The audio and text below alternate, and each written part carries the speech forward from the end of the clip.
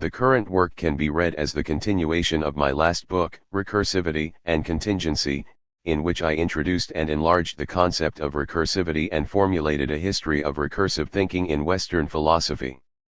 This book takes up aesthetics as its subject. Instead of treating it as an inferior faculty of cognition, it transposes it to the realm of logic. In juxtaposition to the recursivity of Trotskist logic and cybernetic logic explored in this work, it also endeavors to sketch out the recursivity in deist thinking, which I call deist logic.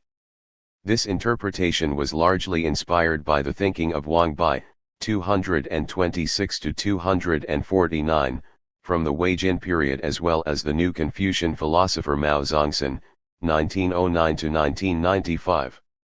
I am neither an art historian nor an art critic, and this work doesn't pretend to belong to these fields. Art and Cosmotechnics firstly responds to the yet-to-be-identified other beginnings after what Heidegger called the end of Western philosophy by asking, what is the position of art after the end of philosophy and in post-European philosophy? Secondly, this book hopes to address the relation between art and such philosophy yet to come by reopening the question of art and its varieties of experience, to ask how aesthetic thinking could contribute to our inquiry. This work started as a mediation on shan shui, literally mountain and water, painting, and aesthetics that has lived within me since my childhood. In 2015, when I was first invited by Professor Gao Ximing to lecture at the China Academy of Art in Hangzhou, I rediscovered these aesthetics that I had set aside after I left to study and teach in Europe. I benefited from many discussions, though brief, with Gao Ximing, and have always been impressed by his knowledge of both Chinese and Western classics, as well as his creative and provocative way of looking at the contemporary world. Since then, I have taught in Hangzhou every spring together with Bernard Stiegler, with whom I have had many discussions and promenades along the West Lake. The China Academy of Art and Hangzhou's West Lake have been sources of inspiration instrumental to this study. I remember late spring nights sitting on the edge of the lake under sweeping willows, listening to the insects and looking into the reflections of the water for hours without being disturbed.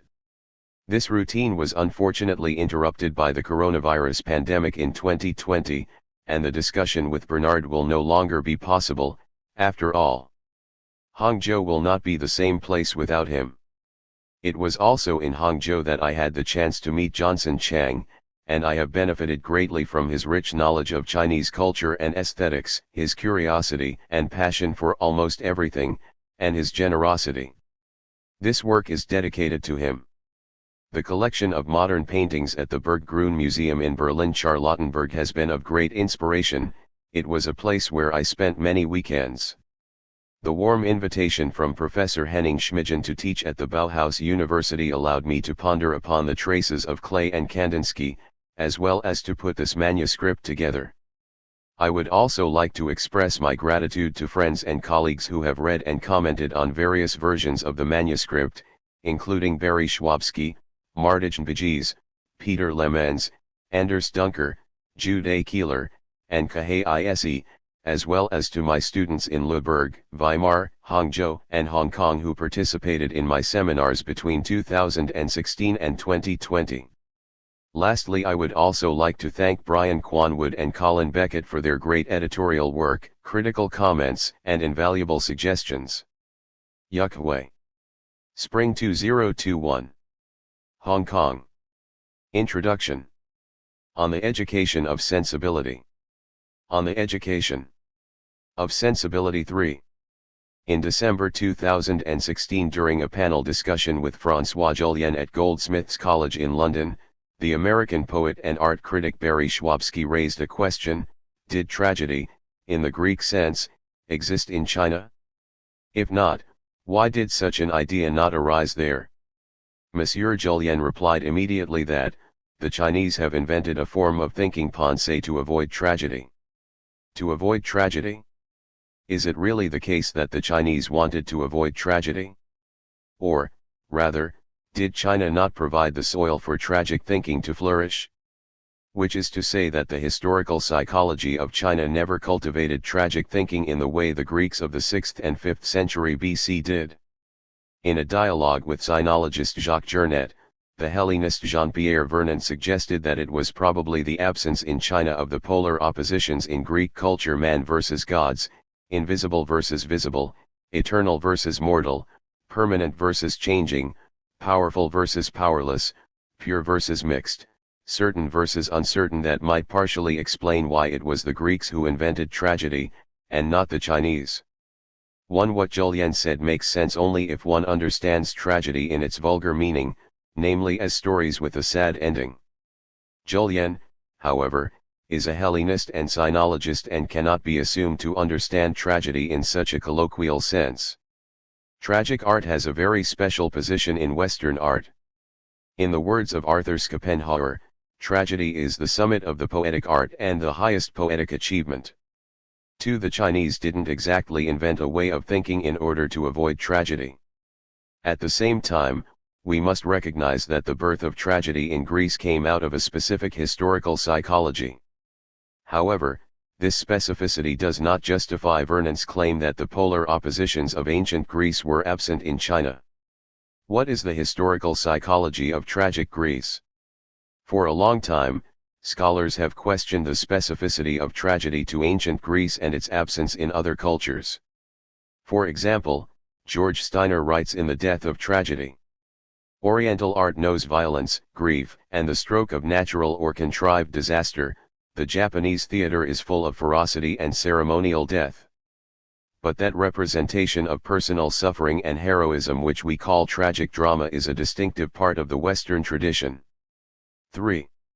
Steiner has reason for saying so, since, in China, for example, the genre known as tragic drama only emerged during the Yuan dynasty, 1279 to 1368, the period of Mongolian occupation, and when Marco Polo is said to have brought pasta from China to Europe.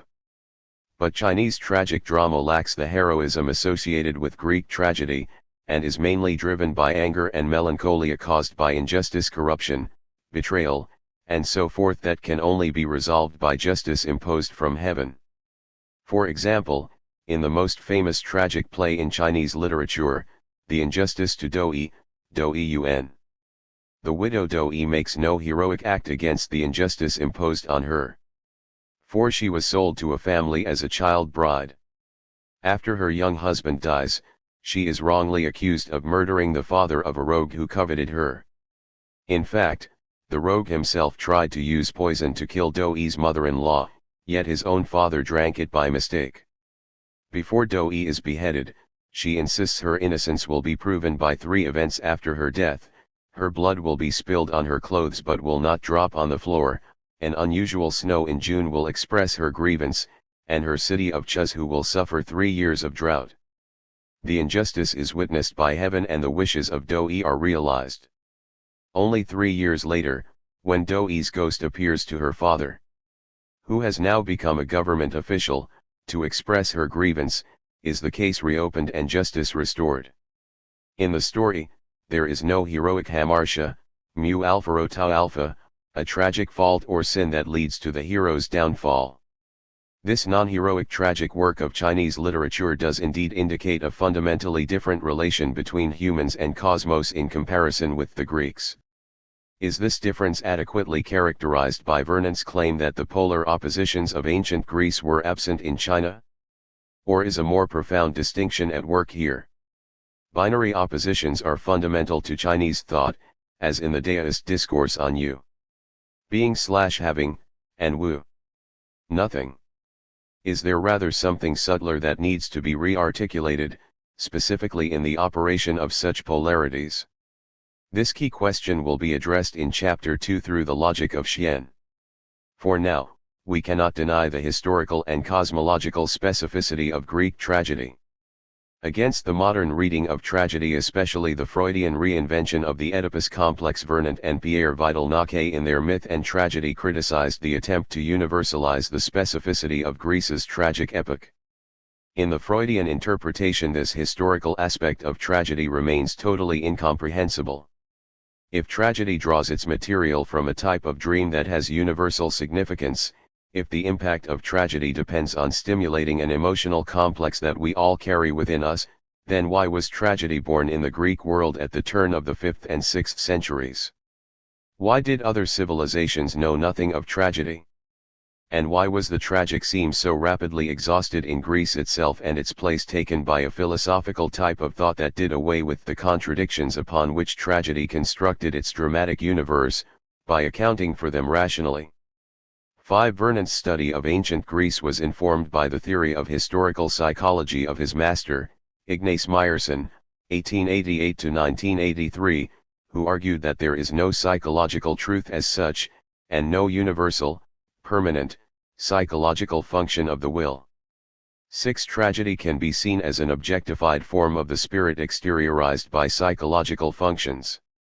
Insofar as psychology is historical, its objectified form, tragedy, is also historical. This echoes Johann Gottfried von Herder in his 1773 Shakespeare essay, where he claimed that the tragedies of Pierre Corneille or Jean Racine in France, or Shakespeare in England, cannot compare to the Greek tragedies and their worldview, manners, the state of the republics, the tradition of the heroic age, religion, even music, expression, and the degrees of illusion. 7. Let us insist on both the historical and cosmological specificity of Greek tragedy. The tragic age refers to the 6th and 5th century BC in ancient Greece, but what characterizes this time? Nietzsche told us that the philosophers of the tragic age in Greece saw enormous dangers and temptations of increasing secularization, ungeheuren Gefahren die verführenden Verweltlichung, namely nihilism.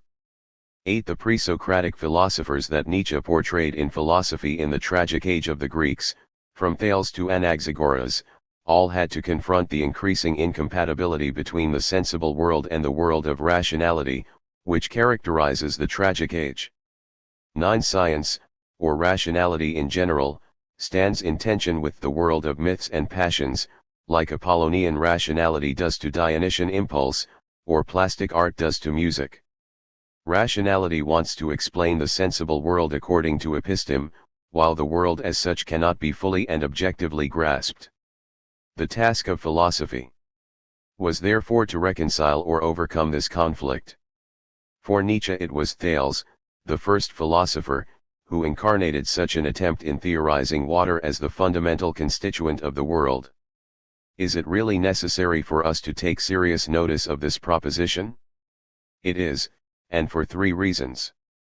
First, because it tells something about the primal origin of all things; second, because it does so in language devoid of image or fable; and finally, because contained in it, if only embryonically, is the thought all things are one. The first reason still leaves Thales in the company of the religious and the superstitious, the second takes him out of such company and shows him as a natural scientist, but the third makes him the first Greek philosopher. 10. Thales spoke to both the religious world and the scientific world but went beyond the temptations of each. If he said water turns into earth, it would be merely a scientific hypothesis, but all things are one can only be philosophical and abstract thinking. A philosophical inquiry into the question of origins or beginnings, arche, is far more than a scientific principle, and this makes Thales the first philosopher of the Occident and of the tragic age. If Thales deserves this title, it is not only because he theorized the world as a unity consisting of water, but also because he aimed at a reform of culture in view of unavoidable conflicts, as Hegel later considered necessary for historical progress. UK, Cambridge University Press, 1994, 28.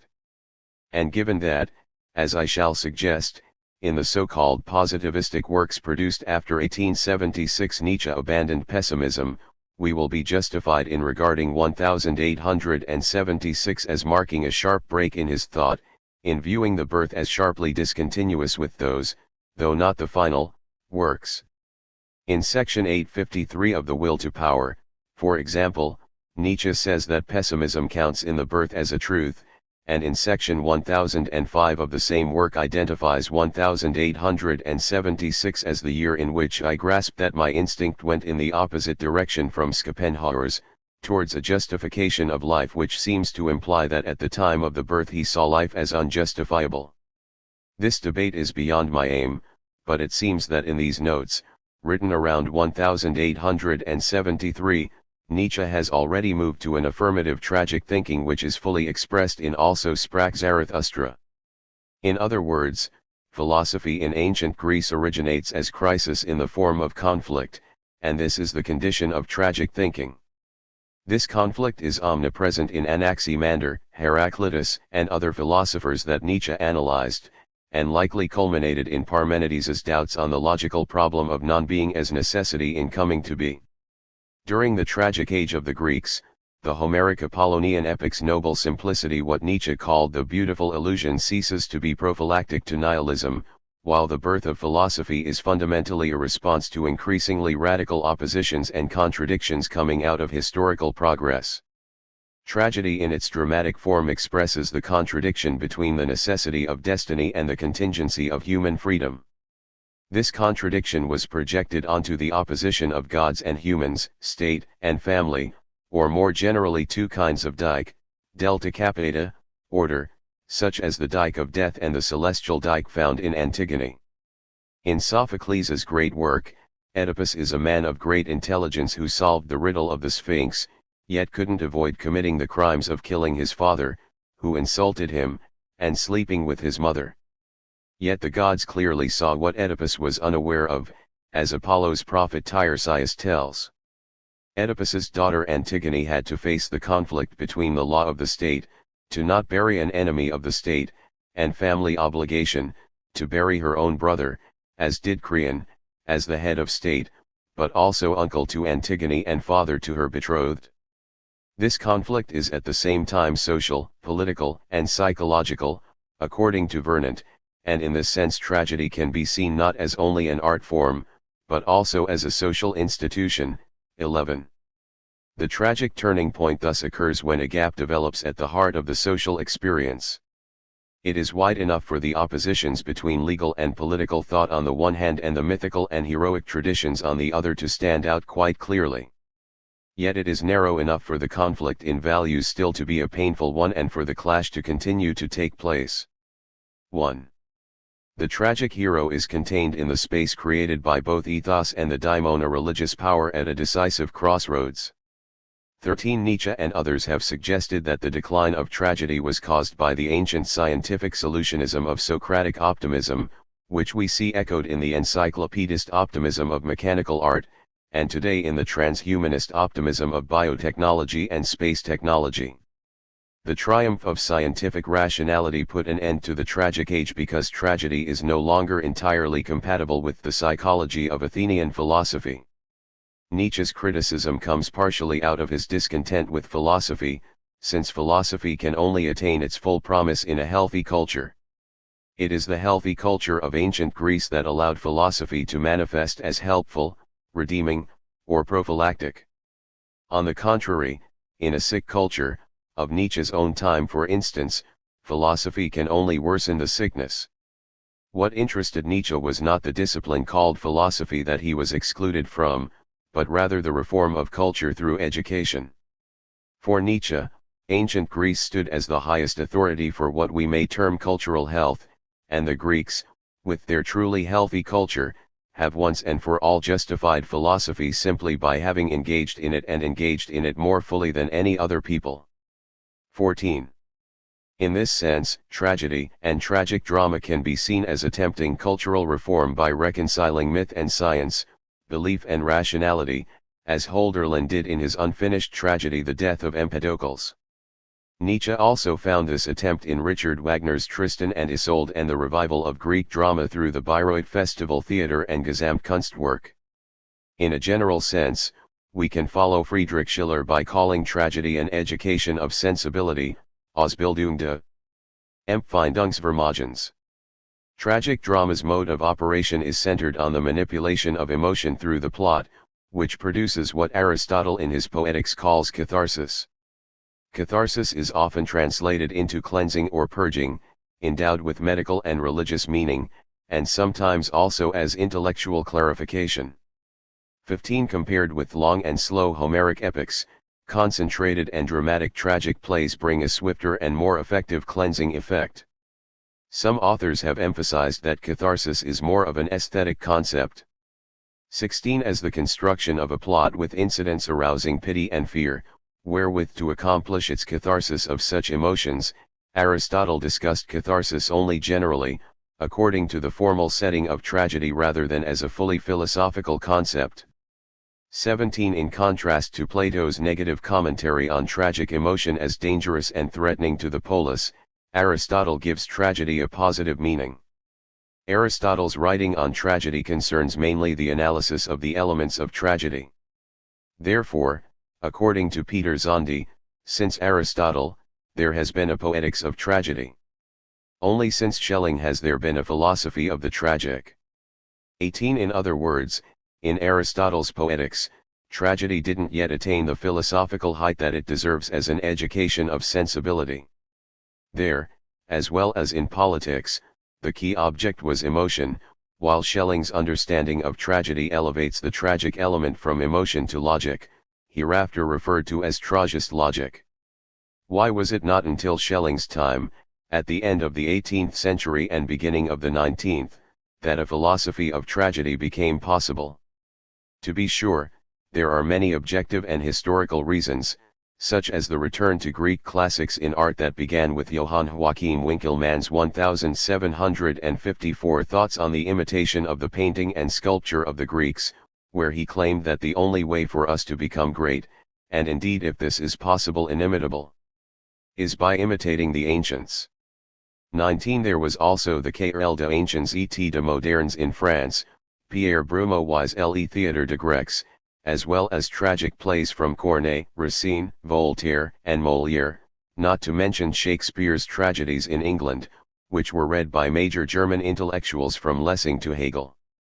20. Instead of fully exploring these historical precedents here, let us put forward a rather provocative hypothesis in parallel with Vernon's historical psychology of ancient Greek tragedy, and suggest that, in the 18th century revival of tragedy in Germany, one can identify an epistemology of tragedy.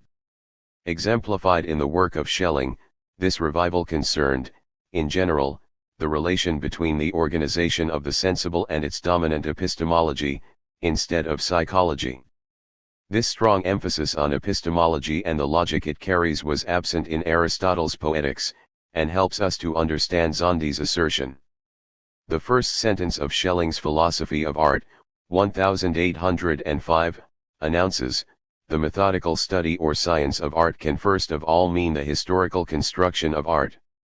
21. Aristotelian causal logic is linear, expressed in its ultimate effort to trace the first cause in the prime mover. It is in this linear sense that the understanding of tragic plot construction is limited to either running from cause to effect or from effect to a revelation of its cause. If indeed a philosophy of tragedy became possible with Schelling, it is because Schelling developed a counter-mechanist philosophy of nature that is organic, creative, and based in a nonlinear logic. Art for Schelling has to be recognized as just as unified, organic, and in all its parts necessary a whole as nature. 22. This organicity of thinking allows Schelling to speculate on a possible resolution to the inevitable opposition and seemingly irresolvable contradiction in tragic drama between the necessity of destiny and the contingency of human action. In philosophy, we can find this opposition in what was called dogmatism and criticism. Dogmatism accepts conditional knowledge without questioning its condition, while criticism aims to start with an unconditional certainty, namely the absolute. In the famous 10th, and last, letter of Schelling's Philosophical Letters on Dogmatism and Criticism, 1796, Schelling takes Greek tragedy as an example to present a possible resolution. 23. In Greek tragedy, or Greek tragic thinking in general, the opposition between the inevitability of Oedipus's fate and his will and intelligence, between the obligation to family and the obligation to the state in Antigone, are at first glance irreconcilable. As Schelling puts it, the essence of tragedy is thus an actual and objective conflict between freedom in the subject on the one hand, and necessity on the other, a conflict that does not end such that one or the other succumbs, but rather such that both are manifested in perfect indifference as simultaneously victorious and vanquished. 24. When Aristotle carries out his analysis of tragedy in chapter 6 of Poetics, contradiction is not his focus, and indeed the operation of catharsis is not explicated in detail. Instead, Aristotle focuses on the tragic pleasure of pity and fear produced by the imitation of life and action. This analysis is still psychological, but not yet philosophical. Schelling, on the other hand, derives a general form, or essence, from the irreconcilable polarity that conditions tragedy. His organic thinking is a modus operandi that is able to reconcile the inevitable opposition through the production of a third. This third formation is non-mechanical and non-linear, and has the flexibility or plasticity to encompass contradictions without simply eliminating them, as Schelling finds, for example, in the inscription of the infinite into the finite in formative art and in the formation of the finite in the infinite in verbal art. In painting, for example, the limitation of the frame is able to inscribe the infinite through the creation of tensions on the canvas, preserving such a contradiction without a resolution. Schelling describes different potencies, mechanical, chemical, and biological, for example, that are determined by their level of complexity. 25 Potency here is determined by the absolute, for example, God, as indifference, the elimination of difference between, or the unification of, two opposite poles such as subject and object. For Schelling, the third, biological potency that encompasses contradictions without eliminating them is the organism, given the highest potency in philosophy of art as well as in the three treatises of his early nature philosophy. The essence of nature as nature, however, can be represented only by the third potence, which equally affirms both real or material existence and the ideal or light, thereby equating both. The essence of matter equals being, the essence of light equals activity. In the third potence, then, activity and being must be combined and indifferent. 26. The organic in nature, which is analogous to the beautiful in art, provides a model for resolving the conflict between contingency, freedom, and necessity, law. This is to say that in Schelling's philosophy of the organism, there is no longer an irreconcilable conflict between contingency and necessity, because the organic in its recursive form is able to accommodate this contradiction. Schelling also prioritizes art for its universal validity, as he wrote, "Philosophy as philosophy can never become universally valid allgemeingültig. The one field to which absolute objectivity is given is art."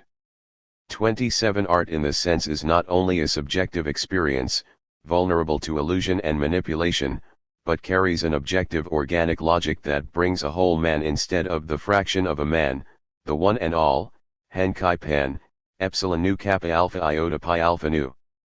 28. The tragic hero is one who overcomes the contradiction between freedom and fate by affirming and therefore overcoming fate to become truly free. As Schelling writes in the 10th letter of the Philosophical Letters, as long as he is still free, he holds out against the power of destiny.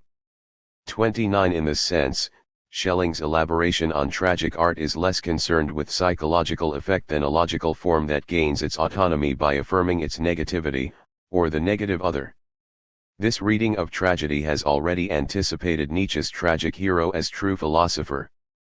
One might claim that Kant's critique of judgment already proposed an organic way of thinking, or more precisely an operational logic, regarding the beautiful and the sublime.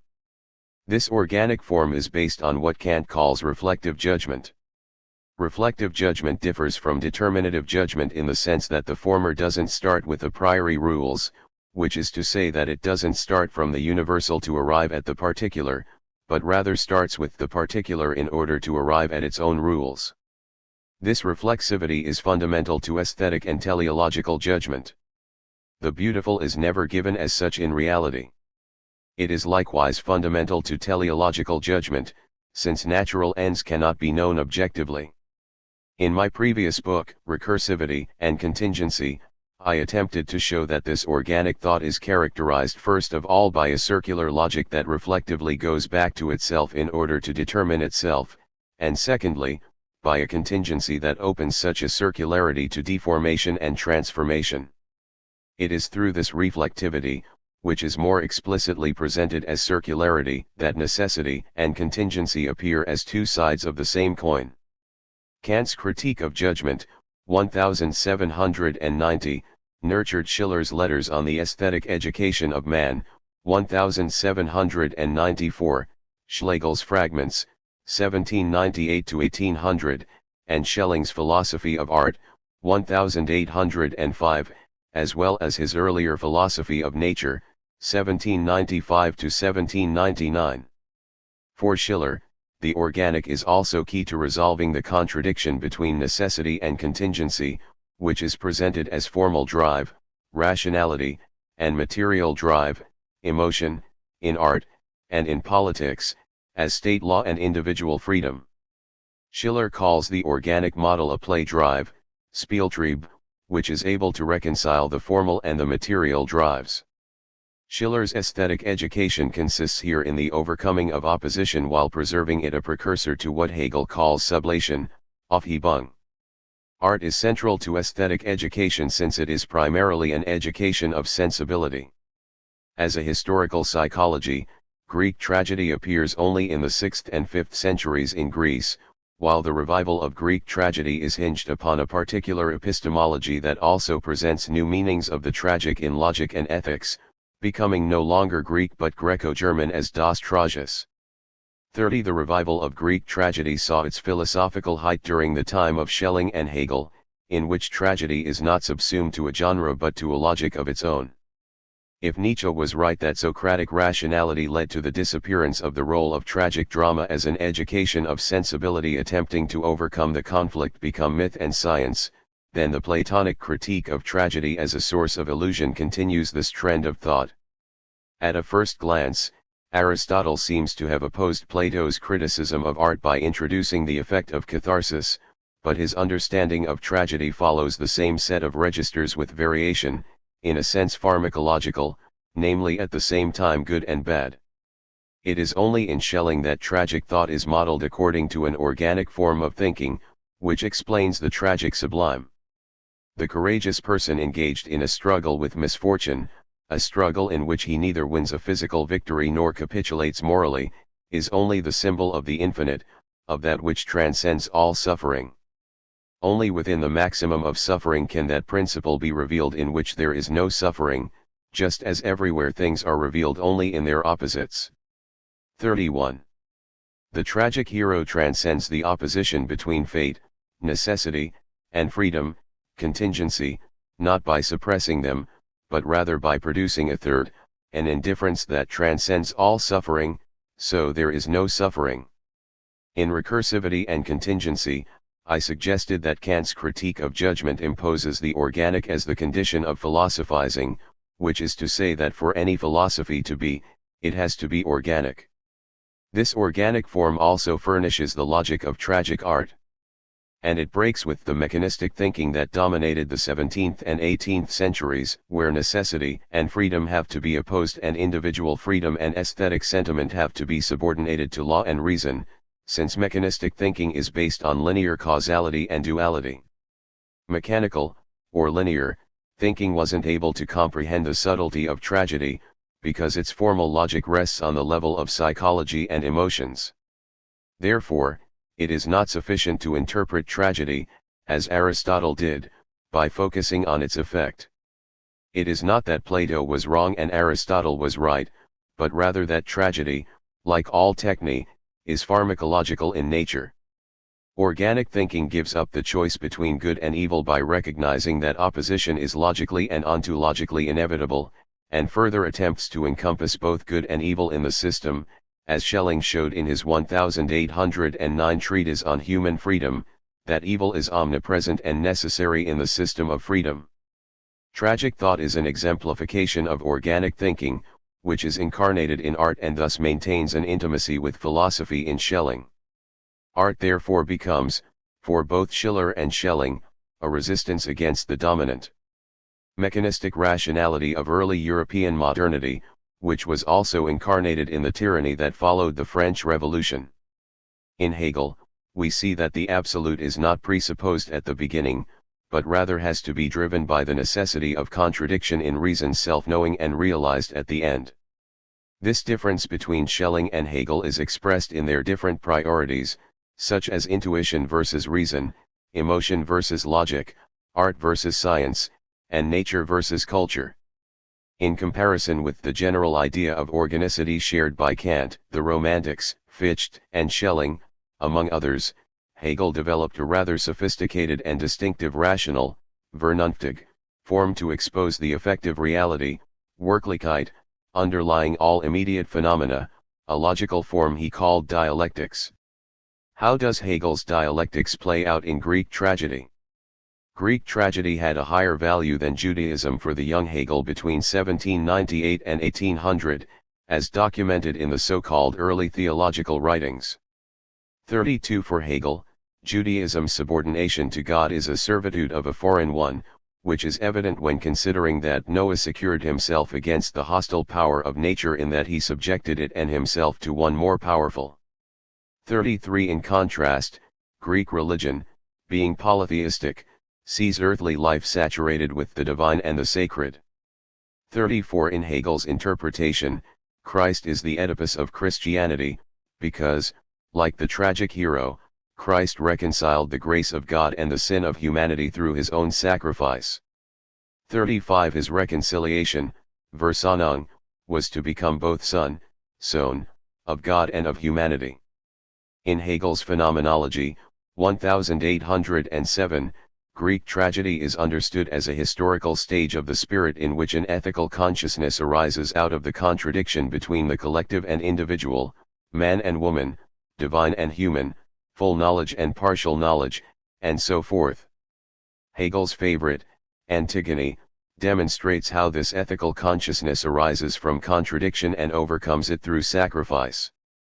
Even though Hegel sees tragedy as the highest form of Greek art religion, 727, 744, it eventually became superfluous.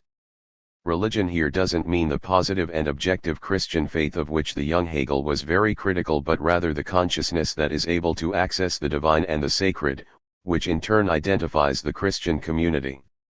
36 In Greek tragedy, the identification of the audience and fate is mediated through the mask of the hero, once the chorus comes to its end. The hero who appears before the onlookers splits up into his mask and the actor, into the person in the play and the actual self.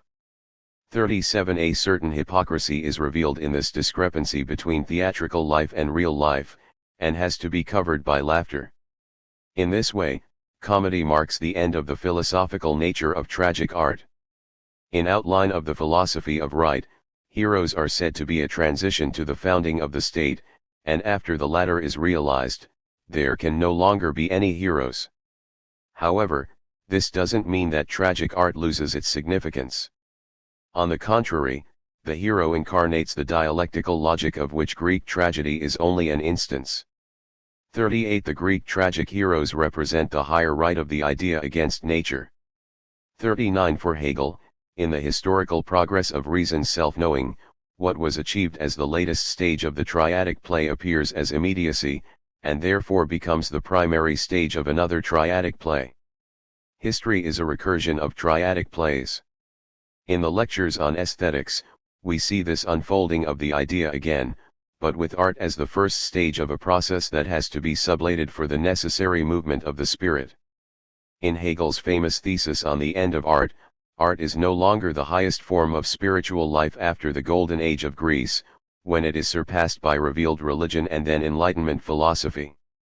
Even though the Greek spiritual world is no longer, tragic drama serves as the exteriorized means of remembering or recollecting, Erinnerung, more literally, making internal, Erinnerung, such a past. 40 In other words, art is to Hegel a stepping stone of reason toward the absolute. For Hegel, however, the reflective logic originating in and representing the organic mode of thinking in Greek tragedy's ethical consciousness persists throughout his dialectical understanding of historical progress. It is also the abstraction of such a tragist logic that defines Hegel's teleology of history, which we may also understand as the cunning of reason. The absolute, which marks the end of dialectics in history, is also the end of the tragedy, because there is no longer contradiction at the end, otherwise it wouldn't merit being called the end. It is in this sense we can say that the organic condition of philosophizing is also the condition of the emergence of atrocious thought from Schelling onward. In Recursivity and Contingency, I suggested that we must identify a new condition of philosophizing after Kant imposed an organic condition toward the end of the 18th century. This organic condition of philosophizing worked against the industrialism of the 19th century, which was based on mechanism, whether in the operation of the steam engine or in the production of surplus value. In the 20th century, this condition of philosophizing re-emerges in process philosophy, the philosophy of organism, organicism, and rhizomatic thinking. But it also confronts its own limit, firstly, because cybernetics puts an end to the organism/mechanism opposition as the base and motivation of philosophy, and secondly, because a new historical process has to be reopened in view of the imminence of the end in the prospect of realizing a technological singularity based on cybernetic thinking. No matter how elusive such an end might be, as a political discourse endorsed by a certain materialism, it closes down many paths that remain open in technology itself. And it will be our effort to retain this openness in technology beyond its utilitarian and anthropological meanings. Let us then ask, if this new condition of philosophizing is necessary and present, then what will be its relation to the question of art, and more specifically to the tragic art we have just discussed? Before we can start addressing the above question, we must also open such a thought to other aesthetic considerations. This is not to suggest that tragic thinking comes to its end, but rather that we may see the limit of a dominant epistemology of art. First of all, we must recognize the varieties of experience of art not only because there are different provenances, but also because there are very different forms of aesthetic thinking. Aesthetics is the study of the sensible, but from the 18th century onward, aesthetics in Europe becomes the study of the beautiful, which was later translated into Chinese as meishui and into Japanese as bigaku, sharing the same kanji, subordinating art to the beautiful. However, as François Jullien has contested in this strange idea of the beautiful was not at the core of Chinese aesthetic thinking, at least not in the same way as it was in the West. 41. Let's follow this strange path and briefly take up the philology of the beautiful. In speaking about the beautiful in ancient Greece, scholars refer to the term kalon, often translated as fine, appropriate, noble, or beautiful. Plato's Greater Hippias was about the definition of kalon, which goes beyond all the particulars that Hippias proposed, the beautiful woman, 42 gold, 43 being rich and respected. 44 Socrates countered this by associating kalon with the appropriate, useful, favorable, and pleasurable coming from seeing and hearing, but failed to give a consistent definition of the beautiful, saying only that beautiful things are difficult chi alpha lambda epsilon pi tau kappa alpha lambda dot. In Plato's other dialogues, such as Phaedo and Symposium, we read that beauty is related to eros, as Socrates recounted Diotimus citing Agathon. Love is a great god whose object is beauty. 45 Beauty here doesn't mean this or that particular beautiful thing, but rather the form of beauty in which all beautiful things partake. Beautiful things are beautiful by the beautiful. 46 Jullien suggests that Plato wanted to grasp the beautiful which is the eidos, and such a gesture which we may call metaphysical didn't exist in Chinese thought. Kalon in Aristotle refers to objects to be attained, ho henika tenos. Kalon is both the desirable and the good. In his Metaphysics, Aristotle describes the prime mover as kalon 47 because the prime mover is that which moves other things as an object of desire or thought to orekten kai to noetan 48 namely, it pursues excellence that is both desirable and good. In comparison, we may single out the analysis of the Chinese philosopher Li Zihao, 1930, for elaborating a different form of aesthetic thinking and a different way of dealing with conflict. In Chinese, now often rendered as beautiful, comes from the two characters sheep and big, which literally says that a sheep as long as it is big is beautiful. 49. One can speculate that it has something to do with ancient rites and ceremonies. A further interpretation would go into primitive religion and the anthropology of alimentation, which Li pursued elsewhere. 50. However, I am not convinced that philology alone can offer full philosophical insight regarding the differences in aesthetic thinking. Even if such a difference can be clarified, it doesn't necessarily advance thinking itself, since insisting on absolute difference without facilitating the individuation of thinking itself will expose the limit of such an approach, no matter how plausible and insightful its historical analysis. Li Zihao suggests that Chinese art originates from a non-Dionysian culture, with an emphasis on Li, rite, ritual, and Yu, music, which have a foundation in Ren, benevolence. Strictly speaking, Li is not only ritual, which could also be called Yi. Li means primarily to behave according to the unification between the cosmos, heaven, and the social/moral, human, via bodily gesture and technical means. 51. Li is sometimes compared with Fa, law, in its normalizing role. But law is understood as punishment after an illegal act, while Li is a preventive daily practice. Yu includes music and dance, and is combined with Li for the purpose of education.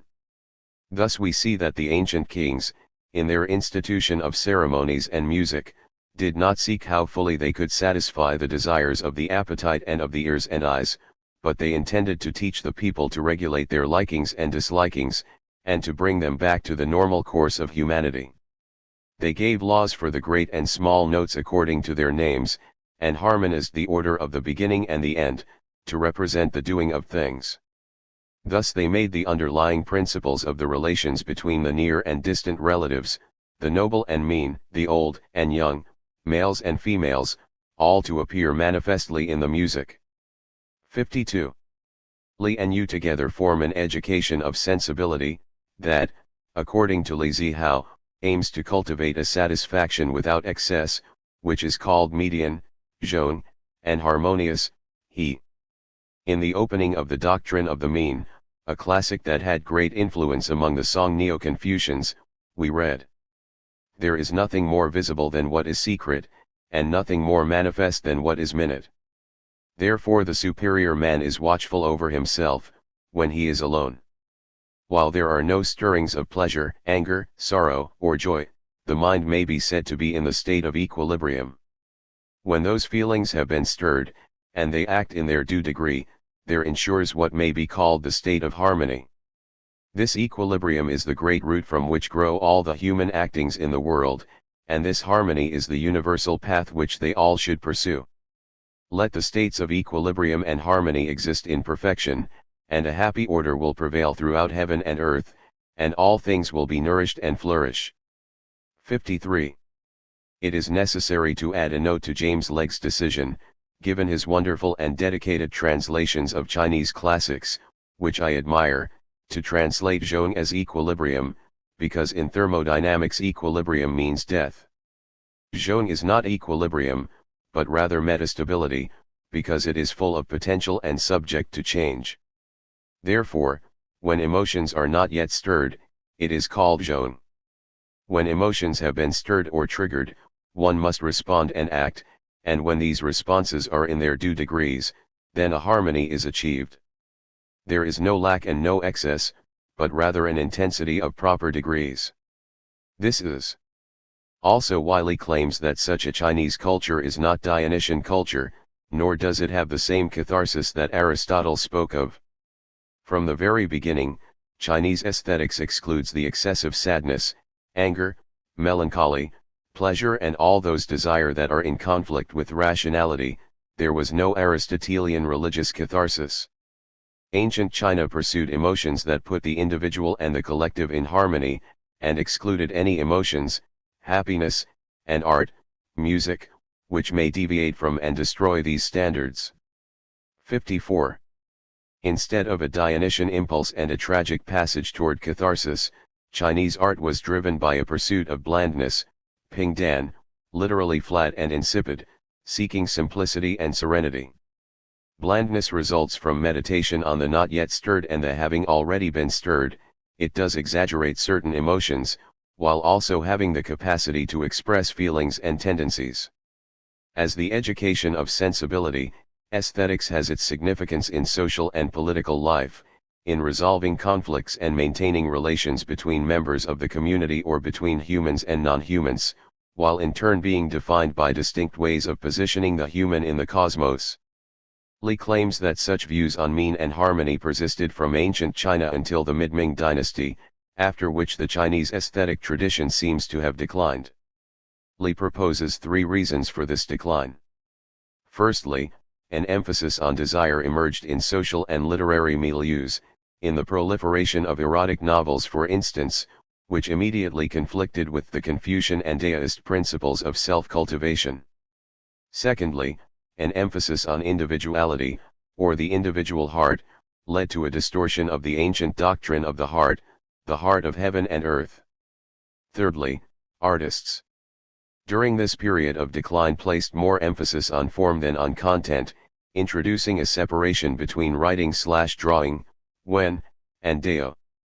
55. It is beyond my scope to analyze Li's arguments here, since a historian is better suited to scrutinize the social and political milieu of the Ming and the transition to the Qing dynasty.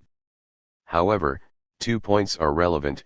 Firstly, it seems that, though Li distinguished non-Trajas thinking in Eastern art, he didn't yet elevate this aesthetic thinking from a vague discourse on emotion to a systematic logic, which will be our task in this book. Secondly, Li emphasized, in the 3rd point, the separation between Dao and Qi/Wen, concerning the decline of aesthetic tradition in China.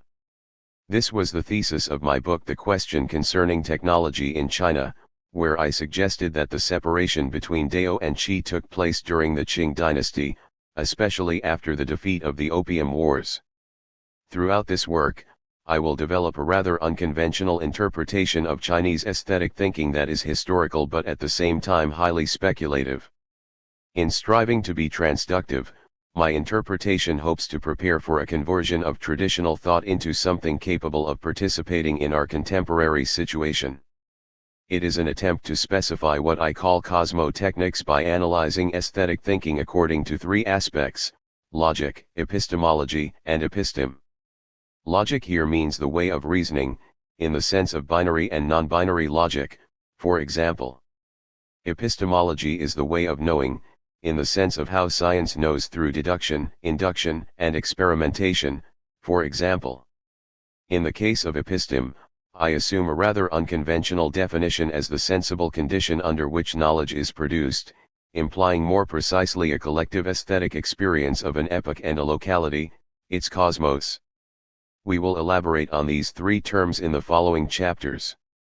This book empathizes with Li Zihao's rethinking of the incompatibility between modernity and tradition, but with a key difference in our search for the individuation of aesthetic thinking itself, following Gilbert Simondon's understanding of individuation as an ever-changing process of differentiation in view of incompatibilities with its environment, and in order to reach a new metastability. To illustrate with an example of crystallization, when a solution such as sodium chloride, salt, becomes supersaturated, the sodium and chloride ions become incompatible with each other. The resolution of such tensions demands a restructuring, namely the formation of crystallinity, which also propagates heat to restructure its surroundings. The individuation process attains a metastable status when the crystal is formed. In terms of thinking, individuation doesn't imply personal individuality or any authenticity of an individual person. On the contrary, thinking is always at risk of becoming the other. This becoming other is a perpetual process between 2 poles of idiot and monster idiot, from its Greek root idios, means private and pertaining to oneself, while the monster is vulnerable to processes of mutation through contingency and error. It is in between these 2 poles that thinking has to choose its own path and individuate itself to achieve its singularity, and therefore its diversity. My emphasis on the diversity of art and its relation to modernity is largely anti-Hegelian in refusing to assimilate this variety to a single temporal axis that organizes different thought according to a homogeneous timeline of pre-modern, modern, postmodern, and the apocalyptic, absolute. The way one looks at historical progress and periodization is greatly influenced by a locality, which is also a perspective, whether it be Hegel's Berlin or Arthur Danto's New York. The concept of progress has to be rethought, yet not totally rejected, because the concept is crucial to Western thought. What is more important is to reappropriate it in order to reopen the question of diversity, which I elaborate in my previous writing in terms of technodiversity. This gesture of reappropriation is Trajist in nature, but the ways it can be achieved don't have to be homogeneous. It is possible to arrive at it by a detour, as I endeavor to show in this book. Let's return to the specificity of Greek tragedy to the West. Though Vernant claimed that it came out of the psychology of the 6th and 5th century BC, Greek tragedy is not just one specific genre of art in the West among many. As the subject of so many historians, poets, and philosophers, Greek tragic thought lies at the core of Western aesthetic thought, as the summit of the poetic art, in Schopenhauer's words. This is not to say that all aesthetic thought in the West is reducible to Trajist logic, but rather that Trajist thought is central to the education of the sensible. It is through the re-articulation and reinterpretation of tragedy according to epistemologies of a different epoch that a renewed philosophy of art becomes possible. And it is not surprising to see that the major modern philosophers, from Schelling and Hegel to Nietzsche and Heidegger, are Trajist thinkers. If we locate the specificity of tragedy in the Occident, then what happened in other cultures? How can non-Occidental aesthetic experience and thought reflect upon our current technological condition? We can of course separate indigenous or traditional knowledge and modern science and technology as two unrelated domains, but we would only be classifying, as naturalists did, without facilitating any individuation of thinking. This is also meant as an invitation to art practitioners, historians, and philosophers to reflect on what we can call the varieties of experience of art, to paraphrase William James. To insist on the varieties of experience of art is not simply to identify the different aesthetic experiences that have become obvious today, but rather to penetrate into their variant forms of aesthetic thinking to ask how they can contribute to our contemporary situation, as Schelling and Hegel did in their time.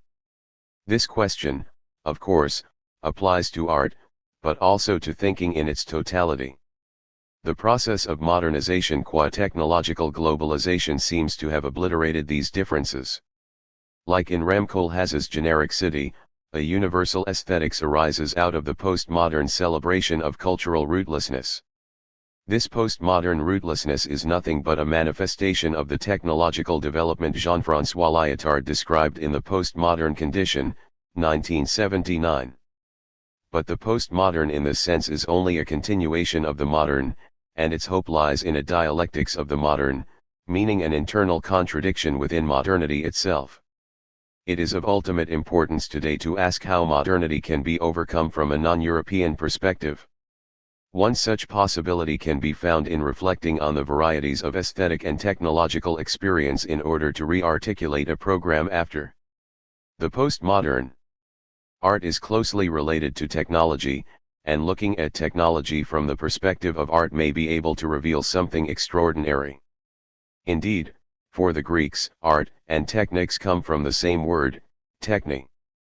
Throughout history, however, technological development has detached from art, presenting itself as a material form of rationality, while art is considered emotional, or sometimes irrational. From ancient cave paintings to modern AI paintings, art depends on technology to be its medium in order to expand and express itself. At the same time, art is capable of returning technology to a broader reality. Like the positive feedback loop of alcoholism, the cycle is often broken by a new and broader reality only when its subject hits bottom, whether in a traffic accident or fatal disease. We moderns are alcoholics in the sense that we will not stop until we confront the end, as the imminent extinction of the species or the devastation of the earth. This is why Nietzsche claims in the 1872 edition of The Birth of Tragedy that we have to see science under the optics of the artist, but art under the optics of life. 56 Outside of the positive feedback loop of scientific and technological thinking, there is art. Outside the loop of artistic thinking, there is life. This outsideness, or inexhaustibility, tends to hide itself from us when time is stabilized as daily routine or tradition. As with an automaton, what is beyond its operation seems irrelevant. To reveal what is concealed, art will have to augment the senses, making what is invisible sensible, to paraphrase Paul Klee. Or as Nietzsche says, "For myself and for all those who are permitted to live without the anxieties of a puritanical conscience, I wish an ever greater spiritualization and augmentation of the senses." Yes, we ought to be grateful to our senses for their subtlety, fullness, and force, and we ought to offer them in return the very best of spirit we possess. 57. Zarathustra is the greatest incarnation of the Tragist, as is Nietzsche himself.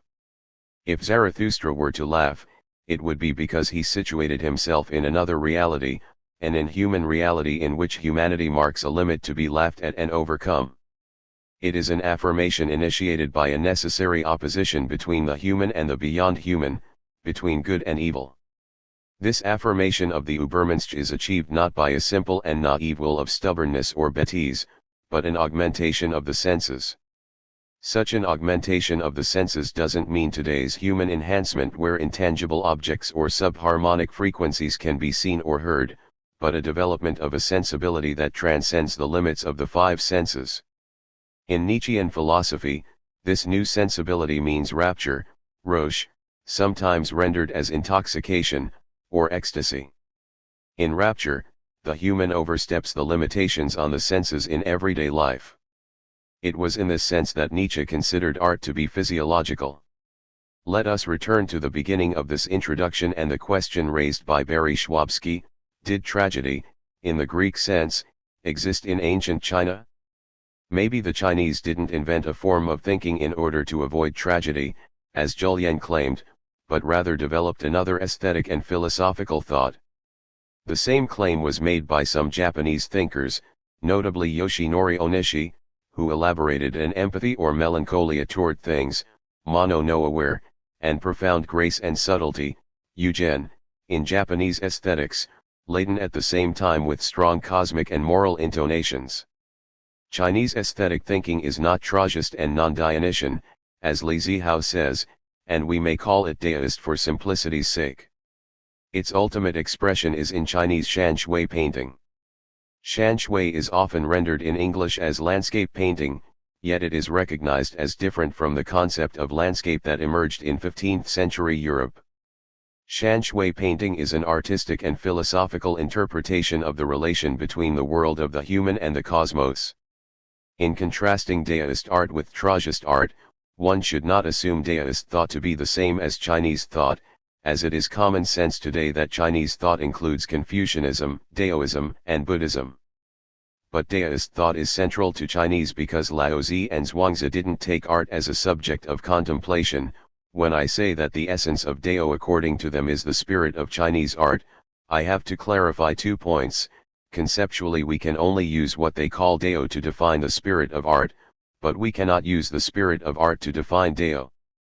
Because Dao also has a speculative dimension, logically speaking, it is broader than art. Their Dao has life as subject, but not art. The other reason for saying that the essence of Dao is the spirit of art is that it is the highest expression of art. Everyone embodies the spirit of art, but the self-consciousness of the spirit of art has different levels. One can appreciate and enjoy art, without becoming an artist and making artwork, because expression and presentation are 2 different stages. 58. Su is not the only person to ascribe to Daoist thinking the position of a central philosophy of Chinese art. This suggestion also resonated with many art historians and theorists of painting. 59. More precisely, in comparison with the role of tragedy for Occidental art, we may understand shan shui painting as the core of Chinese art, not only in terms of genre but also in spirit. Shan shui, literally meaning mountain and water, emerged during the Wei Jin period. 220 to 420. It is regarded as the highest expression of spiritual experience, developed throughout various periods with different emphasis on styles and materials, coming into maturity and popularity during the Yuan dynasty. My motivation in this book is analogical. If in tragedy we find a logic that is fundamental to both philosophical and aesthetic thinking, is there a logic in shan shui painting? Art history in the West is characterized by ruptures and discontinuities from which historians can reconstruct theaters of tragist drama. In the history of art in China, we rarely see discourses centered on discontinuity, but instead we find an emphasis on inheritance and preservation. In the history of shan shui painting, such as Chen Chuangzai's Comprehensive History of Chinese Landscape Paintings or Shi Shaoqian's Style in Transformation, studies on the history of Chinese painting, one finds accounts of shifts from green mountain and water, to ink mountain and water, from the Rocky Mountains and waterfalls of the north to the dirt mountains along the riverbanks of the south. 60 These shifts, however, are not conceived as ruptures. 61 Instead, we read that all changes are fundamentally inherited, either generationally or transgenerationally. The concepts of time and of history in ancient China are distinct from the dialectics of chronos and kairos found among the Greeks. It is often said that the Chinese have a cyclical conception of time, while the Greeks have a linear one, though this cannot be justified when one enters into the Greek classics. At issue is the entelecheia. From Greek entelecheia, of ruptures, how lived time and the notion of time correspond to the way history is written in relation to ruptures. The modern Chinese translation of revolution is Ji Ming, a term already used in the Duan Xuan, a commentary on the I Ching. Ji is where water and fire meet, so it necessitates a change. James Legge didn't translate Ji Ming into revolution, but change of appointment. In the commentary we read, "Heaven and earth undergo their changes, and the four seasons complete their functions. Thang changed the appointment, of the line of Shi to the throne, and Wu, that of the line of Shang, in accordance with, the will of, heaven, and in response to, the wishes of, men. Great indeed is what takes place in a time of change." 62. Changes follow the will of the heaven, the ultimate moral being, an indicator of the good. Ji Ming, today rendered as revolution, didn't designate any rupture like kairos. We may be able to claim that the absence of tragedy in China doesn't give us a tragist logic compatible with the history of kairos, so the way the Chinese perceive and arrive at a broader reality is therefore distinct from the Greeks. However, as this book will attempt to show, such Eastern wisdom is a systematic interpretation of the relation between the moral and the cosmic. Before we arrive at a logic of shan shui, we will have to reject a common view that shan shui painting means primarily an escapism closely related to the life of hermits, similar to the Roman notion of odium, which has come back recently in projects like Ram Koolhaas's Countryside. 63 We should also reject the notion that Western landscape painting emerged as compensation for the Copernican worldview replacing the Ptolemaic, as Joachim Ritter has claimed. 64. Revisiting odium or shan shui is no retreat to nature or escapism. Until the 3rd century BC, odium described the time soldiers spend outside of the military, in their hometowns, for instance, where they can escape the regularity of military time. The concept evolved in the 2nd and 1st century BC to be defined as negating, negare, city business, negodium. 65 The notion elaborated by Roman Stoics like Cicero and Seneca is closely associated with the Greek Stoics like Zeno, Chrysippus, and Cleanthes, who held the motto of living in accordance with nature, which, as Seneca says, means distancing oneself from city business. So I live according to nature if I devote myself wholly to her, if I marvel at her and worship her. Nature shed me to do both, to act and to be free for contemplation. I am doing both. Even contemplation involves action. 66. It is important to note that odium, or leisure as it is translated, doesn't mean escape or compensation, but rather a way of life and a practice allowing betterment. It may be worth developing an interpretation of letter 68 from Seneca to Lucilius, in which Seneca suggested to Lucilius not only to hide away, but also to hide from the fact that he is at leisure. I support your plan, hide yourself away in leisure, but also hide the very fact that you are at leisure. Don't put up a sign saying philosophy and quiet. Give your plan some other name, call it ill health or weakness or laziness. Boasting of one's leisure is just an idle form of ambition. 67.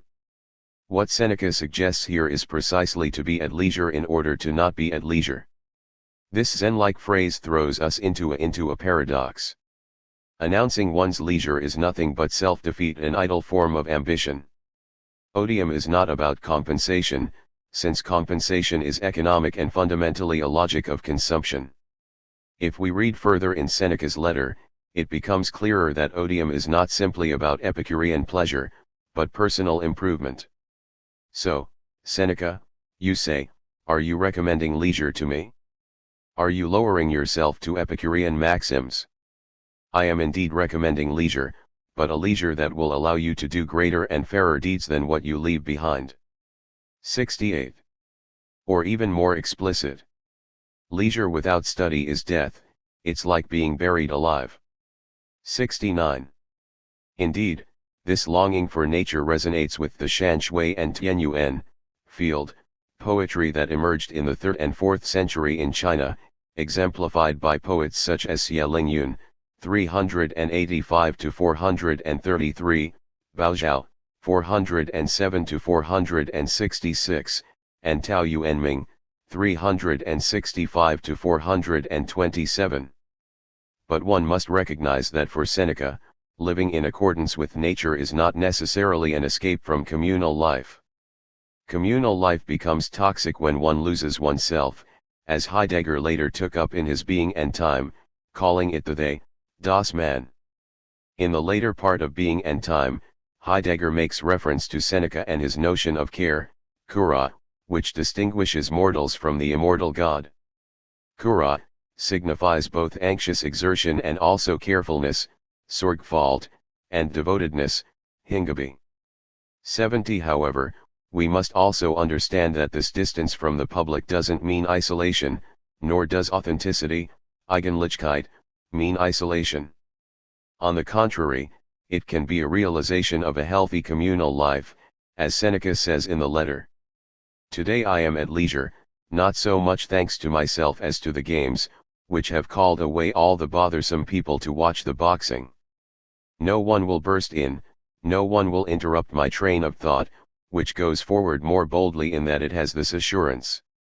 The door has ceased its constant creaking, my curtain will not be drawn aside, I have license to proceed in safety, as a person needs to do when he is striking out on his own and making a path for himself. Am I not following earlier thinkers, then?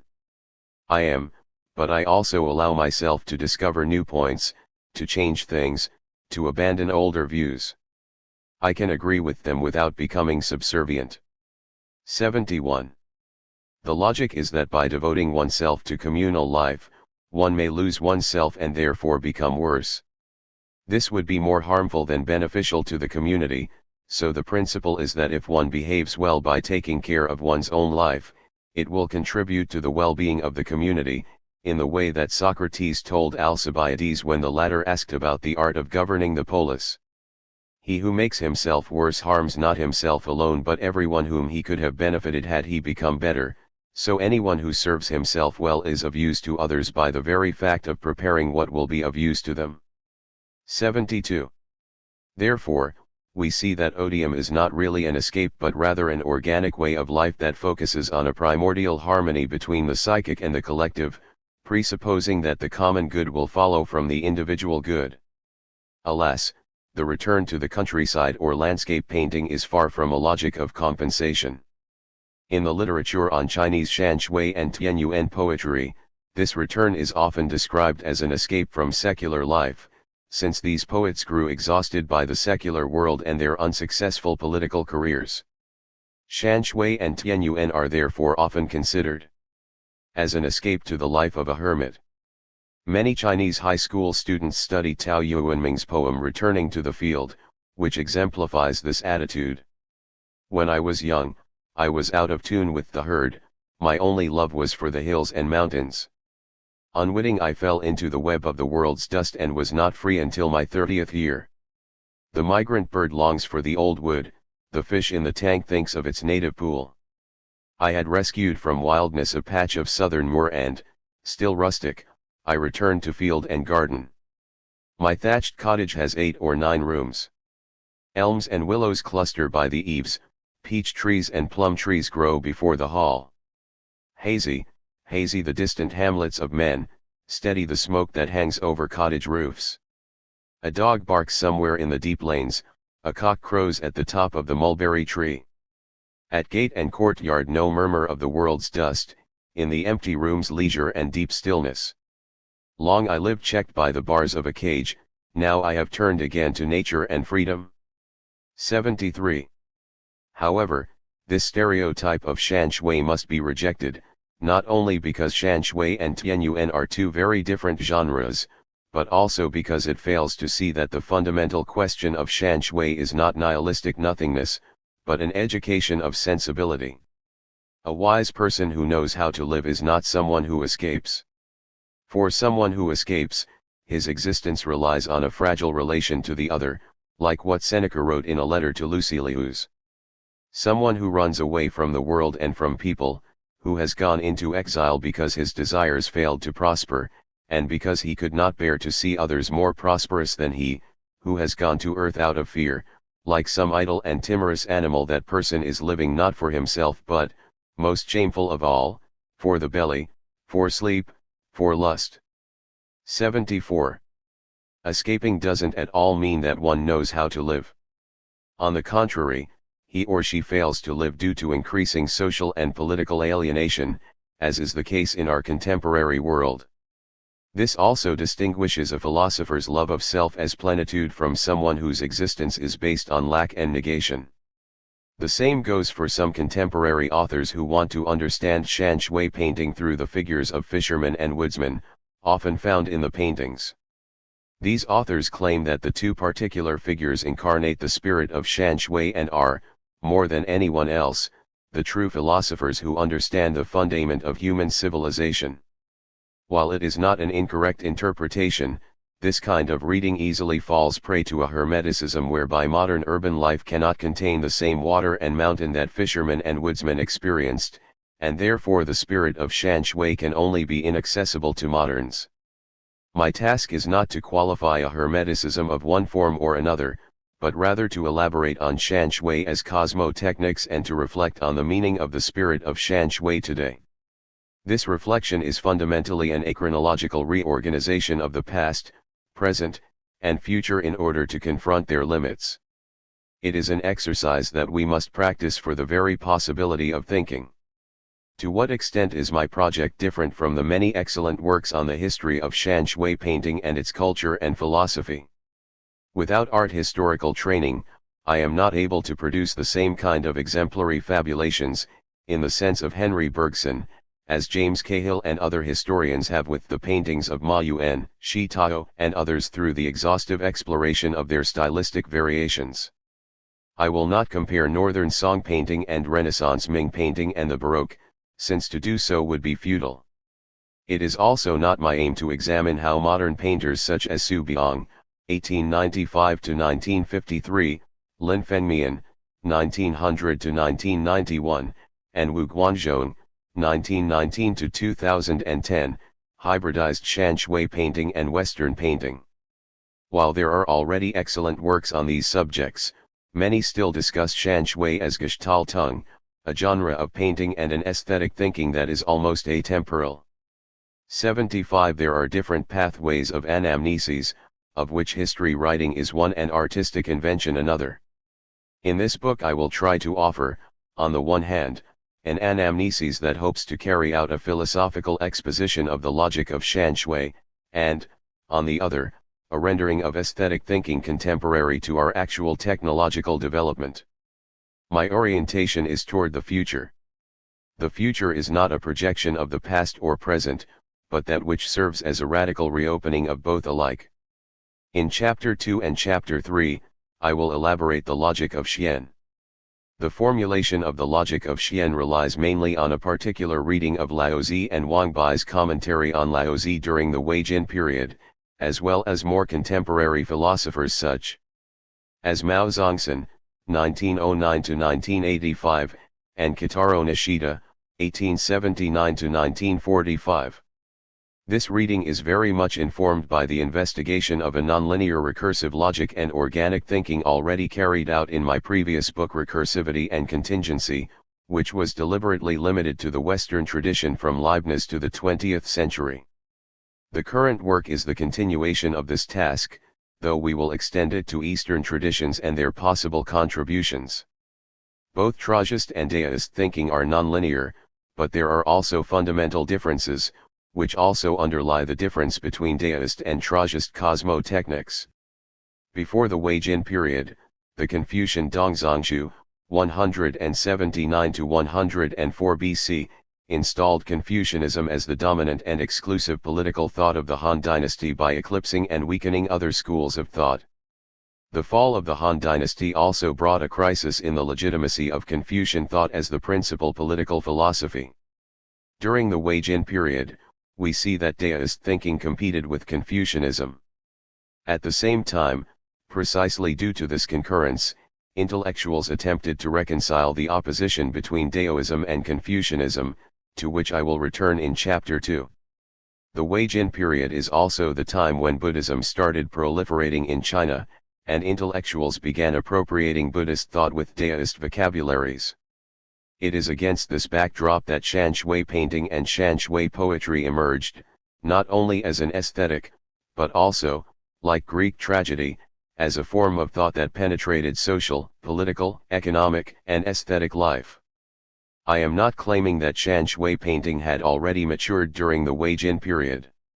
Indeed, in paintings before the Tang dynasty, human figures, mountains, and trees are not proportional to each other, with a human figure appearing to be the same size as a mountain or tree, for instance. 76 Rather, I am suggesting that Xian logic or Daoist thinking more generally became the core aesthetic thinking during this period and continued to nurture artistic creation.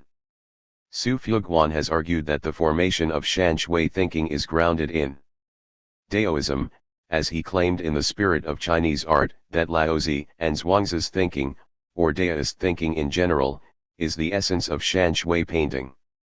Shan Shui painting is the core of Chinese art, and when it reaches a certain realm, unconsciously it is comparable to Zhuangzi's spirit.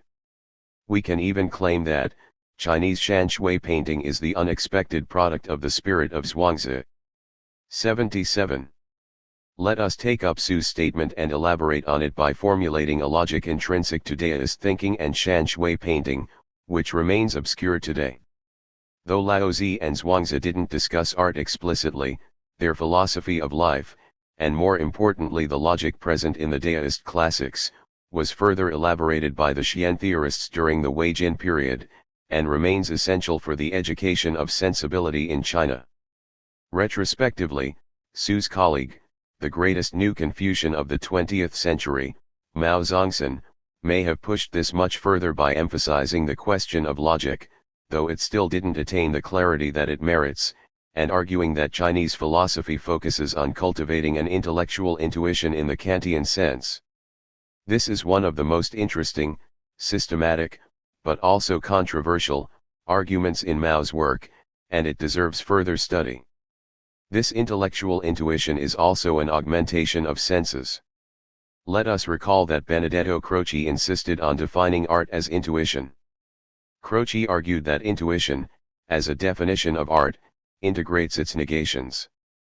These four negations are: 1. Intuition is not real, since it is not physically real. 2. Intuition is theoretical, but not practical. 3. Insofar as it is not practical, and 4. Intuition is not a moral act, intuition doesn't produce conceptual knowledge. 78 However, these negations, as Croce endeavored to show, are false. Dualist divisions, which are indeed already integrated in his concept of art. Croce's emphasis on intuition resonated with his contemporaries, including Bergson, and throughout this book, we will deal more systematically with intuition and its relation to art. It is also through the concept of intuition that the opposition between the particular and the universal are overcome through the individual artwork, the particular, as a means of access to the infinite, the universal. If we follow Croce here, we will have to concretely analyze how Mao defined intellectual intuition as a means of access to the real. We may follow Joseph Needham by translating the primary means of access, Ganying, as resonance. The potential to resonate with non-human beings and the cosmos as a whole potentially exists in everyone, yet it is through study and reflection on the classics that one can develop the capacity to penetrate into the order of things. This penetration is not only an understanding of physical laws, but also a form of knowing through which to render sensible the relation between the cosmos and the moral. In the question concerning technology in China, I developed the concept of cosmotechnics to suggest that there is not one universal and homogeneous technology, but rather that it is necessary to rediscover and articulate how there are multiple cosmotechnics historically and philosophically. I gave a preliminary definition to cosmotechnics as the unification of moral order and cosmic order through technical activities. However, this definition has to be further articulated, for example by specifying the moral and cosmic order to which we refer, and the process of unification. I call it cosmotechnics because I am convinced that cosmos does not refer to outer space, but, on the contrary, to locality. Each culture has its own cosmology, which is a product of its own geography and the imagination of its people. Cosmologies are not purely scientific theories about space like astral physics, but embedded in daily life, in the way ourselves relate to other humans, to non-humans, to other natural resources and the environment as whole. The universalization of astral physics through colonization produced an upheaval in traditional and local cosmologies and all mythologies associated with them. But rather than being taken for granted as scientific progress, this rupture between astral physics and cosmology has yet to be reflected upon. A primary observation is that these cosmologies also imply ways of knowing and being that cannot be simply rejected because they don't comply with modern scientific theories. Of course, some superstitious and illusory elements have to be let go, but cosmologies are far richer than such obsolete beliefs. Rather than seeing them as succeeded or replaced, another way to approach them is by forcing thinking to individuate in the face of such incompatibilities. This is what we may call the task of thinking today. I attempted to show how the cosmos is omnipresent in Chinese cosmotechnics, in both Confucianism and Daoism, and also in social and political life. The specificity of the cosmic order and the moral order vary from one culture to another, as does the dynamic relation between them or their unification. The Chinese understanding of the moral is different from that of the Greeks.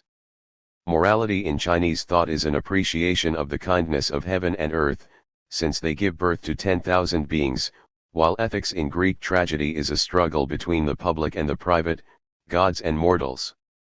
This significant foundational difference gives us different cosmotechnics. If we agree that the ancient Greeks inquire into the question of being, then we may generally say that the deists inquire into the question of Deo. It seems to me that both being and Deo belong to the category of the unknown. The unknown means precisely something that cannot be objectively demonstrated, but that remains significant for the construction of planes of consistency. While remaining unknown, it delineates an important role in spiritual life. It is also for this reason that it serves as an original ground, Grund, and an unground, Ungrund. God also belongs to this category, and it is through the devotion, Andacht, to God that the Christians construct a plane of consistency for their ethical and political life, regardless of how critical we want to be of religion.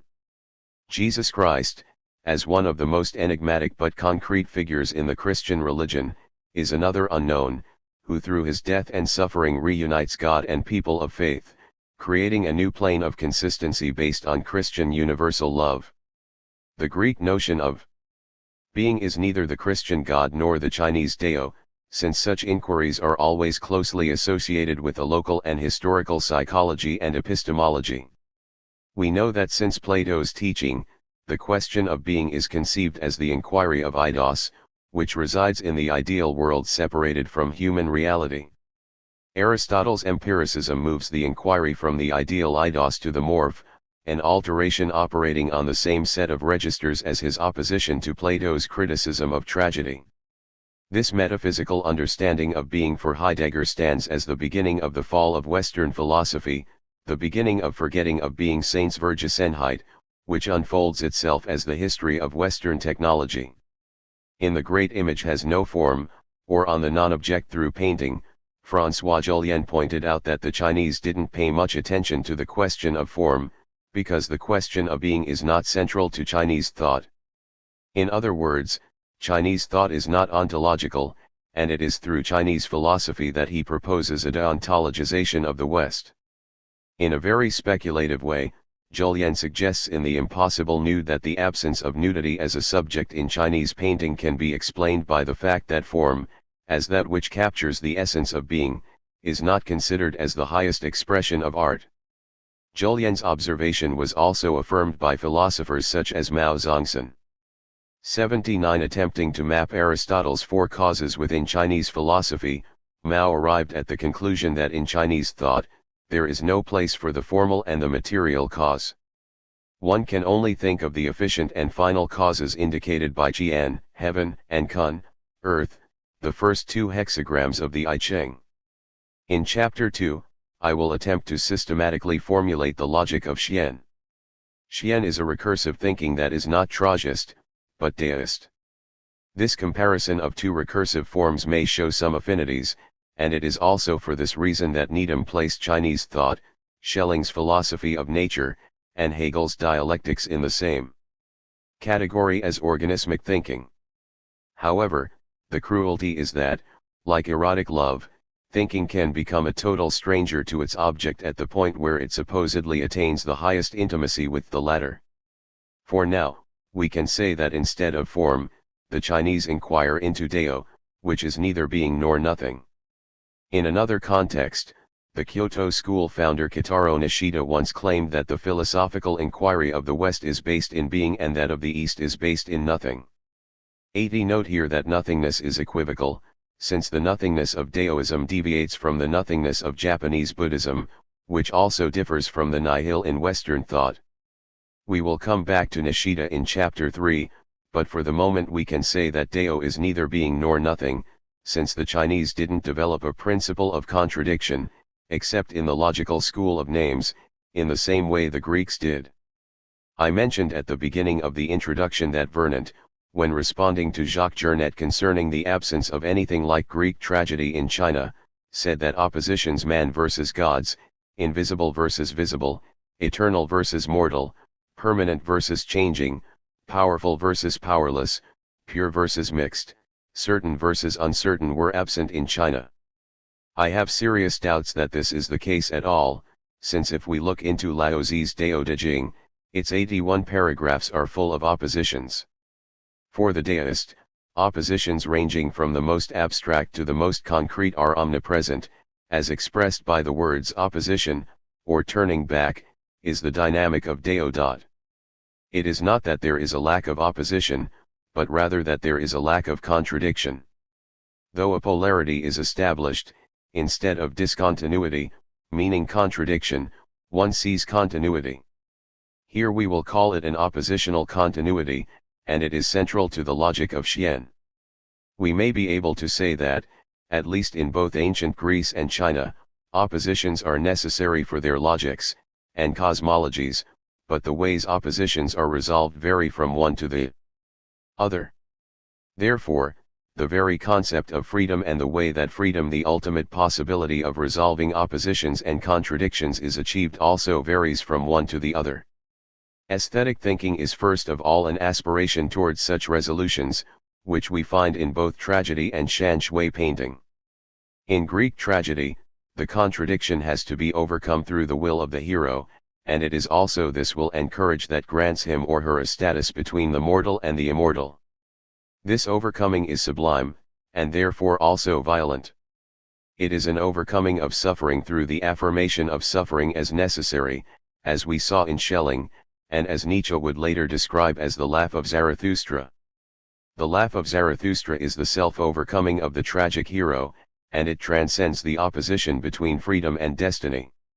Unlike Hegel's dialectics, which seeks a reconciliation as the realization of an organic community, passing by the dialectics of the Lord and the bondsman, toward the state and ethical life. For example, Zarathustra transcends contradiction as limit without searching for a reconciliation. In deist thinking, contradiction doesn't mean there is need for reconciliation, since contradiction is only a manifestation of the Deo. Deo is neither being nor nothing, but rather a way of comprehending the relation between being and nothing as an oppositional continuity and unity. In Shan Shui paintings, what is revealed is not sublime, but rather a return to the ground through the dissolution of the subject, echoing Schopenhauer's description of the subject losing itself in the object. We forget our individuality, our will, and continue to exist only as pure subject, as clear mirror of the object. 81. Schopenhauer's discourse on the relation between the subject and the artwork is based on a European Buddhist interpretation of Kant's notion of disinterestedness or pleasure without interest in his analytics of the beautiful and the sublime. The young Nishida, before the publication of his first book An Inquiry into the Good, 1911, also performed a Japanese Buddhist reading of Kant's pleasure without interest by relating it to the Japanese Buddhist notion of muga, selflessness.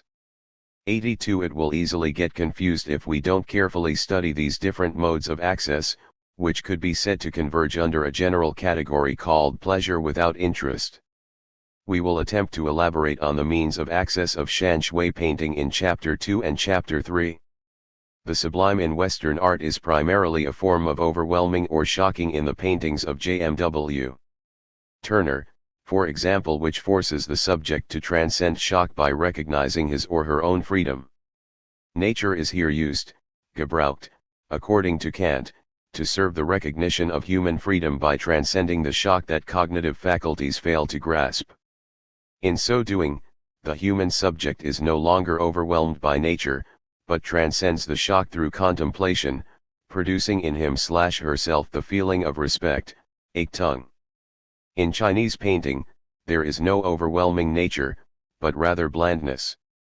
This blandness, different from love in romantic paintings described by Hegel, has the power to dissolve the subject by recursively throwing it into broader realities, which allow the subject to recognize its own insignificance and appreciate its existence not as master of nature, but rather as part of Deo. Dissolving doesn't mean disappearance or negation, but rather becoming insignificant. It also marks the moment one ceases to see the landscape as an object in the literal sense of something that could be objectively known by the subject. If one wants to align Shan Shui painting with catharsis and its purification of the mind, one must at least bear in mind that any purifying effect doesn't arise through the glorification of a hero, since the protagonist of a Shan Shui painting is never a hero. As mentioned earlier, we find woodcutters and fishermen who know more about how to live in harmony than the literati, or we find scholars and literati reading and playing chess in the middle of a mountain. This is another education of sensibility in which the relations of the human to other beings and the cosmos differ greatly from those in Greek tragedy.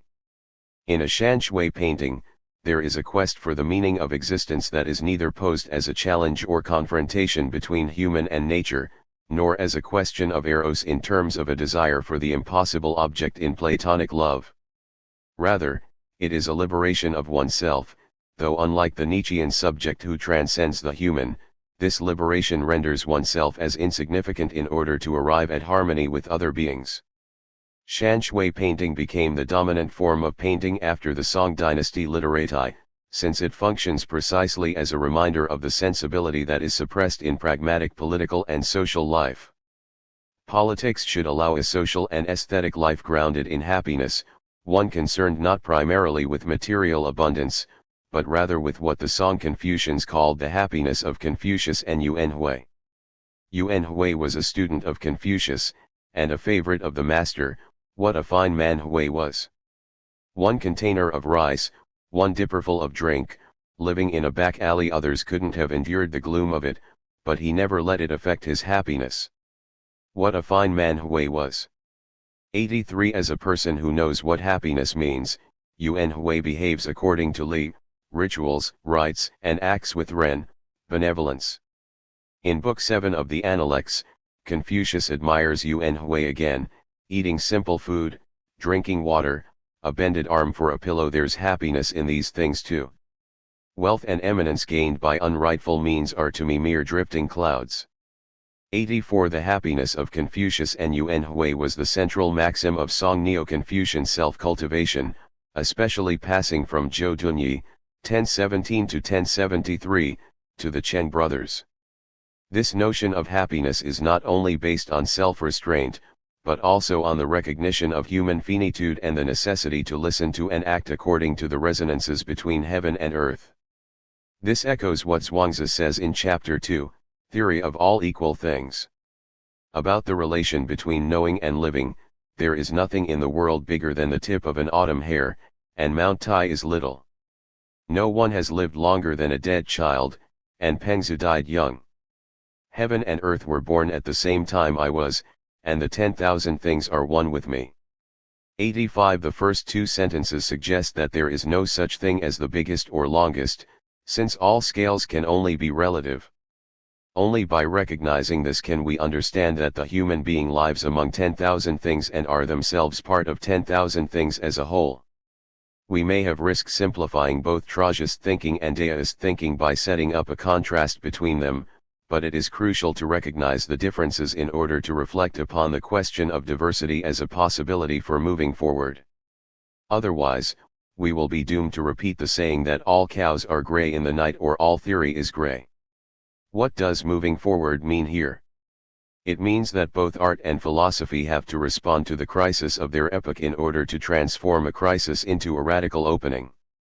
This is also the role of critique. The notion of critique I wish to use here is closer to that of Kant, namely the exposition of the condition of possibility, or imposition of limits, but we are also concerned here with going beyond the possible to the question of the impossible, not necessarily as an object of desire, but as a radical opening to the unknown. What is the relation between art and technology? For the Greeks, techne means both art and technics, so for Heidegger the Greek origin of art and technics has the function of revealing being from its self-hiding, to allow human Dasein to experience it. To experience it doesn't mean to grasp it as an object, like the Kantian object of experience, but rather to experience it without objectifying it. The Greek notion of truth, aletheia, is not a logical truth, but rather an opening through which the most mysterious is revealed. Kant's concept of the beautiful is close to this sense, and indeed his critique of judgment stands as his most important work, not only because it bridges the first and second critiques, but also because it elaborates on ideas that cannot be objectively demonstrated, yet can be subjectively conceived. Today, discussions around art and technology have become increasingly common, but what does the end mean here? Retrospectively, we know that modern art was partially a response to photography after Paul de la Roche's claim after he saw the daguerreotype for the first time in the 1830s that painting is dead. Impressionism competed with photography by capturing live experience on the canvas with rich brush-stroke techniques no camera could ever capture. In East Asia, the Japanese historian Omura Segai, 1868–1927, proposed to revive literati painting, or bunjinga in Japanese, in view of photography's mechanical challenge. His 1921 article The Revival of Literati Painting, was admired and translated by the acclaimed Chinese painter Chen Henk, 1876–1923, and included in his studies of Chinese literati painting. 86 The revival of literati painting came with mixed feelings, partly due to the conflict of values and cultures between the East and West, but also, and this is very often neglected, because it responded to and resisted the epoch of mechanical reproducibility of art by differentiating painting from photography, as we find in Omura and Chen's writing. Literati painting, insofar as it doesn't aim for mimetic realism, is already different from photography, which captures detail and lived experience. This difference doesn't seem significant today, not only because photography has become part of institutionalized art, but also because photography no longer poses the challenge to artistic creation that it did when painting was the main medium of visual arts. Also, this revival was quickly absorbed. by institutionalized painting, nationalism, and cultural essentialism without being carried to a more profound understanding and development. Nonetheless, it still serves as witness to the encounter and confrontation between art and technology in different cultural contexts.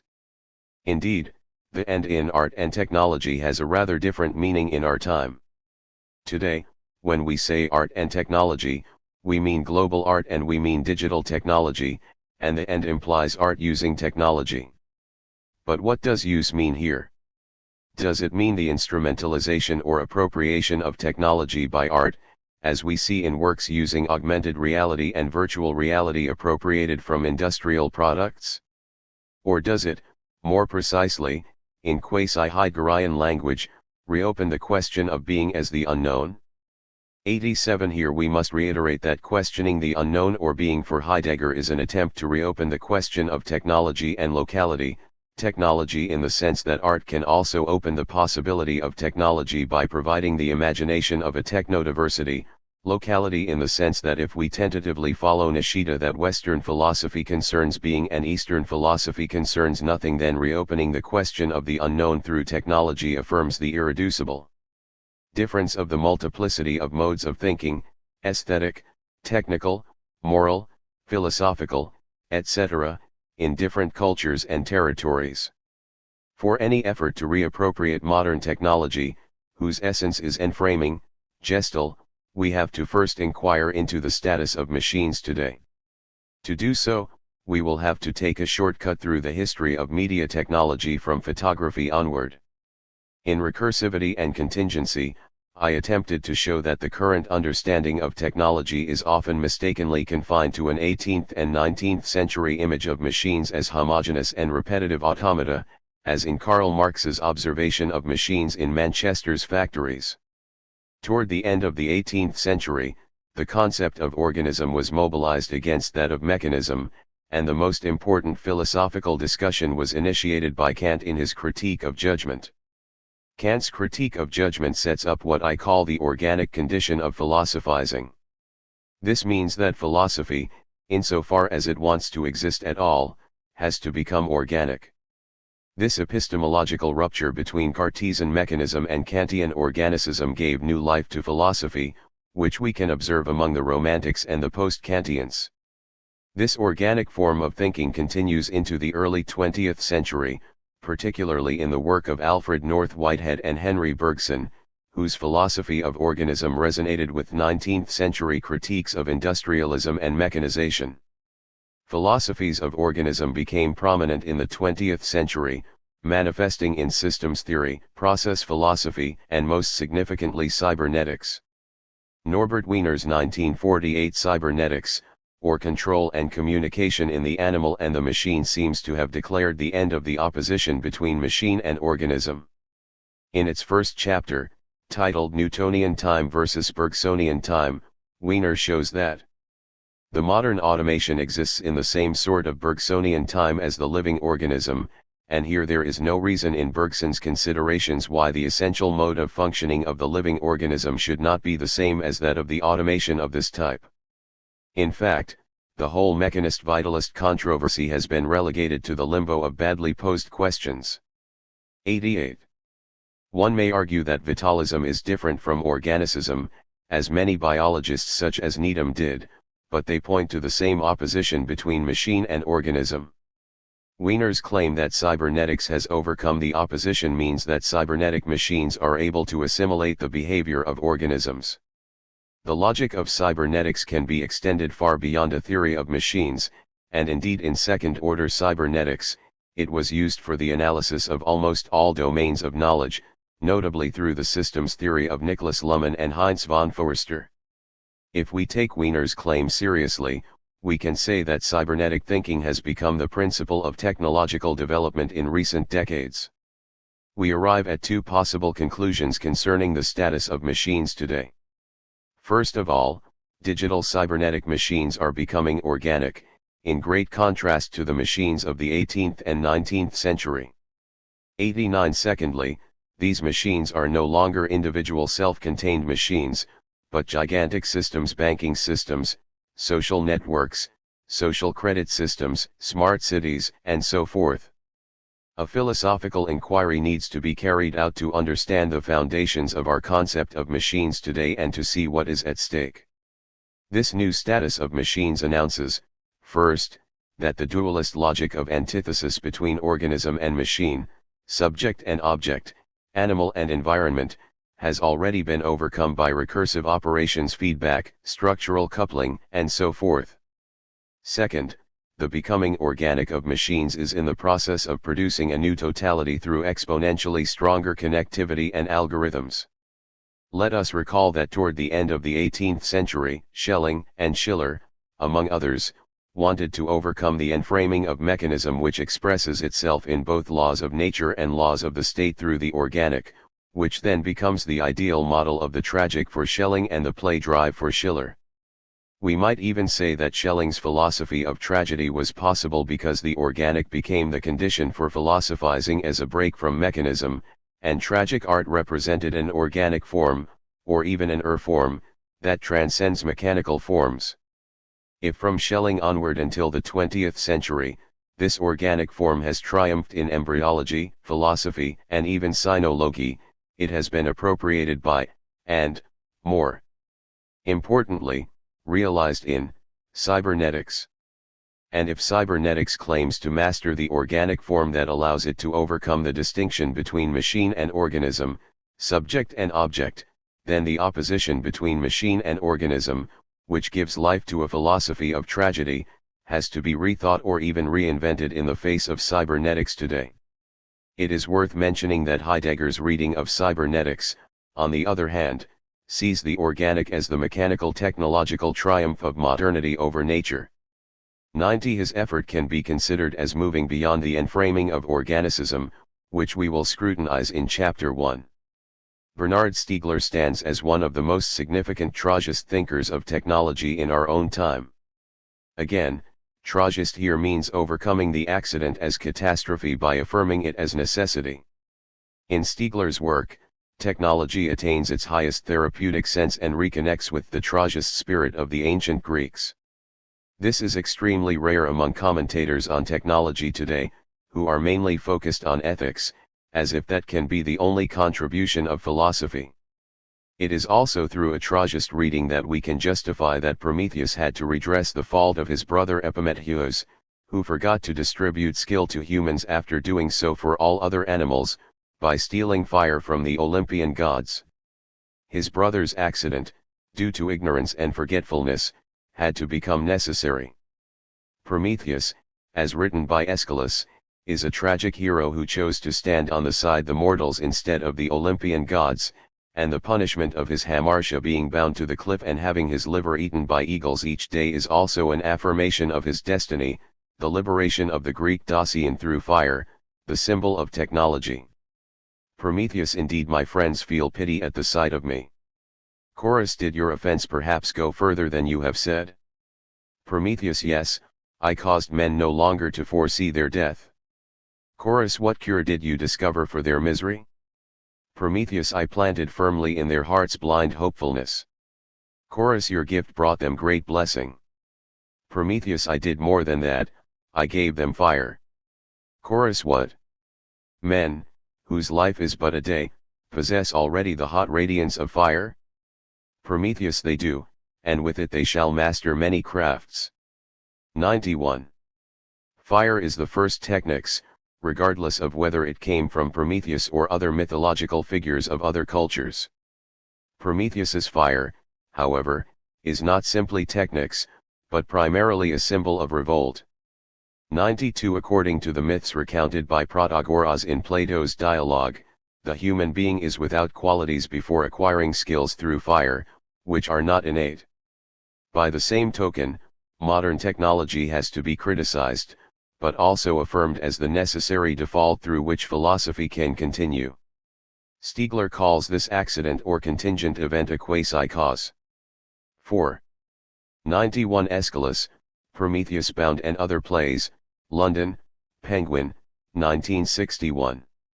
92. In German literature, there are frequent references to Goethe's poem Prometheus, 1789, in which Prometheus mocks Zeus and claims himself to be the creator of the human being. One reads, "Here I sit, forming people in my image, a race, to be like me, to suffer, to weep, to enjoy and delight themselves, and to mock you, as I do." It is reported by Friedrich Heinrich Jacobi that he showed this poem to Lessing and asked about his opinion, and the latter said, "The orthodox concepts of the divinity are no longer for me, I cannot stand them. Hen kai pen. The one and the all, I know naught else." This comment leads further to Lessing's admission of himself being a Spinozist, and later the pantheism controversy. See Toshi Masayasukata, Lessing's Philosophy of Religion and the German Enlightenment, Lessing on Christianity and Reason, Oxford, Oxford University Press, 2002, 130. Example, being ill is the quasi-cause for Nietzsche becoming a philosopher. According to the laws of nature, illness is not a cause of becoming a philosopher. Many people with mental illness don't become philosophers, while for Nietzsche the illness became a transformative power, marking the singularity of his thought. In other words, like Zarathustra, Nietzsche affirms his own illness as a quasi-cause through which he can ask, in Ecce Homo, why I am so clever, why I write such good books, and why I am a destiny. 93. However, this Nietzschean attitude only begins to overcome modern technology, it doesn't yet concern the question of how to overcome it. In looking into the varieties of experience of art, we may want to ask how other experiences, such as the spirit of Shan Shui painting, as our key subject in this book, respond to the current technological condition. In Recursivity and Contingency, I discussed how Needham handled the ambiguity of organicism, which he attributed to both a branch of modern biological thought, example the school of organicism, notably Whitehead, biologists such as Ludwig von Bertalanffy, and Joseph Wuttger, among others in the Theoretical Biology Club, and to Chinese thought. In response to the difference between Chinese thought and Western philosophy, Needham assimilates his practice as the representative of the school of organicism and his later profession as sinologist. Tihi Philosophia Perennis of China was an organic materialism. This can be illustrated from the pronouncements of philosophers and scientific thinkers of every epoch. The mechanical view of the world simply didn't develop in Chinese thought, and the organicist view in which every phenomenon was connected with every other according to hierarchical order was universal among Chinese thinkers. 94. Needham went further in the second volume of Science and Civilization in China by claiming a history of organicism in the West starting with Leibniz until Whitehead and the modern organicists, which included himself and his colleagues. Needham also raised a hypothesis that Leibniz's organicism was partially influenced by the Neo-Confucian Zhu Xi's philosophy, which he learned of from French Jesuits in China. Recursivity and Contingency was dedicated to elaborating the history of organicism conceived by Needham, in the following long quotation, and to rendering his thinking contemporary to our discussion on cosmotechnics. Here it is not possible to do more than mention the great movement of our time towards a rectification of the mechanical Newtonian universe by a better understanding of the meaning of natural organization. Philosophically, the greatest representative of this trend is undoubtedly Whitehead, but in its various ways, with varying acceptability of statement, it runs through all modern investigations in the methodology and the world picture of the natural sciences, the numerous and remarkable developments of field physics, the biological formulations which have put an end to the sterile strife between mechanism and vitalism while avoiding the obscurantism of the earlier Ganz schools, the Gestalt psychology of Kohler, then on the philosophical level the emergent evolutionism of Lloyd Morgan and S. Alexander, the holism of Smuts, the realism of Sellers, and last but by no means least the dialectical materialism, with its levels of organization, of Engels, Marx, and their successors. Now if this thread is traced backwards, it leads through Hegel, Lotze, Schelling, and Herder to Leibniz, as Whitehead constantly recognized, and then it seems to disappear. But is that not perhaps in part because Leibniz had studied the doctrines of the Neo-Confucian school of Zhu Xi, or Zhu Xi, as they were transmitted to him through the Jesuit translations and dispatches? And would it not be worth examining Whether something of that originality which enabled him to make contributions radically new to European thought was Chinese in inspiration. 95. It is probably premature to call Chinese thought organicist thinking, since such a claim would demand much more qualification. In the West, organicist thinking is conditioned by the negation of mechanistic thinking, while without mechanistic thinking in Chinese thought, a different configuration becomes necessary in order to avoid the overgeneralization of assimilating Chinese thought into an organismic thinking. This is not to say Needham's analysis makes no sense. Instead, let's assume that Needham was right. We then immediately encounter a similar difficulty in our reading of Schelling and Schiller. Does it mean that there is a close relation between Chinese thought and cybernetics? With the progressive concretization and advancement of technology, are we to see thinking itself, not only philosophy, as Heidegger claimed, completely replaced by cybernetics? Or, rather, is it necessary to move beyond the ambiguous notion of organicism and look into Chinese thought from a new perspective? Thinking here means to provide a new reading that has transformative power. It allows us to reflect on our actual situation and go beyond it to imagine radical openings. This is the task of thinking after the end of philosophy. This task of thinking is primarily a reappropriation of modern technology, without which we would only follow one trajectory, which is metaphysics. Our exploration will be quite distinct from the work of sinologists and historians of art. It is an attempt to demonstrate a new reading of Chinese thought and its possibility. In Chapter 3, we will focus on questioning the role of art in view of the limit of organicism and the evolution of machine intelligence. I concluded recursivity and contingency by proposing to conceive a collective project, namely a post-European philosophy. It is post because if we follow Heidegger in suggesting that the mechano-organicism of cybernetics has marked the end of European philosophy and metaphysics, any philosophy has to be post-European. One may object by saying that the United States already embodies a post-European philosophy. It is true that the US was once considered to be the true Europe, the refuge of law and freedom, and that it has left old, conservative Europe behind.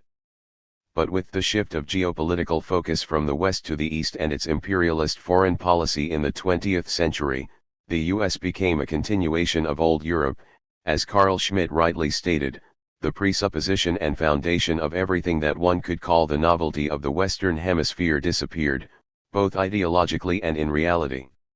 96 Schmitt's lament comes out of his aspiration for a new nomos of the earth, while it also seems clear to Schmitt that such a new nomos is determined by technology. Without atomic bombs and cybernetics, however, the US wouldn't be able to maintain the nomos of the Western Hemisphere, so such progress is dialectically negated and confronts its own collapse, especially during the COVID-19 pandemic. If one wants to imagine a new nomos, one cannot avoid going to the root of the question of technology, and for us the question of post-European philosophy is grounded on such an inquiry into technology. It is not only that non-Europeans need a post-European philosophy out of the necessity of decolonization, but also that Europe itself demands a post-European philosophy, precisely to overcome enframing, Gestalt, as its destiny. In Chapter 1, we will closely follow Heidegger's reading of modern technology, whose essence is enframing, as the realization, as well as the end, of European philosophy. The Gestalt is a limit of the trajectory of European philosophy, for that it is called the end, and when it is accepted as the universal and the alterable and unique reality, it is also the constraint that renders non-European thinking irrelevant. In these cases, they are called Asian or African wisdoms. Such overcoming is not a negation or rejection, but more fundamentally a transformation, not only of modern technology but also of thinking itself. This re-evaluation, or Umwertung in the Nietzschean sense, demands a radical opening to other ways of thinking, as well as the self-invention of these other ways as reciprocity, in view of the question of technology. In Recursivity and Contingency, I introduced the concept of technodiversity as a response to such a possibility, because if thinking is to survive and actualize itself, it demands a material support, or what Stiegler calls a tertiary memory, which is technology. If during the past 100 years of modernization, non-European thinking did not advance, it is because of the incompatibility between non-European and European thinking, which is maintained by modern science and technology. While European thinking is concretized in its technology, non-European thinking becomes increasingly abstract. This incompatibility could be seen as a separation, as a border that cannot be traversed, which indicates the absolute difference between systems of thought, like what Julian formulated in his work Between China and the West. But this incompatibility could also be seen as the condition and possibility for the individuation of thinking itself.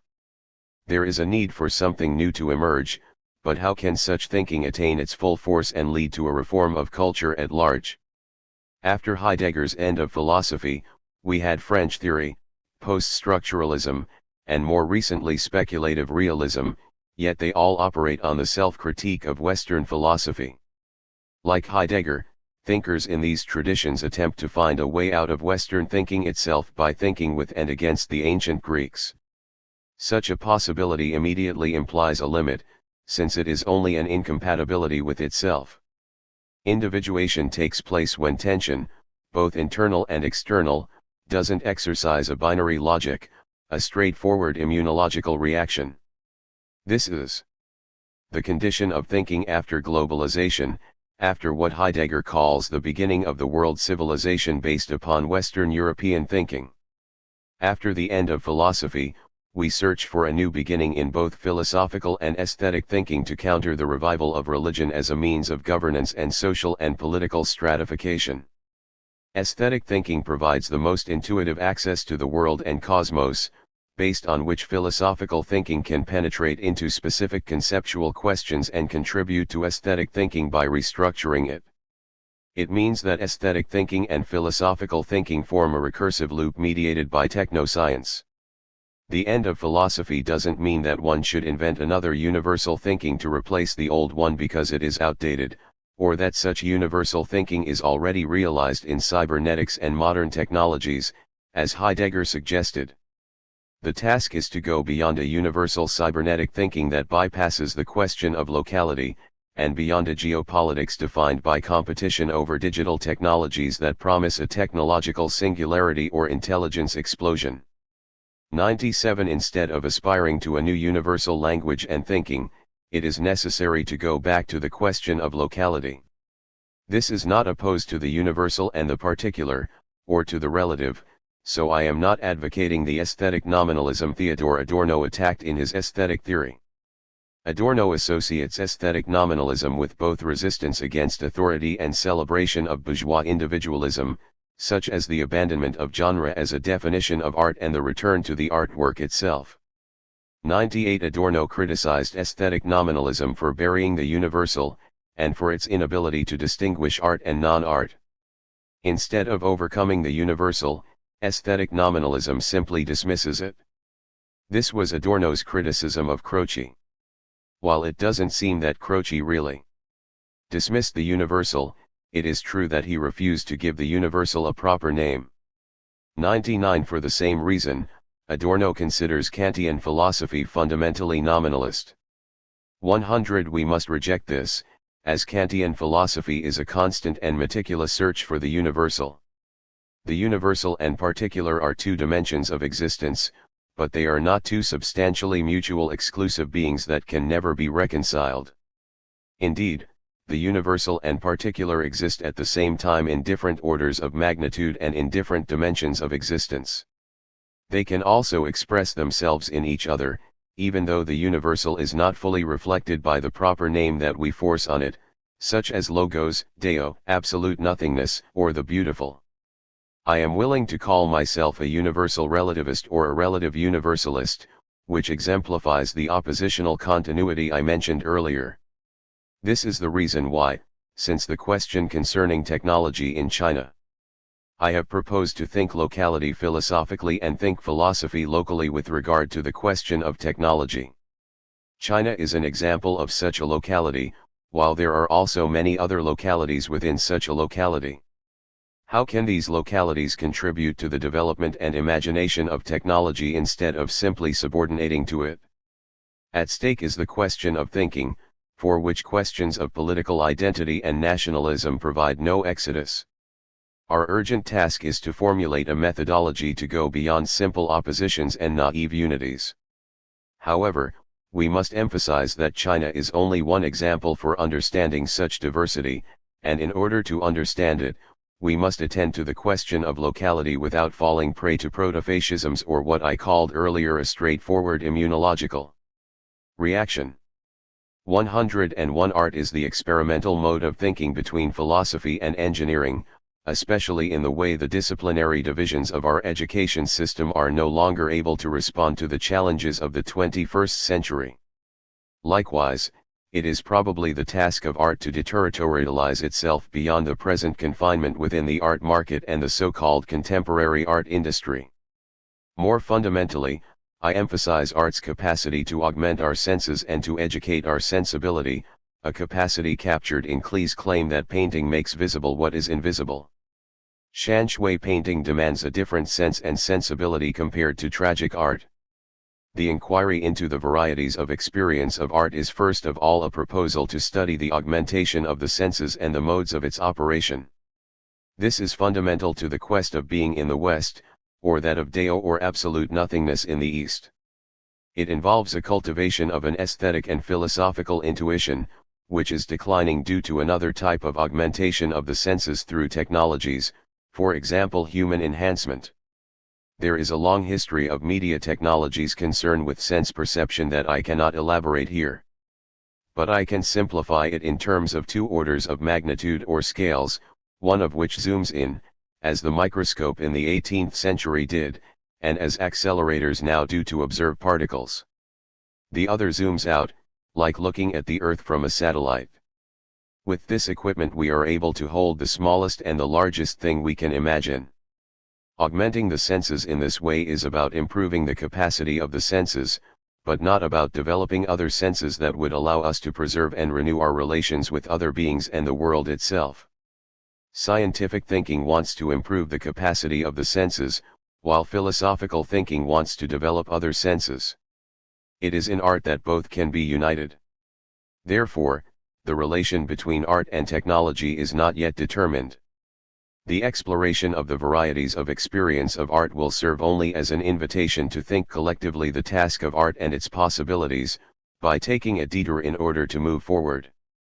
This book is divided into 3 parts. Chapter 1, World and Earth, is a reading of Heidegger's 1935-36 essay The Origin of the Work of Art and his later encounter with the work of Cezanne and Klee, by which I aim to question the role of art after the end of philosophy. Chapter 2, Mountain and Water, attempts to formulate a philosophy of Shan Shui intimate to, but also distinguished from, tragic art and the phenomenological reading of modern art. It attempts to demonstrate a non-tragist way of philosophizing, namely the logic of Xian, through a particular reading of Laozi, Wang Bai and Mao Zongsan. Chapter 3, Art and Automation, is an attempt to understand the significance and the position of automation technologies today in the history of thought and aesthetic thinking, and to carry out a second attempt on Shan Shui, partly via Nishida's work on Basho. It asks to what extent our concern with the varieties of experience of art can contribute to reframing the enframing, to transforming the gestal, the essence of modern technology. In his lectures on aesthetics, Hegel famously claimed the end of art to be a necessary phase in the spirit's self-knowledge of and toward the absolute. History is contingent in semblance, shine, meaning it is not determined by a priori rules.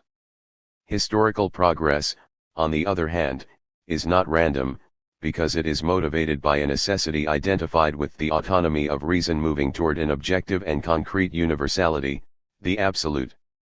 In ancient Greece, art represented the absolute and the highest form of the spirit, but this relation had since been surpassed by religion.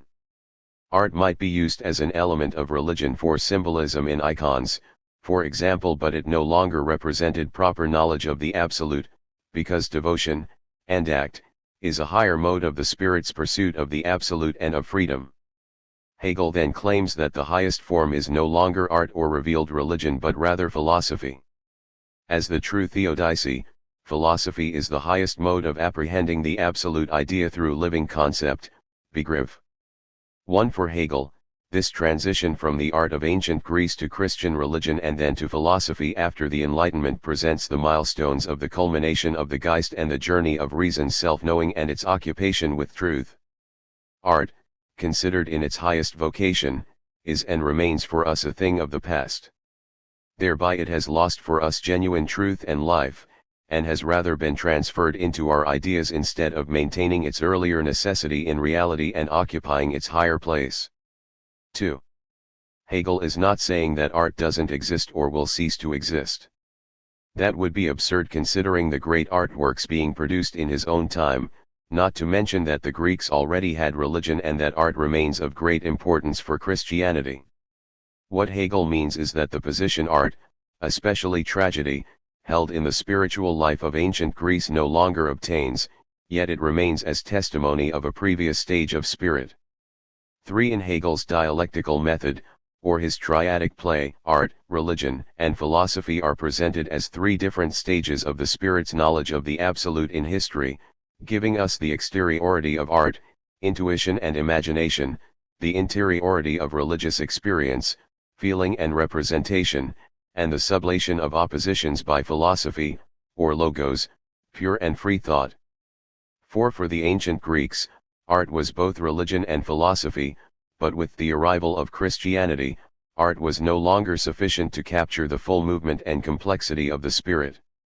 The development of art, from the symbolic stage to the classical, and later the romantic stage, is expressed in different artistic forms, as Hegel claims: architecture, symbolic, sculpture, classical, and painting, music, and poetry, romantic. This history of art can be seen to correspond to an augmentation of the forms of abstraction necessitated by the dynamic of the idea and its dialectical movement, as well as to a process in which the relation of the idea to the spirit was gradually rendered obsolete. Art continues to exist, as Hegel acknowledges, and can be used as a fleeting play, affording recreation and entertainment, decorating our surroundings, giving pleasantness to the externals of our life, and making other objects stand out by artistic adornment. 5. However, art's relation to the spirit will never regain the high position it once occupied. We no longer bend our knee before any work of art. The spirit of our world today, or more particularly, of our religion and the development of our reason, appears as beyond the stage at which art is the supreme mode of our knowledge of the absolute. The peculiar nature of artistic production and of works of art no longer fills our highest need. We have got beyond venerating works of art as divine and worshipping them. The impression they make is of a more reflective kind, and what they arouse in us needs a higher touchstone and a different test. Thought and reflection have spread their wings above fine arts. 6. However, if we follow Hegel and observe what happened after his death in 1831 in Berlin, philosophy does not seem to have achieved his expectation. On the contrary, we have long since heard of the end of philosophy from Hegel's fellow countrymen. It was announced by Martin Heidegger, notably in his 1964 essay The End of Philosophy and the Task of Thinking, though this idea had been present since the early stages of his career, after what is called the turn, care, of Heidegger's thinking in the 1930s. In a 1966 interview with Der Spiegel, Heidegger was asked what comes after philosophy and he uttered a single word: cybernetics. How can cybernetics be the end of philosophy? Ironically, most philosophy departments appear safe today, while the discipline known as cybernetics has ceased to exist, replaced by departments of computer science, information science, artificial intelligence, and soon digital humanities. As Nietzsche's madman spreading news of the death of God in the marketplace is met with mockery, the death of philosophy is still not registered. Today, could we say that the spirit, after passing through the stages of art, religion, and philosophy, finally arrives at cybernetics? And that the Hegelian triadic play of art, religion, and philosophy has been broken, demanding a rigorous interrogation after the coincidence of the climax and terminus of the world process with Hegel's own existence in Berlin? For Heidegger, the end of philosophy means primarily two things. First of all, that cybernetics completes. Chapter 170. Art and Cosmotechnics. What has been the task of Western philosophy and metaphysics from antiquity through its different stages, Plato's Idos/Aristotle's hylomorphism, Christian onto theology, Cartesian mechanism, Hegelian system, Nietzschean will to power, organicism/cybernetics. 7. Completion means that a new task has yet to be formulated, one that will have to go beyond cybernetics, the culmination of Western metaphysics. This new task will first of all resist the attempt to reduce everything to calculability, or Berechenbarkeit, which Heidegger calls machination or Machenskaft, a word he would later attribute to the Jewish people in his infamous Black Notebooks. 8. And reopen the world by establishing a distance from a persistent humanism. Secondly, the end of philosophy also indicates a universalization of Western European thinking as an epoch of technology. In the 1930s, Heidegger already saw technology leading to a planetarization, and later anticipated the realization of the Earth as a cybernetic system. In this universalization, the Earth becomes an artificial planet in a new geological era called the Anthropocene. Thus in his 1964 article, Heidegger claims that the end of philosophy proves to be the triumph of the manipulable arrangement of a scientific technological world and of the social order proper to this world. The end of philosophy means the beginning of the world civilization based upon Western European thinking. 9. The end of philosophy is not only an expression of the epoch of technoscience, but also symptom of a geopolitics largely determined by global technoscientific competition. To think after the end of philosophy, if this task is still a hopeful one, is thus to think beyond both cybernetics and contemporary geopolitics. It is in this respect that we can and should consider Heidegger as a thinker of geopolitics.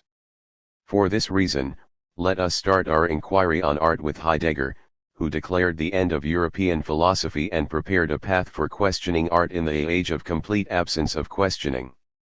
10. The complete absence of questioning is today obscured by the technological remedies celebrated by transhumanists, geoengineering, human enhancement, eco-modernism, and so forth. The end of European philosophy indicates a need for a post-European philosophy. Post- here doesn't mean anti- but rather a necessary leap into new thinking, which for Heidegger is the thinking of being, sen. The question of being is abandoned in the history of Western thinking, because Western thinking prioritizes beings, scenes, over being, and consequently constitutes a history of the forgetting of being. We can read Heidegger's The Origin of the Work of Art, 1935/36, a rare article by the philosopher on the subject of art in parallel with his contributions to philosophy, 1936-38, a reflection on the possibility of thinking after the end of philosophy. The intimacy between the two essays is not only rooted in their roughly contemporaneous composition, but also in the relation they both draw between art making and thinking. Heidegger's re-articulation of the question of art stands partially as a candidate for a new beginning after the end of philosophy. In the afterword to his Kunstwerk essay in the 1950s, Heidegger invoked Hegel's famous dictum that the end of art takes place when art no longer counts as the highest means by which truth finds its own existence. The self-searching of the spirit which shaped the great art in ancient Greece has already passed. 11. Heidegger responded that Hegel's verdict may not yet be decided, art may not have come to its end. In other words, the role of art cannot be reduced to the triadic play of the spirit. Art remains indispensable for the spirit, and returning to the question of art may open up the possibility of new thinking after the end of philosophy. This is also the central argument of this chapter, where, unlike numerous studies on Heidegger's philosophy of art, I want to reformulate Heidegger's inquiry as departing from the question of modern technology. Heidegger's strategy is to redress the original experience of art in ancient Greece and implicitly ask what this experience means today. Heidegger consciously displaces the question of the spirit by replacing it with the question of being, Seinsfrage.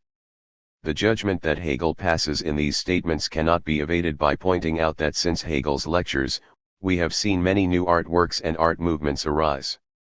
Hegel did not mean to deny this possibility. The question, however, remains, is art still an essential and necessary way in which truth that is decisive for our historical existence happens, or is art no longer of this character? 12. The American philosopher Arthur Danto contests that Heidegger implied, wrongly, that despite a century of artistic revolution, it was still too early to say whether the end of art thesis were true.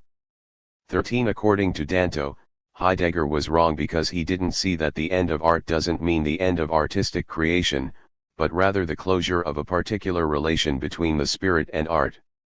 For Danto, the end of art could be found at the Stable Gallery on East 74th Street in New York City, where Andy Warhol's Brillo boxes was shown in April 1964. Danto understands art to have begun in 1400 AD, following the German historian Hans Belding, 14, and ended in the 1960s, a historical moment when conceptual art, which Danto also calls post-historical art, put an end to modern art. 15. I doubt that Heidegger neglected to carefully read the quoted passage. Where for Hegel the lineage from art to religion and on to philosophy designates a progress of the spirit, it is precisely this progress from the Greeks to Christianity and later idealism, as a history of Western metaphysics, that Heidegger wants to question. If Heidegger's verdict differs from Hegel's, it is also because Hegel's concept is the culmination of metaphysics, in the sense that it apprehends being and beings in terms of an organismic and reflective process, which he terms logic. Hegel's organicism has its source in biology, but its development is technological. The German Hegelian and cybernetician Gotthard Gunther sees cybernetics as a step toward the construction of the consciousness of machines, and also the implementation of Hegelian reflective logic. 16. Gunther understands the evolution of machines in terms of progress toward Hegelian logic. In his estimation, a classical machine is a reflection in Andiers, and a von Neumann machine is a reflection in sich, but a brain machine is a reflection in sich der reflection in situ and Andiers, as Hegel says in the Greater Logic. 17. For Heidegger, the history of Western metaphysics is a history of ontotheology from Plato and Aristotle to Hegel, tantamount to the history of forgetting being, or abandonment by being. Instead of questioning being, Western metaphysics wants to comprehend beings in variant forms, as bearers of properties, ontotheology. Molecular compositions, organismic algorithms, and so forth. But the difference between being and beings is an ontological one that is not reducible to scientific study. To overcome metaphysics is to seek a radical opening that returns the European Dasein to the question of being. To return to being doesn't mean recovering what the ancient Greeks said, but rather identifying another beginning that regrounds thinking so that the latter can take a decisive leap when faced with the end of philosophy. Here lies Heidegger's general thesis and method, stepping back, namely by reinterpreting the Greek concept of techne as both technics and art. Heidegger asks, is art still an essential and necessary way in which truth that is decisive for our historical existence happens, or is art no longer of this character? 18. In other words, will art be able to reveal a truth that has been concealed in the calculative and planetary mode of modern technology? Here, we take Heidegger's question as an invitation to reflect on the possibility of thinking after the end of philosophy, a search for what he calls the other beginning der Ende Anfang. Retrospectively, we may say that the question concerning the origin of the work of art is the quest for this other beginning after the end of philosophy. But first we should clarify the chronology of Heidegger's writing. The origin of the work of art was written in the 1930s, while the end of philosophy and the task of thinking was written in the 1960s. Nonetheless, this task of thinking is already present in the so-called care of Heidegger, namely the turn in his philosophy that took place in the 1930s, which marked a continuation but also a radical turn from questioning the meaning of being to searching for the truth of being. 19. The care is a turn from a fundamental ontology based on an interpretation of time to the question of being, or the history of the forgetting of being, Geschichte der Seinsvergessenheit. If the quest for the origin of the work of art is a quest for another beginning through which to reopen the question of thinking after philosophy, it remains our task to elucidate this possibility in Heidegger's thought.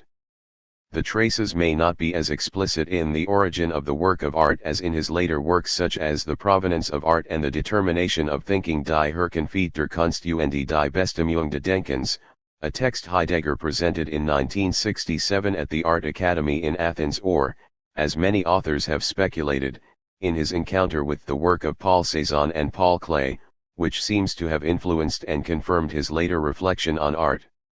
20. It remains our task today, in an epoch absent of questions, to appreciate Heidegger's radical questioning.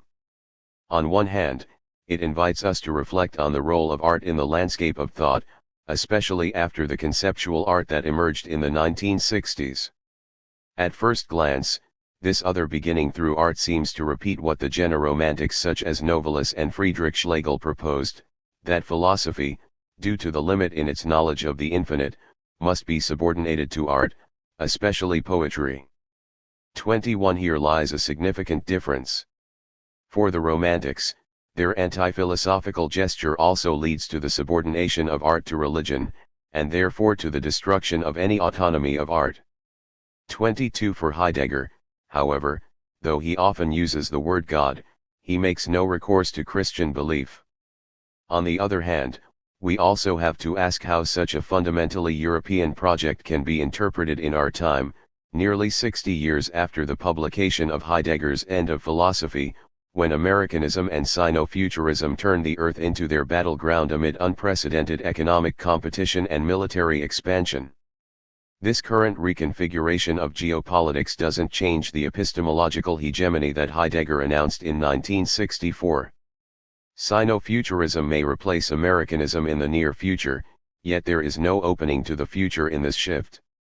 Rather, it promises only the further realization of a Western metaphysics that is no longer able to open new perspectives for us in the face of planetary technological determinism, which goes by names like Anthropocene, geoengineering, genetic engineering, technological singularity, superintelligence, and other self-explanatory buzzwords that no longer afford any profound questioning.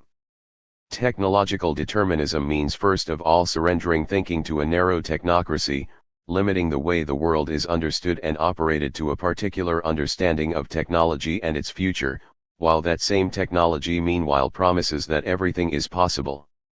Heidegger may not have been the first to recognize this, but since his claim comes out of systematic reflections on the history of Western thought, it remains significant to think with and beyond Heidegger. Why, then, is the question of the origin of art a call for another beginning of what Heidegger calls thinking instead of philosophy? Does Heidegger look to art seeking a redemptive power against the catastrophic becoming of the techno-scientific world? Heidegger saw that something in art has yet to be made clear, and that this may shed some light on the question of technology. The end of philosophy demands the return to art in different gestures. Art remains an indispensable means of thinking beyond this end, and of demonstrating the potential of technology. We may say that Heidegger instead wants to reconceptualize the question of techne through art. Indeed, it makes little sense to read Heidegger's Kunstwerk essay in relation to art history, as Heidegger is not an expert in art and his main target was not art history at all, but technology, in the sense of the Greek techne, which designates both art and technics. And if technology has become the major medium of art making in our time, the relation between art and technology has yet to be clarified. The fact that art and design are increasingly essential for the marketing of industrial products today, even if partially due to superficial conceptions of interdisciplinarity and increasing pressures to secure private funding in the academic world, only makes this clarification further overdue. With reference to techne, a reinterpretation of art in European language and thinking also implies a reflection on the question of technology. What does it mean today for technology, techne, to become the major medium of art, techne? The sentence is nonsensical, unless we understand that the essence of modern technology is no longer the same as the Greek techne. Heidegger famously claimed, in his 1949 Bremen lecture Gestel, that the essence of modern technology is nothing technical, it is enframing, Gestel, but no longer the poiesis or bringing forth, Hervorbringen, implied in Greek techne. Modern technology is also the mark of the end of philosophy, and indeed it is the realization of Western metaphysics, realization in both senses of accomplishment and end. In the 1935-36 origin of the work of art, Heidegger already invoked the concept of Gestalt, which only became well known after the Bremen lecture was published in 1953 as The Question Concerning Technology. I am convinced that in order to understand the question of art in Heidegger's thought, one must address the question of technology. We can see that Heidegger wants to give a new interpretation of techne by taking advantage of its double meaning as both technics and art. We shall be questioning concerning technology, and in so doing we should like to prepare a free relationship to it. The relationship will be free if it opens our human existence to the essence of technology. When we can respond to this essence, we shall be able to experience the technological within its own bounds. 23. What does it mean to prepare a free relation to technology? In a latter passage we read, "For man becomes truly free only insofar as he belongs to the realm of destiny." 24. We may interpret this as an affirmation of destiny, as in Greek tragedy, where one becomes truly free only by affirming fate not simply as blind continuation, but also through a transformation of present circumstances. We will return to this tragic gesture later in this chapter when we arrive at the relation between modern technology and being. Heidegger told us that for the ancient Greeks, there is no difference between art and technics. Art and technics became separated from each other after a historical moment coinciding more or less with early modernity, which is characterized by an epistemological and methodological rupture. Heidegger's critique of modernity is fundamentally an attempt to overcome modernity with another beginning, which is no longer called philosophy, but thinking. How, then, can one approach the question of technology, when technology can describe everything from writing to cooking, to driving, and so forth? With such diversity and multiplicity in mind, how can philosophers talk about technology at all? Each attempt to generalize will be immediately challenged by exceptions. Heidegger's approach is to inquire into the essence of technology, but not in an anthropological or utilitarian sense. Where an ordinary person would be concerned with technology for its use, an anthropologist would be concerned with its ethnological value, needing to go further in questioning the essence of technology. The essence of technology is like the treeness of the tree that qualifies it being called a tree. If the question is ontological instead of anthropological, how then is it answered? Here, Heidegger refers to the four causes in Aristotle's Physics, 2, 3, and Metaphysics, v. 2. Cause, alpha tau alpha, means, in the legal sense, responsible for, but also, in some cases, guilt. When translated into German as should, it also connotes debt. Aristotle laid down four causes: formal cause, material cause, final cause, and efficient cause. Heidegger invites us to reflect on the causa efficiens, which is the most important of the four causes. But the causa efficiens here is not a person such as the silversmith who made a silver chalice, but rather the cause that gathers, sammeln, überlegen, all the other causes together, namely logos. The silversmith considers carefully and gathers together the three aforementioned ways of being responsible and indebted. To consider carefully überlegen is in Greek legein, logos. Legein is rooted in apophanes thai, to bring forward into appearance. 25. Asia also means being indebted, and this indebtedness is what induces, or, as Heidegger specifies, what facilitates, veranlassen. Veranlassen here refers to a process as a whole, composed of the four causes. Heidegger then asks, but in what, then, does the playing in unison of the four ways of occasioning play? They let what is not yet present arrive into presenting. Accordingly, they are unifiedly ruled over by a bringing that brings what presences into appearance. Plato tells us what this bringing is in a sentence from the Symposium, 205b. Every occasion for whatever passes over and goes forward into presenting from that which is not presenting is poiesis, is bringing forth. Hervorbringen 26. Bringing forth is what the Greeks mean by poiesis. But what is brought forth in this process? Is it the object, such as a silver chalice for use in religious ceremonies? If that is the case, then this productionist concept, in the sense of Michael Zimmerman, of technology is still limited to an anthropological and utilitarian understanding, because making a chalice appear from silver is not yet fully philosophical. The chalice is not the object for Heidegger. Rather, Heidegger wants to emphasize that techne is a process of the unconcealment, Unverborgenheit, of being. In response to the philosophical question of the essence of technology, Heidegger suggests another telos that is not concerned with the furnished object as such, but rather with the unconcealment of being. Now technics is not a means to a definite end like a chalice. Rather, it embeds another end, the unconcealment of being. Like Kant's natural end, it is not objectively demonstrable, otherwise being would be reduced to entities, objects, or axioms, since what is unconcealed is not something with an objective existence, like a plant or a glass of water as such. Unconcealment is what the Greeks call aletheia, namely truth. Techne for the Greeks designates both technics and art, because both belong to the unconcealment of being. Here, we confront a difficult but also fundamental question: what is being? As mentioned earlier, being, sen, is different from beings, scenes, in the sense that the latter can be seized as objects. Gegenstand, whether as bearers of properties, as compounds of particles, or as algorithms. This distinction, however, demands further interpretation, precisely because being cannot be comprehended in the same way as mathematical proofs or geometrical demonstrations. Heidegger struggled his whole life to articulate and to demystify the question of being, but here we can only leave this Greek question of being open, since its non-objective presencing correlates with its ungraspable openness. But leaving it open doesn't mean making it mythical. Rather, it means articulating it within the limits and possibility of language. Perhaps we could make a rather bold claim here, that Heidegger's discourse involves precisely a rationalization of the non-rational, nicht rational.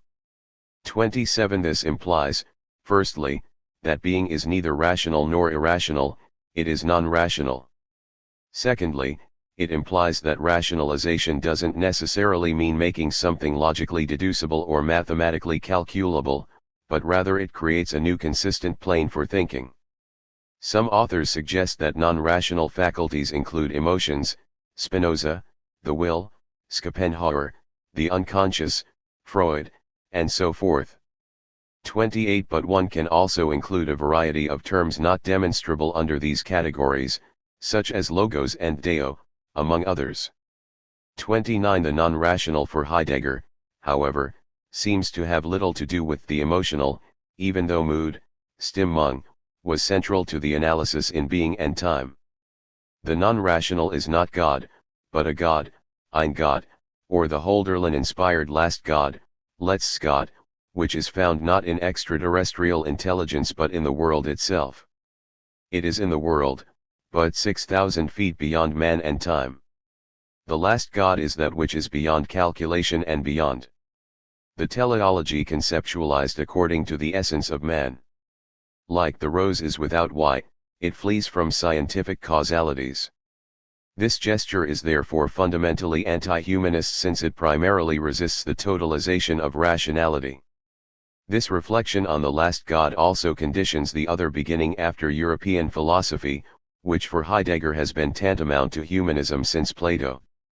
30. To rationalize the last God doesn't mean making such a God calculable or proving its existence, but rather regrounding the truth of being as a precipice from which thinking can take a leap.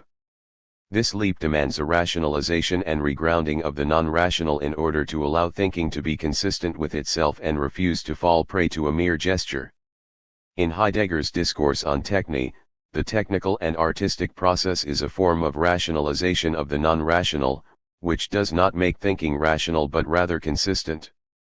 Rationalization doesn't mean distinguishing and excluding the irrational from the rational, but rather establishing relations between the rational and the non-rational in order to construct a plane of consistency.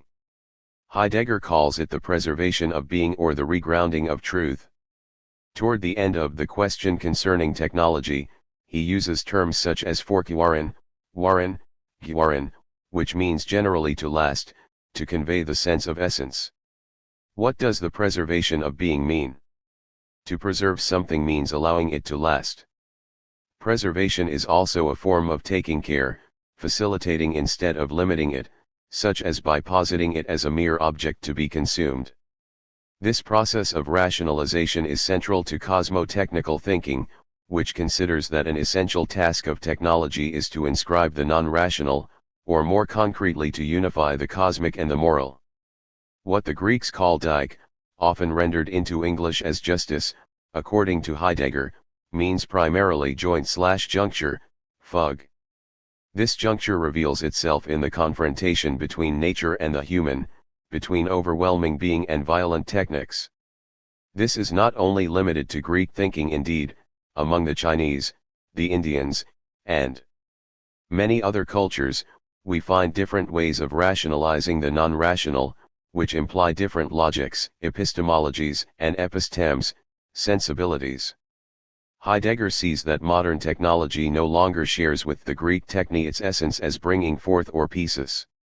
Its mode of revealing is not bringing forth, but challenging, herausforderung. This does not mean that modern technology is deprived of any capability of unconcealment, since as a technical activity in general, it carries this possibility by default. However, its mode of revealing now comes through challenging.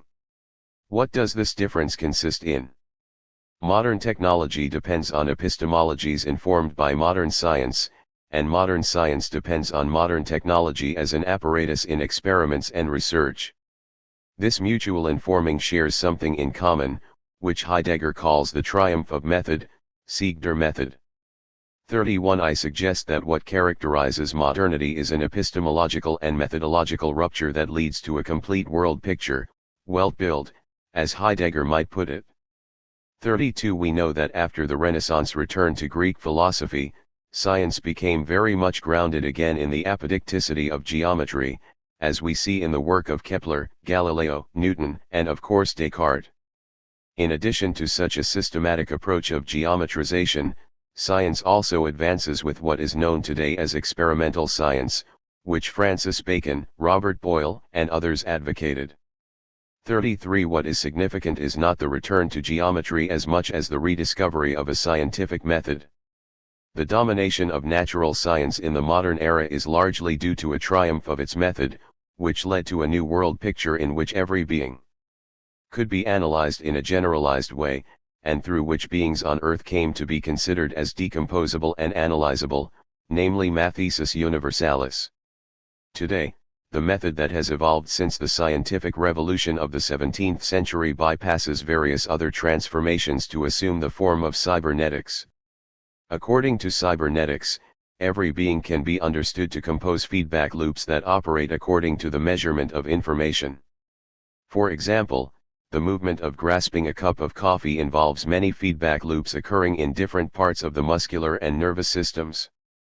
By the same token, an organism can be understood through feedback loops between different parts of the body or between the organism and its environment.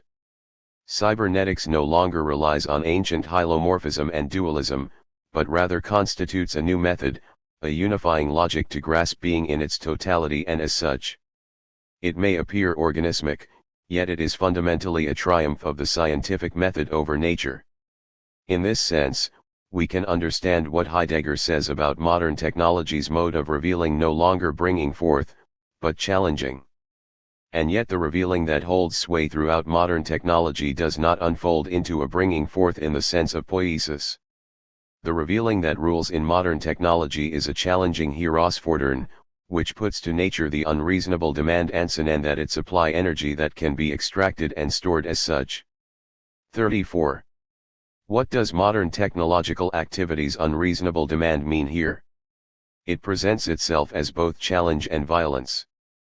But isn't the Greek techne itself a violent act, as Heidegger declares in his 1935 Introduction to Metaphysics, and later in his 1942 seminar Hölderlin's Hymn the Ister? By interpreting a verse from Sophocles' Antigone, the only tragedy he analyzed in detail, Heidegger elaborates on a theater of the violence of techne confronting the overwhelming of being. What are the differences between these two forms of violence? Should we say that insofar as modern technology also unconceals, it shares the same type of violence with Greek techne, though it is carried out differently? And does the manner in which violence is carried out in modern technology make it unreasonable? An unreasonable demand goes beyond the will and acceptance of the other party, becoming an abuse rather than a demand. Heidegger calls the essence of modern technology and framing, Gestell. Gestell comes from stellen, shared with bestellen and nachstellen, the meaning to order, to place, and to set. Gestell means that every being can be gathered and ordered in a standing reserve, bestand, namely as resources to be exploited. However, what exactly consists of the difference between the ordering of stones for the Greek temple and the ordering of water in a hydroelectric plant? Heidegger answers. The hydroelectric plant is set into the current of the Rhine. It sets the Rhine to supplying its hydraulic pressure, which then sets the turbines turning. This turning sets those machines in motion whose thrust sets going the electric current for which the long-distance power station and its network of cables are set up to dispatch electricity. In the context of the interlocking processes pertaining to the orderly disposition of electrical energy, even the Rhine itself appears as something at our command. The hydroelectric plant is not built into the Rhine River as was the old wooden bridge that joined bank with bank for hundreds of years. Rather, the river is dammed up into the power plant. 35. The construction of the Greek temple in Paestum or the wooden bridge in the Rhine River is not based on a projection of the earth as standing reserve, since, as an artisanal technical activity, it is a process of bringing forth. But the hydroelectric plant and the nuclear plant are technical apparatuses that render resources as exploitable and profitable. This is characterized by a rupture in the relation between human and non-human existence, between human and earth in the being at work of modern technology. Expressed as a form of life, this rupture is consistent with the epistemological and methodological rupture imposed by modern science. If we agree with Heidegger's historical and philosophical analysis of the concept of technology, then we can understand that unconcealment can still take place in modern technology, but in the form of catastrophes such as Chernobyl, Fukushima, the coronavirus pandemic, and so forth, which reveal the limit of progressivist optimism. If we don't want to appeal to apocalyptic revelation as the only possibility of unconcealment, we will have to radically transform technology, along with its understanding, use, and invention. This quest has primarily to answer the following question: how can the question of being be incorporated in technology? Our question seems immediately to contradict Heidegger's own thinking, since if technology is able to incorporate being, then technology is no longer equivalent to the forgetting of being, since it has already transcended its own destiny in Western culture. Or one can say that technology has ceased to be the modern technology Heidegger described, but nor is it Greek techne. How is this possible at all? As opposed to other commentators on Heidegger who think that for Heidegger the way out is Gelassenheit, often translated as serenity, I find in Heidegger's later work a proposal to reimagine technology that echoes what I have termed cosmotechnical thinking. It seems to me that Gelassenheit is only a very first step beyond technical reality toward a broader or higher rank reality, in the words of Rainer Maria Rilke, 36, and it is in this higher reality that technical activities should be resituated. However, here we have to be careful to avoid falling back into an idealist critique of technology that renders thinking itself vulnerable by continuing to rely on theory/practice or subject/object dualisms. Instead, we can propose to position the rationalization of the non-rational as a step beyond Gelassenheit by establishing a consistent relation between technology and broader reality, namely by appropriating and transforming modern technology in order to rationalize the non-rational, for instance, being. By broader reality I mean that which grounds technology, or situates technology beyond its anthropological and utilitarian sense. We may call it the overcoming of ontological difference, which I will elaborate upon later in this chapter. 9. Truth in the artificial. Some 15 years before the question concerning technology, Heidegger also directly addressed the Greek concept of techne in the origin of the work of art, here in the sense of art instead of technology. I am convinced that Heidegger's earlier Kunstwerk essay was already an effort to tackle the problem of modern technology, which he then suspended for reasons that are now unclear. How, then, is the history of technology different from the history of art? Furthermore, how can the reconstruction of the origin of the work of art provide critical reflection in the epoch of modern technology? Let's first of all interrogate the title of Heidegger's essay, Der Ursprung des Kunstwerks. What does he mean by Ursprung, or origin, here? Heidegger is talking about the experience of the work of art for the ancient Greeks, the inner spiritual life of the Greeks. That defines their locality, Ortschaft. 37. Why is this a question at all for understanding what we can call the origin of the work of art? In other words, what do we intend to do with this origin? To invoke origin is to construct a history, since history chronologically unfolds from a certain point that we call its origin. It is from here that the leap, or Ursprung, departs. But such a starting point is never absolute, since every quest for an origin always already carries in it a presupposition that there may be another origin preceding it. One way of resolving this paradox is to disrupt the linearity of the question by imposing an absolute point, whether the indivisible in Democritus's atomism or the prime mover in Aristotle's logic. Aristotle's linear causality, the prime mover, actually means a default origin because an origin without any proof of its absoluteness remains questionable, if not purely fictive. Therefore, any attempt to answer the question of origin using a linear chronology is doomed to failure. If this is the case, how can we still talk about the origin of the work of art? We have said that history implies an origin, but an origin also implies a history. The relation to origin here is a process of anamnesis, which means recollection or remembrance. Forgetting precedes anamnesis, since there is no necessity of remembering without forgetting. The origin of the work of art is thus an essay about remembering and recollecting the experience of the work of art in ancient Greece. If there is any necessity in remembering this experience, it is because we have forgotten about it. Remembrance in this case means opening up a new form of thinking that recovers what has been forgotten, regaining an awareness, since forgetting also means ignoring. To raise the question of the origin of art is to ask where we are today when art exhibitions are everywhere, and when modern technology becomes the major medium of art creation. The questioning of the origin of the work of art is a response to such an actual situation, both for Heidegger in the 1930s and for us today in the 2020s. Today, we still cannot fully respond to the question concerning the origin of the work of art, but, for reasons we will deal with more closely later, we have a better idea of why this question must be raised. For the moment, we can pose two further questions: what makes up the original experience of the work of art? And why can such experience be understood as a possible response to an actual situation that, following Heidegger, we can call the epoch of the Gestalt? What is a work of art? Here we confront a rather difficult question. Heidegger provides us with three entities to ponder: a thing, Ding, a tool, Zug, and a work, of art. What are the differences between these three entities? A tool is a thing, as is a work of art, as Heidegger says. Works are shipped like coal from the Ruhr or logs from the Black Forest. During wartime, Hölderlin's hymns were packed in the soldier's knapsack along with cleaning equipment. Beethoven's quartets lie in the publisher's storeroom like potatoes in a cellar. 38. The culture industry treats every work of art as a commodity whose value is determined by the demand of the market.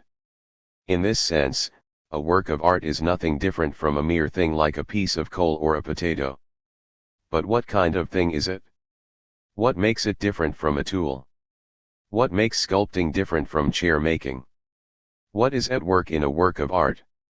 What the Greeks called energia is often rendered actuality, which is not a closing or reduction of the potentiality, dunamis, of something, but rather a bringing forth. The work of art bears the possibility of aletheia, the disclosure of truth. Art is a technique whose function is not completely forgotten in everyday life, like making a chair or repairing a desk, which we call craftsmanship.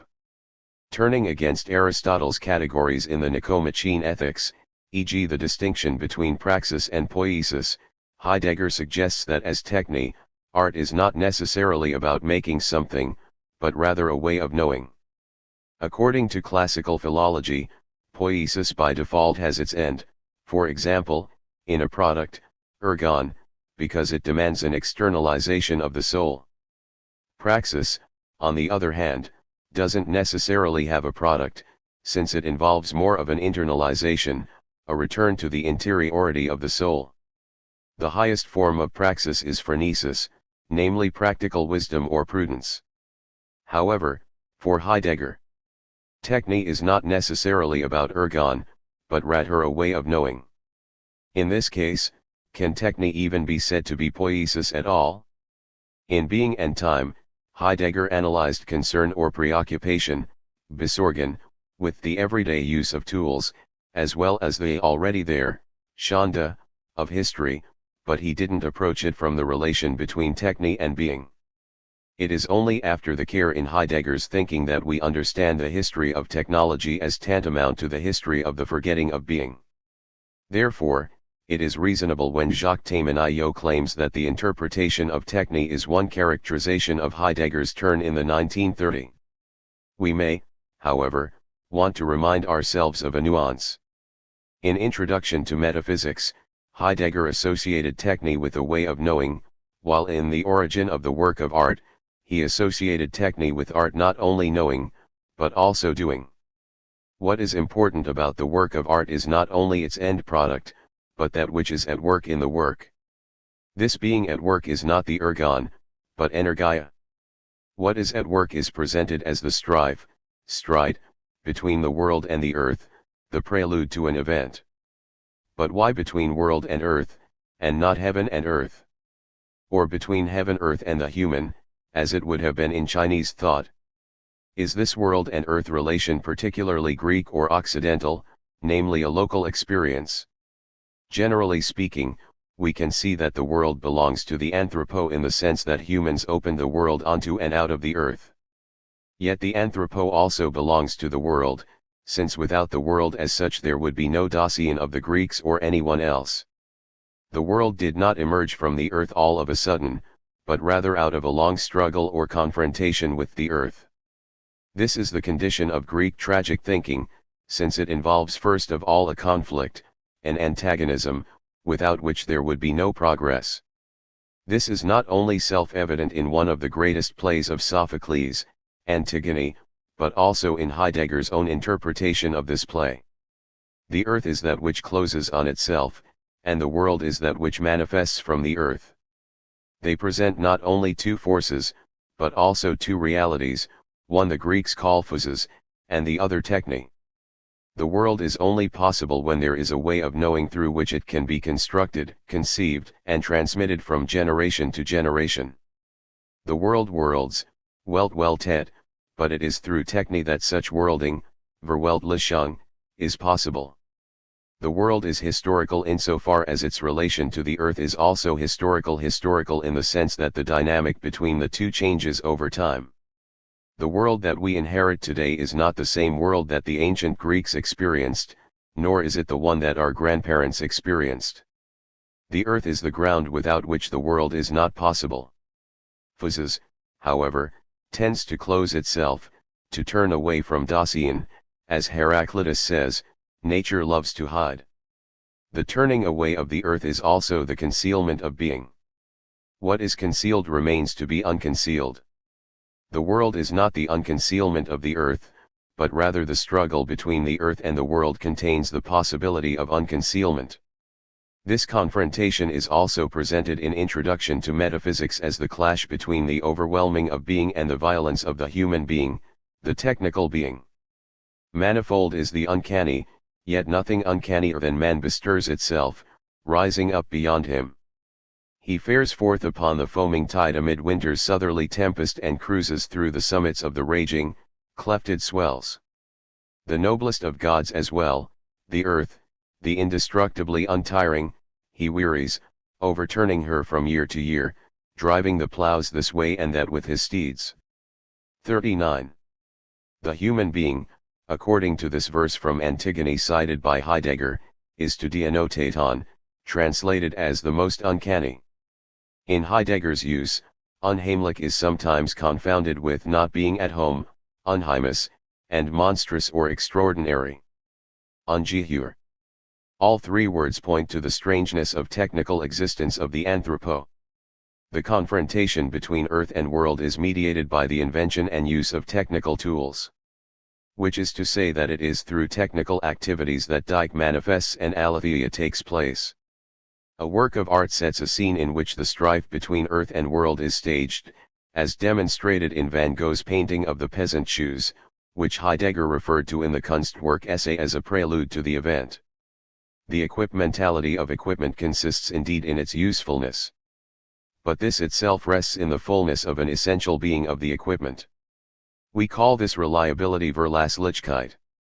In virtue of this reliability the peasant woman is admitted into the silent call of the earth, in virtue of the reliability of the equipment she is certain of her world. World and earth exist for her and those who share her mode of being only here in the equipment. 40. The unconcealment of being could be experienced in this struggle between earth and world. This strife is preserved in the work of art, or more precisely, this strife is that which is at work. A work of art contains this possibility of unconcealment truth, aletheia, by rendering as necessary the contingent encounter between earth and world, mediated by the shoes of the farmer. The artist is the one who is able to catch the rift, riss, in his or her outlining, aus riss. A work of art such as the painting of the peasant's shoes, which, as we know now from historian Meyer Shapiro, are actually Van Gogh's own shoes, is static, but preserves the dynamic of the strife and the rift. It gives an umriss that is also a limit.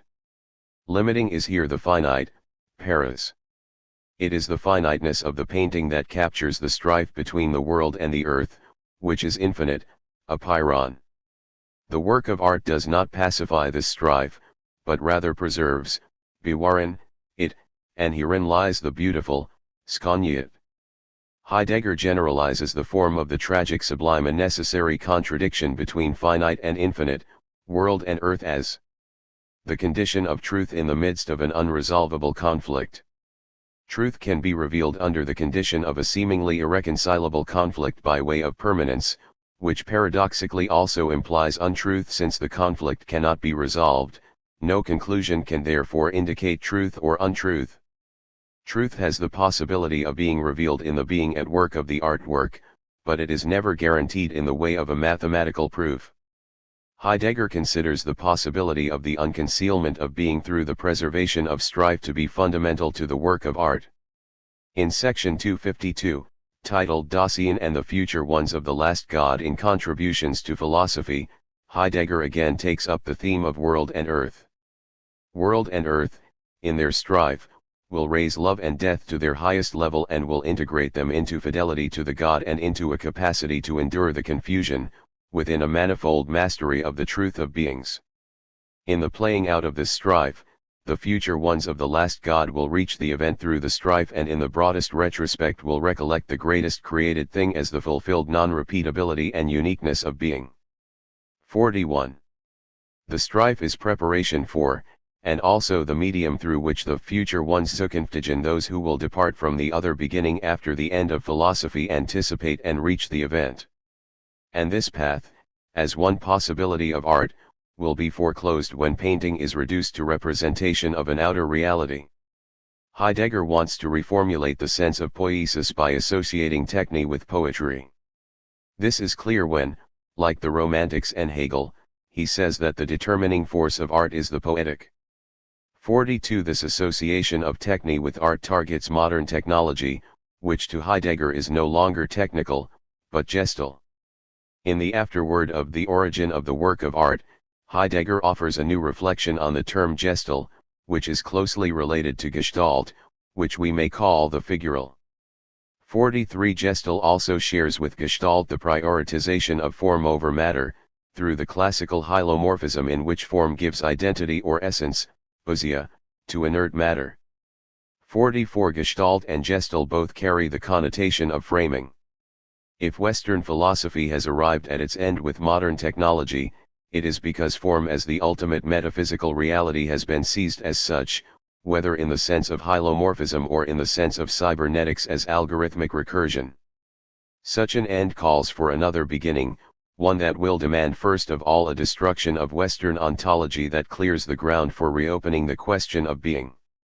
If we understand Gestalt here in relation to the Gestaltung of the world, then one can consider modern technology a violent force that deracinates the world from the earth, since the figure is considered self-sufficient without the ground.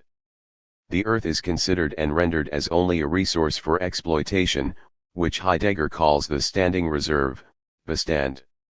The detachment of the world, challenging, from the earth, withdrawing, abandons the earth to concealing on its own, and such concealment of being leads to a winter without end. As Heidegger says in Why Poets? 1946, an essay commemorating the death of Rilke, the essence of technology comes to the light of day only slowly. This day is the world's night, rearranged into merely technological day. This day is the shortest day. It threatens a single endless winter. 45. The figure becomes its own ground. We may want to interpret this metaphor by considering the figure-ground relation in Gestalt psychology. The figure is the figure of the ground and the ground is the ground of the figure, but when the figure takes over the ground, there is a disorientation, an imbalance in reciprocity, since the figure becomes groundless. Modern technology, the Gestalt, is a figure without ground. It constitutes a gigantic force that pushes civilization to a definite end, an apocalypse without revelation.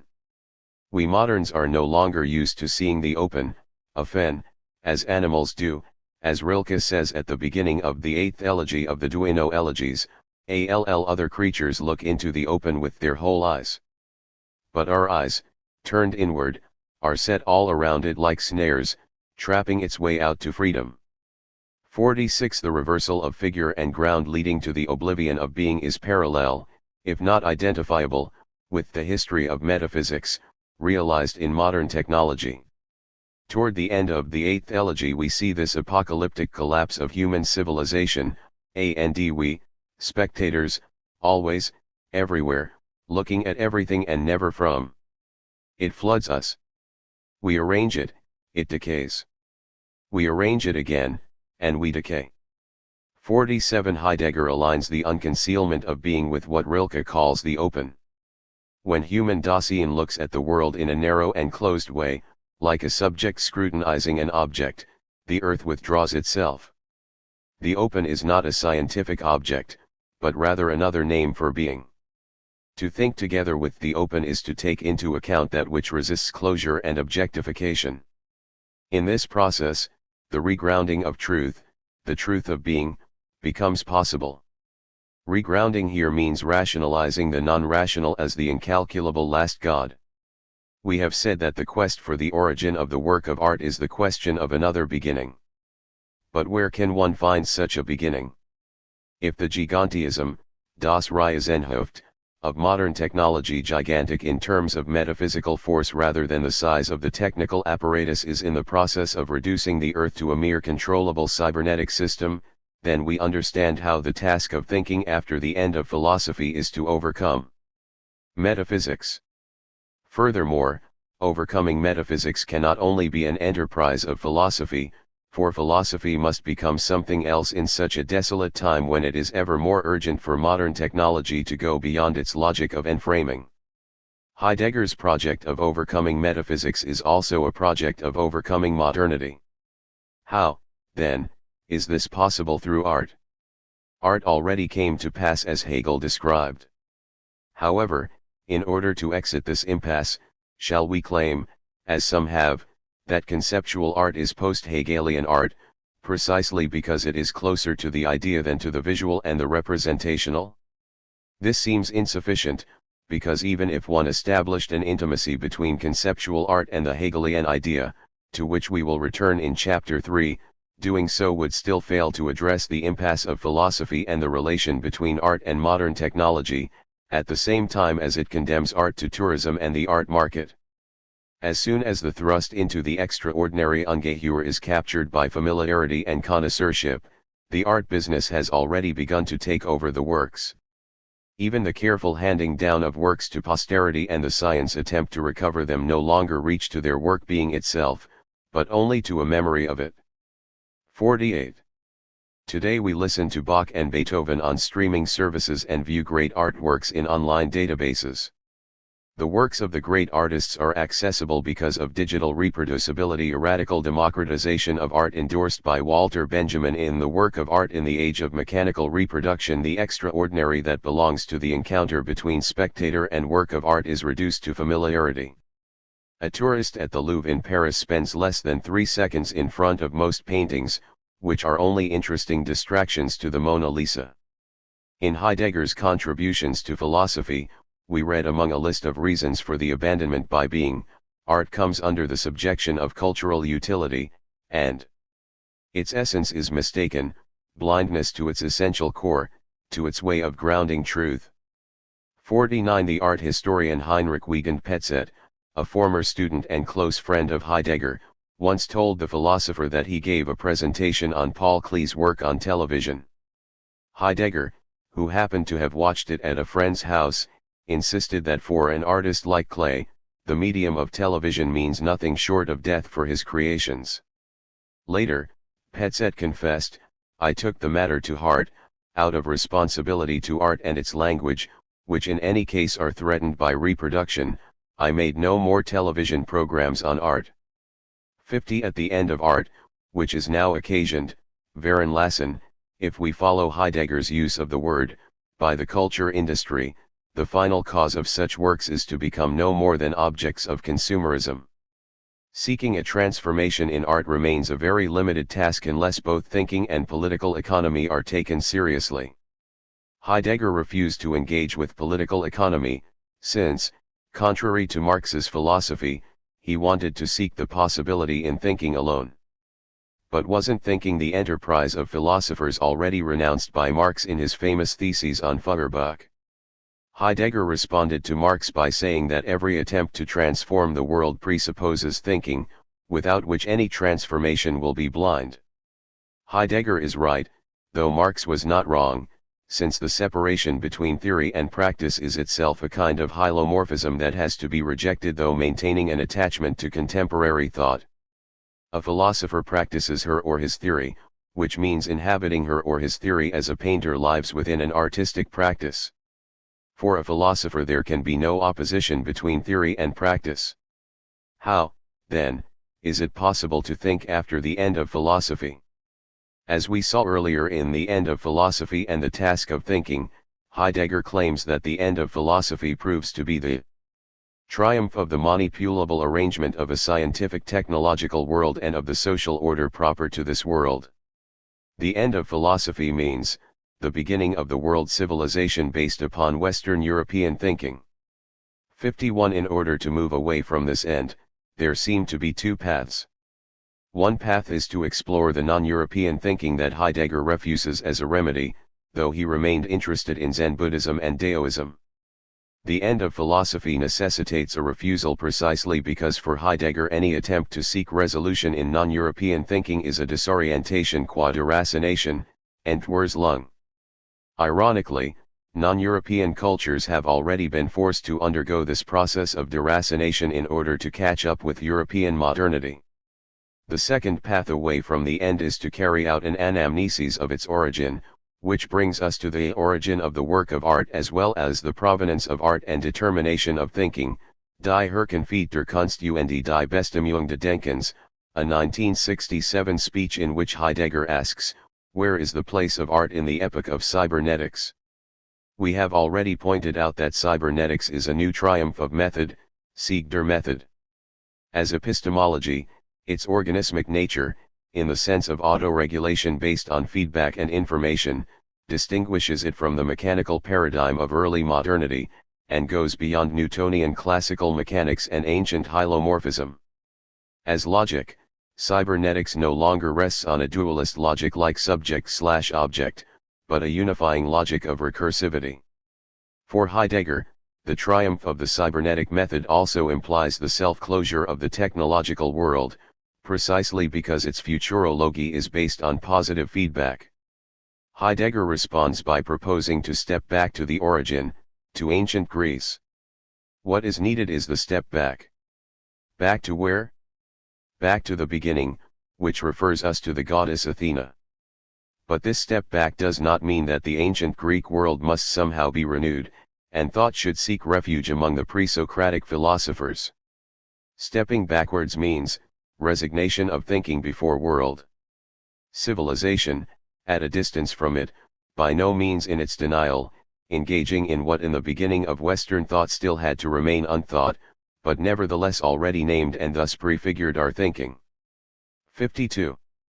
This stepping back is not a return to the past, but rather an effort to seek other possibilities there, to see what has already been pronounced, but not yet thought in Western thinking. What was unthought but already pronounced remains unheard. What does it mean to be pronounced but not yet thought? It means precisely anamnesis. What has been pronounced are traces, such as the fragments of Heraclitus, Parmenides, and Anaximander, which were Heidegger's main sources. The unthought is that which remains to be interpreted, the meaning that has yet to be revealed in light of the end. It is hermeneutic, and therefore recursive. It has to return to itself after a long detour in order to leap into another loop. The question handed down to us today remains, how to think these other beginnings after Heidegger's cultural and philosophical project to reposition Europe and its future. Heidegger remains a thinker of Europe and a thinker of essence, therefore his thinking is oriented to identify the place to which the historical European Dasein belongs. Therefore, this orientation, Erörterung, is a necessary step in identifying the historical Dasein and its locality, Ortschaft. And if there is movement from time to space in Heidegger's thought, as Peter Sloterdijk claims, it is not because Heidegger rediscovered space, but rather because Heidegger saw that the only way to overcome modernity without borrowing from other thought, which for him means precisely deracination, is to go back to Europe, the Abendland, the land of the spiritual, Geistlich. 53. If Heidegger wants to go back to the question of art, to the locality of being, it is because there remains something extraordinary in art. We might want to associate this thinking of the extraordinary with what we call cosmotechnical thinking, which is closely related to his return to the pre-Socratic thinkers and quest for the other beginning hidden in the mystery of logos. According to Otto Poggeler, Heidegger wanted to write a sequel to The Origin of the Work of Art, and decisive in this was his encounter with Cézanne, and more importantly Klee. Can an investigation into this encounter provide us a glimpse of Heidegger's later thinking on art? And to what extent can such a turn in thinking through art contribute to what we might call the reframing of the enframing? It is said that Heidegger visited the exhibition of Klee's work in the late 1950s in Basel, organized by his collector friend Ernst Behler. Heidegger was fascinated by two of Klee's paintings, Heroic Roses, Heroisk Rosen, Heroic Roses, 1938, and Überkultur von Dynamoradiola Overculture of Dynamo Radiolas, 1926. He was impressed by the almost painful pathos of heroic roses losing their glow in the autumn frost, and the fact that Klee is able to let Atonementsstimmungen be seen in the picture. 54. Heidegger saw in the work of both Cézanne and Klee a confrontation with technology and an attempt to respond to its essence. 55. According to Günter Siebold, Heidegger notes that the work of art essay thinks historically and concerns itself with the works that have been. The art of the future no longer has as its task the setting up of the world and the setting forth of the earth, as was thematized in the work of art essay, but rather the bringing about of the relation out of the event of the juncture. 56. This statement seems to suggest that there was a significant shift between the 1936 origin and the sequel that Heidegger never delivered. Perhaps his later thought on art no longer dealt with the strife between world and earth, but rather with bringing about the relation between them from their event of juncture or erbringen de Verhaltnisses aus Erenister Fuge. But what does Südwold's wording really mean? Was there really a significant change in Heidegger's thinking on art, or is it only a turn of phrase? Fuge is Heidegger's translation of the Greek dike, which is often rendered as justice, but which Heidegger suggested rendering as juncture or joint. Fuge is the plural form of Fuge, in the musical sense, so it carries an ambiguity in non-German languages. It is clear that Heidegger is thinking about Fuge, since Fuge is an important concept. His introduction to metaphysics, fragments of Anaximander, and contributions to philosophy, among others, and we can also see it in his later short essay Rimbaud Vivant, 1972. Heidegger asks, what is rhythm? He answers Verhaltnis. 57. On the other hand, in our current context regarding Klee, it can also mean fugue in the musical sense, since Klee was trained as a musician, and in Klee's work one can also identify musical composition, or rather polyphonic painting. 58. We may want to keep this question in mind: if there is indeed a juncture/joint, what does it fall between? Upon encountering Cézanne's painting of Mont Sainte-Victoire, Heidegger felt a fraternal bond with the painter. It is said that during his visit to Aix-en-Provence, a place that Heidegger strangely claimed to be his second homeland, 59, he went to view the mountain at the angle Cézanne painted from, and said that Cézanne's was the path to which, from beginning to end, my own path as a thinker corresponds, in its own way. 60. What made Cézanne a painter of apples, according to Deleuze, so interesting to Heidegger, the philosopher of being? After having encountered Cézanne's later painting Le Jardinier Valier, Heidegger wrote a poem in a collection of short remarks dedicated to René Char. The poem is titled Cézanne. The thoughtfully serene, the urgent stillness of the form of the old gardener Valier, who tends the inconspicuous on the chemin de l'Aubes. In the late work of the painter, the twofoldness of what is present and of presence has become one, realized and overcome at the same time, transformed into a mystery-filled identity.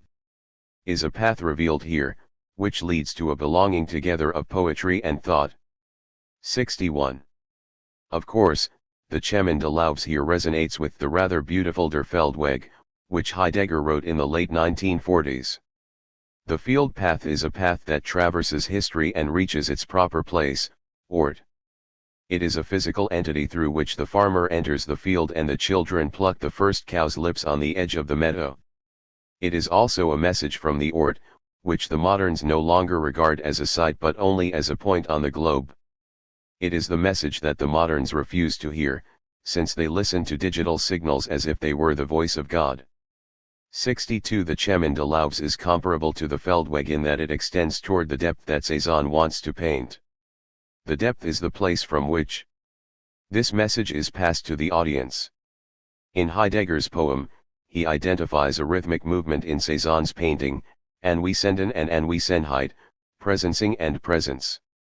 We can also follow Klee here, Vorbild-like, modeled image, and Urbild-like, primordial image, or seen and unseen.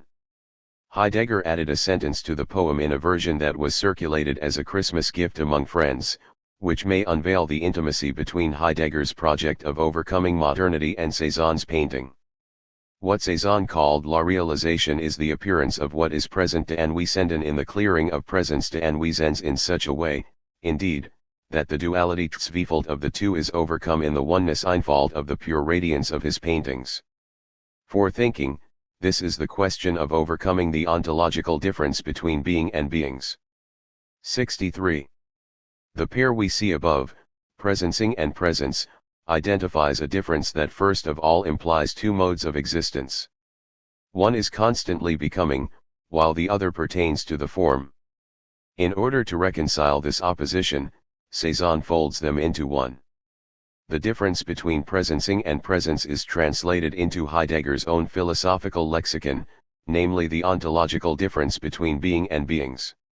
If we take this phrase from the Christmas gift seriously, then painting shares the same task as thinking to overcome this ontological difference. Cézanne's painting wants to overcome the figural by making present what is not objectively given. If this realization can be identified with the task of Cézanne, we can see why Heidegger relates his Feldweg with Cézanne's Chemin de l'Auves. It is both intellectual and personal. If, as Maurice Merleau-Ponty wrote in his famous essay Les Doutes de Cézanne that, until his death, Cézanne believed he still had yet to grasp the skill of depicting nature, we can see that this doubt arises from an ambition to transcend the figural altogether. But to transcend the figural, one needs a catastrophe, as Gilles Deleuze says, to clear, débarrasser, the prepictorial, the clichés, traditional rules of composition, or naive understandings of things already projected onto the canvas before painting begins. The intention to destroy clichés can be observed in every great painter, but what makes each of them singular is their interpretation of the forces of the pictorial. In Manet, who is considered to have inaugurated modern art, we observe an intention toward flatness. In Cézanne, we find an intention toward the depth of the pictorial. 64. Can we not say that this was the common task of modern art as a response to its epoch, namely against a destructive rationality self-evident in all domains of life, amplified by mechanization and industrialization? As we know from Seubold and Petzet, Heidegger did not appreciate all works from the Bauhaus school. Indeed, Heidegger claims that modern art, whether surrealist, abstract, or objective, is still essentially metaphysical because it still desires the seizure of beings. 65. The Bauhaus paintings are essentially metaphysical since they are not yet able to overcome the ontological difference. In their attempts to overcome industrialism, they still struggle with alternative forms instead of going beyond form itself. The paintings are still machines confined in a geometrical mode of thinking, and therefore not only fail to overcome metaphysics, but also indirectly reinforce the reign of metaphysics. The tragic thinkers of ancient Greece, on the contrary, are already non-metaphysical or pre-metaphysical, because they didn't yet subsume their thought under the highest principle of form. We live in a post-metaphysical epoch, but not the non-metaphysical time of the pre-Socratics. Therefore, post-metaphysical thinking cannot be identified with the pre-Socratic thinkers, for they only provide inspiration for locating the other beginning.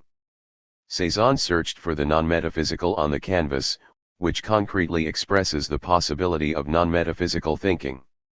Cézanne is one beginning of such a possibility for Heidegger, as he remarks in his Nachlass, what Cézanne has prepared for and begins with clay, bringing forth her Verbringen. 66. What did Cézanne actually prepare, and what exactly did clay take up? We know that beginning with La Tranchée of 1870, Cézanne attempted to reconcile human and nature against the backdrop of industrialism. In this painting, the house and the mountain overlook each other, being separated by a cut, which is yet to be healed so that the two parts can be reconciled. In his later years in Aix-en-Provence, Cézanne attempted 30 oil paintings and 45 watercolor paintings of the Mont Sainte-Victoire, an attempt that closely linked the painter to the region and his interest in geology, through the geologist Antoine Fortune-Marion, but also his ambition to live in nature and let nature live in him through his paintings. If we understand this as an attempt toward a non-metaphysical art, then clay begins and continues this task. Here, Heidegger comes back to the Greek concept of techne as poiesis or her Verbringen. Does this stepping back to the Greeks run counter to what Heidegger himself suggested in 1935 and what he wanted to avoid? Does this require a revival of Greek philosophy? Not at all. A revival, even were such an impossibility possible, would not help us. 67. Or with her Verbringen, does Heidegger mean something different from the original Greek sense?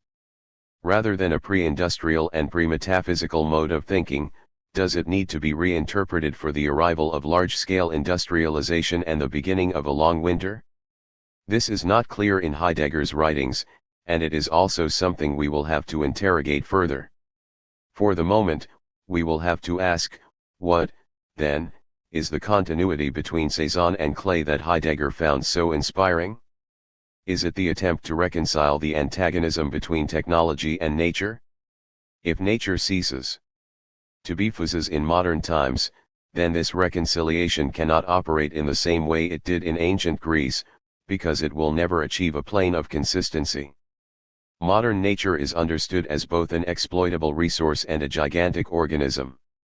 Even if a certain organic structure or agency is given to nature, humans who have given up their mechanical view of nature would then attempt to comprehend and master it in an organismic way. Already in the 1930s, in the so-called Black Notebooks, Heidegger writes that it might very well still take a considerable time to recognize that the organism and the organic present themselves as the mechanistic technological triumph of modernity over the domain of growth, nature. 68 What Heidegger sought was not an organismic way of organizing nature and technology, since that is still technological, even if it presents a less obvious form of enframing than 17th-century mechanism. What Heidegger sought here is a regrounding, a rationalization of being. Klee is no thinker of being, nor is Cezanne. However, great thinkers and artists are concerned with the same questions in spite of their differing languages. What, then, is the equivalence to being that Heidegger identified in Klee? We may want to consider this hint offered by Petzet on what Heidegger says about Klee. It is not yet clear whether Klee's own interpretation of his works, cosmic, etc., actually represents the whole of what happens in this creation. Besides, the whole tachism is probably a consequence resulting from an unconscious misunderstanding of this erroneous self-interpretation which takes place at one of the most risky points of contact between metaphysics and what is to arrive. 69. John Sallis proposes that Heidegger wasn't sure whether Klee's theoretical formations measure up to the originary character of his artistic work. In other words, there may be a discrepancy between Klee's theory and his practice. Alas, nothing could be more humiliating. Heidegger's doubt has to be understood through the obscurity of words like cosmic, etc., but cosmic refers to Klee's insistence on painting as a process of forming rather than depicting forms. Such forming is not an elaboration on the procedure of formation, but rather a genesis that goes far beyond the figure as such, since it also involves a stepping out of itself. 70. Why is the cosmos an important question for both Heidegger and Klee? Heidegger questioned a possible lack of consistency regarding the cosmos in Klee's art. But why would such a lack of consistency be a problem for him? Here we have to take a leap from Heidegger to enter into dialogue about what I term cosmotechnical thinking. 71 Heidegger's return to Herverbringen, to the pre-Socratics, seems to me to be an attempt to understand the question of technology and art in light of a reinterpretation of Greek cosmology. We associate Heidegger's being with Klee's cosmic not simply because the understanding of being depends on the world in which the Greeks dwell cosmos, which means at least two things, order and world, but rather because for Klee the cosmic is what cannot be reduced to any objective science, and this is the point of departure for his creation. Cosmic life informs moral life. The Chinese. 70 Paul Klee, on modern art, in Paul Klee Philosophical Vision, 9-14, 12. In the case that follows, a new kind of posture emerges, one whose gestures are extremely lively, causing the posture to step outside of itself. Why not? I have conceded that the justification for the concept of the object lies in the image, so that we now have a new dimension. By now I have indicated the formal elements one at a time and also in their appropriate contexts. I have also tried to make clear their stepping outside of their established positions. I have tried to make clear their coming on the scene as groups, and their initially limited but then somewhat more expanded collaboration in artistic construction. And the Indians might experience their cosmic life differently, and might not have arrived at the same rationalization that the Greeks did, as is expressed by their different mythologies and customs. The Beitrage, though it does not include the word cosmos, can also be read as an attempt to rationalize the incalculability of being. This process unfolds over 6 movements: resonating, interplay, leap, grounding, the future ones, and the last God. This rationalization is initiated by the recognition, or resonance, of the refusal of being and the abandonment by being, which is at the same time a search for being the non-objective, incalculable, undemonstratable, and non-rational. 72. It is also a search for the other beginning after the end of philosophy, a long historical process in which the question of being has been forgotten. The difficulty lies in how an interpretation of the cosmic can be sufficient to confront the gigantic metaphysical force of modern technology. Going back to any archaic notion of cosmos produces first of all an opposition between modernity and tradition. This opposition comes out of either an intuitive immunological act based on self and other, or a linear form of negation. If the other beginning different from the beginning of Western metaphysics, which we seek to think through with art, merely refuses the refusal of being, it would be only a conventional and fragile critique of technology. This opposition could be resolved by a third figure, Tragist thinking. For this to be productive, being and beings cannot be seen as two separate realms, just as cosmos or nature are no longer seen as simple opposition to technology. It is a necessary opposition preparing for a movement. Therefore, what needs to be reinvented is not a specific technology that could be more ecological or efficient, but rather a new way of thinking technology in its totality and in its diversity.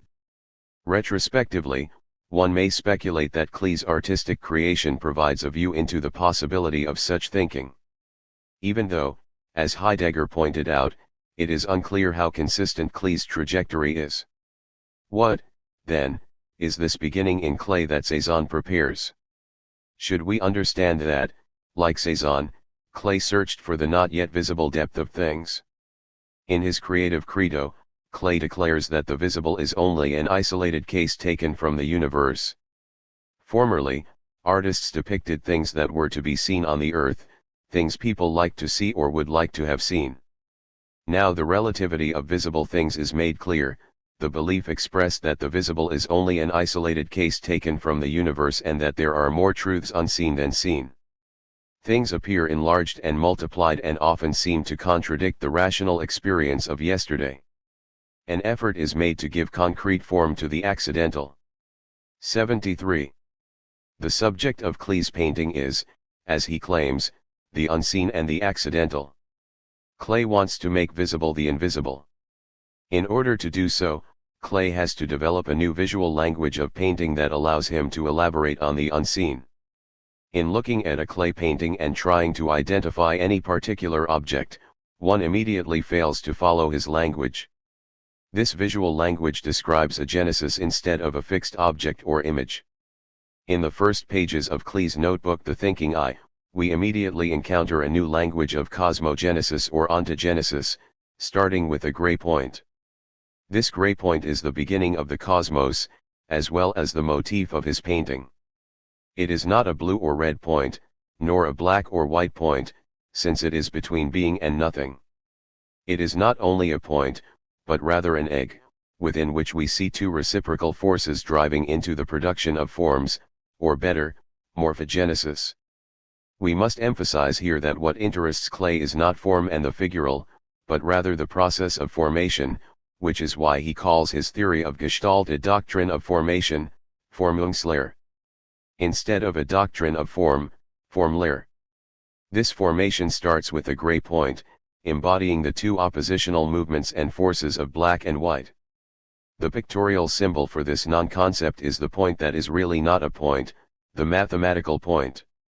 The nowhere existent something or the somewhere existent nothing is a non-conceptual concept of freedom from opposition. If we express it in terms of the perceptible, as though drawing up a balance sheet of chaos, we arrive at the concept gray, at the fateful point between coming into being and passing away, the gray point. The point is gray because it is neither white nor black or because it is white and black at the same time. It is gray because it is neither up or down or because it is both up and down. It is gray because it is neither hot nor cold, it is gray because it is a non-dimensional point, a point between the dimensions. 74. Klee's gray point is neither a line nor a plane, but a minimal surface from which a cosmogenesis can begin. It is a non-conceptual concept of freedom from opposition, since there is no freedom without opposition, and no concept without counter-concept. Such a genesis can only take place through opposition.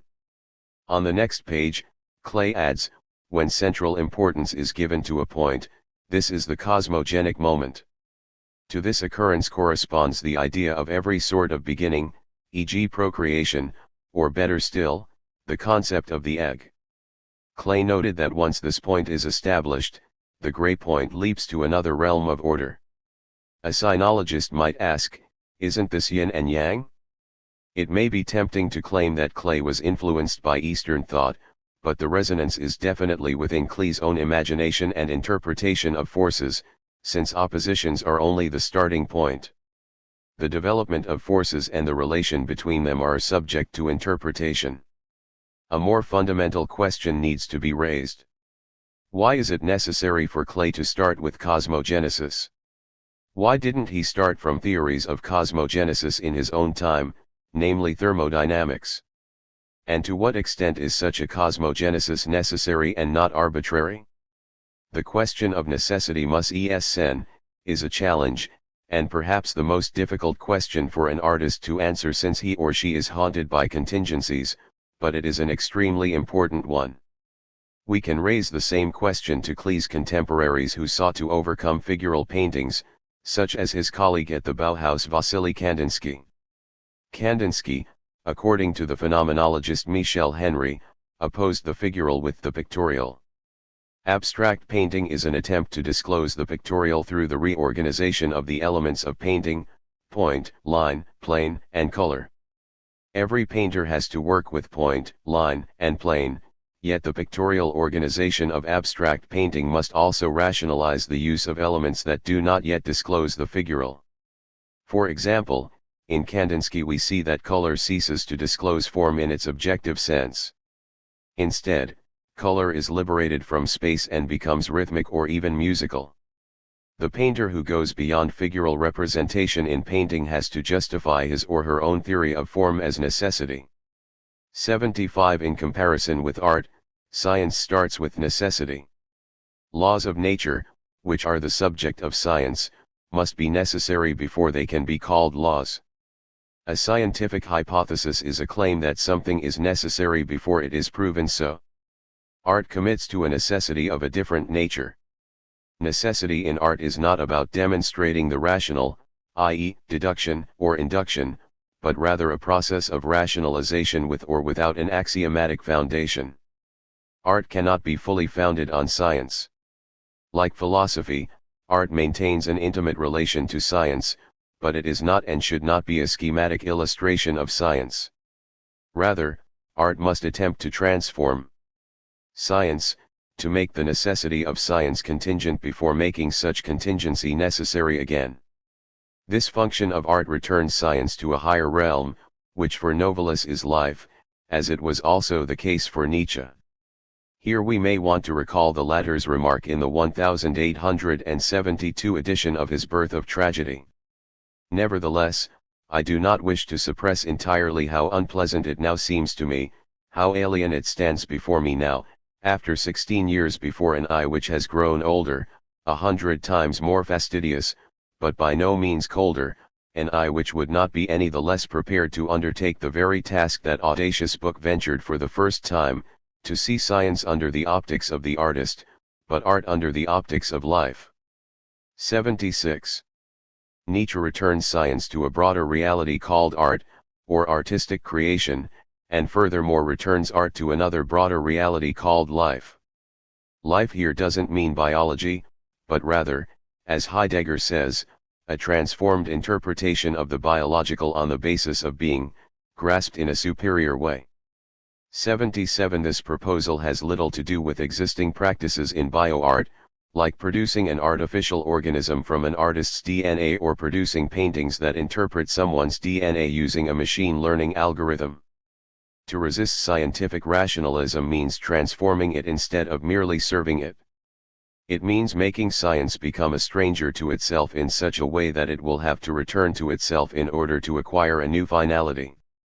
We see the same motivation in Rilke's poetry, particularly in the November 13, 1925, letter of his brief Aus Musote, where he writes, "The angel of the elegies is that creature in whom the transformation of the visible into the invisible, which we are achieving, is already accomplished.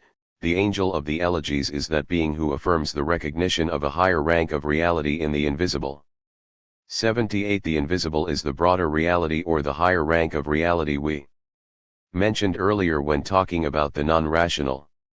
A similar act, though in reverse, is found in Klee and Kandinsky, who want to render invisible life visible, as Henry writes. Art is not only a theoretical proof of this invisible and essential reality of our being, it does not give it as something to be seen as an object, instead, it makes use of it, it is the exercise and development of it. We experience its certainty as something that must be, much like one experiences love. This certainty is absolutely identical to our life. 79. Life is not separate from art, even if life in the biological sense, started more than 3 billion years ago, exists before and without art. The earliest prehistoric painting is from about 45,000 years ago. Art is the expression of life and life the expression of art. The identification of life with art in Kandinsky's abstract painting is an attempt to make life the content of art whose inner necessity finds proof in his painting. But what is this inner necessity that remains only intuitive? Henry shows that Kandinsky's idea comes from his understanding of the cosmos. Everything dead trembled.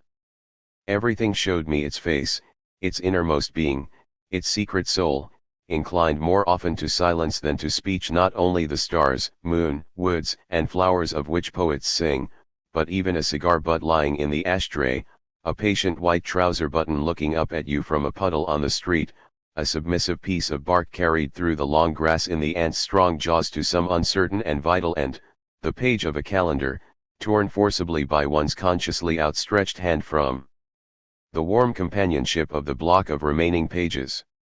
Likewise, every still and every moving point, equals line, became for me just as alive and revealed to me its soul. 80. This relation between art and cosmos is more evident when we recall Kandinsky's Cologne lecture, where he states that the birth of a work of art is of cosmic character. 81. In other words, Kandinsky wants to paint another cosmos to resist the 19th century heritage of Galilean nature. 82. This motif is shared by Klee, who didn't want to start with exact science, but rather intuition. The concept of intuition remains unintelligible here, because intuition in its non-philosophical sense is tantamount to unexamined perception, illusion, mysticism, irrationality, or sometimes mere noise, as well as a limit that the Hegelian spirit has to overcome in order to move toward the absolute. But if we maintain this conceptual conflict, we are still within a dualism. In the notebook, Klee's method was to combine research of exactitude, i.e., sciences with mathematical foundations, and intuition. Or, put another way, inscribing research of exactitude within intuition makes it possible to perceive a genesis. Pursuit of exactitude, alone is not capable of presenting a genesis, since exactitude, being geometrical in nature, is only one dimension of life and existence. Geometrical form can give us gestalt, be it static or dynamic, as in recursive form, but not necessarily genesis. However, an understanding of genesis is also not possible without knowledge of geometry. Exactitude and inexactitude are reconciled in the art life, in the way that Schiller reconciled the formal drive, rationality, and material drive, feeling, through the play drive, art. Klee anticipates the insult of adding inexactitude into exactitude, and the insults would fall like hail: romanticism, cosmicism, mysticism. In the end we should have to call in a philosopher, a magician. Klee points out the antagonism intrinsic to modern science, namely the opposition between intuition and exactitude. If the exactitude of research necessarily undermines intuition, Klee gives the priority to intuition. It is only with this intuition that the artist can go beyond the figural, since the artist is not an improved camera, but rather, as Klee says in Ways to Study Nature, 1923, he is more complex, richer, and wider. He is the creature on the earth and a creature within the whole, that is to say, a creature on a star among stars. Klee's vocabulary in this text resembles Heidegger's when he presents a schematic of world and earth, but with different meanings and dynamics. In Klee's schematic, vision passes through two different processes, teetering through two poles, a non-optical cosmic community and a non-optical earthly rooting. There is the non-optical way of intimate physical contact, earthbound, that reaches the eye of the artist from below, and there is the non-optical contact through the cosmic bond that descends from above. It must be emphasized that intensive study leads to experiences which concentrate and simplify the processes of which we have been speaking. 83. In order for an artist to participate in a co-creation with the unknown, he or she has to go beyond metaphysics and attempt to grasp beings as such and as a wholes by surpassing the optical way of seeing. This process reinvents a way of seeing not limited by geometrization, but which instead senses the constant flux of the forces of life. The object thus presented is no longer the object frozen or captured by a camera, since it involves primarily a deformation to release the real from the sensuous, and to affirm the sensuous as real. We can associate Klee's discourse on intuition with Bergson's, where intuition undoes geometry by integrating it into duration. Here, intuition challenges and dissolves the rigidity of intelligence, or more precisely, reverses the tendency to geometrize intelligence and thus liberates it to go beyond form.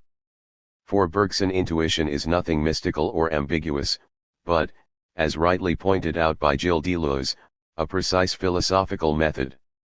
84. This undoing creates an opening.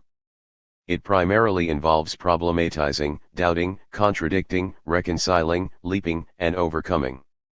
With the suspension of senses, Klee allows the universe to penetrate him and re-articulate time and space through him. Painting is more rhythmic than music, since it adds a visual component. It is more visual than any imitation of nature, because it incorporates motion. 85. For Heidegger, the paintings of Cézanne and Klee have this power to go beyond representation or forms of distorted representation like cubism, to create an opening that challenges the world as representation. Likewise, Bergson asks, how could there be disharmony between our intuitions and our science? How especially could our science make us renounce our intuitions, if these intuitions are something like instinct? 86. Intuition and intellect intelligence do not oppose each other, save where intuition refuses to become more precise by coming into touch with facts scientifically studied, and where intellect, instead of confining itself to science proper, that is, to what can be inferred from facts or proved by reasoning, combines with this an unconscious and inconsistent metaphysics which in vain lays claim to scientific pretensions. 87. Intuition is not only not opposed to intelligence or reason. On the contrary, intuition and intelligence should be complementary. The term intuition should be understood in a broader sense, since it involves more than simply guessing without absolute evidence. Instead, we should understand the relation between intuition and intelligence analogously to ground and figure, art, and science. Going back to our discussion on technology, Gilbert Simondon followed Bergson in proposing to develop what he calls philosophical intuition to understand the genesis of technicity, which creates a strong tension with technological determinism. Simondon juxtaposes philosophical intuition with concept and idea. While concept stands for a priori, transcendental, and deductive, idea stands for a posteriori, empirical and inductive. Intuition is neither deductive nor inductive, neither transcendental nor empirical, rather it is the possibility of perceiving a genesis. Simondon insists that it is not sufficient to understand technicity through a mere analysis of the concretization of technical objects, example their becoming organic, and the relation between humans and technical objects. Rather, we should understand the genesis of technicity in relation to other forms of thinking, such as religion, aesthetics, and philosophy. 88. Situating technology as genesis demands a philosophical intuition that doesn't rely on either idea or concept, but a new method to reconstruct a process characterized by the reciprocity between ground and figure. Klee's painting incarnated this. But we have yet to fully answer our own question, what is the necessity of this approach? A work of art speaks It speaks to its people, to a community that identifies with the sensibility invoked by the work. Though this sensibility don't have to belong to a particular nation, it often does, due to the enframing of nation-states that grounded an aestheticization of politics, in Walter Benjamin's sense. Intuition as the ground or background is limited by its own perspective, by a particular cultural and aesthetic education. Someone who grew up in a Japanese culture and speaks Japanese may have a different intuition than one who grew up in a German culture, since each cultivates different. 88 In recursivity and contingency, I developed an interpretation of Part 3 of On the Mode of Existence of Technical Objects, concerning how the question of philosophical intuition can supplement the analysis of technical concretization, and to what extent we can understand this analysis of technicity as an effort beyond cybernetics. Sensibilities. Sensibilities are intuitive, and intuition is always ignored and undermined by logocentrism and phonocentrism that are assumed to be universal. A community is formed through kinship but has its foundation in a shared sensibility.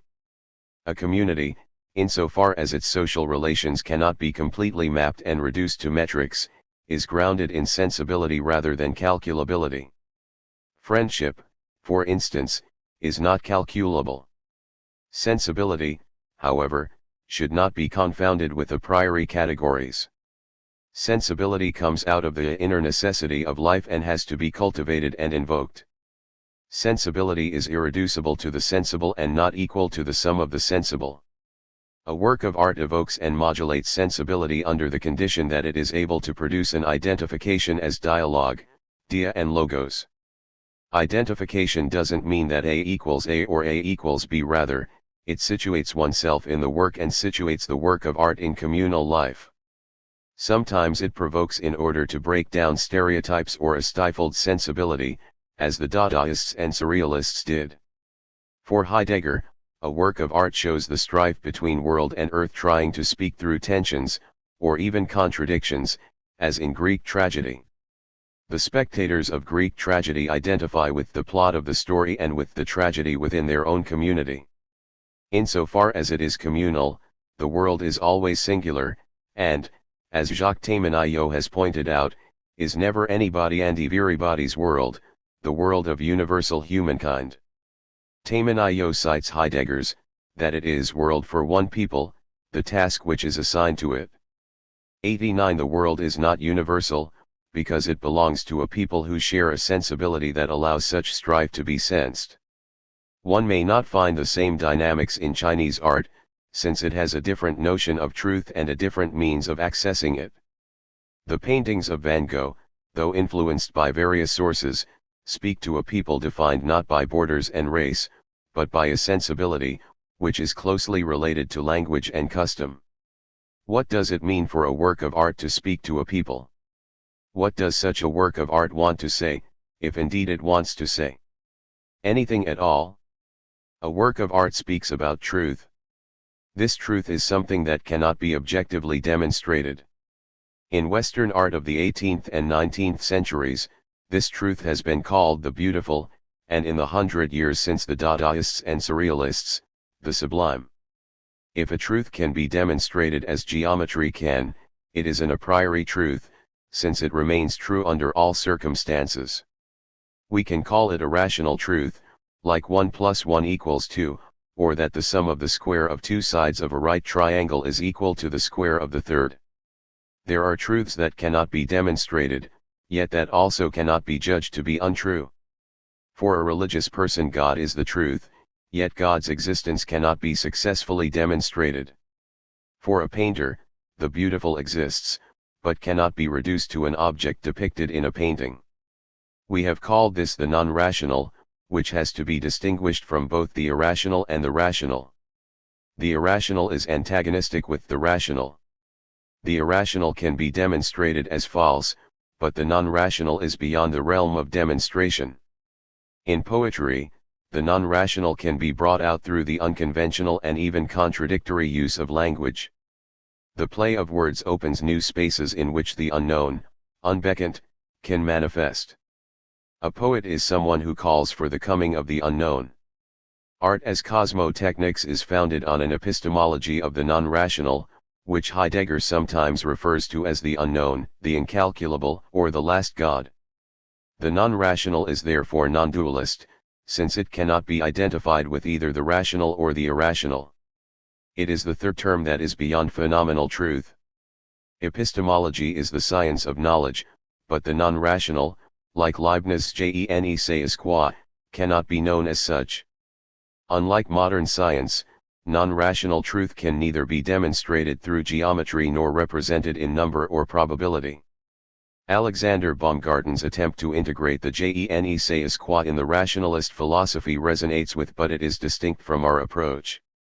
How, then, can an epistemology of the unknown be possible? An epistemology demands a ground, but there is nothing absolutely certain in the non-rational to start from. The only start can come by assuming the existence of such a ground, which is not self-evident and refuses to be exposed as such. To what extent is this ground not contingent and arbitrary? The question itself already presupposes a logical necessity. Science starts with a demonstrable ground, while art starts with a groundless ground and defends its openness and immeasurability. Contemporary sciences also have to deal with many unknown elements, such as dark matter, dark energy, the mysterious origin of life, and so on, but they are all still grounded in mathematics. Mathematical consistency is the criteria of the real in science, but this is neither the beginning nor the end for philosophy and art. In Kant's regrounding of philosophy, the beautiful and the moral cannot be demonstrated like mathematical concepts. The beautiful can only be negatively defined, purposiveness without purpose, pleasure without interest. If we say art consists of an epistemology of the non-rational, it is because art wills to know beyond both the phenomenal world and the ultimate reality subordinated to the world of forms, which, since Plato, has been called metaphysics. This will to power, recalling Nietzsche's will to power as art, gives art meaning as a creative force beyond mere imitation. For Nietzsche, rapture, or intoxication, Rausch, is the fundamental element of art, because rapture points primarily to a beyond. Artists are always outside of themselves, in a permanent state of ecstasis, in relation to the non-rational, which is neither mysterious nor mythical but concrete and effective. This implies a way of knowing that reaches the supersensuous through the sensuous, a Nietzschean anti-Platonism, as Nietzsche himself says. For myself and for all those who live are permitted to live without the anxieties of a puritanical conscience, I wish an ever greater spiritualization and augmentation of the senses. Yes, we ought to be grateful to our senses for their subtlety, fullness, and force, and we ought to offer them in return the very best of spirit we possess. 90. The augmentation of the senses is made possible by the work of art, not necessarily in the form of virtual or augmented reality, which often depart from, and rarely leave the quantitative realm, but rather by either elevating the subject to comprehend the extraordinary in sublime art or by dissolving the subject into a position that is neither being nor nothing. The viewer can only respond with an exclamation.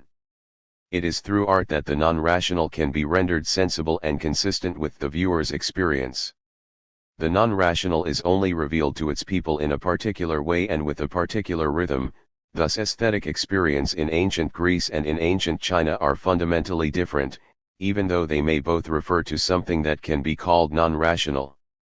Can we understand Heidegger's fascination with Cézanne and Klee through their efforts to find a place for the non-rational in the post-metaphysical world? In a post-metaphysical world, God has turned away from all beings. An ontotheology is completed and expressed as nihilism. The highest value, like God, which gives meaning to life, can also turn out to be valueless. In the post-metaphysical world, transcendence sinks into the dark night. God disappears in the nocturne, the normative force of religion becomes a means of governing of the modern states. The search for the replacement of God turns to primitive arts, drugs, Marxian hero worship, revival of religion and nationalism. But even in the epoch when God is said to be dead, the unknown still persists. While Romanticism's resistance to rationalization characterized the antagonism within modernity, today, a mere return to nature doesn't seem effective against the gigantism of modern technology. We have yet to reflect on how, for our epoch, the unknown can be demystified and anthropomorphized while remaining effective, given the human being's limited knowledge and sensibility toward other non-human beings. Thinking must recognize that the post-metaphysical world no longer restricts imagination to any well-defined and articulated transcendence, like Platonic form or Christian God, nor does it return imagination to a primitive wildness. Rather, it establishes a new rationalization, with and through technology. This new rationalization doesn't confine itself to techno-logos or Occidental rationality, but rather regrounds technology by resituating it in broader realities. The search for lost spirit remains a reaction against the technological world, as a remedy to its ignorance and forgetfulness of the question of being. Attempting to compensate for the coldness and cruelty of instrumental rationality will only end in an unhappy consciousness, since every time it believes it has found a counterforce, it is always already too late. Because its existence depends on the other, like Hegel's dialectics of lord and bondsman, in which the other changes and threatens to dominate, it loses its ground. A resolution demands not only an adjustment of position, but a total reconfiguration. Heidegger might also clearly see that if the question of being is independent of technology, his philosophy would fall victim to an unsuccessful lord-bondsman dialectics, therefore unhappy consciousness. One possible response is to reintroduce the question of being in technology and vice versa, meaning that being and technology are made inseparable, as they were in the origin of the work of art. In both the origin of the work of art and the question concerning technology, Heidegger emphasizes the relation between the two, since the concealment of being belongs to the task and possibility of techne. Presented as a rupture from Greek techne, modern technology nevertheless still carries the possibility of unconcealment, though instead of bringing forth, its mode of unconcealment is challenging, herausforderung. Challenging, no matter how negative the term, is not a mere closure. It may even be a possibility for the moderns. However, this mode of unconcealment is essentially catastrophic, since it risks producing massive destruction, like the meltdown of the nuclear power plant in Fukushima and more recently the novel coronavirus pandemic. This is why I suggest reading Heidegger's interest in cosmology and Cézanne and Klee as an attempt to reflect on the future of technology that returns to her Verbringen. The non-rational manifests itself in Cézanne's doubt in knowing what nature really is, and in Klee's effort to escape metaphysics. Can modern technology after cybernetics have the function of her Verbringen? It wouldn't mean returning to Greek techne or refusing to make art with digital technology, but rather thinking of a mode of unconcealment that is not mere challenging.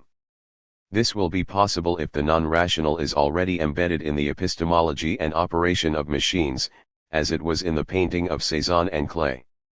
Heidegger's association of Klee and Cézanne with what the Greeks called poiesis or her Verbringen steps back to a cosmology centered on the non-rational called being, sen. Posed as a fundamental question of philosophy, this step back remains unthought, therefore for Heidegger, stepping backwards means, resignation of thinking before world civilization, at a distance from it, by no means in its denial, engaging in what in the beginning of Western thought still had to remain unthought. 91 In what is called thinking, when Heidegger elaborates on fragment 6 of Parmenides's poem, he claims, it is in fact superfluous to translate nu mu mu epsilon nu alpha iota into Latin or German. But it is necessary finally to translate these words into Greek. 92 For Heidegger, in order to think through the question of technology, the Europeans have to be more Greek than the Greeks, to overcome both progress and regress to imagine a reform of culture. In this sense Heidegger is an heir to Nietzsche, or in Heidegger's own words, it demands a translation, Übersetzen, as both transposition and leap. 93. The other beginning can only be thought by radically reinterpreting the question of art and technology. 94 Heidegger wanted to overcome European modernity by taking a detour and a reinterpretation of ancient Greek philosophy, searching for an exodus hidden in the unthought. However, we have to ask, today, What would constitute a non-European thinking regarding the origin of the work of art? Is a detour through the ancient Greeks sufficient and effective for the non-Europeans? Probably not, since Greece is only one civilization among many others, as Heidegger knew very well when he wrote that the end of philosophy means the beginning of world civilization based upon Western European thinking. The end of philosophy is an urgent call for a diversification of thinking, which later in the book I call fragmentation. Fragmentation doesn't mean the classification of thinking in the way that naturalists have done with animal bodies and plants. Rather, fragmentation is a necessary step toward the recomposition of thinking. To deserve such a name, a great work of art achieves its distinction through either technical skill or negation. The former is characterized by continuity and the latter by rupture. A master's painting demonstrates decades of cultivation and knowledge passed from previous generations, modified by personal interpretation and acquired skill. This high level of technical understanding is not easily surpassed by an amateur. Discontinuity, on the other hand, demands a conceptual and paradigmatic break, not only in terms of skill, but also in terms of sensibility. In modern art, artists pursued this imperative by letting the work undo itself. To be sure, such undoing also requires technique and skill, but what does it mean? It means negating itself as a work of art and the condition under which it is defined as such.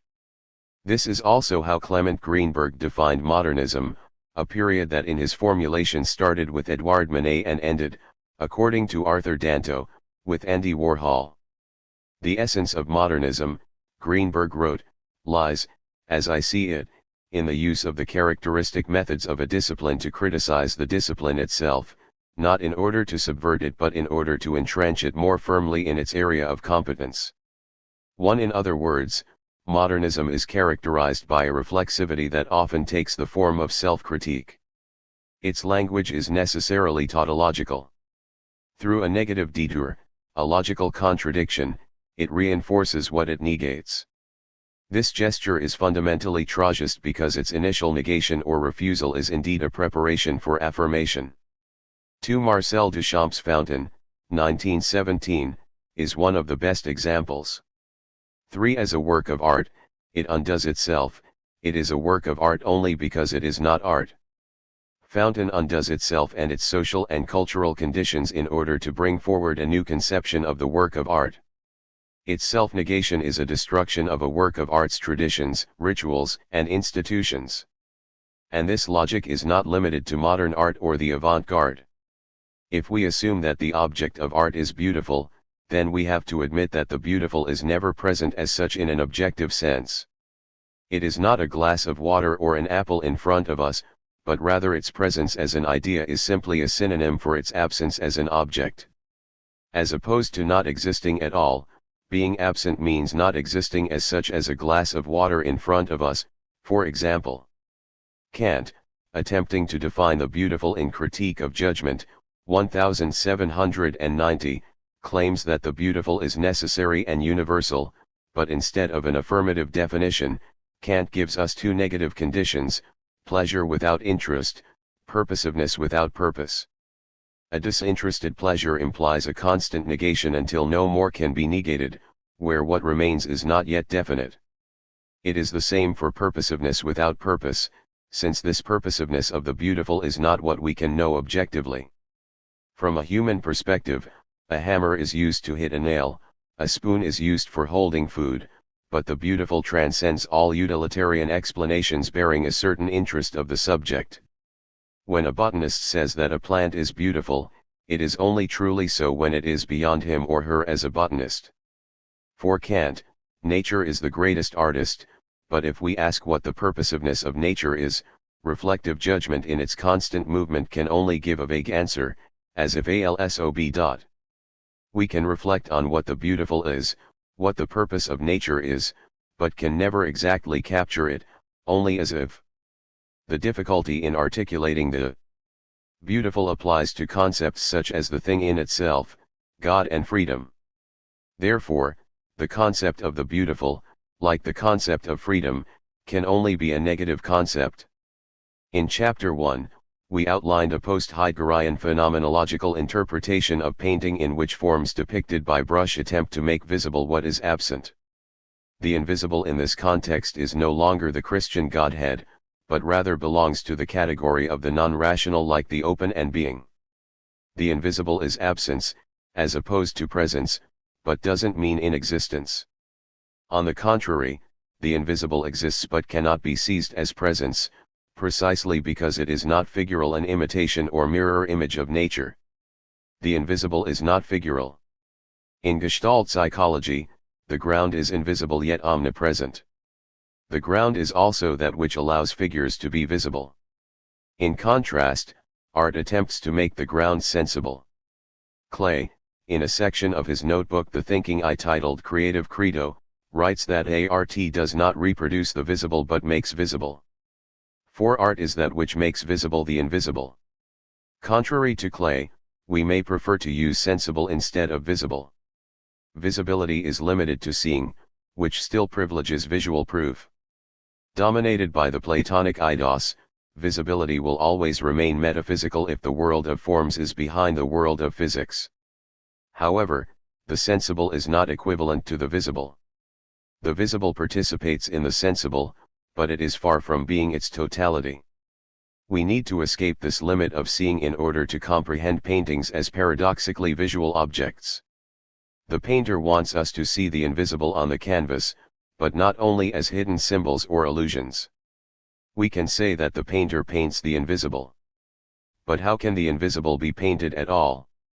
Though I feel love when I look into the eyes of my lover, I don't see it as such. Recall what the Neoplatonist Plotinus said in the Enneads: love only emerges when we move from the sensible form to what is without form. 5. Paradoxically, Plotinus finds this experience not in the lover, but the inner self, for love desires the good, which engenders love by giving grace and makes grace appear by awakening love. 6. Plotinus, as a disciple of Plato, sees eidos as the ground of explanation. But as a Christian, and against the Gnostics, he doesn't seek eidos beyond the earth. Instead, he finds it by returning to the inner self. We may want to generalize beyond this Platonist and Christian framework, since it suggests one way among many to contemplate love. Love is not something written, said, or seen, though it is possible to render as sensible, and thus experienceable.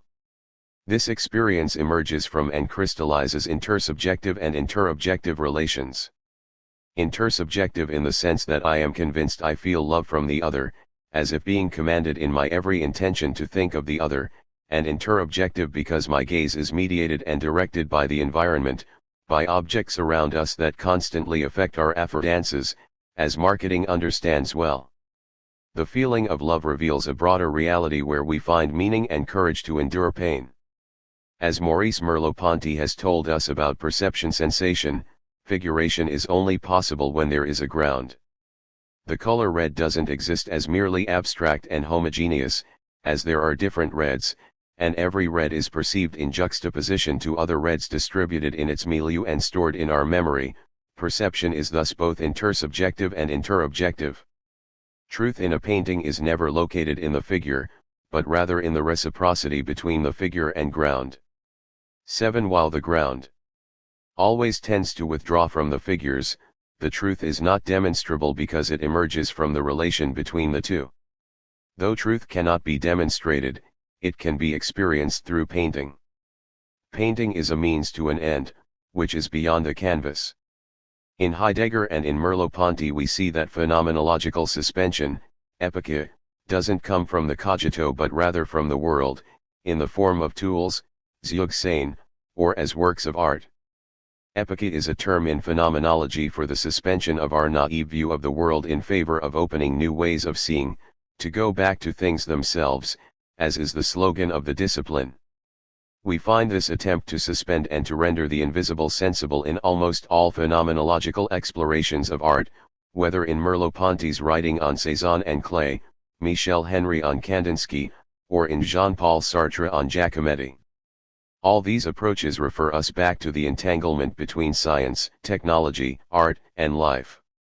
Kandinsky's suspension of the external necessity of form allows him to free point, line, plane, and color in order to recompose the canvas according to an inner necessity identifiable with life. Giacometti's suspension is indicated by an indivisible distance between the viewer and the sculpture. As Sartre told us, by accepting relativity from the outset, Giacometti has found the absolute. 8. Giacometti was haunted by the infinite divisibility of space, which characterizes the absolute as perfect depiction of detail in the practice of classical sculpture.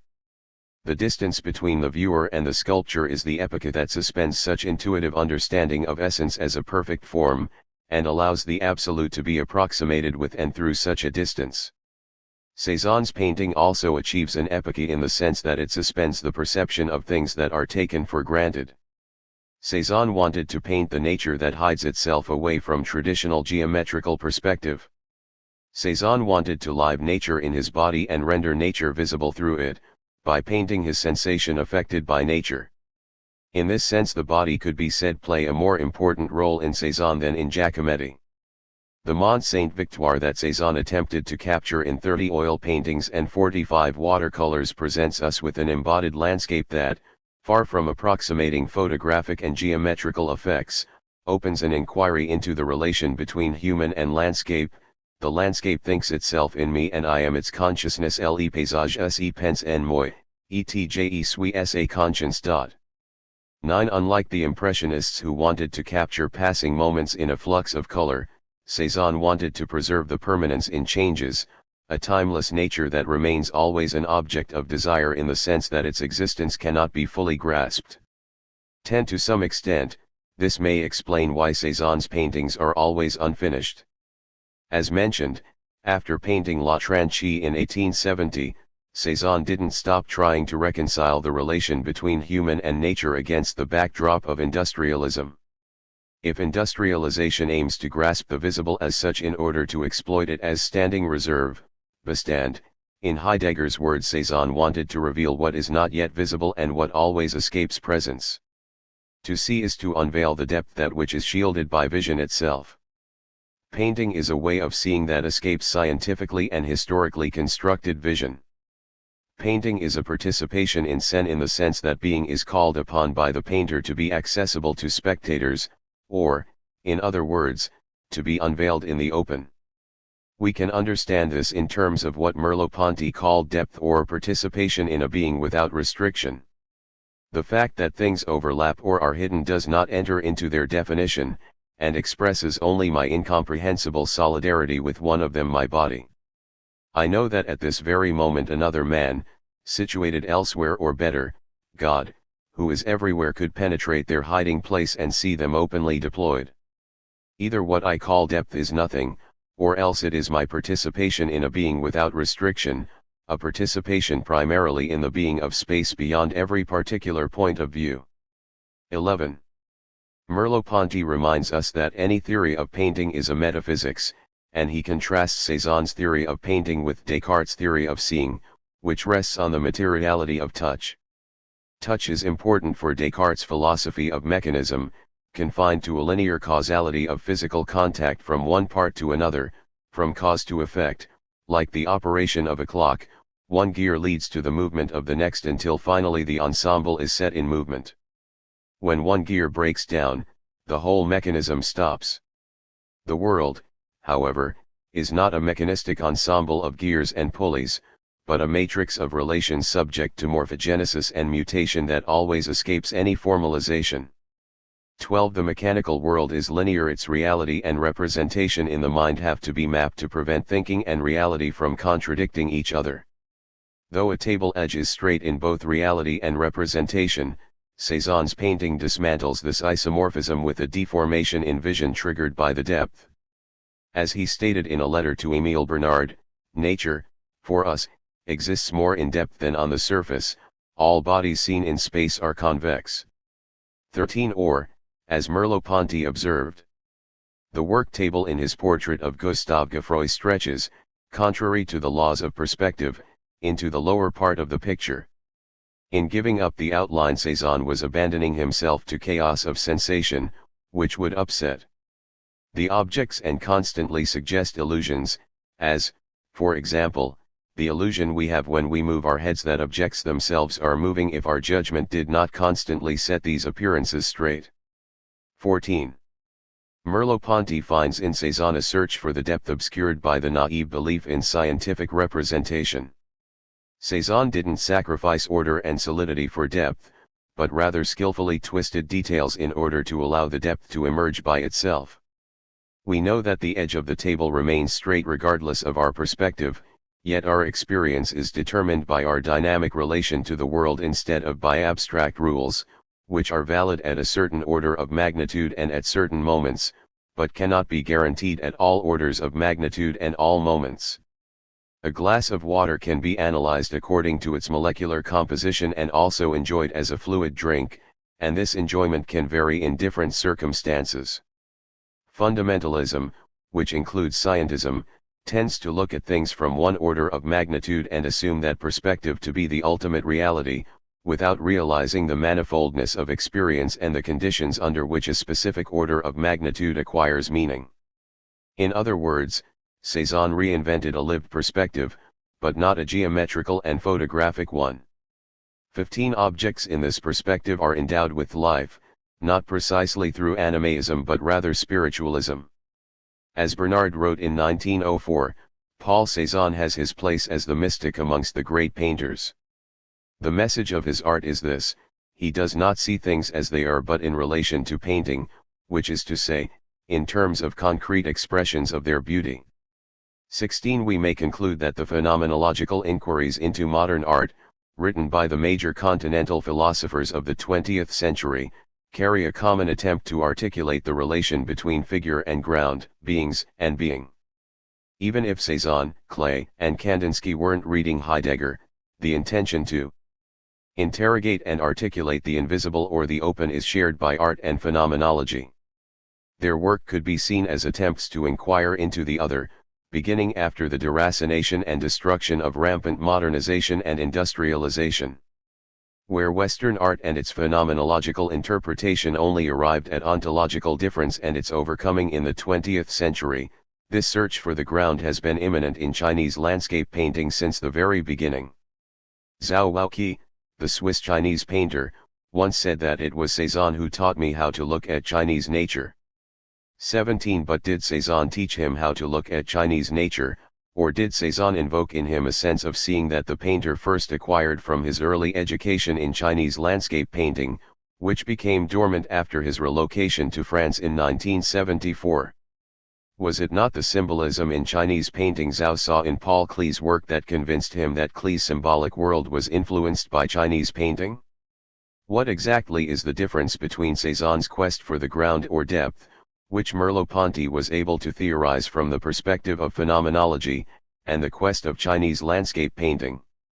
Do we not find a similar saying in the painter Jing Hao's, ca. 870-930, Theoretical Writing Notes on Brushwork, where the author states, through the voice of an unknown master, that it is necessary to go beyond appearances in order to express the reality of the object? Instead of generalizing Merleau-Ponty's theory of painting, though it may be necessary initially here, we seek to open the question of the varieties of experience of art in order to formulate the task of thinking. My focus in the rest of this chapter will be Chinese landscape painting, or more precisely shan shui, literally mountain water. In the introduction, I made a strong claim that Greek tragedy and shan shui painting characterize two different major modes of aesthetic and philosophical thinking in Europe and China, and we elucidated what we call a Trajan logic.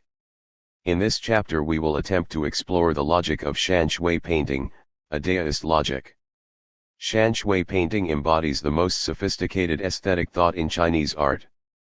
Rather than repeat what has already been said by many theorists and art historians, I would like to suggest that shan shui be understood as a cosmotechnics resituating humans and their technological world within a broader cosmic reality, where the cosmic and moral orders are unified via technical activity, in this case, painting. But what is this unification? It doesn't simply mean that two things are brought together like two apples placed next to each other, but rather that they constitute a reciprocal relation. This reciprocity needs to be further explored as a recursive logic, based on what I call oppositional continuity and oppositional unity.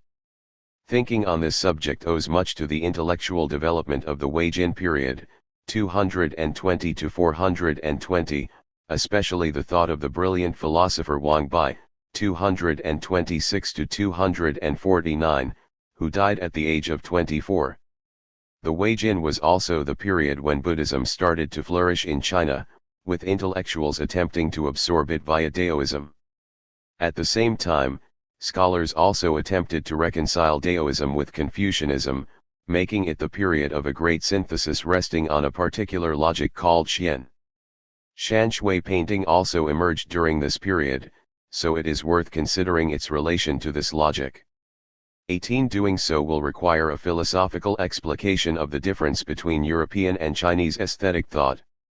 No matter how exotic this may seem, without such a differentiation, we risk confounding all models into a single one that pretends to be universal, like Nietzsche's characterization of Kant as the great Chinese of Königsberg. 19. We begin with the French sinologist François Jullien, who in past decades has explored the gap, écart, between Chinese and European thought, particularly in several works on the differences in aesthetics. His The Impossible Nude, 2000, raises a rather strange but interesting question: why didn't ancient China have the nude paintings we find in ancient Indo-European culture? Jullien shows that nudity is closely related to Platonic form. The nude tends toward the ideal and serves as the image, icon, for the idea. 20. The nude, who is not simply naked, representing the archetype of the bodily beauty, is the true form, eidos. 21. The nude sets itself in confrontation with being, to obtain its surrender and rob it of its enigma. 22. In the great image has no form. Jullien claims that Chinese art demonstrates a different form of thought compared to the relentlessly, intensely, and passionately separated presence and absence of European thought. 23. Chinese art, on the other hand, maintains a continuous relation between presence and absence. As Martin Heidegger has shown, the Greeks, unbeknownst to themselves, understood the determination of essence as presence, ousia as parousia, exploiting the productivity of that rip until it turned into the abyss. From there it devoted itself to the beatific cult of presence, even as it developed a tragic art of absence. 24. Jullien sees in Chinese thought a possible response to Heidegger's questioning or the challenge that he puts to Western philosophy concerning the domination of eidos throughout the history of metaphysics. 25. Jullien proposes that in ancient Chinese thought, there is no intelligible form beyond the sensible realm. 26. And in contrast to European thought, which became a cult of presence, there is no clear separation between absence and presence in Chinese thought, since ontology, Jullien claims, has never been a question for the Chinese.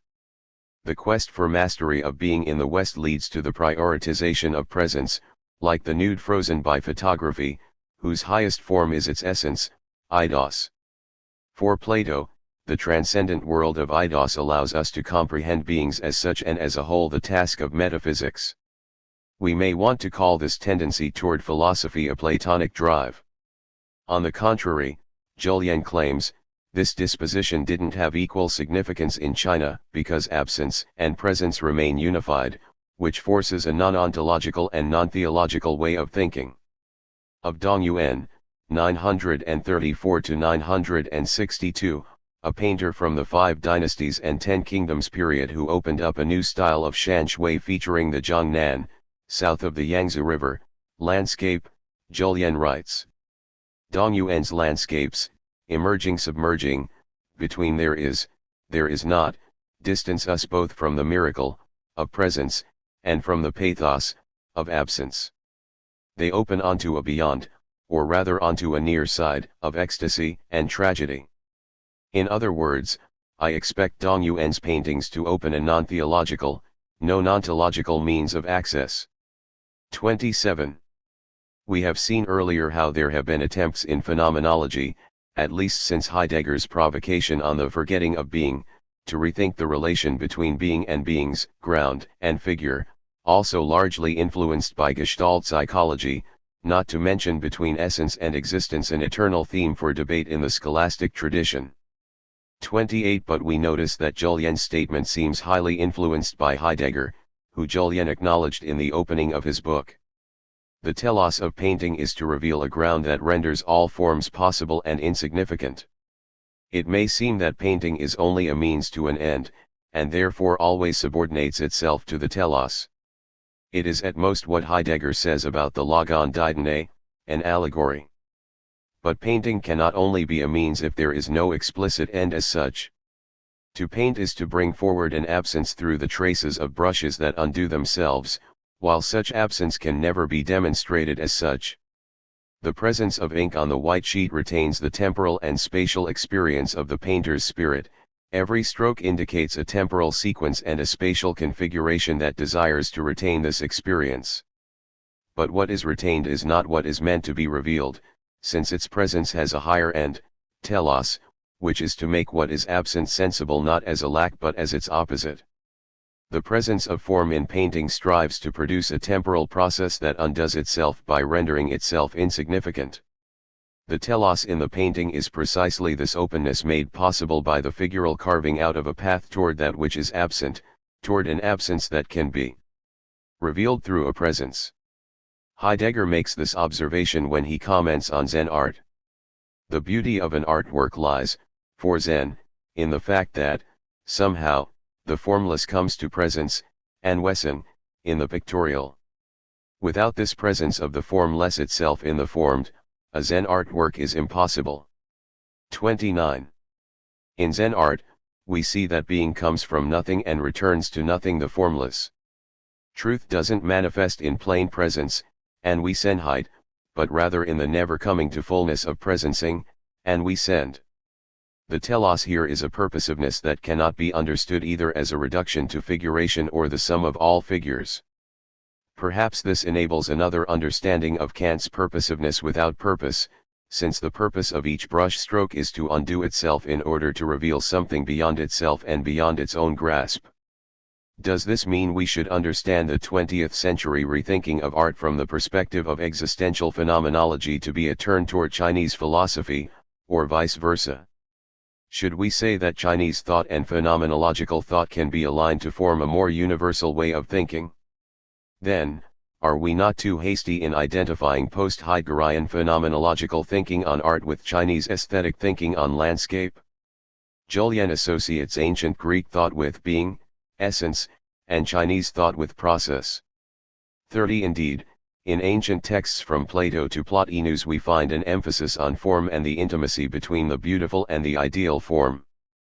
But this caricature risks oversimplifying Greek thought as static in contrast with a dynamic Chinese thought. Consider our description earlier of an organic form in the spirit of atragist logic. This is very different from the form Julien describes in The Impossible Nude, where he refers to Schelling's philosophy of art and to Winckelmann, Lessing, and Herder, yet says nothing of tragic art and the organic form central to Schelling's aesthetic philosophy and his interpretation of tragedy, which is the highest form of poetic art in the West.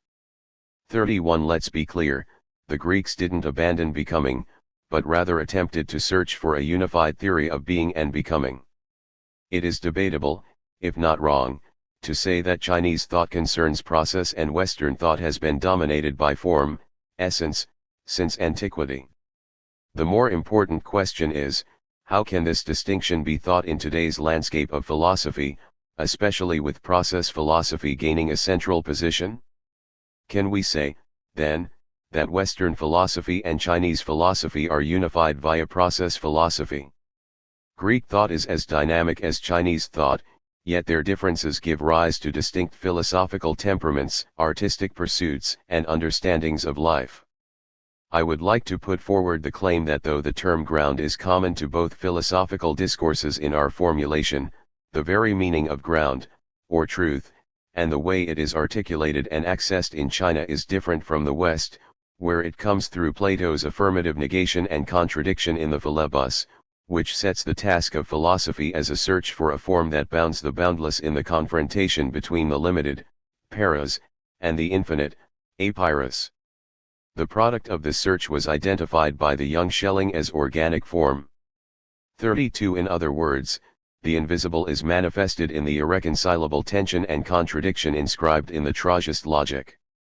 33. This logic is central to my thesis on the varieties of experience of art, since it concerns style less than aesthetic and philosophical thinking.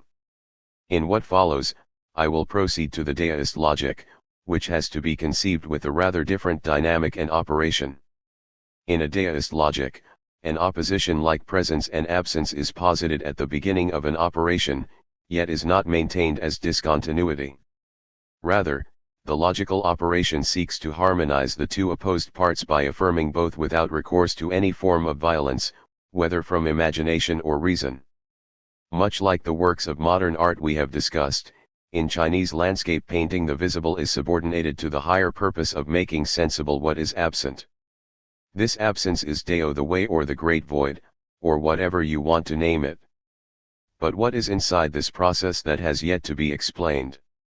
Certainly in Chinese painting, there are different registers that set up norms of painting, such as chi, breath, shen, spirit, seeing, form, xiang, image or phenomenon, and yi, meaning or sense, among others. Priority is given more to resemblance of shen si, than resemblance of seeing si, to writing yi, xia yi, than writing seeing, xia seeing. What are their relations to Dao, and what are the dynamics of these relations? Insofar as there are figures in Chinese painting, aren't there forms as well? While these forms may sound similar to what Aristotle calls morph and Plato calls eidos, the concept of figuration is rather different in Chinese thought. Modern Chinese uses seeing to translate form. However, seeing is not exactly form in the modern sense, and etymologically, seeing is a synonym of xiang. 34. Xiang can be translated as elephant, as well as phenomenon, impression, and resemblance. Mao Zongxin explains the three meanings of xiang as firstly phenomenon, secondly resemblance, and lastly, a reference to the analogical method of establishing laws through the observation of natural phenomena. 35. In an ancient commentary on the I Ching, the Shi Si, we read, "What appears in the heaven as phenomenon, takes concrete form on the earth. The heaven produces spiritual entities and the sages follow them. Phenomena descend from the heaven, showing good and bad signs, the sages imitate them through the divinatory hexagrams." 36. The first phrase corresponds to the first two senses of xiang, phenomenon in the sky and its concrete form on the earth. The second and third phrases correspond to the third, indicating interpretation of these phenomena and their significance, and the third phrase more precisely indicates the subtle relation between heaven and the human world, Renjian. Specifically, xiang lies between phenomenon and impression not as a phenomenon independent of the perceiver, but rather something perceived according to resemblance. This resemblance demands a judgment from the subject, since the subject is the medium of what we will later call resonance, a term that Joseph Needham used to translate Ganying, literally feeling and response. The I Ching is based on the resemblances between a physical phenomenon and its spiritual object. Therefore, the first hexagram Jian of the text notes the appearance of a dragon in the field, indicating that it is fitting to see the great man. One doesn't actually see a dragon in the field, but the xiang of the dragon in the field. Like when Zhuangzi says white horses, dust, come out of the breathing of living creatures, we are not talking about real wild horses, but rather the xiang of a horse. 37. Xiang is distinguished from seeing, which is concrete. Xiang is between form and impression, so impression is also translated as yin xiang, xiang being pressed yin. In Record of Famous Paintings to 841, by the Tang historian Zhang Yuan, ca 815 to 877, we read, "In order to express the xiang of an object, one must aim at likeness of seeing, but this formal likeness consists in the basic individuality Kyuki, and both basic individuality and formal likeness come from the artist's conception of the subject and are based ultimately upon brushwork." 38. Xiang and seeing cannot be separated, but xiang cannot be reduced to seeing, though etymologically they are synonyms. So when Laozi says the great xiang has no form, it is better to translate xiang, as Julian does, as image, especially considering the concept of image in a Bergsonian sense, more than an idea and less than a thing. 39. Here we should be clear that xiang, instead of mere form, is key to the visual language in Chinese painting. In a classical theoretical treatise on Shan Shui painting titled Lofty Messages of Forests and Streams, by Guo Si, North Song Dynasty, in the name of his painter father, Guo Shi, 1087, we read: The chi of the cloud of water and mountain varies from season to season. In the spring one sees it unfreezing and coming into harmony, in the summer, it is thick and lush, in the autumn, sparse and loosening, in the winter, gloomy and thinning. When painting we see the big image, but not a depicted form, then the chi of the cloud becomes energetic. 40. Here Guo Shi tells us that in Shan Shui paintings, it is necessary to avoid carving the form. Instead, it should endeavor to show the xiang, in order to activate the chi of the cloud. Activate in what sense? So that we will see its movement instead of only its form. These examples show precisely that the Chinese didn't consider formal imposition to be fundamental to painting, but rather a different category, xiang. If seeing is clearly distinguishable from its contour, i.e., form, xiang presents a haziness, menglong, that is there but cannot be grasped as exact representation. In other words, it cannot be grasped as an absolute concept of what it represents. 41. In painting, it is called yin yun, often referred to as a misty scene, but originally indicating the meeting of the breath of yin and yang, brush and ink. It must not be confounded with chaos, since chaos is when yin and yun are not yet separated. 42. In chapter 21 of the Dao De Jing, Laozi calls this haziness huang hu, literally intangible and vague. As a thing Dao is shadowy, indistinct. Indistinct and shadowy, yet within it is an image xiang, shadowy and indistinct, yet within it is a thing wu. Dim and dark, yet within it is something shining jing, this thing shining is quite genuine, and within it is something that can be tested. Dao cannot be grasped as an entity. Even when one attempts to do so, it appears to be vague and intangible. However, it conveys something that is the ground of life, and it is something that one can trust. The previous passage by Guo Shi can be read as an interpretation of Laozi's great image is without form. What does being great, or big, mean here? Laozi says in chapter 41 of the Dao De Jing that the great square has no corners. The great vessel takes long to complete. The great note is rarefied in sound. 44. Dao has another name, de, great. Without form means a largeness that cannot be contained in one's view. Instead, one lives inside this incommensurable scale.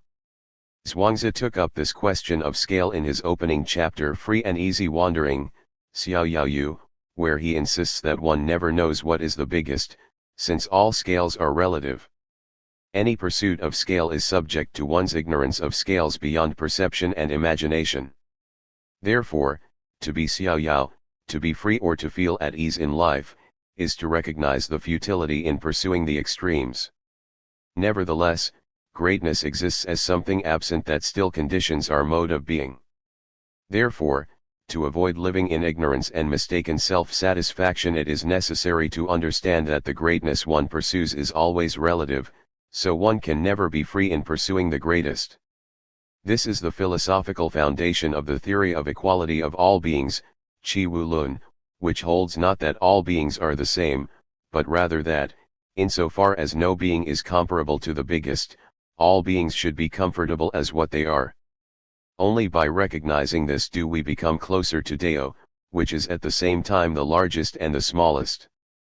As Zhuangzi says, heaven and earth were born at the same time I was, and the 10,000 things are one with me. 45. It is also the aim of Shan Shui painting to reveal the greatest and largest, to express the great image far beyond the sight of spectators, since that is what opens the finitude of the self to the infinite, that which always escapes the confinement of form. In this sense, it is not possible to understand Chinese thought on art and technology through Aristotelian hylomorphism, in which physical objects result from the combination of matter and form. The same goes for the four causes: material, formal, efficient, and final.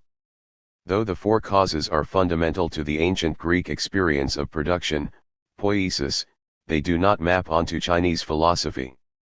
Instead, we should venture into another experience of the work of art, stimulated by what I describe as nonlinear cause. Without hylomorphism as the principle of individuation, the Chinese have both yang, and yin, and qian, and kun, as two fundamental causes. Yin and yang are oppositional, yet they are not antagonistic because there is yang within yin and yin within yang. Their opposition doesn't lead to contradiction and reconciliation, but rather to continuity. Shan and shui, mountain and water, already constitute an oppositional continuity, like yang and yin, mountain being yang and water being yin. We cannot say that oppositional thinking does not exist in China. On the contrary, it is omnipresent, with the fundamental difference from the West being a continuity between the two opposed parts. Shan is hard and rigid, while shui is soft and flexible. The Buddhist painter Wang Wei, 701 to 761, a significant figure in the transition from colored shan shui painting to ink shan shui painting, describes the technique of producing continuity through oppositions or contradictions.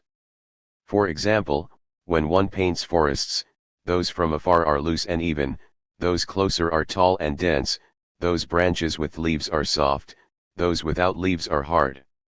We can list some of these oppositions. Far versus close, versus heaven versus earth, versus east versus west, versus being versus nothing, versus clear versus blurry, versus guest versus host, versus more versus less, versus abstract versus concrete, versus dry versus wet, versus dense versus light, versus flat and loose versus tall and dense, versus long as root versus straight as stem, versus scarce versus luxuriant, versus soft, delicate versus hard, strong, versus. In one of the most philosophical treatises by a more recent painter, Shi Tao, 1642 to 1707, almost 1,000 years after Wang Wei, the omnipresence of oppositions are necessary to produce the dynamic of the painting. In a chapter titled Brush and Ink, which already refers to an opposition between the solid brush and liquid ink, we can identify the following oppositions: front versus back, versus side versus slant, versus clustered versus scattered, versus near versus distant, versus internal versus external, versus empty versus solid, versus broken versus continuous, vs gradation versus degradation, versus discernible versus indiscernible, versus embryonic versus skeletal, versus opening up versus closing in, versus body versus use, versus form versus propension, versus bending versus standing, versus crouch versus leap, versus hiding versus soaring, versus. This oppositional continuity is already present in the I Ching in the relation between Qian and Kun, symbols of heaven and earth. It is further elaborated by Laozi in the Dao De Jing to become the key element of Dao. The oppositional is omnipresent, since everything present is made possible by a negative force and a positive force, and the instance of this process is called presence. In the Dao De Jing, we read, opposition, or turning back, constitutes the dynamic of Dao. The dynamics of Dao are animated by an oppositional force, which is necessary less in the sense of a first cause than in the sense of being immanent in all movements and all modes of existence. As above with Wang Wei, we can also list some oppositional continuities in the Dao De Jing. Dao/Da, slash being slash nothing, slash chapter 2. Static slash dynamic, slash 15. Black slash white, slash 28. Male slash female, slash 28. Honor slash dishonor, slash 28. Strong slash weak, slash 36. Condense slash expand, slash 36. Wither slash flourish, slash 36. There slash here, slash 38. Yin slash yang, slash 42. Skillful slash clumsy, slash 45. Full slash empty, slash 45. Bend slash stretch, slash 45. Complete slash missing, slash 45. Benefit slash consume, slash 48. Disaster slash luck, slash 58. Odd slash even, slash 58. Good slash evil, slash 58. Big slash small, slash 61. Life slash death, slash 76. Hard slash soft, slash 78. Head slash tail, slash 78. 46 Chapter 2 in the Dao De Jing best demonstrates this oppositional continuity. As Laozi says, the whole world recognizes the beautiful as the beautiful, yet this is only the ugly, the whole world recognizes the good as the good, yet this is only the bad. Thus something and nothing produce each other, the difficult and the easy complement each other, the long and the short offset each other, the high and the low incline towards each other, note and sound harmonize with each other, before and after follow each other. 47. Likewise, yin and yang constitute a recursive process in which there is no imposition of form on matter, but rather a genesis.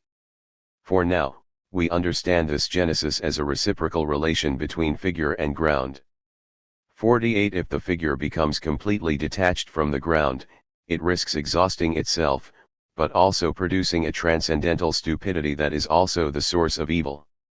Trajist logic is also a form of recursive logic, and, differently from Daoist logic, starts with an irreconcilable opposition that is an oppositional discontinuity such as the mutual exclusivity of being and nothing, life and death. Can we identify oppositional continuity as the principle of individuation in Chinese thought? In the Dao De Jing, we read 1,000 beings under the heaven come from Yu being, Yu comes from Wu nothing. Later in chapter 42 we read, Dao begets 1, 1 begets 2, 2 begets 3, 3 begets the 10,000 things. Why does Laozi stop at 3 but not 4, which means completion, or at 5, which is the number of movements/elements? Metal, wood, water, fire, earth. Does the number 3 suggest the ancients' love of simplicity or their inability to tackle complexity? If Yu, having, often rendered as being, is opposed to Wu, not having, often translated as nothing, yet Yu also comes from Wu, how is such a provenance even possible? What is the nature of this opposition?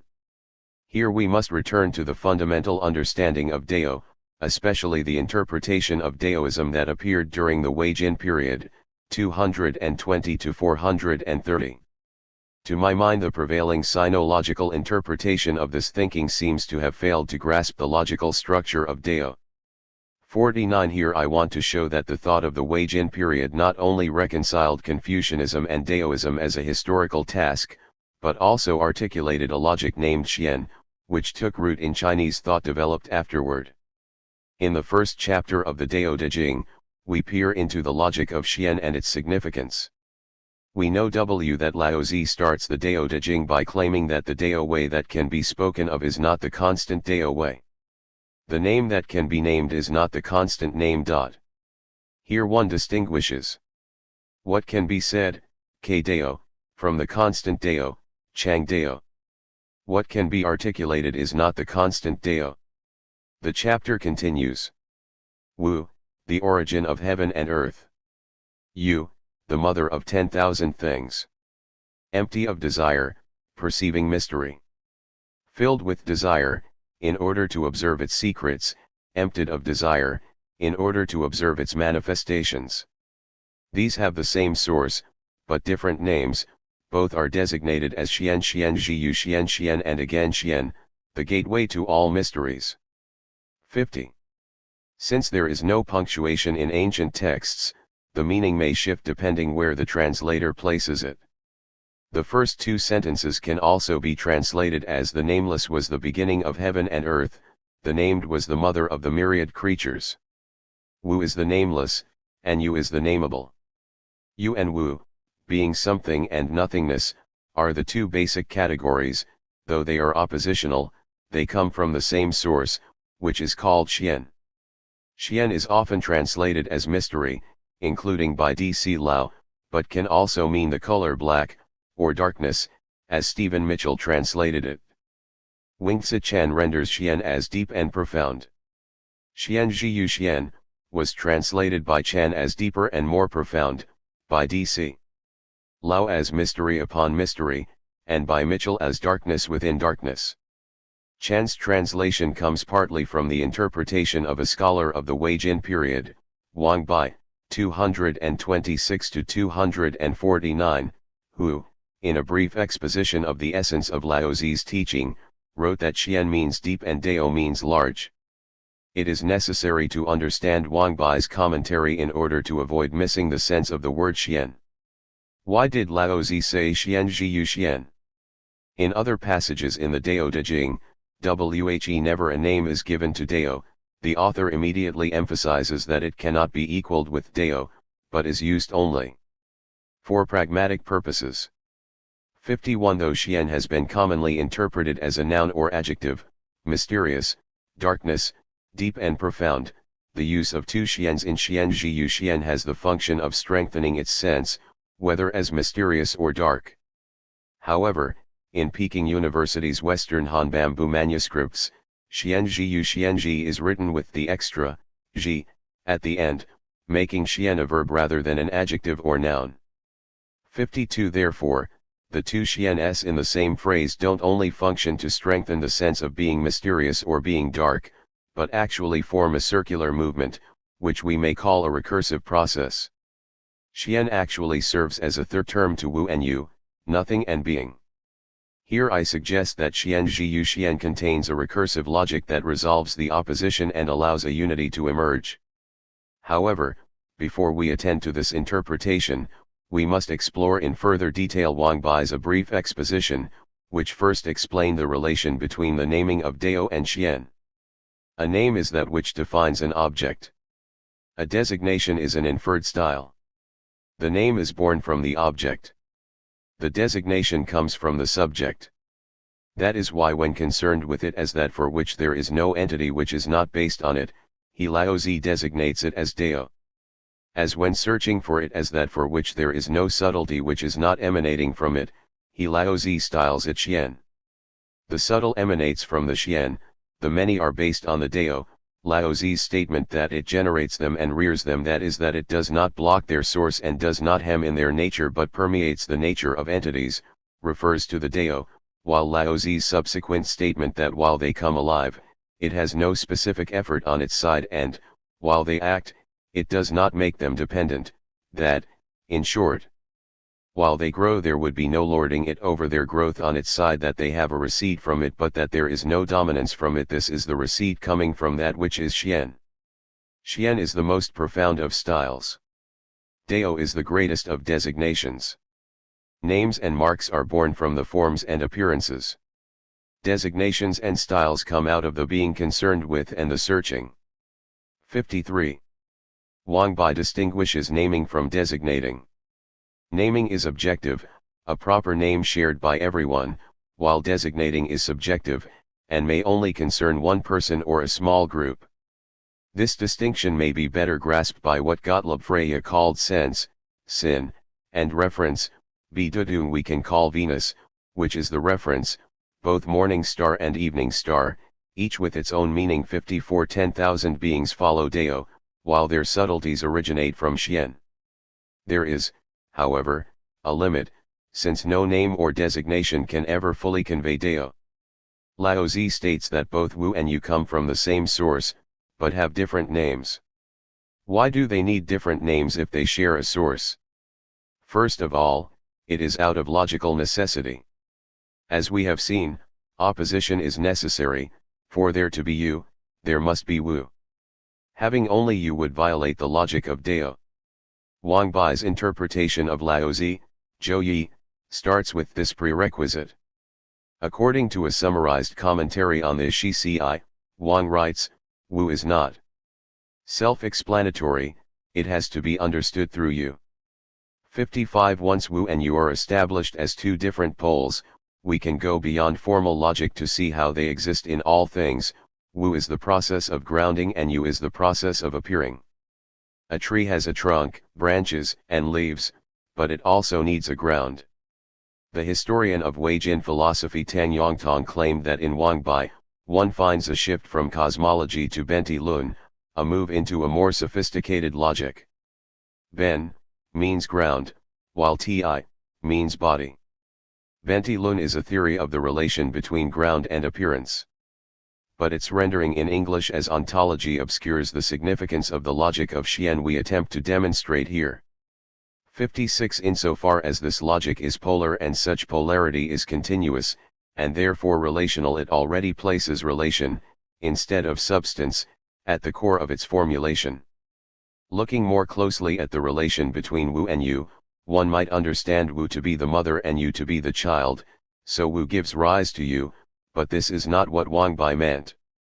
57 In Wang's commentary on Chapter 1 of the Dao De Jing, it is Yu that refers to maternity, and it is from both that Xian emergency es. 2 means origin and maternity.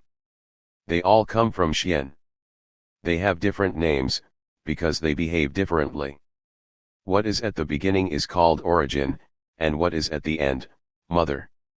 Xian, dark and obscure, nothing and being remain in silence. From this comes 55 Wang Bai, critical edition of the works of Wang Bai, with explanatory notes, Beijing, Xinhua Books, 1980, 547 to 548. This summary comes from Han Kangbo's, 332 to 380, annotation of the Shi-ci, where he cited Wang Bai in his commentary on paragraph 9 of the Shi-ci, where it says, 56 C. Rudolf G. Wagner, Language, Ontology, and Political Philosophy in China, Wang Bai's Scholarly Exploration of the Dark, Suanxiu, New York, SUNY, 2003, Chapter 2. Wagner takes up the statement of Tang and attempts to exhaust Wang Bai's ontology, where he also explores the polar relations that Wang Bai has expressed, be so, and cannot, one, and many, but he didn't arrive at the logical nature of Xian. The translation of Xian into dark is itself already an obstacle. 57. Lu Yuli, Preface to Critical Edition of the Works of Wang Bai, 4. This content downloaded from 128.111.121.42 on Wednesday, August 4, 2021, 6:46 and 36 seconds UTC. All use subject to https://about.jstore.org/terms. Chapter 2 164. Art and Cosmotechnics. The beginning, where maternity cannot be explained. Therefore, it can only be named. It is called Xian. If it is called Xian, it is because it cannot be fully grasped, so it has to be accepted as such. However, if we call it Xian, this naming distances us from understanding it. Therefore we call it Xian Zhiyu Xian, because when designating it as Xian, one fails to identify its duality, which doesn't justify its name. All subtleties come from here, therefore it is the gate of all subtleties. 58. I have modified Rudolf G. Wagner's translation of Wang Bai above, which renders Xian as dark. We should also note that Wagner's translation fails to take seriously the difference between designating and naming, though he emphasized the difference in the translation, which distinguishes Xian Zhiyu Xian, and Xian, upholding the dual process, namely Yu and Wu. For Wang Bai, Xian Zhiyu Xian doesn't at all mean more mysterious, darker, deeper, or more profound, but rather that which incorporates two processes, the process of origination and the process of development. It doesn't form a simple circle beginning with Wu. 58 Wang Bai, critical edition of the works of Wang Bai, 2. Wagner's translation, both refers to the beginning and the mother. That they emerge from a common origin means that they equally emerge from the dark. That they have different names means that what they bring about is different. As to the dark, it is obscure, is silent without any entities, is that which lets the beginning and the mother emerge. It is impossible to give a definition for this dark, therefore Laozi cannot say their common source is defined as the dark, but only says I designate as the dark. The term dark is taken for that aspect of the ultimate principle that it cannot be designated as being thus and nothing else. Should one designate it as being thus and nothing else, it would definitely not be permitted to define it as one specific dark. If one were to define it as being one specific dark and nothing else, this would be a definition, and that would be far off the mark. That is why Laozi says dark and dark again. As the many and the subtle both emerge from a common origin, that is why Laozi says it is the door from which the many and the subtle emerge. Wang Bai, a Chinese reading of the Dao Jing, Wang Bai's commentary on the Laozi with critical text and translation, 122 to 123. This content downloaded from 128.111.121.42 on Wednesday, August 4, 2021, 6:46 and 36 seconds UTC. All use subject to https://about.jstor.org/terms. Mountain and Water 165. Yuk Hui. Continuing with Yu, and returning to Wu. Rather, Wu intervenes at every moment, either as the ground that supports you, or as an act of privation that leads you out of its self-closure and limit. Wu is a source of nihility at the same time as it is its ground. Wu is neither an ontological concept nor a substance like fire or water, since it would already be you. 59 Wu is also by no means Dao, since Wu is only part of the Xian, alongside you. Here we can suggest a schematic understanding of Wu and Yu, but we have to move away from the framework of Western ontology, since the ontological discontinuity between being and nothing, which is the condition of Trajist logic, cannot be applied to Yu and Wu.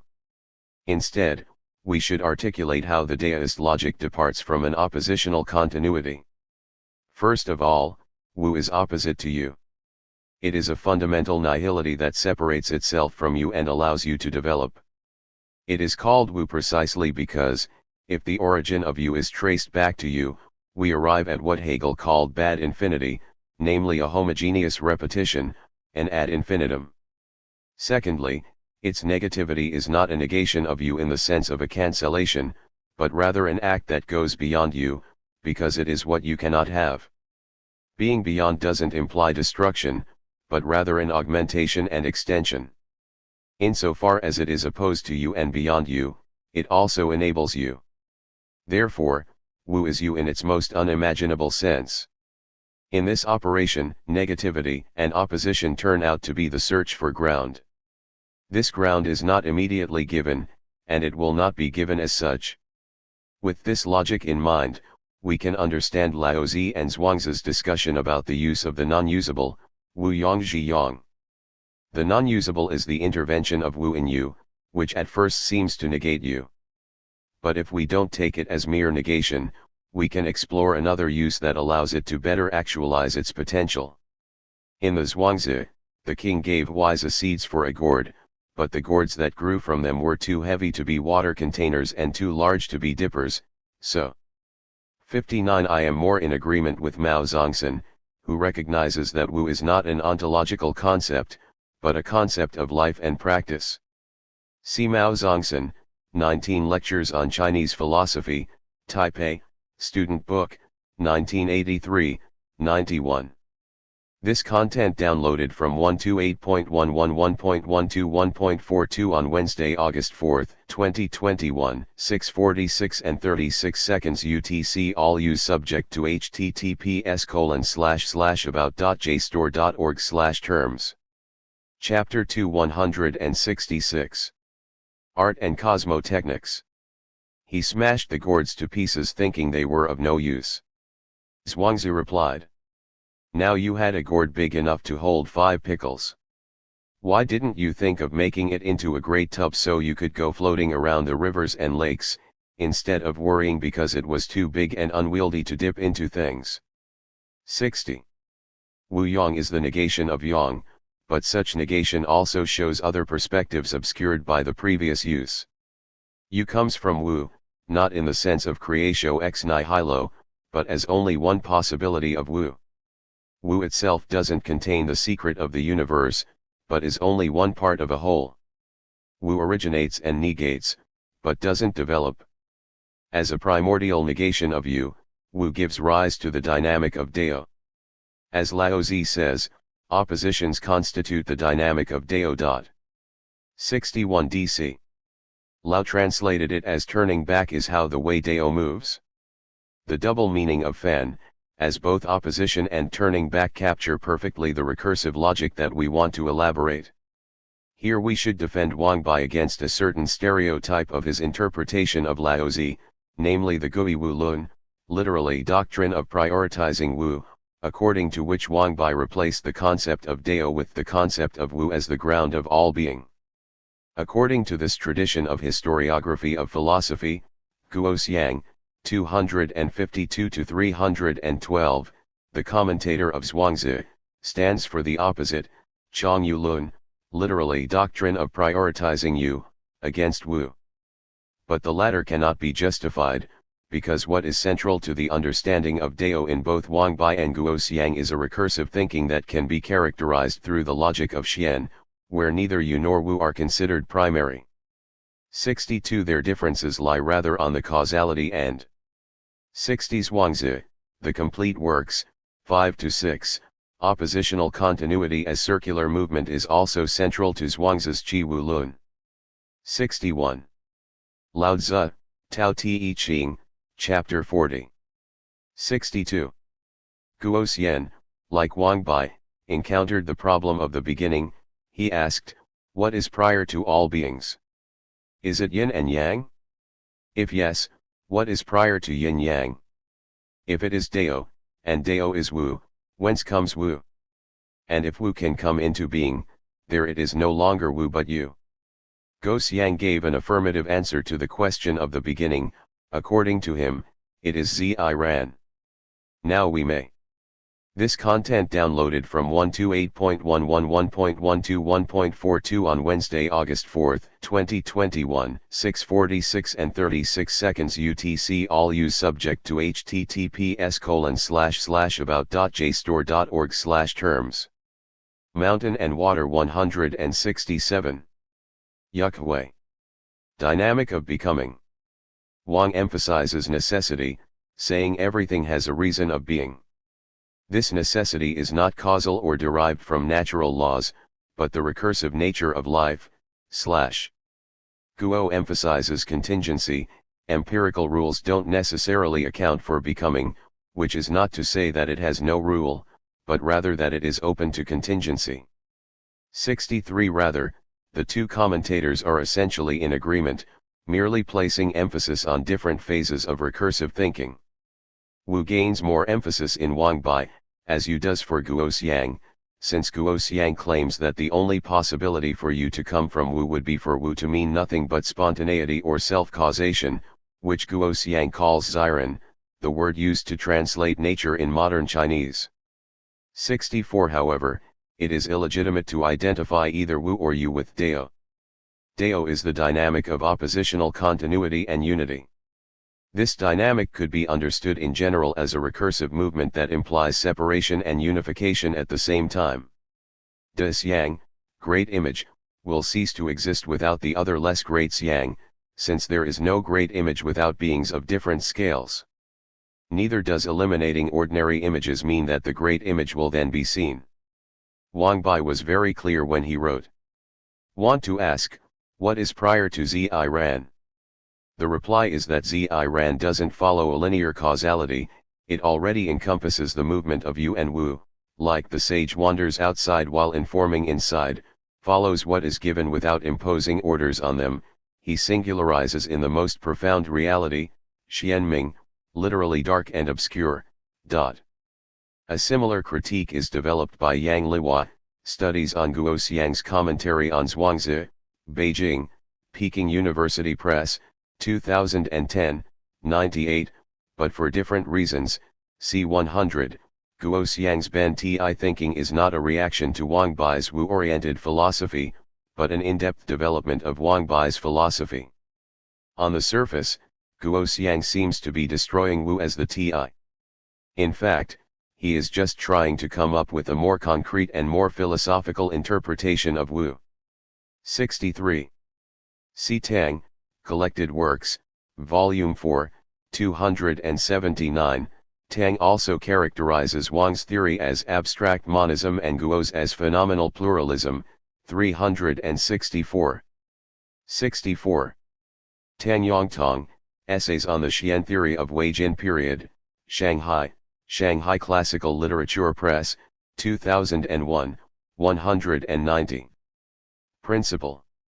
This content downloaded from 128.111.121.42 on Wednesday, August 4, 2021, 6:46 and 36 seconds UTC. All use subject to https://about.jstor.org/terms. Chapter 2 168. Art and Cosmotechnics.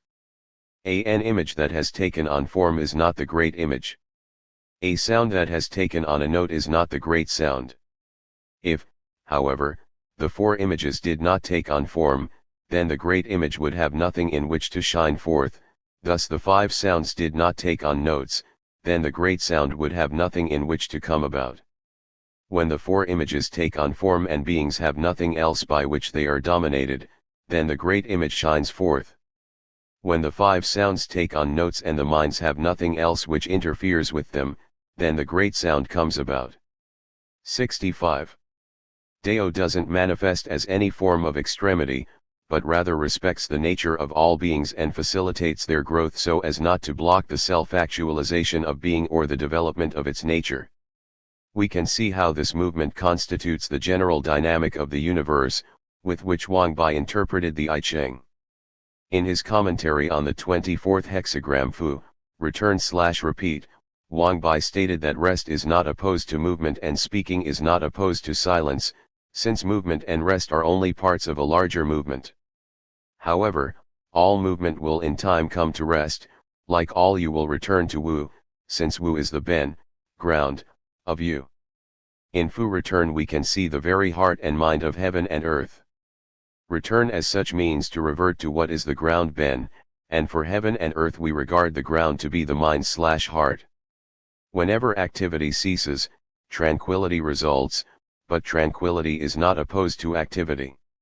Whenever speech ceases, silence results, but silence is not opposed to speech.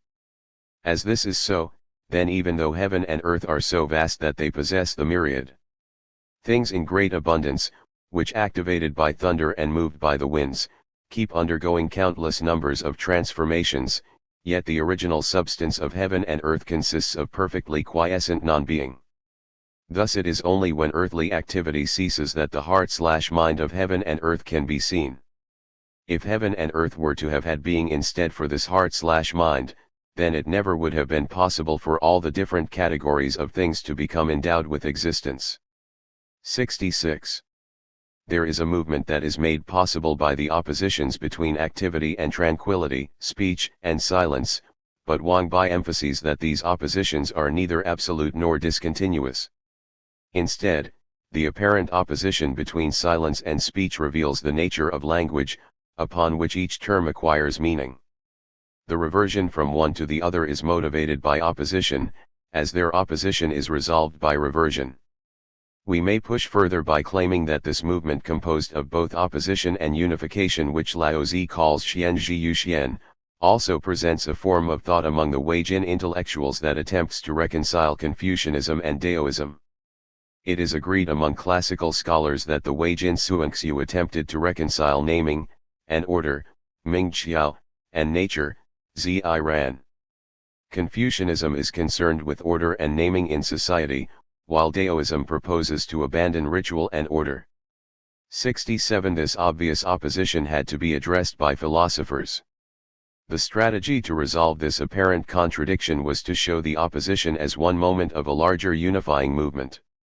Wang Bai proposed four oppositions: nothing/being, wu/yu, root/periphery, ben/mo, body/use, ti/yang, and dao/qi, and suggested reconciling them in a recursive movement, as he did with the opposition between Confucianism and Daoism. In a conversation between Wang Bai and the scholar Pei Hui, Pei asks Wang Bai about the relation between Confucius and Laozi. Pei Hui: it is said that Wu is the source of the 10,000 beings, however the sage didn't want to address it. What exactly is this Wu that Laozi proposed? Wang Bai: the sage experiences Wu, but Wu cannot be articulated, therefore he didn't say. Laozi talked about it, so what he said about Wu is not sufficient. 68. This dialogue is often cited by scholars to demonstrate that for Wang Bai, Confucius is superior to Laozi, yet this is not the case. The key to this conversation is that Wu is neither being nor nothing, at least in the sense we understand them today. Wang suggests that Confucius experiences and embodies Ti, which literally means body, but is here used as a verb, meaning both to experience and to embody. Wu, however, cannot be fully articulated. Confucius chooses not to speak about Wu, while Laozi articulates it. In the Analects, one finds passages where Confucius expressed his hesitation to articulate something, in particular the principle of health and human nature. The master said, "I would prefer not speaking." Zi Gong said, "If you, master, do not speak, what shall we, your disciples, have to record?" The master said, "Does heaven speak? The four seasons pursue their courses, and all things are continually being produced, but does heaven say anything?" 69. Zi Gong said, "The master's personal displays of his principles and ordinary descriptions of them may be heard. His discourses about man's nature, and the way of heaven, cannot be heard." 70. The principle of heaven that Confucius failed to articulate belongs to the same category as Wu. 71. Even though Confucius failed to articulate it, he can nevertheless experience it, and therefore know it. To be certain, one cannot read Confucius's mind to discover what he really knew and experienced concerning the principle of heaven, but one can know from his writings. Ironically, instead of Confucius, the representative of Ming Qiao, naming and order, Laozi, the promoter of Zi Ran, following the nature of things, explains Wu in the Dao De Jing, though his explanation is not sufficient. Yet, though it is not sufficient, it remains necessary. Now the opposition between Wu, the experience that cannot be articulated, and Yu, articulation, are confirmed as necessary. Dramatically, Laozi now defends Confucius, since he affirms that naming and order are necessary so that nothing, Wu, origin, ben, body, ti, and dao, can be made accessible to everyone. Tang Yongtong helps us to conclude by stating that 69. 70. The Xian theorists propose that the Confucian sages experience Wu, and the Daoists talk about what is beyond Xiang. The sages embody Wu, so the Confucian classics don't talk about nature of life and the Dao of the heaven, since Dao is beyond Xiang. Laozi and Zhuangzi advocate Xian Zhiyu Xian. What the Confucian sages embodied is the same as what the Daoists proposed. There is no fundamental difference between the Xian school and Confucianism. 72. It is through the logic of Xian that Confucianism and Daoism are integrated. The Wei Jin period is one of the most interesting and important periods of Chinese thought. It is the moment when the dominant Confucianism of the Han dynasty became exhausted, and when Daoism took up the role of reconciling itself with Confucianism. Buddhism was also beginning to interest the intellectuals, especially when Kumarajava, 344–413, translated various Buddhist classics into Chinese, notably the Madhyamaka doctrine of Nagarjuna, ca. 2nd century. It was also the period in which Shan Shui painting began to take form. We will see later in the writing of Zongbing, 375–444, one of the earliest theorists of painting in this period, how these different schools of thought came together. In my opinion, it is almost impossible to isolate Confucianism, Daoism, or Buddhism from one another in Chinese thought, precisely because after the Wei Jin period, it would be hypocritical to claim there is any pure Chinese thought. Oppositional continuity lies at the heart of Shan Shui painting. The 6th century theorist Xie He once proposed 6 principles of painting, of which the most important, and most difficult to interpret, is Chi Yun Sheng Dong, often rendered as vital force or vital energy.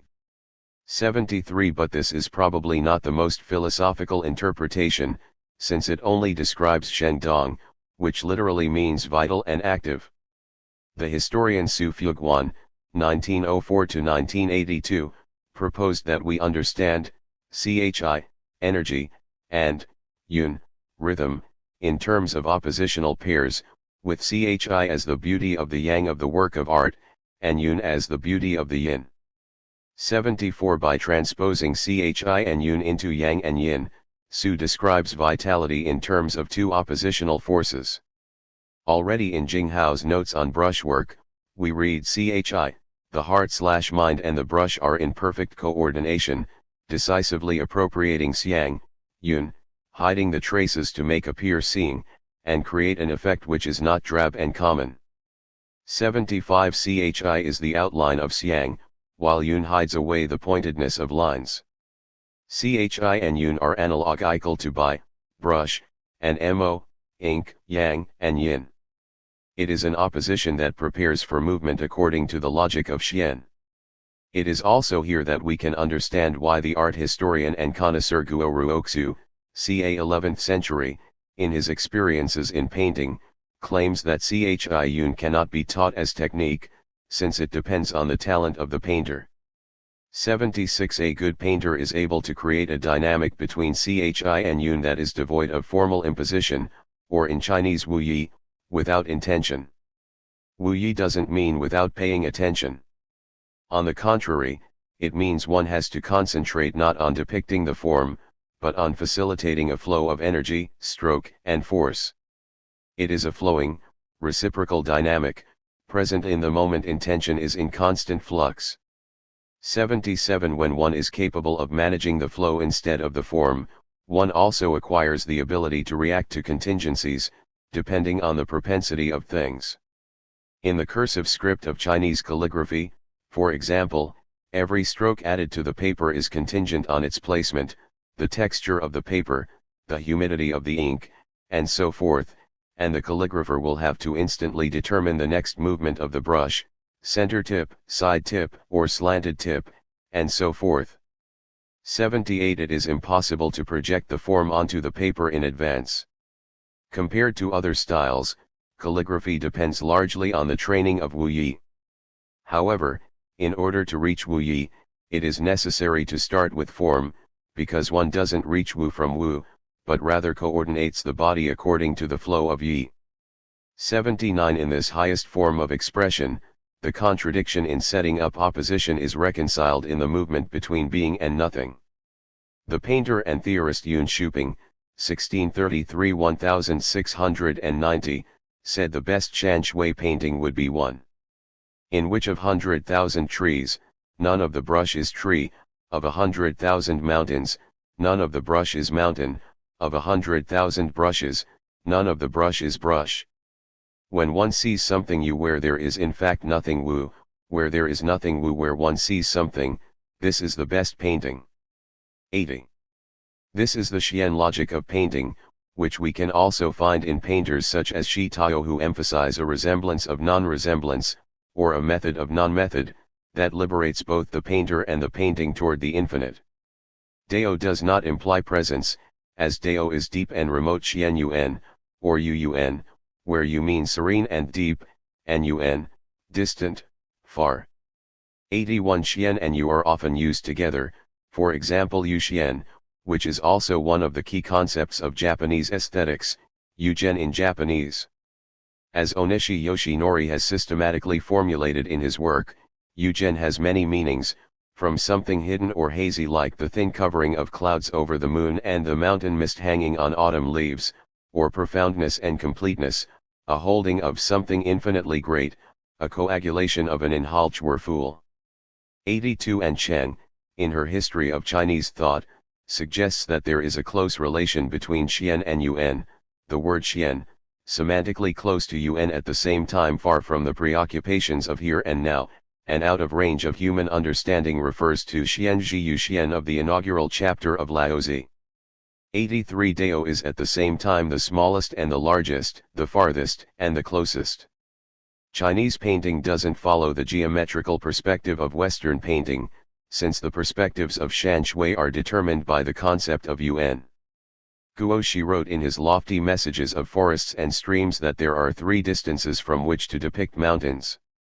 From below, one gazes upwards at the peak, this is called lofty distance; before mountains, one glimpses mountain ridges, this is called deep distance; from nearby mountains, gazing upon distant mountains, this is called level distance. 84. Yuan here is a means of expression, but also what Shan Shui painting wants to achieve, again through a recursive thinking of Xian. The French sinologist Yolaine Escanda also emphasizes in her excellent Survey La Culture du Shan Shui that the Yuan in Shan Shui painting is often accompanied by Xian.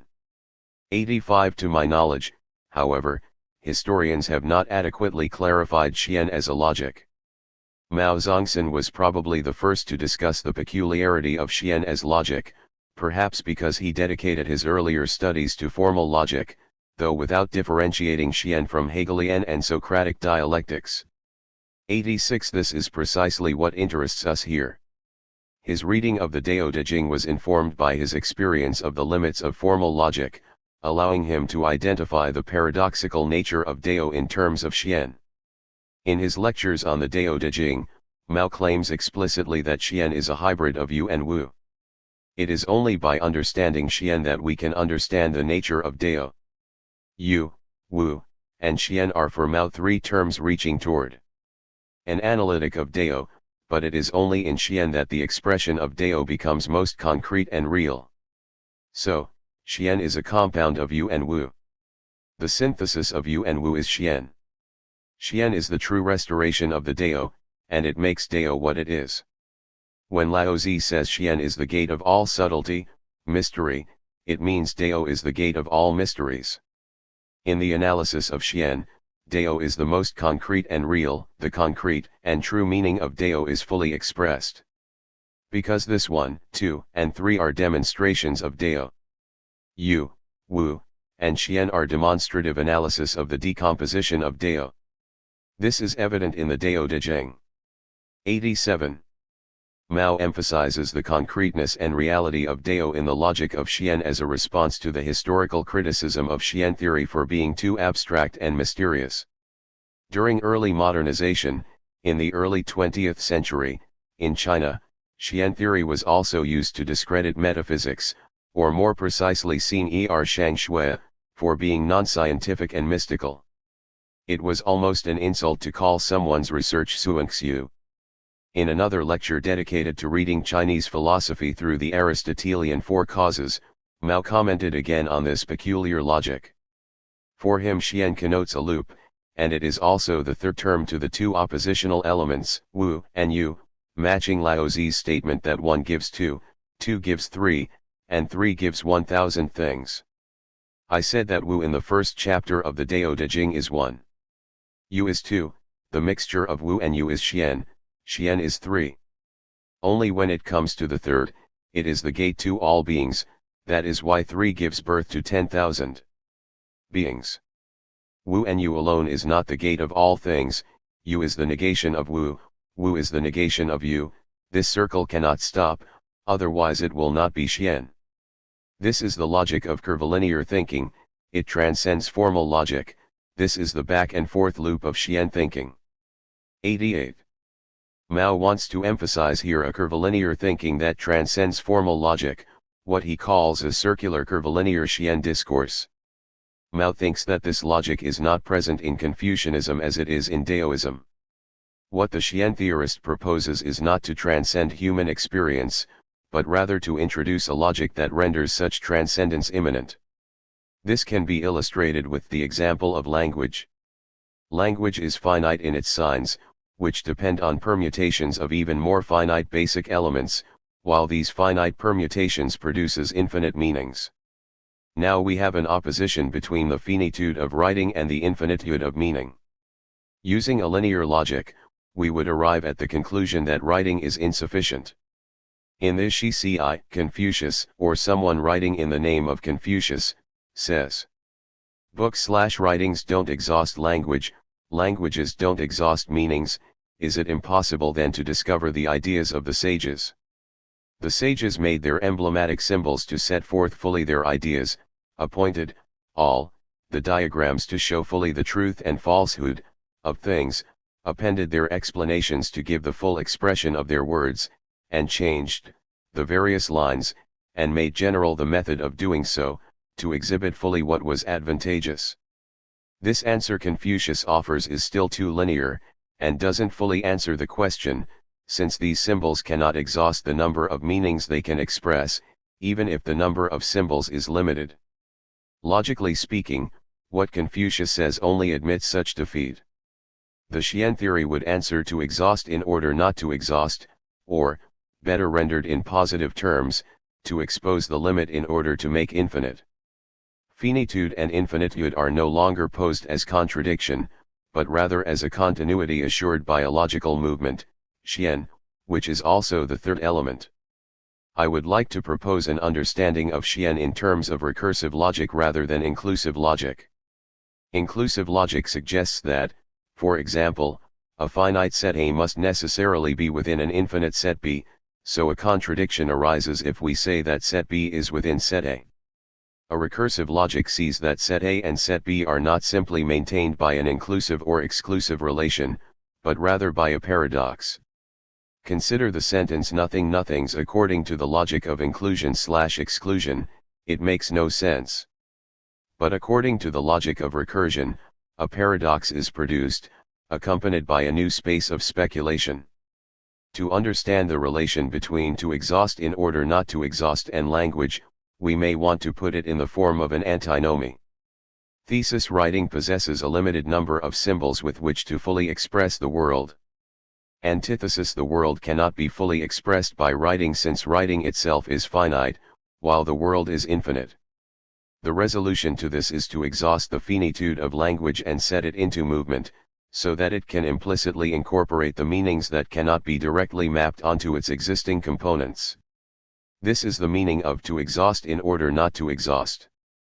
The Wei-Jin period saw debates around themes such as to exhaust meanings with subtle and limited wordings, and exhaust meanings with fine images. 90 or, in Guo Xiang's interpretation of Zhuangzi, words as means to express meaning. 91 Mao believes that, unlike curvilinear Daoist thinking, Confucian thinking is characterized by a vertical straight line, as in Confucius's defense of writing. The vertical straight line symbolizes a vigorous and energetic path between human and cosmos. On the contrary, Daoist thinking is characterized by the curvilinear movement we have described as Xian. But we want to show that this recursive logic is in fact omnipresent in Chinese thought as one of the most sophisticated solutions to the puzzle of origin, which cannot be resolved by any linear causality, since linear causality cannot account for any precedent to its origin. This thought shouldn't be strange to Mao, since it is at the core of the thinking of his master Xiong Shili, 1885–1968, who summarizes his philosophy as a journey towards the clarification of Ti/Yonglun, theory on body/use. It is worth briefly revisiting Xiong's theory of Ti/Yang, which is analogical to what we call Dao/Qi. We have seen earlier that, beginning in the Wei-Jin period, the four pairs of continuous oppositions, namely Ti/Yang, Dao/Qi, Wu/Yu, and Ben-Mo, become the major categories of Chinese philosophy. Xiang reiterated the unity between Ti and Yang as both a reinterpretation of Confucianism and a counter to the nihilist tendency of Buddhism. Xiang had been a Buddhist scholar before returning to Confucianism and the I Ching. After decades of studying Buddhism, Xiang found the goal of Nagarjuna's Malamadhyama Kakarika to arrive at true nature, or Tathata, by breaking all illusory phenomena, to be theoretically problematic. For Xiang, the constant breaking of phenomena, conceived in a linear way, will only lead to a default end, which is also the void. Therefore, Nagarjuna's method, seen from the surface, finally leads to a groundless ground, which is purely nihilist. This was the moment when Xiang turned away from Buddhism towards Confucianism, and he rediscovered in the I Ching a rich and concrete way of thinking ground, Ben Ti.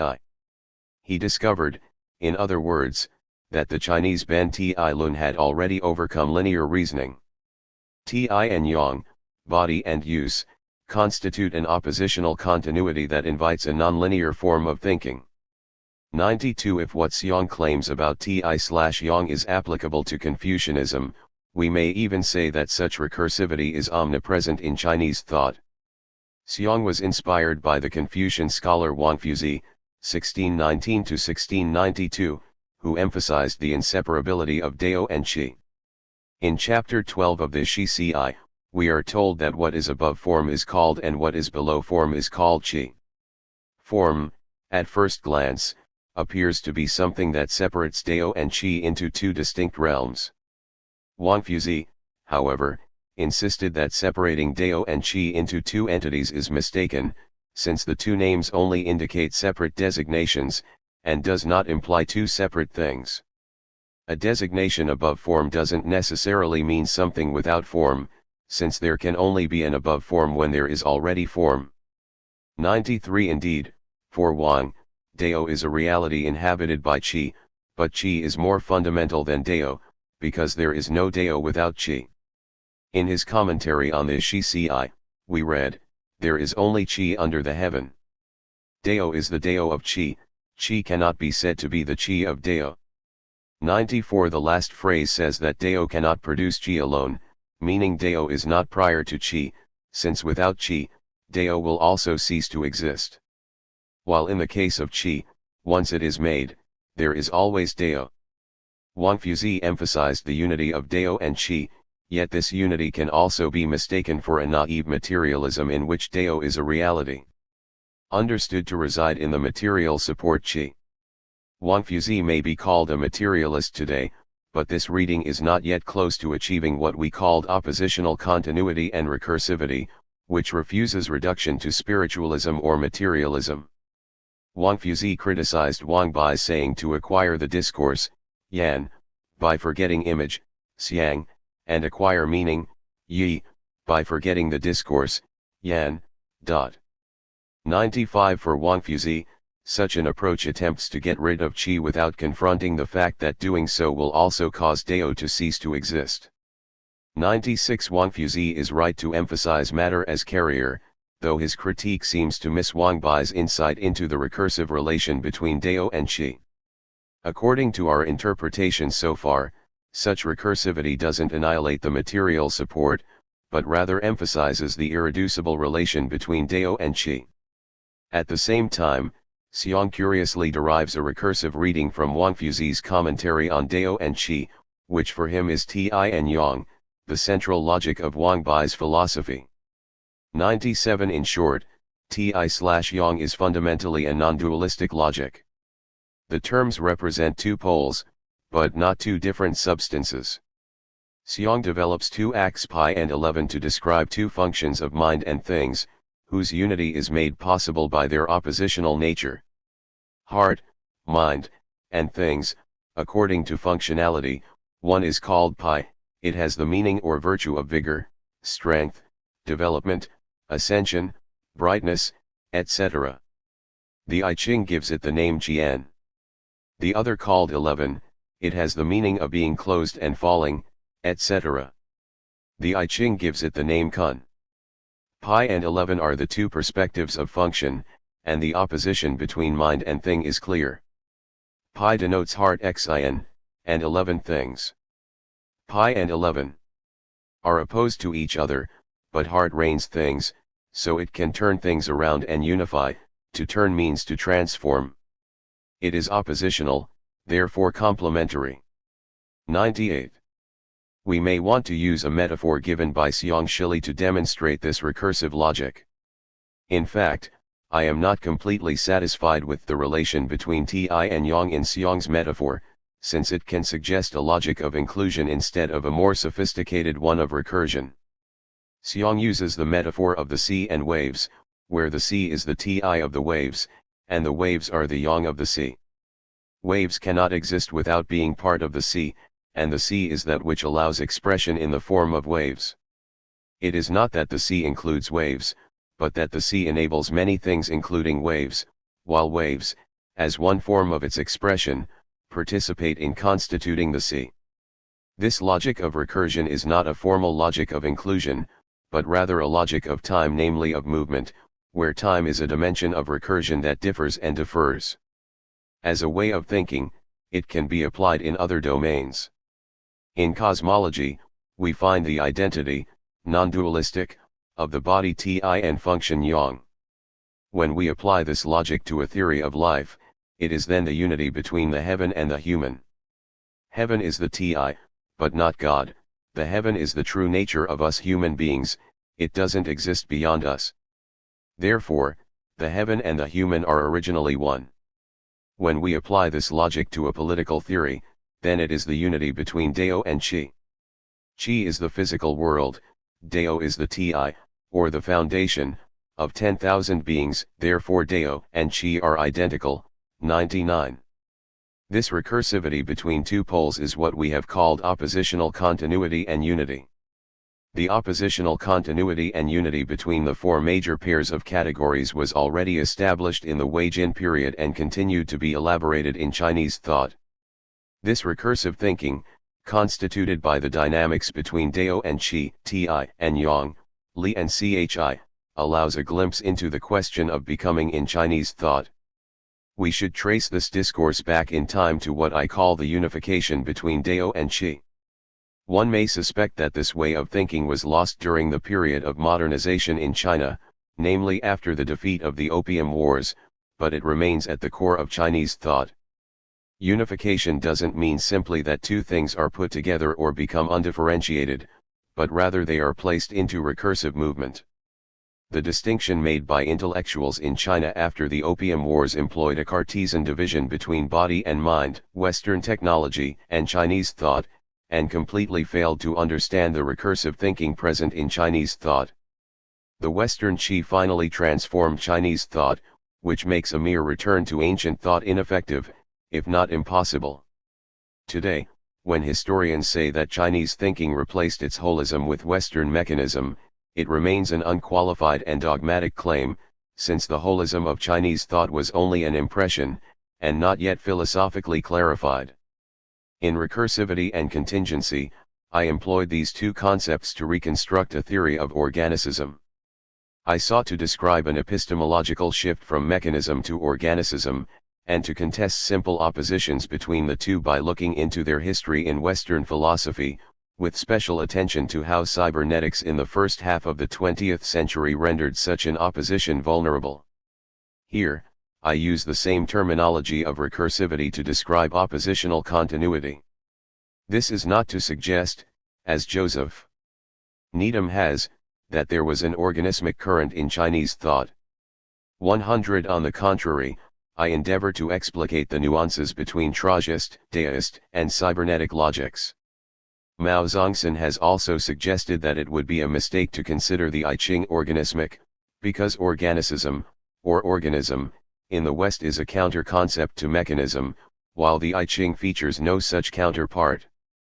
101. Mao suggests that it is possible to identify both mechanism and organicism in Chi Hua, the transformation of Chi, yet this is not sufficient, since the same history of scientific and technological progress did not take place in China. 102 It means virtually nothing to say that Chinese thought already implies both mechanism and organicism. The ancient Chinese could construct automata and maintain a holistic view of the body, but they didn't necessarily follow the same trajectory of thinking taken in Western metaphysics concerning mechanism and organism. The term metaphysics, metaphysica, translates into Japanese kanji via the existing Chinese term, the doctrine concerning what is above form, xin er shang shui. This wrongly maps Western philosophy onto Eastern philosophy, confounding all the categories. The form of participation between metaphysical and physical is not, as we have hoped to clarify, the same as that between Dao and Qi. The cosmic is heaven, Tian, and the moral, De, refers to the kindness of heaven, often rendered grace, further muddying the water with Christian theology, since it is under heaven and above the earth, De, that 10,000 beings can find their place and flourish in their own ways. The cosmic and the moral are unified in Qi, technical activities, including invention and usage. Mao claims that moral teleology in Chinese thought is the endlessness of the ends of heaven. This affirmation of moral teleology is kindness, De, while also defining the role of human beings in the cosmos. As bearers of tools, human beings have the responsibility to facilitate the growth of beings and to allow them to follow their own natures. This cosmic teleology is for Mao what the Confucians call Dao, which we can also find among the Daoists. 103 Like Xiong Shili, Mao identified the I Ching as the foundation of Confucian moral cosmology. This moral cosmology is modeled on the generation of heaven and preservation of the earth, as indicated by the process, beginning, UN, rightward arrow expansion, Hung, rightward arrow profit, Li, rightward arrow rectitude, Zhen. 104 Mao Zongsan discovered in Daoism a recursive thinking that enriches Confucian thought.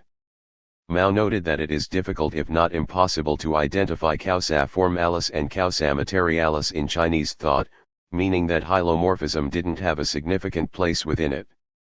He suggests identifying the Confucian causa efficiens and causa finalis with Qian, heaven, and kun, earth, because heaven is that which realizes and earth is that which preserves.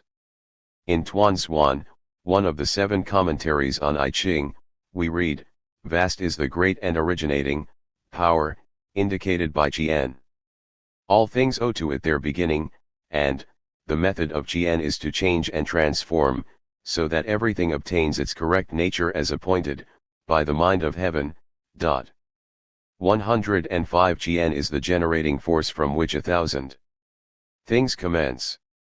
It is also the principle of Hua, change, that allows the 10,000 beings to develop according to their own natures. If Qian is what originates, Kun preserves, as explained in the Tuanzuan, complete is the great and originating capacity, indicated by Kun. All things owe to it their birth, and further, Kun, in its largeness, supports and contains all things. Its excellent capacity, or virtue, matches the unlimited power of Qian. 106 Mao restricted himself to mapping causa efficiens and causa finalis onto Chinese philosophy, but this intellectual exercise is futile. Indeed, it risks repeating the Aristotelian deduction of God and producing a natural theology by replacing the prime mover with heaven and earth. Worse, Mao relinquishes the etymology of the word cause too easily, since the Greek word for cause, ation, means being responsible for, or being guilty of. 107 It is almost the opposite in Chinese thought, where it is not debt that causes things to appear, but rather kindness, and, composed of the Chinese character for cause/dependence, above the character for heart. Etymologically, N is equivalent to Hui, benefit, which in turn comes from Ren, benevolence. In such an arrangement we find the kindness of heaven and earth in its constant birth-giving of things. In the question concerning technology in China, I defined cosmotechnics as the unification of cosmic order and moral order through technical activities. This means that all human technological activities are submitted to the relation between Dao and Qi, a relation reinterpreted variously by the dominant thinking of different epochs. I didn't elaborate on what I called unification, but for simplicity's sake only relied on the figure-ground metaphor of Gestalt psychology, which also inspired Simondon's theory on the genesis of technicity. In Part 3, Essence of Technicity of his On the Mode of Existence of Technical Objects, Simondon delivered a speculative history of technology. His starting point was that the study of technical objects he provided in Part I Genesis and Evolution of Technical Objects and Part 2 Man and Technical Objects was not sufficient for understanding the genesis of technicity, because this understanding of technical objects, their evolution as a process of concretization, didn't sufficiently address the relation between technical thought and, for example, religious, aesthetic, or philosophical thought.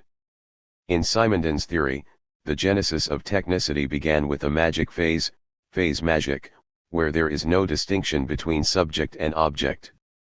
Ground and figure were already distinguished but remain inseparable, integrated through a network of key points, namely particular places or moments considered to be extraordinary, such as the summit of a mountain, the source of a river or the date of a festival.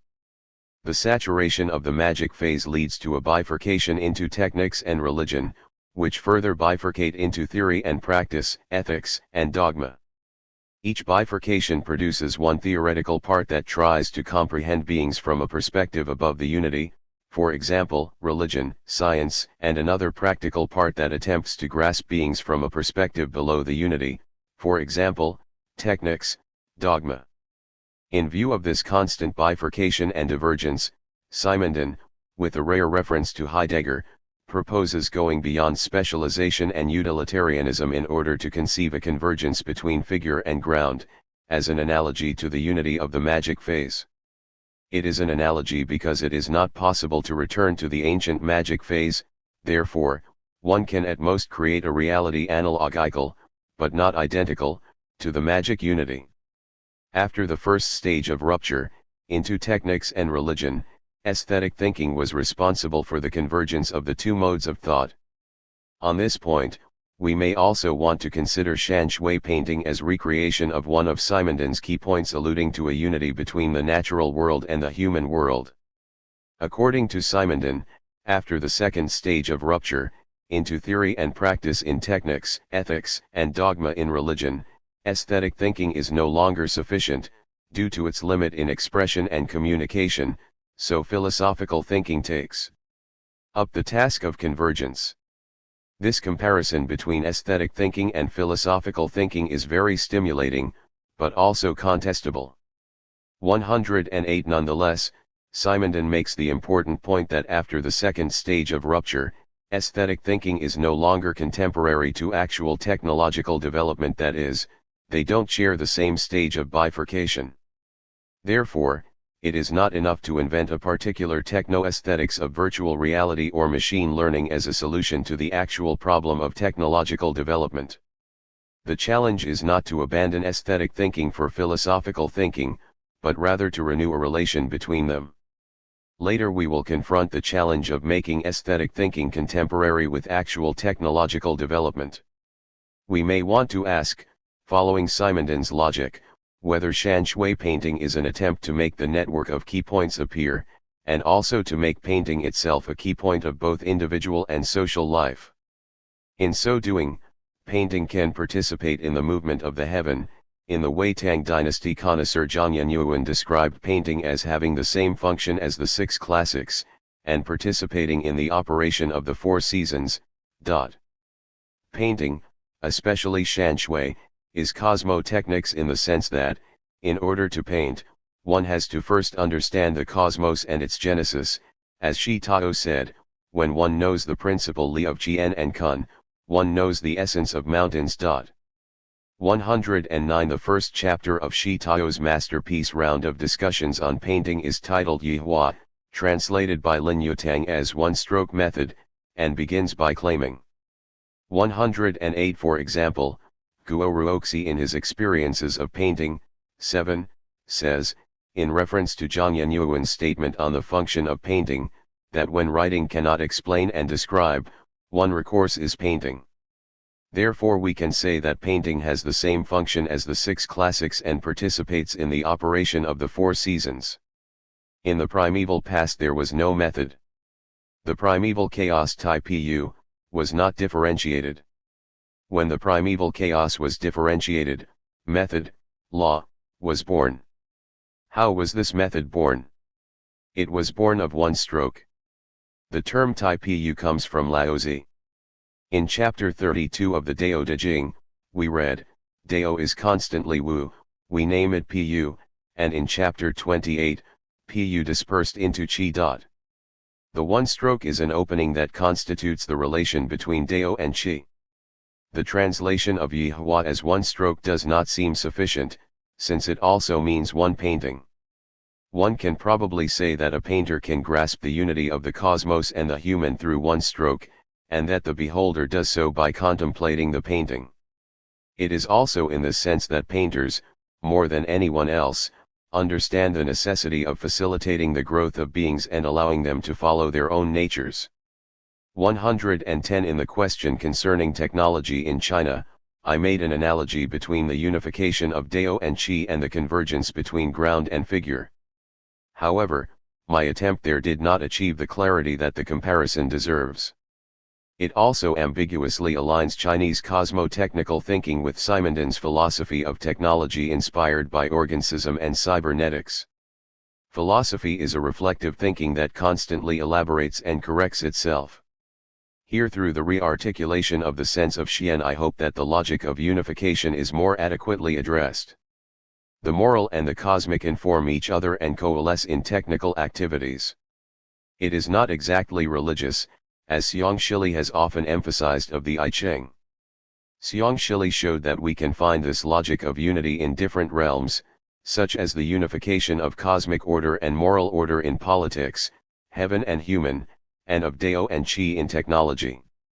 We now have to ask, what is the telos of this recursive movement that we attributed to Wu and Yu in art and in philosophy? Where does it lead to? Does it have a predetermined destination, like a cybernetic operation that ends at a certain output? Or does it attempt to construct a realm irreducible to any numerical value, namely one that cannot be calculated, quantified, and exhausted? If the masters of Chinese painting and poetry seek to create a yijing, literally a milieu, jing, of senses, or meanings, yi, would that be a destination? Or could we say that yijing is, in fact, not a milieu but an atmosphere perpetually in motion? We can recall here that the reflective judgment Kant employed to understand both nature and the beautiful doesn't lead to any concrete end, but only to an as if. We may also want to situate both the beautiful and the natural end in such a realm beyond objective demonstration. Let us associate this realm with what Kant calls the noumenon. Like Mao Zongsan, Zhang Danian, 1909–2004, was an important 20th century philosopher and historian of Chinese philosophy. In his Outlines of Chinese Philosophy, Zhang writes, Chinese philosophers have acknowledged that Banjian, root is not separated from things. Western philosophy often believes that the root is behind the phenomenon is appearance but not real, the root is real but doesn't appear, the phenomenon and Banti are opposite worlds. Most Chinese philosophers do not hold this view. Chinese philosophers don't think that Banjian is real but doesn't appear, things appear but are not real, instead they think that things are real and Banjian appears, you see Banjian in phenomena, and you see phenomenon in Banjian. Therefore, what Whitehead criticized as the bifurcation of nature doesn't exist in Chinese philosophy. 111. The belief that the root is behind the phenomenon leads to the search for that which is beyond physics, namely metaphysics. Physics is the world of appearances and metaphysics is the world of ideas, this separation exemplifying what Whitehead calls bifurcation of nature. Zhang's observation is that such a separation, which we called oppositional discontinuity, the foundation of Trautist logic, didn't hold a dominant position in Chinese thought. Instead, in Chinese thought we find only oppositional continuity. Mao had a similar insight, as we find in his lectures on the philosophy of Zhou Yi. Westerners are good at understanding phenomena, but not noumena. However, understanding phenomena is very important. Modern Chinese do not understand the phenomenon, nor do they have the understanding of Ben Ti. Therefore, we are now hoping to restore China's traditional wisdom and restore the true tradition of the West so that the life of the Chinese nation can go in a correct direction. Otherwise, it will only suffer. 112. Mao and Zhang were both philosophers who lived through tremendous intellectual challenges and transformations in China, and in attempting to account for the difference between East and West, arrived at the same conclusion, that the logic of oppositional continuity I articulated above stands in stark contrast to Western thought. Both of them use the term Ben Ti. Ben means original, Ti body, which we rendered earlier as foundation or ground. Ben Ti was also used to translate, though problematically, what Kant calls noumenon. 113. Ben Ti is the major subject if not the entirety of Chinese philosophy, and though we can temporarily accept the translation of Ben Ti as noumenon here, we have to bear in mind that for Kant the opposition between phenomenon and noumenon is discontinuous, while the opposition between Yang and Ti, Mo, and Ben is not. In relation to our discussion on art, we return to the question raised at the beginning of this chapter, of the beautiful as something that is always absent in an objective sense, yet which nevertheless exists. In Shanshui painting, what exactly is the absence struggling to appear on the canvas? It is not a phenomenon and cannot be, since a phenomenon is present or can be made present as such. The absence struggling to appear on the canvas is therefore the great image, that cannot be endowed with form. It can only be a non-phenomenon, which we can follow Kant by calling a noumenon. But if truth is noumenal and hidden, does it mean that it is no longer demonstrable? If it is hidden, can we articulate noumenal truth at all? We may want to briefly return to Paul Cézanne, recalling that Zhao Weiki, the Swiss-Chinese painter, said it was Cézanne who taught me how to look at Chinese nature. Earlier, we stated that the effort in early 20th century modern painting in Europe to go beyond the figural resembles the effort to surpass form in Chinese painting. This similarity, especially in the case of Cézanne, has yet to be qualified. Joachim Gasquet recounts what Cézanne said in his dialogues with him. I would like, I said to myself, to paint space and time so that they become the forms of the sensitivity of colors, because I sometimes imagine colors as great noumenal entities, living ideas, beings of pure reason, with whom we could correspond. Nature is not on the surface, it is in depth. Colors are the expression on this surface, of this depth. They rise from the roots of the world. They are the life of ideas. 114. Cézanne wants to use color to constitute the sensibility of time and space, but his use of the phrase noumenal entities is astonishing.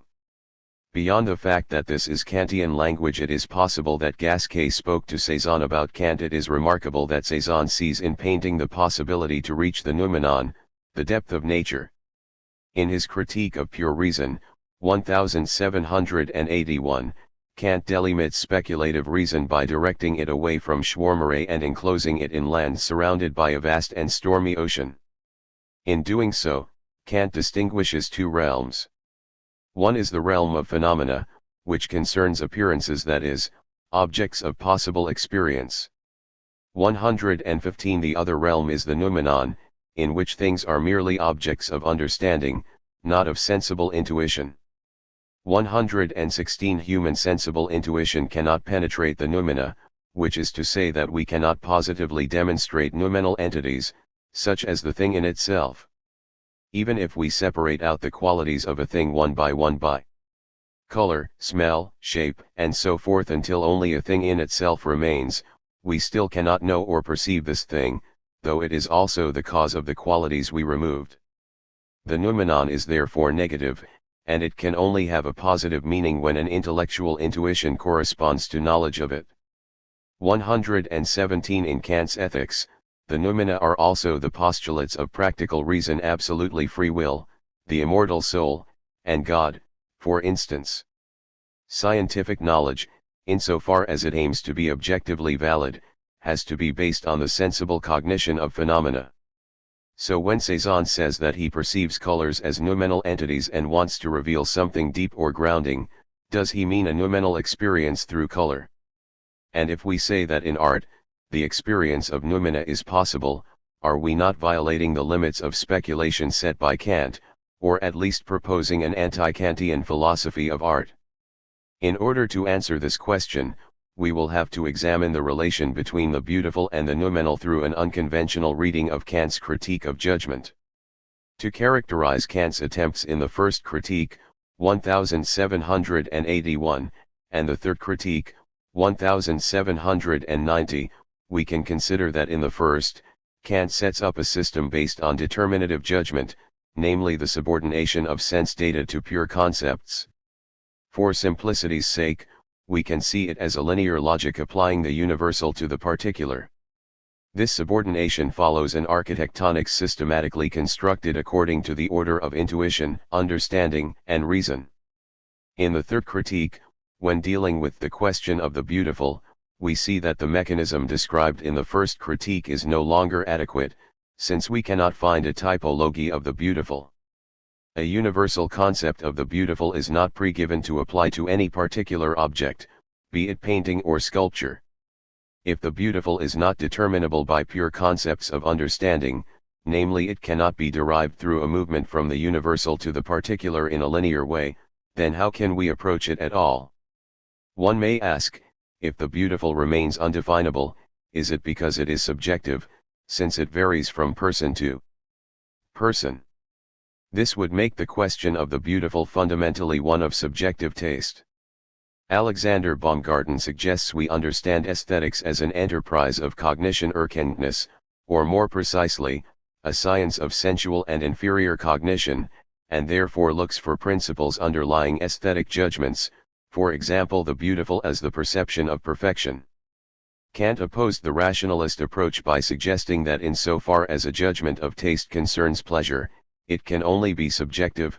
However, Kant comes up with a speculative question, stated as an antinomy of taste: is it possible to understand the beautiful as something universal and subjectively objective, in the sense that its existence cannot be cognized as an object, and can only be subjectively speculated, yet interminable according to pure concepts of understanding?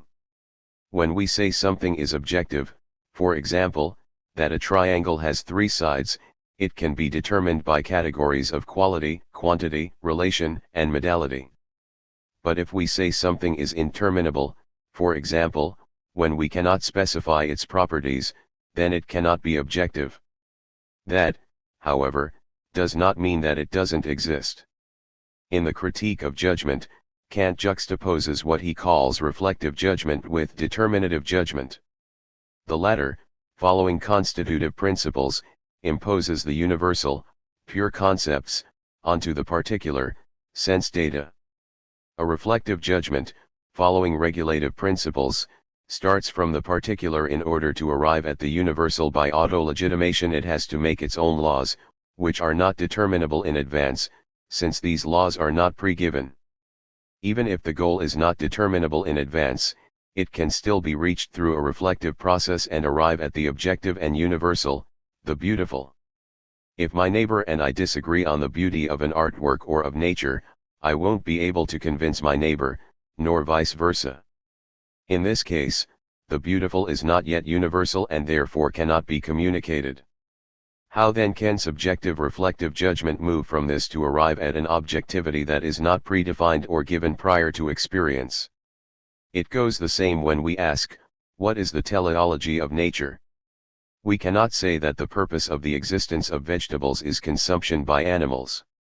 However, it is possible that there is a purpose in nature that we cannot know in advance. Kant divides the critique of judgment into two parts, a critique of aesthetic judgment and a critique of teleological judgment, because they refer to the same problem. In our everyday use, nature remains an empty concept, much like the beautiful itself. Even if one conducted a survey of the entire population of Earth concerning the beautiful, no unified answer would emerge. Indeed, the subjective understanding of the existence of nature and the beautiful can only be reflectively grasped in terms of as if. The beautiful as aesthetic idea cannot be grasped as such. Kant calls it inexponable in contrast to indemonstrable, which he assigns to rational ideas, but nevertheless can be experienced. But if this experience escapes our eyes and hands, it cannot be reduced to a phenomenon. If the beautiful is not phenomenal, it has to be noumenal. If the beautiful is noumenal, then we have a problem.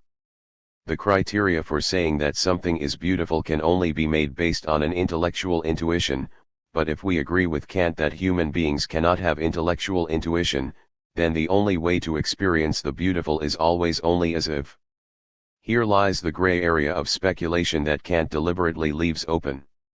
When theorist of art Thierry de Duva proposed that in the 20th century the term art replaced the 19th century beautiful, he exposed both the beautiful and art to a nominalist critique, since the mode of existence of the beautiful is abstract and empty, meaning it can be replaced by any other abstract word, such as art. 118 It would not be an advance to just take this struggle back to the medieval battlefield between the nominalists and the realists, especially after Kant exposed the beautiful and the teleological as complex yet logical dynamics that can be approximated through an anatomy of reason. Still, if we say that the beautiful cannot be grasped as such, while it can be experienced, how can this be articulated at all? When we listen to Chopin's romantic compositions or look at Shi Tao's Shan Shui paintings, the harmony of sound and image suspends our thoughts and exposes us to another realm. We can align this suspension with the phenomenological epoche, as in Merleau-Ponty's treatment of Cézanne's painting. This epoche opens a way or a path leading to a space that remains unknown to the artist. The artist doesn't know it precisely because it is not knowable as such but as if. Rather, its unknown is yet to be experienced not as mystery, but rather as openness. This openness is both individual and epochal for the artist, since an artist works by responding to his or her own thinking as well as the dominant thought of their epoch.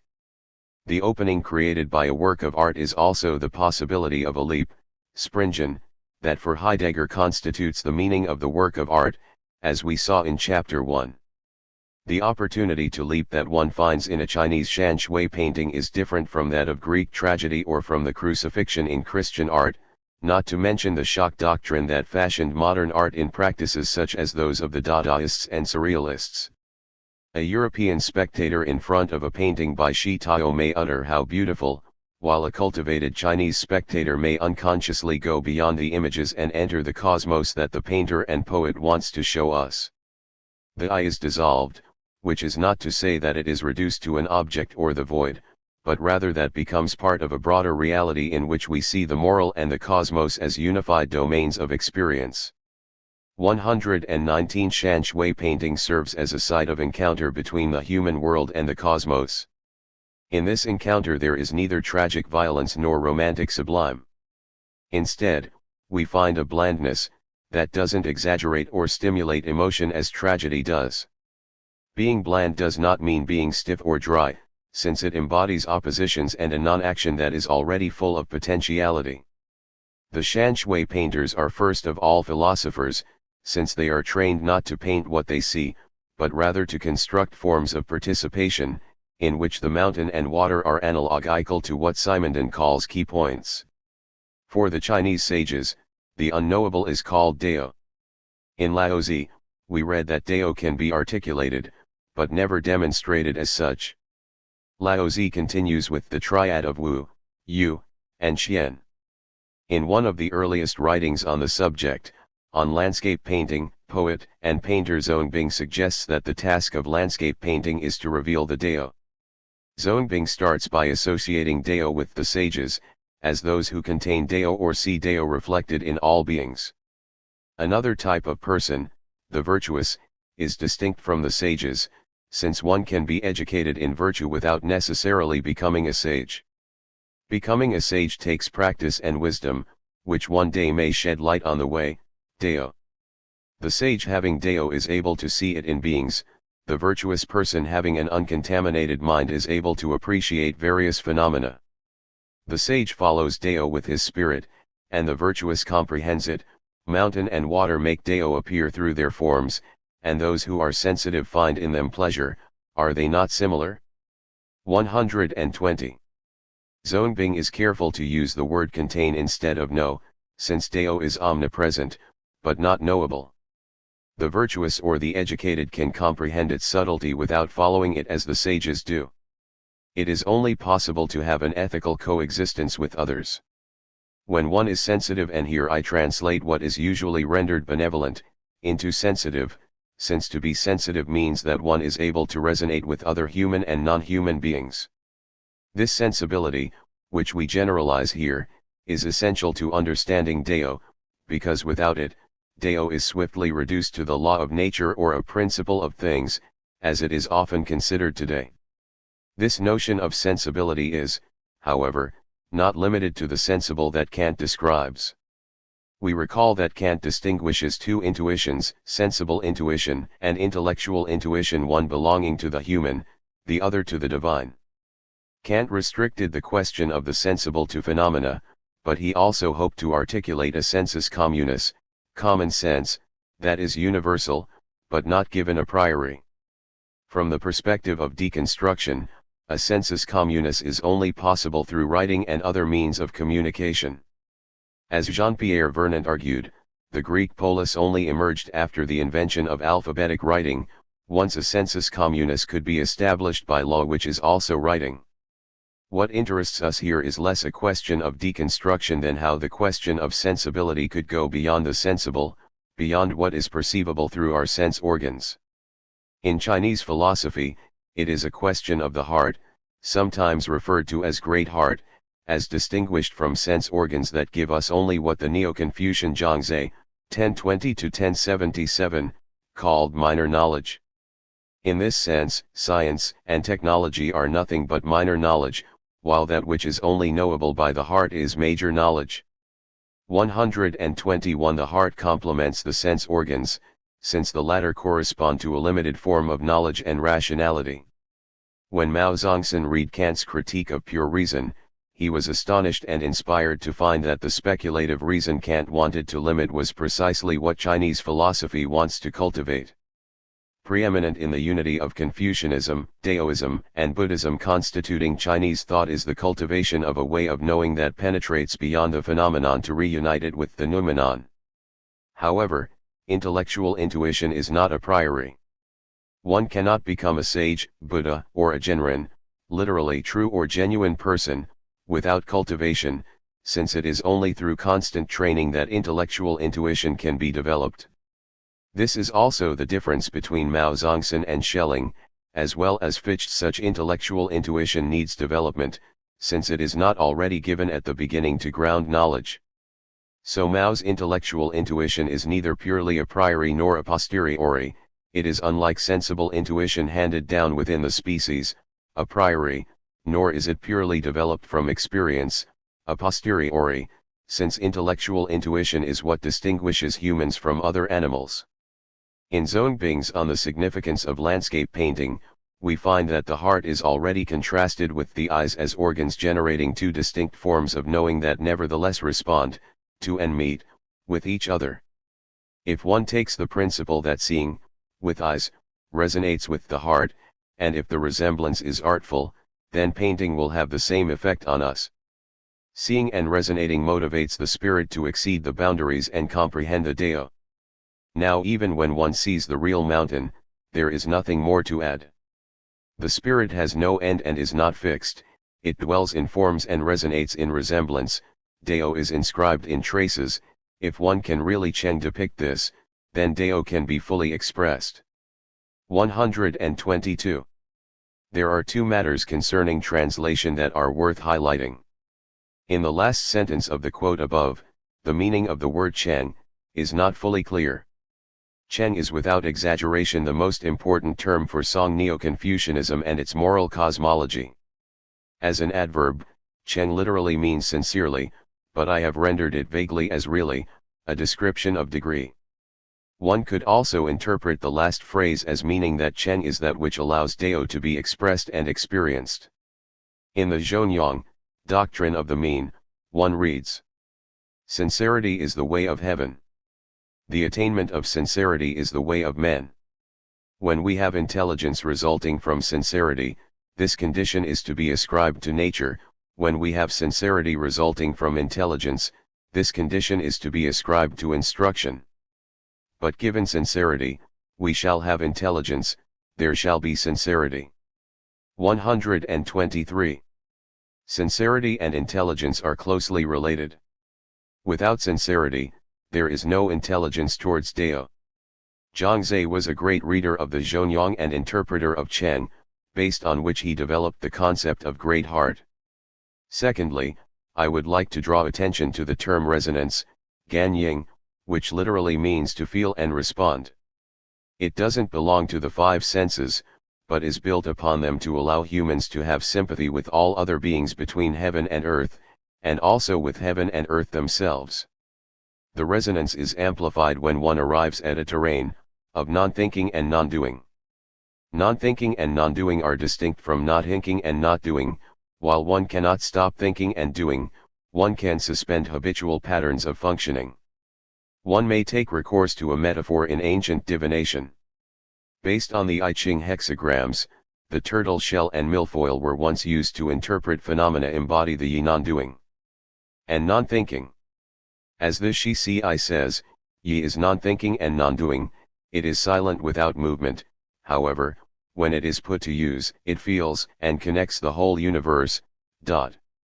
Commenting on this passage, Mao Zongxin writes, although the turtle shell and the milfoil are thoughtless, when you work with them, when you ask them something, when your questioning resonates, it will know the whole world. So feel in order to know the world, which is like feeling the whole cosmos. The idea of feeling the whole cosmos is most solidly expressed in the pre-Qin Confucianism. This is what Kant called intellectual intuition. 124. This bold statement leads to many questions. Mao equates the heart, or what Wang Yangming, 1472–1259, called Liangji, literally moral conscience, with what Kant called intellectual intuition.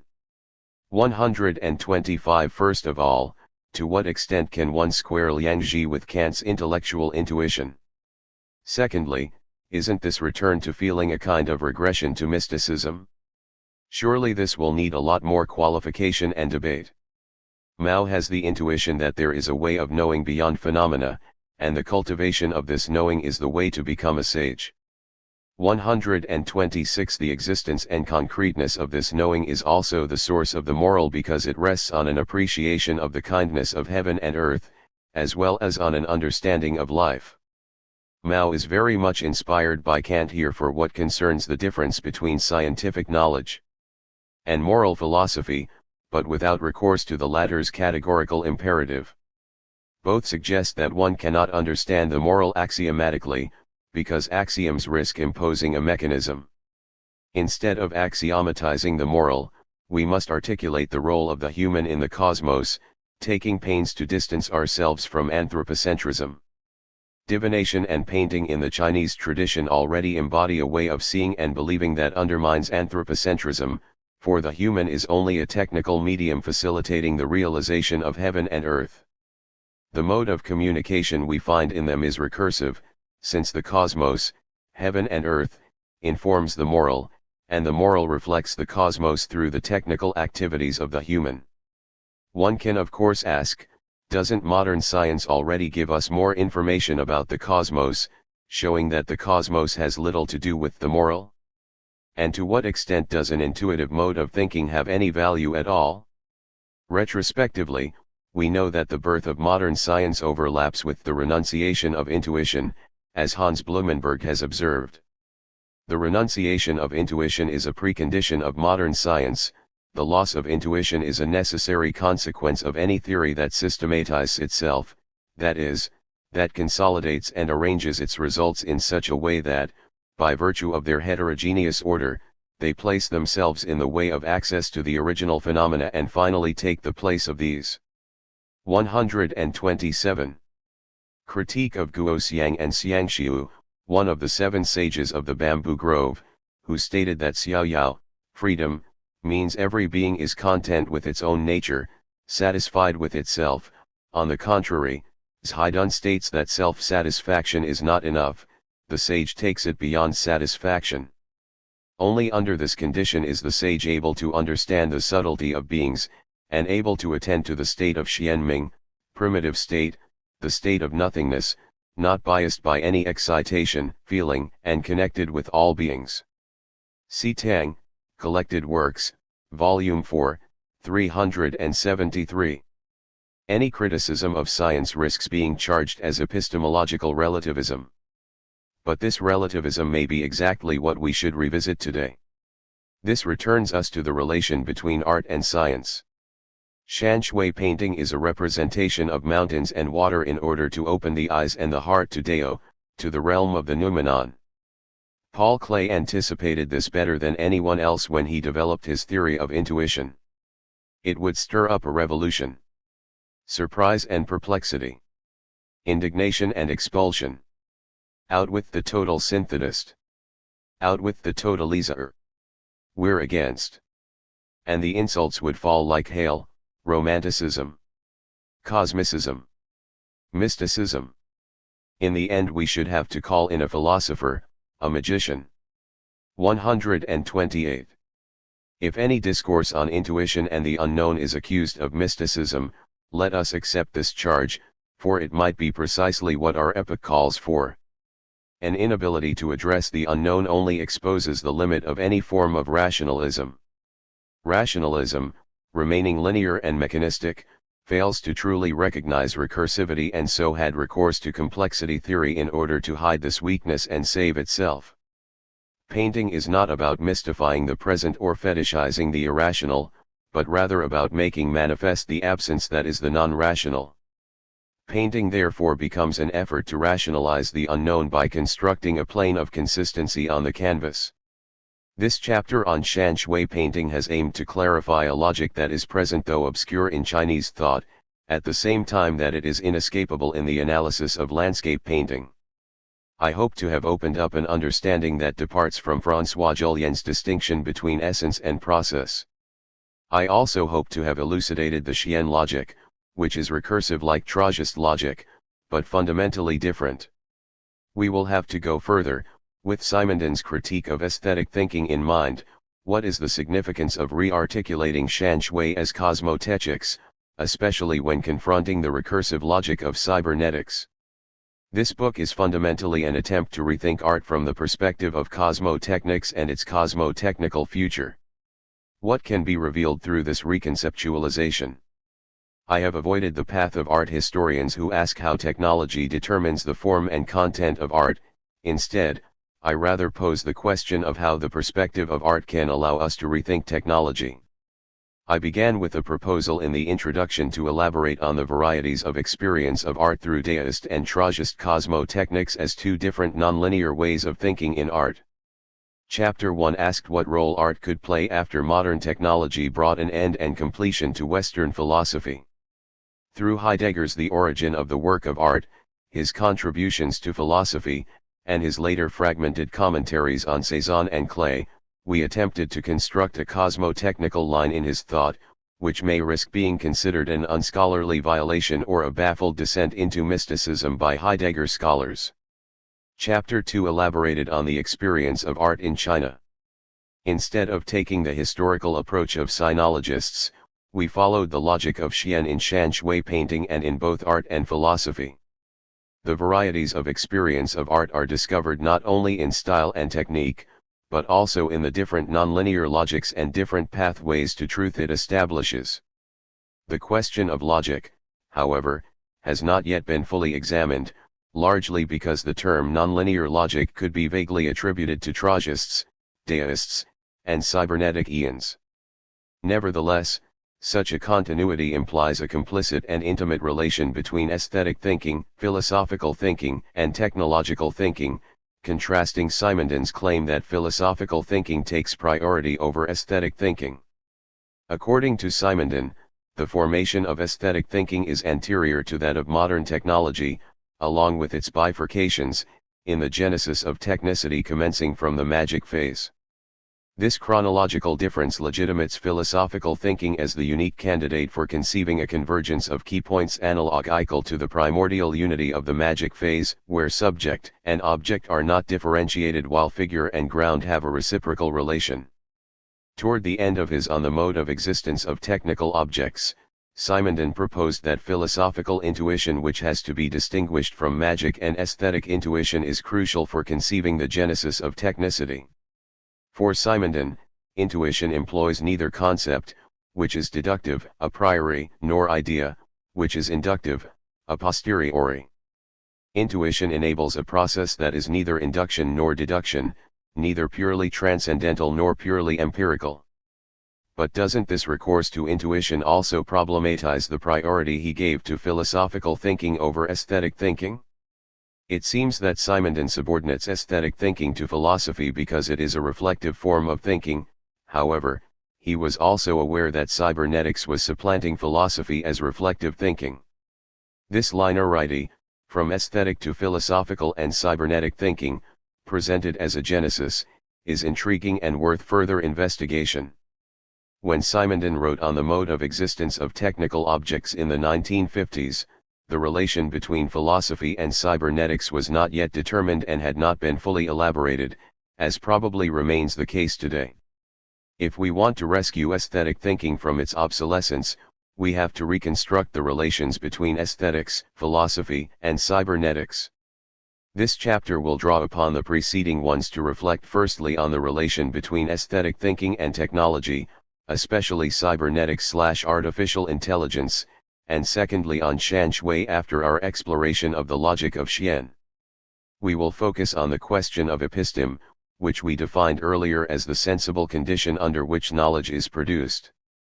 From the development of Descartes' mechanism to cybernetics pioneer W. Ross Ashby's homeostasis, through the neuroscience and biotechnology of today, philosophers and scientists have long sought to understand what is human, but also to render human existence as an axiomatic set of fundamental principles.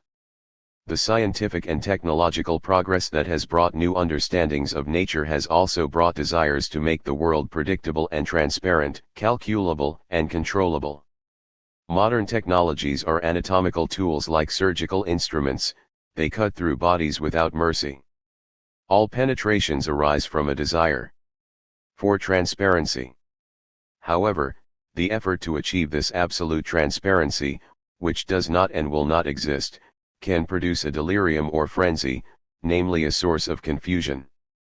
And techno-scientific development can only accelerate mystification if it fails to find a mirror with which to look at itself and awaken from the fantasy that it is destined to be the conqueror of the universe. The satellites revolving around the Earth are not yet mirrors, because they only offer a view of the Earth as a whole from distance. Their view augments the desire to see, and seeks to turn the Earth into a cybernetic system as if it will solve the global ecological catastrophe, according to the Gaia theory. I suggested in the introduction that it is necessary to articulate the status of machines today. Without understanding these machines, we will be unable to provide any insight other than a vague critique of political economy or a political ecology based on classical oppositions between technology and nature, organic and inorganic, human and God. The fact is that we are no longer dealing with the mechanistic beings of the 19th century like steam engines, but rather with technical systems becoming organic. This becoming organic and reflective is based on the concepts of feedback and information, a foundation already established by Norbert Wiener in 1948. We are no longer in an epoch of repetitive mechanical reproduction, but rather of recursive digital reproduction. This takes a very different form, which increasingly resembles the organic mode of reproduction in plants and animals, but with much higher capacity and speed of mutation. What is the role of art in this epoch of organic machines? Heidegger, who was indeed a careful reader of cybernetics, proposed in his 1967 essay The Provenance of Art and the Determination of Thinking a response to a futurism based in cybernetics. Art has to identify its position in the scientific world, to open that which science conceals. Science's dominance since the 17th century has not been mainly due to its form of knowledge, but rather to the triumph of the scientific method, which we find in Kepler, Galileo, and Newton, among others. In the 20th century, cybernetics triumphed as another scientific method. Written in the same period as his famous Der Spiegel interview, Nur ein Gott kann uns retten, only a God can save us, the provenance of art already registered the domination of cybernetics, and proposed that for art to seek its origin, it must do so through a reorientation. Heidegger was much more sober than most philosophers in confronting cybernetics, precisely because he attempted to understand the significance of cybernetics as well as its limits. The reciprocal regulation of the processes in their interrelation takes place in a circular motion.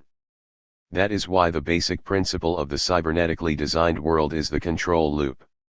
It is based on the possibility of self-regulation, the automation of a system in action. In the cybernetic world, the difference between automatic machines and living things disappears. 1. Indeed, Wiener himself claimed that it is possible to produce a cybernetic machine that lives Bergsonian biological, creative, and irreversible time. The triumph of the cybernetic method seems to have obliterated the binary thinking that opposes vitalism to mechanism, but it also challenged dualist philosophical thinking in general through a mechano-organicism. As Heidegger himself points out, according to cybernetics, the human and the world become understood as a unity maintained by feedback loops. However, this feedback loop also creates a closed world of input and output, demand and supply, realized by and in the industrial world. Such a world based on a reductionist cybernetics is doomed to be a closed one. The broadest control loop encompasses the interrelation between human and the world. What is happening in this enclosure? The world relationships of man and their entire social existence are included in the domain of cybernetic science. The same enclosure, i.e. the same captivity, shows up in futurology. So it is evident, the industrial society exists on the basis of the enclosure in its own power. 2. Though rarely heard in the discipline of computer science today, the term cybernetics lends its aura to artificial intelligence, which is absolutely based in the paradigm identified by cybernetics. 3. Heidegger's question remains valid for us today, when cybernetics is conceived to reduce organism to machine, life to calculation. For Heidegger, to seek the origin of art is to find a different beginning in Greek thought or its experience of being for today's industrial and technological world.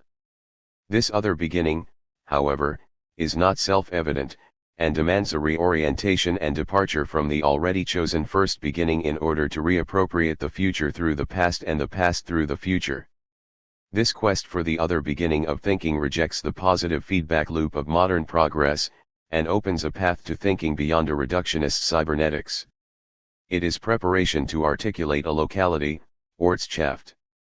Heidegger calls it orientation, Orientierung, namely to identify the place to which one belongs. We should go beyond the sheer rationality of science, since it is not yet rational enough. Therefore it is not about denying or rejecting rationality, but about integrating science and technology into a way of thinking that does not form an obstacle to discovery and invention while providing a new frame to modern technoscience. But first let's ask, what is the significance of artificial intelligence for art today? Artificial intelligence, insofar as it is artificial, is prone to mutation, meaning that it carries the possibility of deviating from all norms. As for intelligence, we cannot say what it is, since paradoxically any definition tends to limit intelligence itself. Understanding it in this way, the future remains both formally and ontologically open for us. The miserable view of technological development we have today identifies technology with a definite and narrow vision. For example, the transhumanist ideology excludes other imaginations and understandings of technology in favor of a new social class of enhanced humans or a relentless capitalist conquest of standing reserves. This contemporary vision fails to recognize the necessity and urgency of technodiversity, not the diversity promised by the free market, which is based on a homogeneous technologism, Gestalt. Proponents of the free market represent a thermodynamic ideology that claims to embrace diversity, but only within the specific system in which the market finds itself legitimate. I want to explore how the discourse on the varieties of experience of art can contribute to thinking beyond Gestalt. Contemporary cybernetic machines carry a new epistemology and a new form of organization that increasingly determines social, political, and economic structures. Machines are silently liberated from mechanistic determinism and spread freely throughout society. As Jean-François Lyotard did from the late 1970s onward, most notably in the postmodern condition, we must constantly ask what happens to our sensibilities when the sky is covered with drones and the earth with driverless cars, and exhibitions are curated by artificial intelligence and machine learning software. Is this futurism really something that speaks to us? Or does it fall squarely into Heidegger's critique of cybernetics and modernity?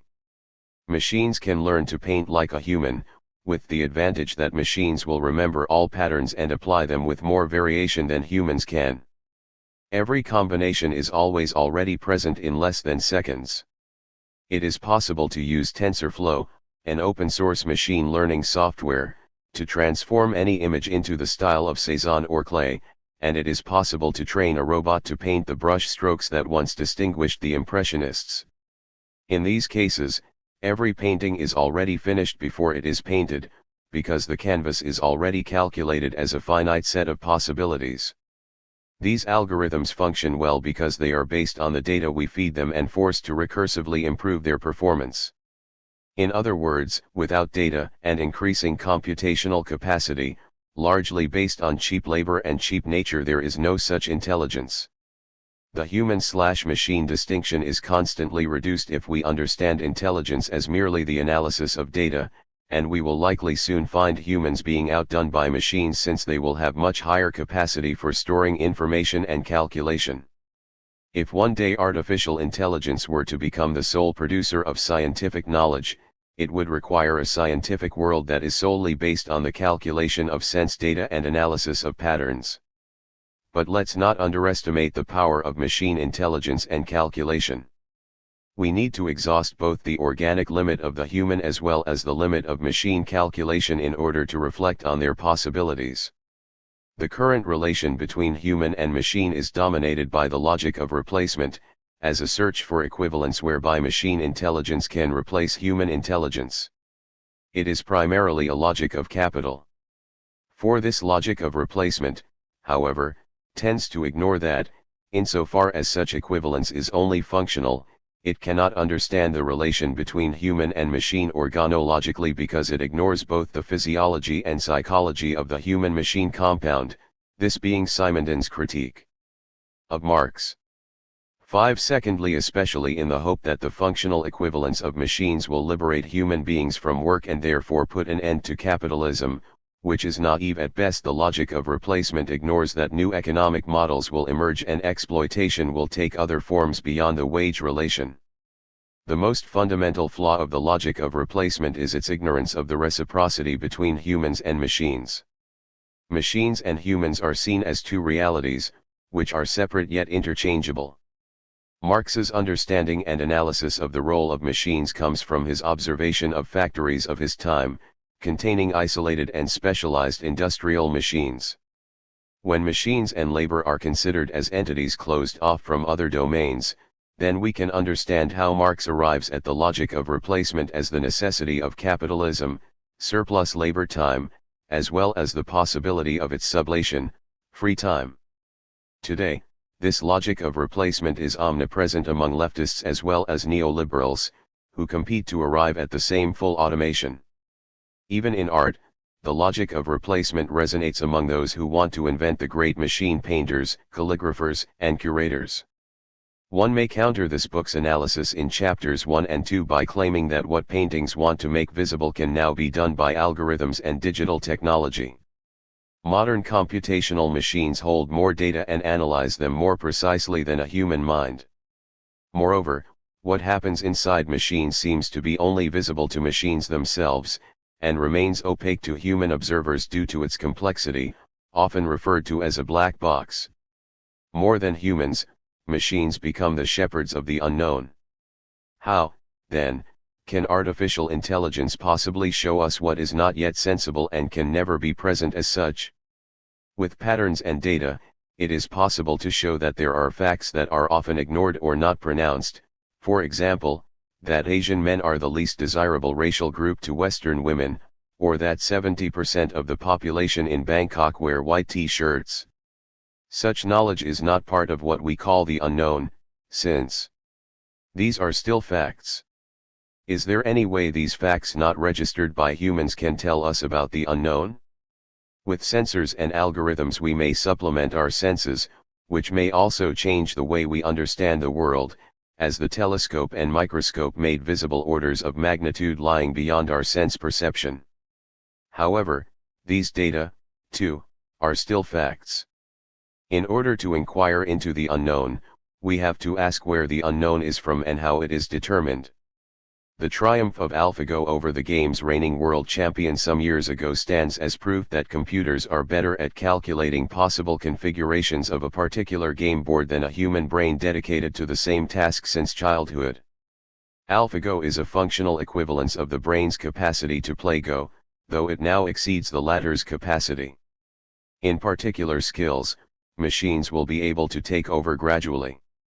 Even with manual work, artificial intelligence can imitate the brush strokes of different painters.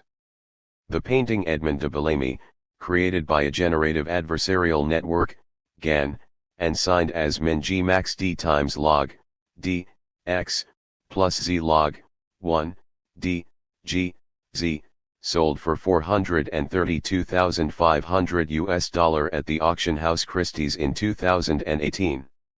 The art market, which operates on authenticity and authorship, granted aura to the machine painting. This auction event signals a struggle between artists and robots, and their antagonism in the coming years. Seen in another light, it also marks a moment to go back to the task of artistic creation. One may choose to dismiss the machine painting by questioning whether it is art at all. This, however, is probably not a productive question, since it refuses the organological struggle between artists and tools.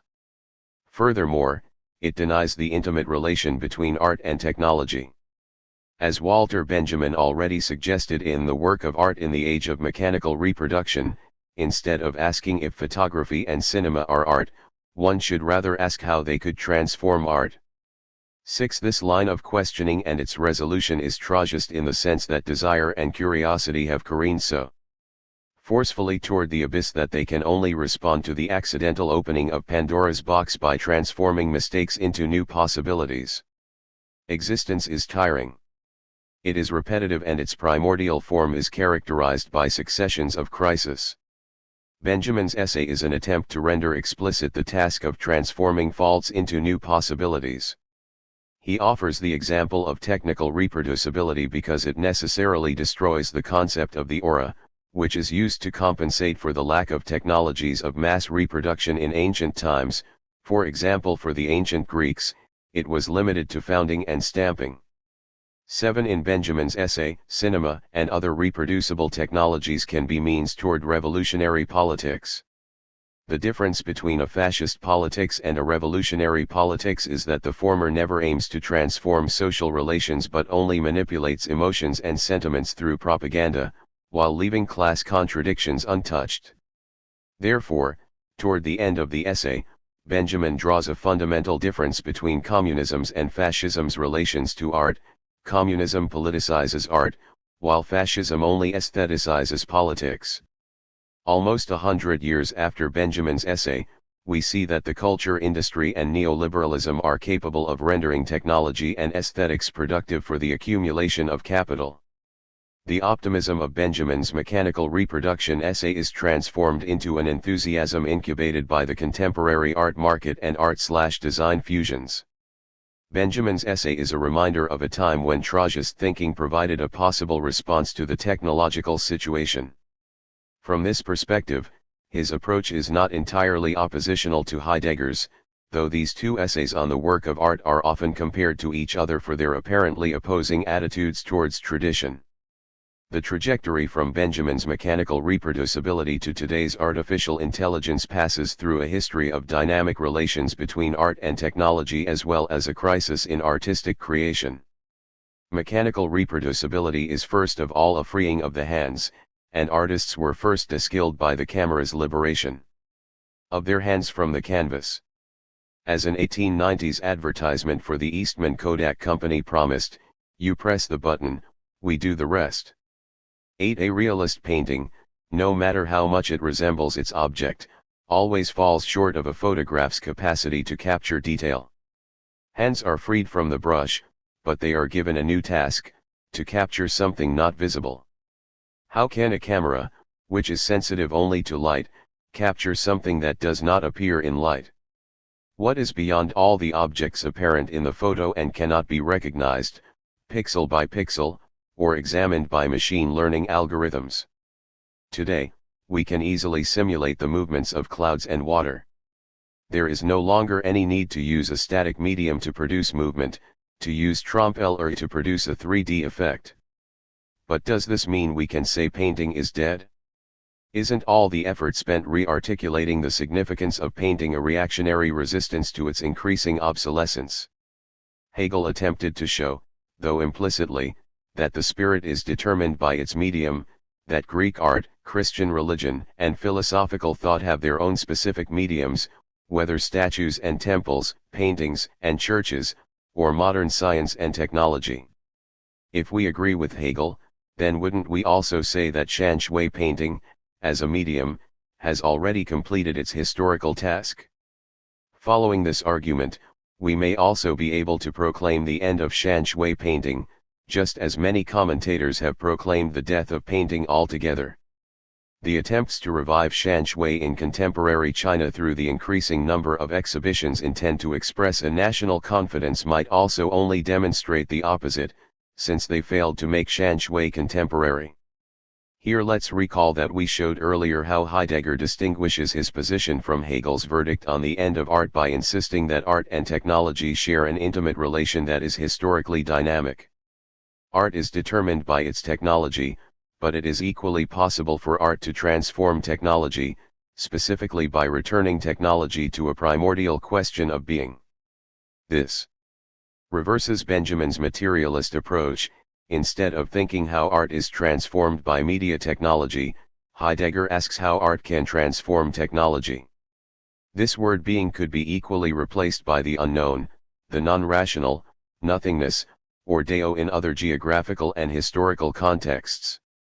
It doesn't mean every artist has to start using artificial intelligence, just as modern painters were not obliged to create art using machines.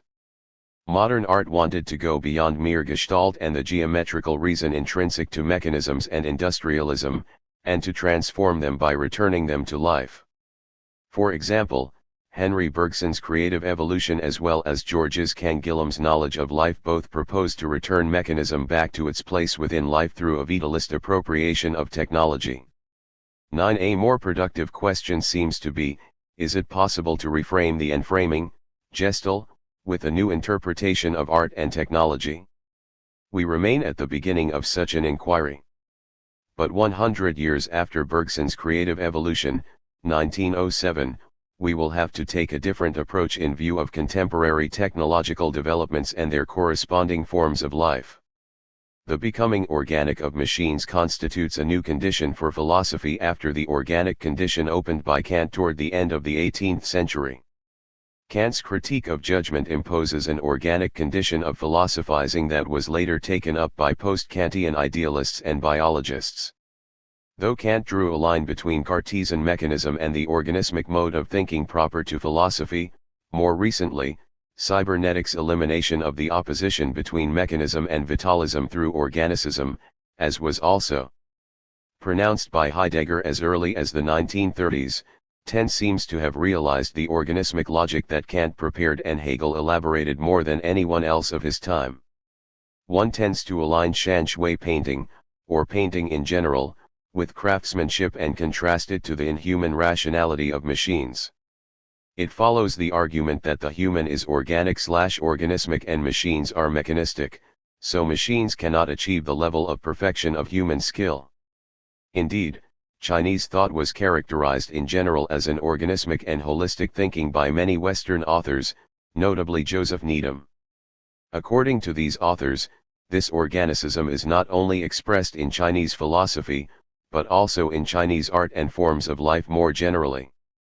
This argument was plausible in the first half of the 20th century since it suggests that one can have very different views on evolution, nature, technology, and multi-species coexistence depending on where thought springs from. Donna Haraway has asked, what if Western evolutionary and ecological sciences had been developed from the start within Buddhist instead of Protestant ways of worlding? 11. Haraway is a thinker and historian of organicism, and for her the science of the Anthropocene is not yet organismic enough, since it undermines the symbiotic nature of coexistence. 12. Haraway has good reason to make such a claim, since the discourse of the Anthropocene is fundamentally anthropocentric, even a celebration of human domination.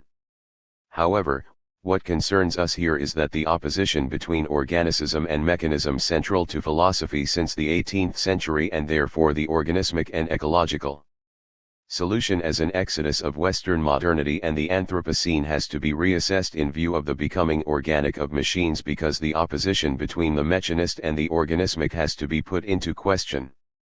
13. Organicism, once a remedy for the problems posed by the industrialism of the 19th and 20th centuries, as well as the foundation of the state, ceases to be the ideal in the 21st. Not only because machines have gone beyond the becoming organic of cybernetics illustrated by the recent invention of a robot made of frog cells and artificial intelligence 14, but also because modern technology has penetrated into different orders of magnitude. From micro to macro physics, technology now forms a gigantic organizing inorganic force or power. 15. The inorganic is no longer organized by the human body as was the case with simple tools, but rather constitutes an enormous technical system we can only live inside of, while submitting to its rules. In light of the new technological condition, it is necessary to reconsider the organismic function given to art in the 20th century. Whereas systems theory, i.e., Ludwig von Bertalanffy, has been regarded as a response to industrialism, art has been considered a counterpart to industrial technology. This is also why such an organismic aspect of art must be emphasized and considered as a remedy to industrialism and mechanism. The historian Lewis Mumford, in his series of lectures Art and Techniques, which also inspired the title of this book, offers a dialectical view of the history of art according to the production of symbols and images. For Mumford, mechanism came out of the need to escape the overdetermination of the symbolic in religion, even though the symbolic is what distinguishes humans from other animals and allows for the development of the spirit. Mumford argued that it was not Prometheus who invented technology in Greek mythology, but rather Orpheus, the player of the lyre, the god of symbols. 16. Mumford's point was that symbols are necessary for the constitution of human life and intelligence, even to the point where they can be overproduced as means of domination and lead, for instance, to the violence that preceded the Renaissance.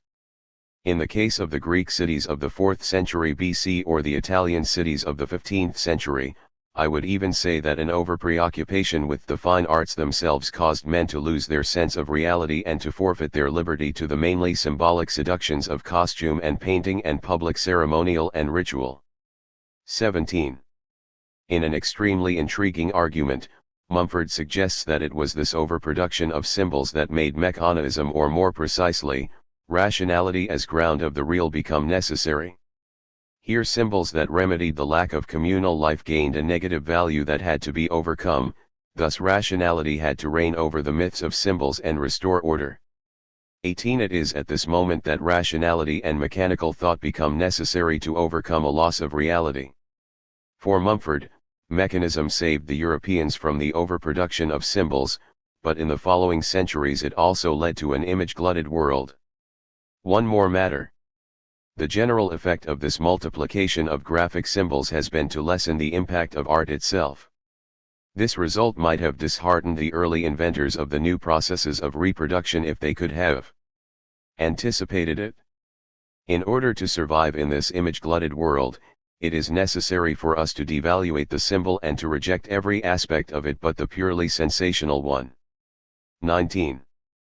This image-glutted world describes not only the Greek cities of the 4th century BC or the Italian cities of the 15th century, but more than ever the epoch of mechanical reproducibility. It was the era in which industrial technology, being mechanical in nature, dominated the production of art, whether in photography, cinema, or painting. Modern art wanted to overcome this image glut by providing another framework for art and technology. Mumford suggests that Cubism and Constructivism were not able to provide a sufficient philosophical framework to absorb mechanism, because on their own terms, they must suppress emotion, feeling, sentiment, any tendency toward organic richness of form. 20 In other words, Cubism and Constructivism moved against organicism by eliminating its major features. This could be best illustrated by what Picasso himself said to François Gilot, that Cubists abandoned color, emotion, sensation, and everything that had been introduced into painting by the Impressionists. 21 A sufficient philosophical framework for art should be an organismic thinking that accommodates mechanical technology and integrates it into life, pointing it toward the perfection of humanity. Mumford found this in the organic architecture of Frank Lloyd Wright. Men, instead of feeling excluded and belittled by the machine's achievements, will increasingly feel released by them, so that all our mechanical operations, instead of being geared to produce the maximum quantity compatible with profit, will be geared to produce the maximum quantity compatible with a fully developed life for both the person and community. That change is nothing less than a change of interest in the direction of the whole organism and the whole personality. A shift of values, a new philosophic framework, a fresh habit of life. 22. Of course, Mumford was not the first person to make this kind of statement. The Romantics, notably Novalis and the Schlegel brothers, were attracted to the concept of the organic, seeing it as the resolution of literature, art, and politics. Indeed, Schiller, in his letters on the aesthetic education of man, a work highly informed by Kant's critique of judgment, already put forward a similar claim regarding art. For Schiller, art is the play drive, capable of organically accommodating the dyad of formal drive, rationality, and material drive, emotion and sentiment. As Mumford said himself, we know in 1951, as men did not know in 1851, that the machine is only a limited expression of the human spirit. 23 We may say that we are in an epoch unimaginable for the preceding generation of thinkers, who were implicitly and explicitly nurtured by a mechanistic/organismic opposition. Since the rise of cybernetics in the mid-20th century, critiques based on this dualism seem increasingly suspicious. The relation of technical objects to human beings, which we can call the organized inorganic, in the sense that it is the human being who organizes the inorganic and integrates it as its organ, becomes the organizing inorganic, meaning that instead of humans integrating tools, humans are integrated into technical systems, which have the tendency and capacity to totalize the organism, as that which organizes the inorganic, through the invention of tools, which for Bergson is also that which distinguishes intelligence from instinct, seems to be losing its significance in face of technical systems. The body, in contrast to what is considered to be only the mind, also partially defines intelligence. It is only through the body that a tool can be invented and integrated. The body is the base upon which its extensions can be loaded and operated. The body was the carrier of automatism, like in Denis Diderot's The Paradox of Acting, in which a great comedian practices to the point of becoming an automaton before being able to improvise on stage. 24 Indeed, this can be applied to all domains of art before the era of cybernetics. Automatization of the body through repetitive practice is the precondition of being able to act freely with both organic and inorganic limbs, whether in art or in sport. 25 A critique of the organic human body can also be found in Simondon's concept of the technical individual, which is key to his 1958 On the Mode of Existence of Technical Objects. According to Simondon, we can say that there are three modes of existence of technical objects: as element, for example, a gear or a diode; as individual, for example, an automatic machine capable of auto-regulation; and an ensemble, for example, a laboratory consisting of multiple machines.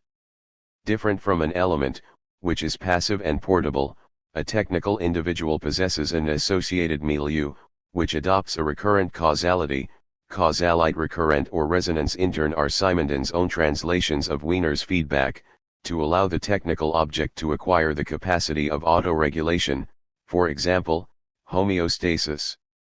The industrial era is characterized by technical individuals, which possess an associated milieu, while the artisanal era is characterized by simple tools that depend on the human body to organically constitute an associated milieu in the atelier, namely the body that integrated the tools to work together. When industrial machines have their own associated milieu, namely becoming organic, the body, which is the source of autoregulation in the artisanal era, is rendered redundant. The worker only has to repeat the same gesture, like what is demonstrated in Charlie Chaplin's Modern Times, 1936. What Diderot says in The Paradox of Acting concerning repetition still reflects a non-technological notion of automation. Diderot was first and foremost an encyclopedist who aspired to a technical and moral optimism, represented by the possibility of infinite improvement of technical elements. The emergence of the technical individual after the technical elements, which are symbols of the 18th century's optimism for progress, has complicated the relation between machine and the human body. Artists, as probably the most enduring type of craftspeople, also form the last wave of resistance against mechanical automation. This resistance takes a Trotskist approach to transform the machine and integrate it into the production of art, not simply as a tool but rather by turning art forms into machines. It was already evident in Duchamp's famous Nude Descending a Staircase, No. 2, 1912, which attempts to integrate chronophotography into painting. It becomes even more explicit in conceptual art, where one finds an imperative to address the human-machine relation by ceaselessly attempting to integrate both the machine and the machine metaphor into the production of an art beyond the limit of industrial machinery. In 1963, more than a decade after Mumford's appraisal of the organicism of art, Andy Warhol said in an interview with Art News, "I want to be a machine." 26. What does it mean to become a machine in an epoch when mechanism and industrialism have both been devalued since they are considered both philosophically insufficient and ecologically unsustainable? Warhol doesn't mean that he wants to be mechanical, but rather that his Dadaist, dandyist, nihilism wants to liberate itself from art and the meanings imposed on it. 27. Here the machine is opposed to the organic human body, which is the source of authenticity in traditional art making. The machine is not yet dominant, while the organic body no longer reigns, and has to transcend the human-machine opposition by becoming machine or pretending to become machine. We may call this becoming machine a Trotskist gesture, like the tragic hero who affirms his destiny in order to be free, and it is central to how an objective idea like a machine gains autonomy in conceptual art. In his Sentences on Conceptual Art, the minimalist and conceptual artist Sol LeWitt wrote, "The artist's will is secondary to the process he initiates from idea to completion. His willfulness may only be ego." 28. The idea as the life of the concept must not be subordinated to the will of artists conditioned by the organic body. Instead, it should be positioned above both the organic body and the inorganic machine. This is even more explicit in his paragraphs on conceptual art, where he states, "The idea becomes a machine that makes the art. This kind of art is not theoretical or illustrative of theories, it is intuitive, it is involved with all types of mental processes and it is purposeless." 29. We can say that post-1963 conceptual art marks the end of a first dialectics between the inorganic industrial machine and the organic human body. In Becoming Machine, a mechano-organismic gesture is also paradoxically the last defense of the artist's organic body. Through the conceptual artists, the idea becomes visible and expressed in a recursive or tautological way, exemplified in the work of Joseph Kossuth, by rejecting art in order to become art. Let's recall how Hegel became furious when he was provoked by his contemporary Wilhelm Traugott Krug to say whether the idealists can deduce a pen from thinking. 30. Krug sees an opposition between idea/form and matter, while Hegel insists that the concept, Begriff, is concrete and real. Conceptual art could have been material proof of Hegel's becoming concrete and real of the concept. As we now enter the third decade of the 21st century, the technological condition and the meaning of the machine have changed. Cybernetics, and now artificial intelligence, have made the concept even more effective, wirklich, and rational, vernünftig. At the same time, cybernetic machines have forced the body to confront its limits on at least two different orders of magnitude. The first order is biotechnology, which enters into the nano level of the body to modify genes, for example, by reprogramming eye color and height in embryos. The second order is the gigantic technological systems that integrate bodies as part of their functioning. State administration in Hobbes's Leviathan was considered as mechanical machine, and in Hegel's philosophy of right, it was one stage toward the realization of an organic state, a true ethical life. But it is only today that the social contracts that connect bodies are realized in an even more materialized sense, via data, network protocols, algorithms, sensors, mobile phones and servers, and in such a way that commands and executions can be directly implemented through electronic signals. Mumford's aspiration to the organic took up a common philosophical task, no longer responding to the mechanism on the conceptual level as Kant did, but also attempting to overcome the mechanism's material incarnation in industrialism.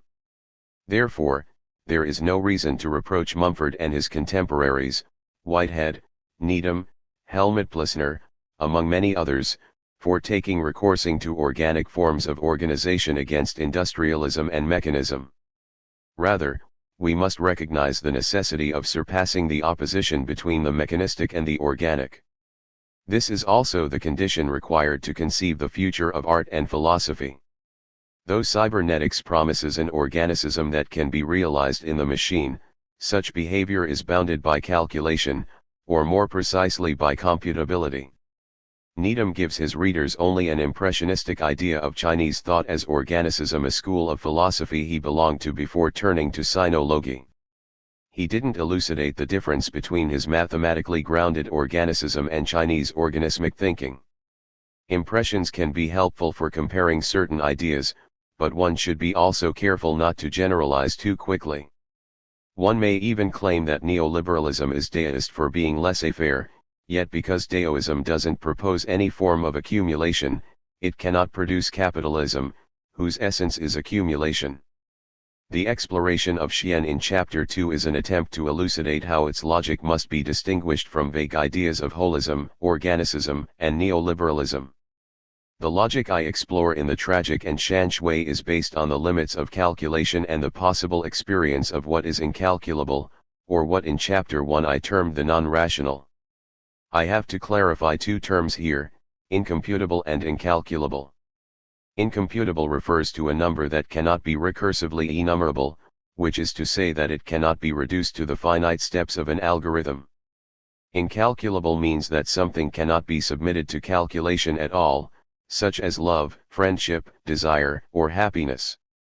The incalculable doesn't only serve spiritual and religious purposes, but is central to any economy and politics that transcends calculability. It can serve a concrete function in a spiritual economy or a libidinal economy, as well as in Amartya Sen's economy of capability, for example.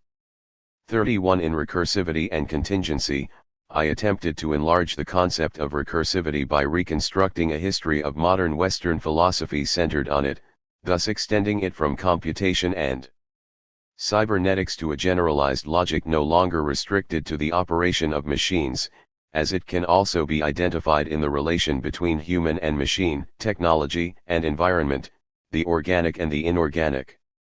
In this work, I examine the concept of recursivity moving between world and earth, mountain and water, showing cybernetics to be only one type of recursive thinking and logic in a longer history. In so-called first-order cybernetics, feedback is a term used to describe the mechanism of self-regulation. In second-order cybernetics, the term recursion is used more often to extend beyond machine operation to address other social and political domains. For example, Nicholas Luhmann has applied Umberto Maturana and Francisco Varela's concept of autopoiesis to study the operation of society, developing the field of sociology known as systems theory. Recursion is key to automation in forms based on the principle of calculability. Let's first look into the relation between recursion and calculability, before elaborating on the distinction between the incomputable and the incalculable. In computer science, a recursive function is one that calls itself during its execution. A simple example given to first-year computer science students generates a finite Fibonacci sequence, 0, 1, 1, 2, 3, 5, 8, 13, 21, 34, where each following number in the sequence would be the sum of the two that preceded it. If we are asked to list all the Fibonacci numbers below the number n, which could be any number, the simple approach would be to create an iteration, loop, that counts until n is reached.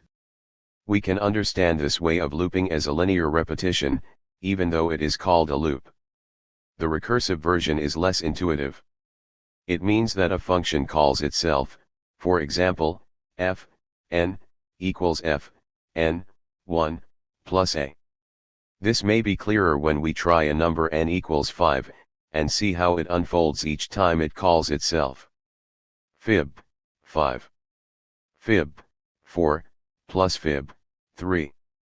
Fib, 3, plus fib, 2, fib, 2, plus fib, 1. Recursion generates a complexity that is beyond iteration, mere repetition, because it consists of various spiral loops instead of only one mechanistic, repetitive loop, for example, a cooking recipe. Iteration may sound like it's circular, but in fact it is a linear logic, since it only repeats the same process. Therefore, if not simply misleading, the comparison often made by computer scientists between a recipe and algorithm doesn't really hold. From a computational perspective, computational time, the time required to arrive at the output, can be largely reduced through recursion. But it is not only about efficiency. Something that is recursively enumerable is also computable, that is to say, one can find an algorithm that can generate this number in finite steps. A number is not computable or decidable if it is not recursively enumerable. For example, Kurt Gödel negatively proved what David Hilbert called the Entscheidungsproblem, an algorithm that decides, given a set of axioms and a mathematical proposition, whether the proposition is provable. Gödel's genius can be seen in two major steps. Firstly, Gödel used numbers now known as Gödel numbering corresponding to the logical propositions, as in the following table.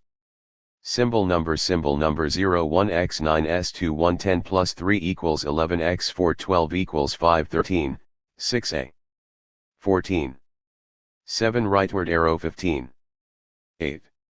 The replacement of the qualifiers with numbers allowed Gödel to turn the symbolic propositions into arithmetic, therefore allowing one to focus on calculation rather than inferences of different propositions. Secondly, Gödel developed a recursive function to execute the mathematical proof. Before Gödel, Thorolf Skolem had already proposed to replace logical qualifiers with numbers in order to recursively prove the validity of a logical proposition. If we consider the general theorems of arithmetic to be functional assertions and take the recursive mode of thought as a basis, then that science can be founded in a rigorous way without use of Russell and Whitehead's notions always and sometimes. This can also be expressed as follows: a logical foundation can be provided for arithmetic without the use of apparent logical variables. 32. Gödel developed what is now known as the general recursive function in 1934. It is mathematically equivalent to the Turing universal machine and Alonzo Church's lambda calculus. This is the foundation of modern computational theory. If we talk about a computational world, it means one in which everything is enumerable in finite steps. If recursion is the foundation of computation, it doesn't mean that any thought implemented in programming language is recursive. For example, we can write a simple program to print hello, world. 1 int main. 2. 3 printf, hello, world. 4 return 0. 5. Even though the execution is recursive on the level of the hardware, the logic of the program is simply procedural or mechanistic. This is what we have to bear in mind as we analyze the concept of recursivity according to different orders of magnitude rather than just an abstract universal sense. More than computational thinking, recursion is an epistemology opposed to mechanism. We can't simply discard the mechanistic epistemology, however, since though insufficient, it still has explanatory power in certain cases. Insofar as we have the computable, we also have the incomputable, meaning the undecidable. But the incomputable is not incalculable, precisely because, by definition, incalculability cannot be a mathematical concept. We may say that being is incalculable, precisely because it is not a mathematical concept. If we were to say that God is the incomputable, then God would be reduced to a mathematical concept, because incomputability acquires its meaning from its opposition to the computable. To demonstrate our thesis, let us put forward an initial claim that the world is incalculable, and then ask how that has been articulated in the development of artificial intelligence, because intelligence means primarily making sense of the world. With that, we may be able to understand in a more precise way, firstly, how the humanist concept of reason, which was used to firmly demarcate human intelligence from machine intelligence, is being remade by and redistributed to machines, and secondly, how the concept of incalculability is undermined in the modeling of intelligence, which also leads to the limit of intelligence. Such modeling is not simply a replacement or subsumption of reason, as many theorists argue. 33. It requires us to inquire into reason itself, as well as to conceive more profound reconfiguration of concepts other than reason, which are essential for the process of rationalization. In the 1970s, when the American philosopher Hubert Dreyfus published a series of writings on the limit of artificial intelligence, notably his What Computers Still Can't Do, a critique of artificial reason, he accused AI scientists, especially Marvin Minsky, of limiting cognition to a particular knowledge or model structure. Minsky, one of the founders of artificial intelligence, anticipated that sort of critique when, in his seminal 1961 paper Steps Toward Artificial Intelligence, he admitted that there is, of course, no generally accepted theory of intelligence, the analysis is our own and may be controversial. 34. This means that there is probably no objective or universal definition of intelligence, therefore, what intelligence is open to interpretation. Dreyfus's critique can be understood as a pragmatic reading of the first division of Heidegger's Being and Time, especially section 17, Reference and Signs, and section 18, Involvement and Significance, the worldhood of the world.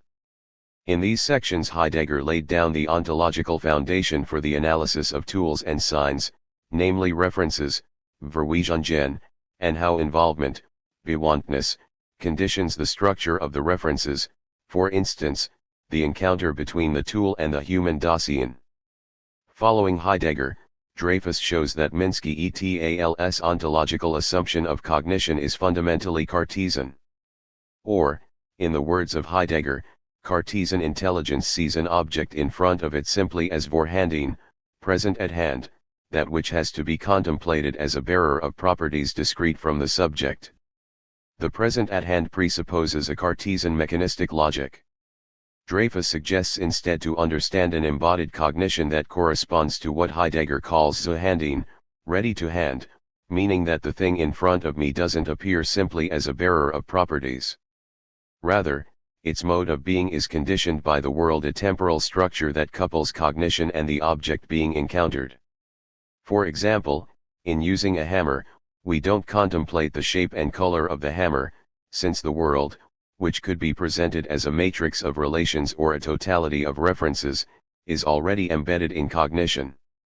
Dreyfus concludes, even a chair is not understandable in terms of any set of facts or elements of knowledge. To recognize an object as a chair, for example, means to understand its relation to other objects and to human beings. This involves a whole context of human activity of which the shape of our body, the institution of furniture, the inevitability of fatigue, constitute only a small part. In assuming that what is given are facts at all, Minsky is simply echoing a view which has been developing since Plato and has now become so ingrained as to seem self-evident. 35. Dreyfus could be interpreted to be critiquing the use of linear and mechanistic thinking instead of recursive and organic thinking to comprehend cognition. He arrives at the conclusion that the impasse of AI is also the impasse of Western metaphysics, whereas Heideggerian thought as an attempt to go beyond metaphysics provides an alternative. One might conceive of a Heideggerian AI, though ironically such a project would mean only the continuation of the metaphysics Heidegger wanted to destroy. Though it might seem unsubtle to identify weak AI with the history of philosophy from Plato to Leibniz, Dreyfus nonetheless pointed out that one has to look into the ontological, epistemological, and psychological assumptions of computation, and question their limits and legitimacy. This effort to go beyond formal representation of perception and reasoning is known as connectionism, represented by a movement in cognitive science that uses artificial neural networks to explain cognitive capacities, and it resonates with the 20th century philosophical attempt to go beyond representation. A representation demands a description of the phenomenon according to a specific order of magnitude. For example, a visual representation consists of shapes, colors, and perspectives. A non-representational description exploits different orders of magnitude. For example, the same object could be interpreted as a map of intensities or a network of signals that can dynamically update itself. Machine learning uses the neural networks first proposed in 1943 by Warren S. McCulloch and Walter H. Pitts, who imagined neurons as Boolean functions and the network as multiple layers of neurons whose operations allow logical inferences. The further development of neural networks led to the 1967 statement from Minsky that neural networks with Boolean neurons can simulate any finite automaton, and further from Heikki Hayataniemi, 1996, that neural networks can simulate arbitrary Turing machines. 36. The development of feed-forward neural networks, the simplest form of neural networks, in which connections between the nodes don't form a cycle, in the 1960s confronted a bottleneck, which leads to the development of what is now known as the backpropagation algorithm. Paul Werbos in 1974 elaborated an algorithm for the credit assignment problem. This algorithm realized the method called back-error propagation or simply backpropagation. Backpropagation networks were rediscovered by Parker in 1982. Then discovered again and made popular by Rumelhart, Hinton, and Williams, 1986. In essence, a backpropagation neural network is an advanced perceptron with multiple layers, a different threshold function in the artificial neuron, and a more robust and capable learning rule. Today backpropagation networks are, probably, the best known and widely applied class of the neural networks. 37. The alternative to representation offered by connectionism also prompted Dreyfus to search in a similar direction for the possibility of realizing a Heideggerian AI, for example in Walter Freeman's research on neurodynamics. Freeman developed research into the way that actor and environment are coupled, involving years of study of olfaction, vision, touch, and hearing in alert and moving rabbits. Freeman shares Dreyfus's view of anti-representationalism. The brain moves beyond the mere extraction of features, it combines sensory messages with past experience, to identify both the stimulus and its particular meaning to the individual. 38. Freeman denounced representationism by saying, "Who needs them representations? Functionalist philosophers, computer scientists, and cognitive psychologists need them, often desperately, but physiologists do not, and those who wish to find and use biological brain algorithms should also avoid them." 39. Freeman's neurodynamics involves complex processes. To simplify and summarize in accordance with the purpose of our investigation, it maintained that the animal's perception, which already selects what is significant, and its response to the external milieu are conditioned by patterns rather than by concepts with distinctive representations. When a rabbit smells a specific odor, the oscillation pattern of neurons in the rabbit's olfactory bulb, located in the frontal lobe, is strengthened. The configuration of the connection is understood to form cell assemblies. The cell assemblies will be reconfigured when the experience is repeated, and the result will follow the reward given for the experience. For example, when the rabbit smells the carrot and eats it, the relation of smelling to eating is strengthened. 40. So the contextual response of the brain is always an accumulation of past experience with the same input. A local input is responsible for the global output. For example, the signal initiated by the carrot activates the global configuration of the basins of attraction. The pattern of attractors is modifiable and stores input with the past memory of similar stimuli. As Dreyfus puts it, significance is not stored as a meaning representation nor an association. Rather, the memory of significance is in the repertoire of attractors as classifications of possible responses, the attractors themselves being the products of past experience. 41. Dreyfus is emphasizing the hermeneutics of the world of structure, which determines the meaning of the present and how transgressions reciprocally transform the world itself. He highlights the recursive nature of human interpretation or thinking in contrast to the Cartesian mechanism of early artificial intelligence. Though he hadn't engaged with the recursivity of modern computation, he finally identified it with connectionism. Artificial intelligence is recursive not only in terms of the structure of its program, but also in the way that cognition is understood. Cognition is not mechanical, but recursive. It always goes back to itself in order to know itself. Cognition is open to errors in order to learn from and correct them. Machine learning draws from cognitive science, but instead of completely relying on models from neuroscience, it has also to have produced an epistemology for the discipline, which became the model through which intelligence can be demonstrated. More and more frequently today, computational models cease to be mere simulations and become the proper apparatus of scientific experiments. The demarcation line between human intelligence and machine intelligence has been blurred. It is in this sense that we can understand Achille Mbembe's claim that reason may well have reached its final limits. Or, in any case, reason is on trial. 42. The memory of such distinction, however, exists today and forms a threshold yet to be fully crossed. Presumably influenced by John Haugeland and Dreyfus, like many in his generation of AI scientists, the Canadian cognitive scientist Brian Cantwell Smith provided an updated assessment of the development of AI in his 2019 book The Promise of Artificial Intelligence, Reckoning and Judgment. 43. He proposes that AI, insofar as it wants to be intelligent, must develop a different scheme to interact with the world. The intelligent agent must be able to situate itself within the world, and in doing this, must also recursively engage and modify the world. The agent and the world must constitute a structural coupling that is not only biological but also semantic. Human intelligence is embedded in the world, and it embodies the world with the help of artificial organs, such as limbic and nervous systems that are extensions of bodily organs. Smith's argument can be aligned with the argument I put forward in Recursivity and Contingency, that recursion is the fundamental model for thinking the relation between intelligence and its milieu at various orders of magnitudes, biological, semantic, systemic, and so on. The basic criteria according to Smith are as follows. For a system to care, its orientation to the world must be backed by a complex constitutive web of normative commitments. The system, knower, must be committed to the known, for starters. 44. Commitment to the known means primarily recognizing the object as object, not simply a bunch of representations, which Smith calls appearance. 45. But rather something understood by an intelligent agent as being in the world and with other beings, which he calls reality.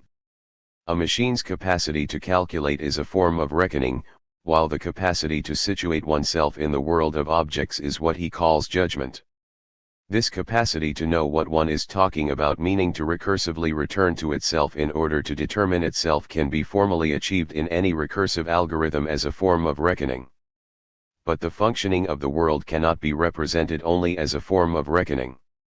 46. Smith emphasizes that this commitment to the object and its world cannot be understood in terms of emotion, as it stands in contradistinction to reason. This is a point that I can agree with, because emotion is only a counterargument against a homogeneous definition of rationality. Emotion doesn't yet rationalize what is excluded by this homogenizing definition.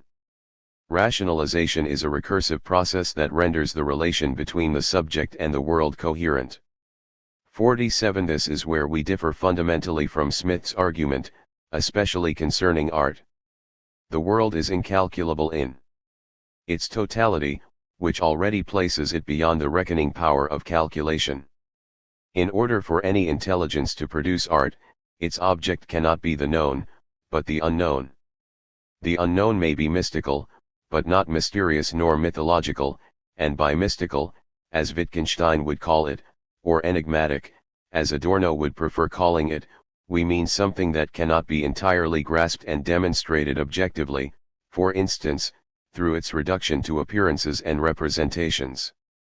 Heidegger was able to say that the worlds die Welt because there is no prime mover behind the world. A metaphysical monism doesn't exist if we understand it in Smith's sense, that an ultimate reality could be derived linearly from the known.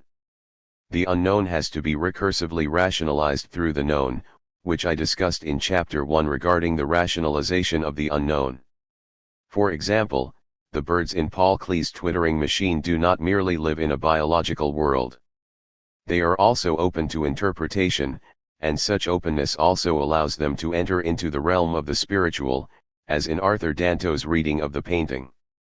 Klee is making some kind of point about the futility of machines, almost humanizing machines into things from which nothing great is to be hoped or feared, and the futility in this case is underscored by the silly project of bringing forth by mechanical means what nature in any case provides in abundance. 48.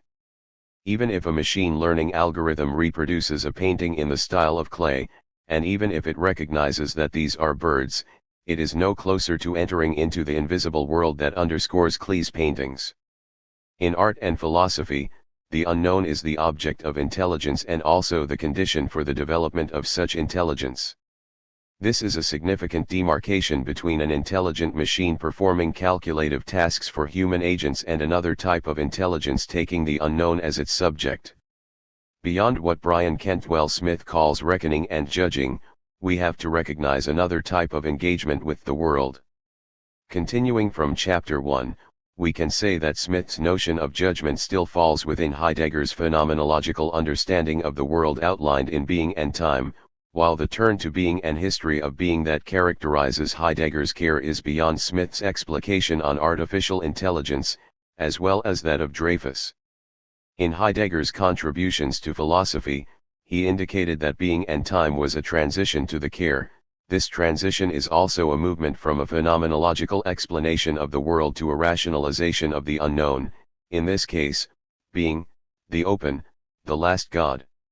If we interpret it in this way, we can understand that any machine intended to fully imitate human intelligence cannot be limited to two activities such as reckoning and judgment, since to do so would ignore that meanings are no properties of beings, but rather its profoundness comes from that which is unfounded.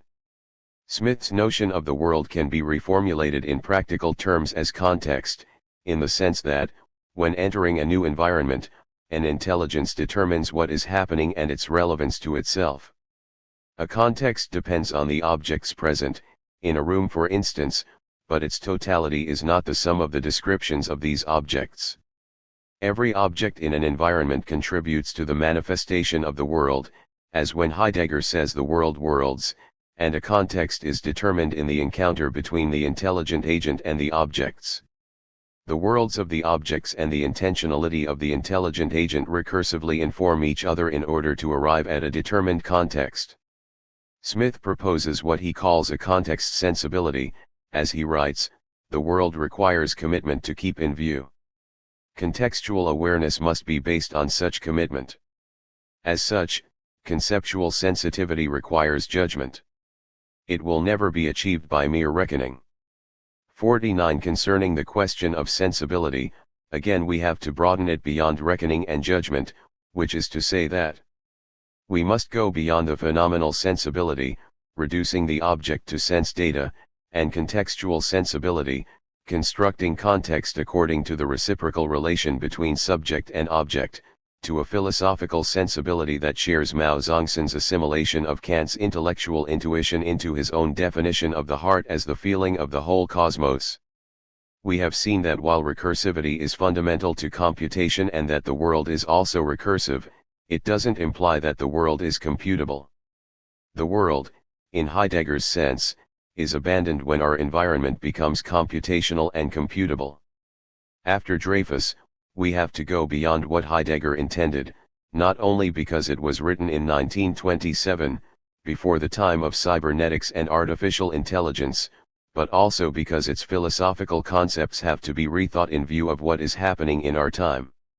From the outset, the world that Heidegger describes is the other of cognition, to which it is irreducible, since cognition is made possible by the world. The world and cognition could be seen in terms of the relation between ground and figure in Gestalt theory. The world is constituted by a complex totality of references, and cognition depends on these references in order to reason. In other words, cognition is a part to the whole of the world.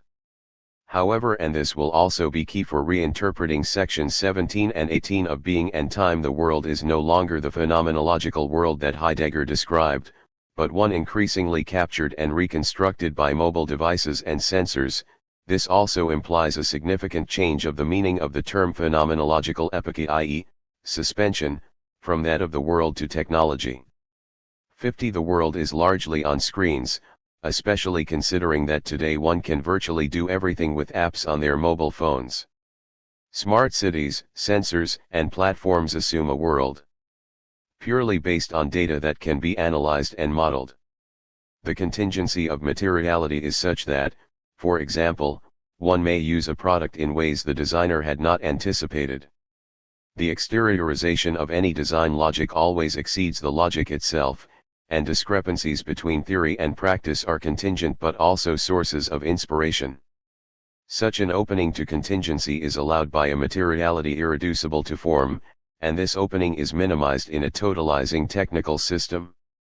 As the world becomes a technical system, so to speak, the world Heidegger described as the ground of truth in the sense of aletheia is reduced to logically analyzable sets of data. This is also why we think artificial intelligence is becoming increasingly powerful today, while the question of the world emphasized by both Heidegger and Dreyfus becomes insignificant.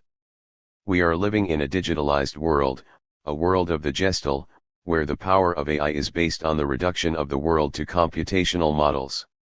We endowed terms such as dreaming and thinking to machines for the sake of their ontological dignity or for mere marketing purpose, though we all know that the deep dream of Google has nothing to do with dreaming. This is not to say that reductionism is altogether bad, but rather that it is bad when taken as the totality of reality, as was the mistake of mechanism. As the computational environment displaces the world, the incalculability of the world withdraws further from us, until the question itself disappears or a catastrophe appears. We only hear of affirmative technological acceleration, human enhancement, and geoengineering. The disappearance of the world initiates an ecology of attention, since it is no longer the world that conditions the appearance of phenomena. An economy of attention in the digital age is not only an economy of the eyes and the screen, but more importantly one in which relevance is determined through calculation and data extraction.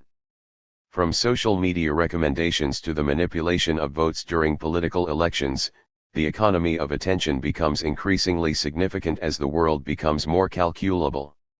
When the computational environment displaces the world, it doesn't mean that the world disappears, but rather that it becomes silent. It is still functioning, like the thing in itself, described by Kant behind the phenomenon, but ceasing to be sensible. It may reveal itself when the world of calculation breaks down. Computational recursivity provides an epistemological proof of the genetic structure of nature, like what the Romantics and idealists such as Kant, Fichte, Schelling, and Hegel have tried to construct. Idea, insofar as it is auto-positing and auto-regulating, possesses great potential as it was explored by the idealists and conceptual artists. What can come of this mechanical proof of idea in recursive algorithms today? Some observers speculate on the conception that the universe is a perfect recursively generated whole in which every being is a unique instance of the same genetic process. We may want to call this a Platonic proof, after the philosopher's invocation in Timaeus of the demiurge's mathematical design of the world, in which actual existents are nothing but imitations of the world of ideas. Kant's attempts to set the limit of knowledge and the regrounding of metaphysics could be seen as a modern take-on of the Platonic proof, according to which the thing in itself is responsible for the appearance of objects. The recursivity of the world has to be distinguished from the recursivity that technology is in the process of mastering. A generalized recursive thinking needs to understand and to coexist with machines. When technology seeks the ground, it will only lose it, because technology itself wants to become the ground of all beings. This reciprocal structure between figure and ground stands as an ontological refusal of the idea that the world is reducible to a bunch of recursive algorithms, no matter how powerful they are in simulating the emergence of phenomena similar to natural ones. Another such refusal is the fact that the computable implies at the same time the incomputable, namely, that there are existents in the universe that are not recursively enumerable. These two ontological refusals are not identifiable. The incomputable alone is not sufficient, since it only sets the limit of computation without being able to unleash its potential. The incomputable is not yet the incalculable. The incomputable is a mere negation of the computable, while the incalculable is the affirmation of a groundless ground. The incalculable is not reducible to the incomputable, though the latter also offers the former irrationalist support of the realm beyond the computable. The development of science and technology allows us a better understanding of the world, but reducing the world to a recursive universe only leads to an exhaustion of the technological world itself. If it is still not too late, perhaps it will recover after having hit bottom, like Gregory Bateson described alcoholics doing. We may want to ask, what should we expect from a futurism based in artificial intelligence? How should we respond to the challenge the human has undertaken to eliminate its own condition of existence? Similar to how we propose to fragment the concept of technics and art, we may also have to inquire into the diversity of the concept of intelligence, though all these categories cannot be isolated.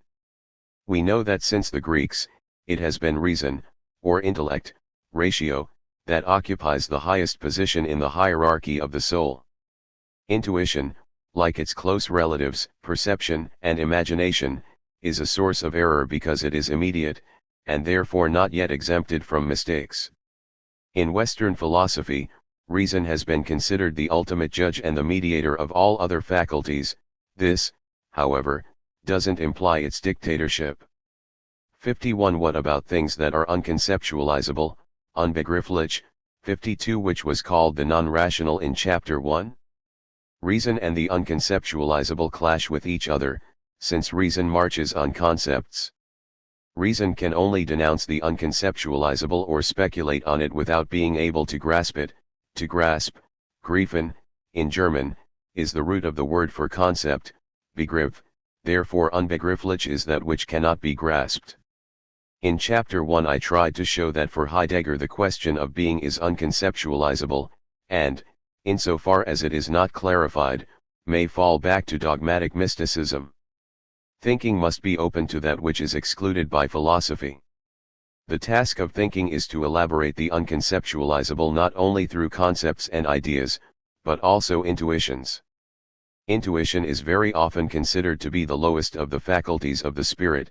For example, in Kant's Critique of Pure Reason, we find a hierarchy moving upward from pure intuition, time and space, through the understanding, and onto reason. The limit that Kant imposes on the knowledge proper to a human subject is restricted to scientific explanation. While it is necessary to engage with science, it is also necessary to go beyond it. The non-conceptualizable, however, threatens the systematicity of reason. Reason cannot seize the unconceptualizable, but can only pretend to have grasped it through sublime experience or through postulates in practical reason. The sublime is the failure of the understanding and imagination to subsume sensible data into concept. Such a failure demands the intervention of reason, which cannot turn the experience into concept either, but can put a halt to the process. It is through this violence imposed on the imagination by reason that human subjects, like the tragic heroes, are able to overcome the fear provoked by uncontrollable and enormous nature. The sublime is the human use, Gebrauch, of nature in order to move beyond mere fear and into respect, Achtung. Why did Kant want to renounce human beings' intellectual intuition? It is because a positive and objective definition of the unconceptualizable is logically contradictory. For example, what I think freedom is may contradict with what others understand. We can only define freedom firstly in relation to the other, be that human or thing, and secondly in a negative sense, by reference to what is not free. The realm of the noumenon, being negative to human subjects, has a positive use of completing the architectonics of reason with the notion of intellectual intuition. Since intellectual intuition cannot be identified as a human faculty, Kant gives the highest position to reason. We have already seen in Chapter 2 the new Confucian Mao Zedong's disagreement with Kant. He suggests that the intellectual intuition that Kant excludes from the human lies at the core of Chinese philosophy. It has to be examined elsewhere whether Mao really grasps Kant's concept of intellectual intuition, and if this philosophical and cultural translation is legitimate. But it is nevertheless an astonishing and refreshing argument, as well as an inspiring method of transductive thinking.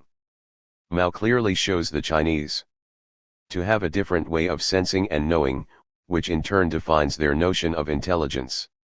Mao talks about the cultivation of intellectual intuition, namely that it is not given as something complete, but rather demands practice. It is only possible to conceive the human being as a moral subject because of this potential to go beyond the realm of rationality bounded by phenomenon. For Mao, the possibility to develop intellectual intuition is the ground of the moral. For Kant, the noumenon always works in the background, since it is the thing in itself that makes the phenomenon appear. For Kant, however, in contrast to Mao, the cultivation of intellectual intuition is not possible. One should be careful in squaring the sensibility toward Dao in Chinese philosophy with what Kant calls intellectual intuition, since this presupposes a certain compatibility between Chinese philosophy and the Kantian system. Instead, I propose to reinterpret the difference in their understanding of intellectual intuition. If Kant has to renounce the possibility of intellectual intuition for the human being, it is because he wants to secure a place for reason as the higher form of transcendental faculty. Reason is a faculty of principles, the faculty of the unity of the rules of understanding under principles. 53. This hierarchy of sensible intuition, understanding, and reason could be seen as the heritage of Aristotle, as we can see in his De Anima, on the soul, where he presents us a similar tripartite structure in terms of sensation, imagination, and reason, noesis. 54. In the rationalist tradition of Baumgarten, sensible intuition is the inferior faculty of knowledge, since the human being is an animal of reason. In the 20th century, it was Croce, Bergson, and Heidegger, among others, who struggled to combat this hierarchy. Bergson affirmed the primacy of intuition, not simply as our first point of contact with the world, but also as a method of knowing with precision. Heidegger gave priority to the world as that which conditions cognition, namely being in the world. Dreyfus criticized the Cartesian attitude of early AI researchers by mobilizing Heidegger's concept of the world as that which partially conditions cognition. Dreyfus proposed what he calls Heideggerian AI as a way to model cognition embedded in and embodying the world. Dreyfus's challenge to AI has to be pushed further. If Dreyfus succeeded in influencing AI research by introducing a phenomenological approach, then it remains our task to fragment the concept of intelligence and redirect its calculative and totalizing tendency. Such an operation cannot escape the question that grounds Kant's critical philosophy: how can we achieve this without falling into the schwarmerei of mere speculation? Kant's decision is conditioned by a future of metaphysics that demands a specific definition of reason. But if we suspend such a future and return to fragments, then we may be able to identify different futures that are not necessarily metaphysical.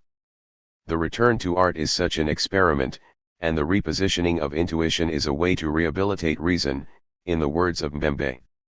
In the East, we can find different reformulations of the question of intuition. As discussed earlier, we see Mao Zedong's attempt to thematize the notion of intellectual intuition as a counter-argument to Kant's cognitive model. We can also find in another important thinker, Kitaro Nishida, an effort to re-articulate what he calls intuition acting as an inseparable unity already formed by the historical social world, which implies another logic. It is true that from the standpoint of logic of judgment, everything that is given can be regarded as being irrational, and that, therefore every intuition can be regarded as being illogical. But we, as concrete human beings, are born in the historical social world, as acting reflecting beings. And so far as we may proceed, we cannot abandon this standpoint. That which is given historical socially, and that which is seen by intuition, is seen acting and producing, it moves us through expression. 55. The hierarchical structure from intuition to reason, passing by the understanding and imagination, has been the cognitive model defining intelligence. We are not claiming that it is wrong, but rather we want to question the extent to which this definition of intelligence is sufficient. Or maybe there are many kinds of intelligence, for example rational intelligence based on formal logic, as well as artistic intelligence based on intuition. To what extent can those faculties undermined by reason have their role in what is called intelligence? If Mao Zedong argued that what Chinese philosophy ceaselessly aims to cultivate is intellectual intuition, how, then, can that fit into the hierarchical structure of cognition? In Chapter 2, I attempted to elaborate on intellectual intuition and its mode of operation through the logic of Xian. It is also on this question that Mao Zedong joined Bergson and Heidegger, and by redefining Chinese philosophy as cultivation of intellectual intuition, it also entails an education of sensibility. Intelligence doesn't necessarily come out of a philosophical system, but also may come from aesthetic thinking. It is not only because there is no distinction between aesthetic thought and philosophical thought for the Chinese, but also because a great artist is necessarily a philosopher, though not necessarily vice versa. 56. Instead of identifying the position of Chinese thought in between mechanism and organicism, one might ask if the distinct model of intelligence implicit in Chinese philosophy can contribute to the development of artificial intelligence. For example, could it inform an intellectual intuition in machines, developing a stronger and more powerful artificial intelligence? This contribution could actually reinforce a monotechnological culture, in the way that a Heideggerian AI may actually prolong the very metaphysics that Heidegger wanted to put to an end. Such a temptation may risk following a path that betrays Dao and the openness that it promises, because it has the immediate tendency to subordinate the incalculable to the computable. Instead, we could seek to understand how Chinese thought could augment the very idea of intelligence and intelligence itself. The strict rationality of computability is powerful, since it is first of all a universal technical tendency that allows it to easily sweep away obstacles posed by cultural differences and other factors contributing to particular technical facts. However, this opposition between the universal and the particular, and local, has yet to be contested and reflected upon. If we take the standpoint of oppositional discontinuity, something is either universal or particular. If we take the standpoint of oppositional continuity, we may question the relation between the two poles without subordinating one to the other. This is one way, bearing in mind that there may be other ways to be rediscovered and invented to reflect on how an epistemology of the unknown can be inscribed in technological thinking without subordinating to or abandoning calculability. Let us return to Shan Shui to explore the relevance between intellectual intuition, or intuition in general, and the framing of artificial intelligence today. What is the function of Shan Shui in the time of artificial imagination, when machines claim to increasingly occupy the domain of creativity? We cannot simply refuse the hypothesis that one day machines may be able to appropriate the style of Dong Yuan, Wang Wei, Ma Yuan, and Shi Tao, and paint in a way that renders machine and painter indistinguishable. Or perhaps they will acquire an intellectual intelligence when the technological singularity is realized. We cannot exclude this possibility of machines developing intelligence precisely because we cannot reject possible future epistemological breakthroughs in scientific research. In the context of art and technology, digitalization and its virtually infinite possibilities force us to question the relation of aesthetic thinking to other kinds of thinking, religious, philosophical, scientific, and technological, for instance.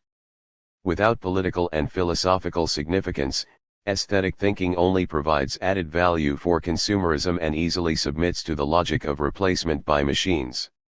It leads to an impoverishment of sensibility and reason by reducing everything to experience, which is totally insufficient for inquiring into the role of art.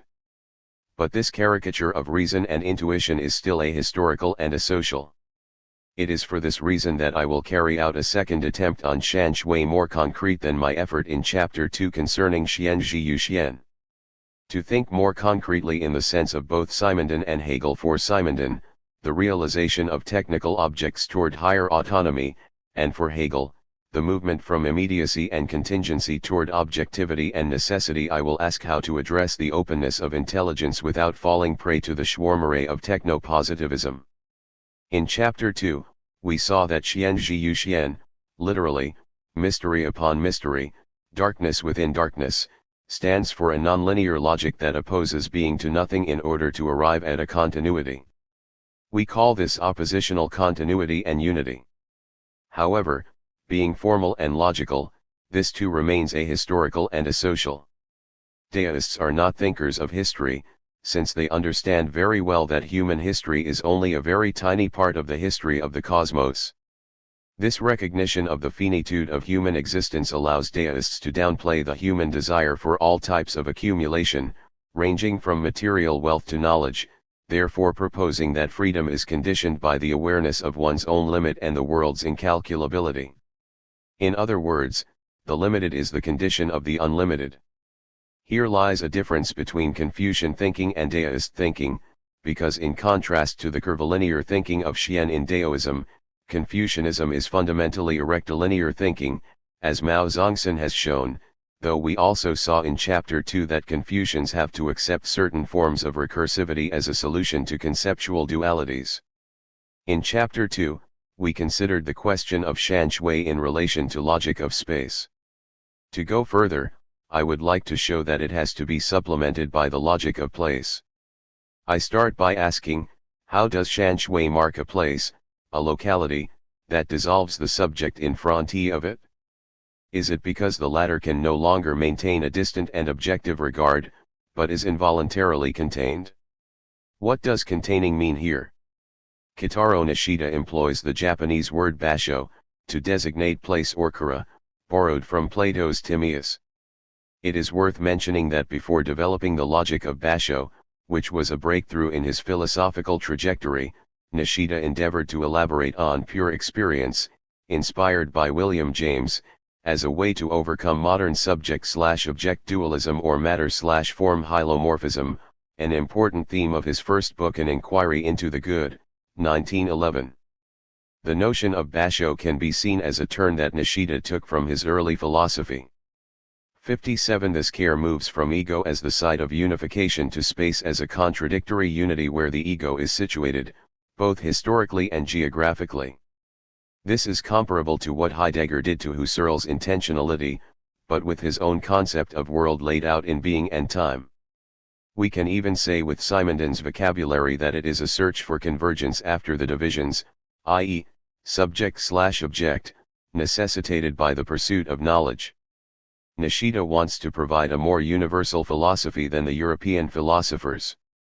Such attempts ended up as self-objections, since, as a great reader of Buddhism, Confucianism, and Japanese literature, Nishida also had to confront the irreconcilable difference between philosophy in the East and in the West, and he did so systematically, making a clear distinction between Eastern and Western focuses on nothing, mu, and being, you.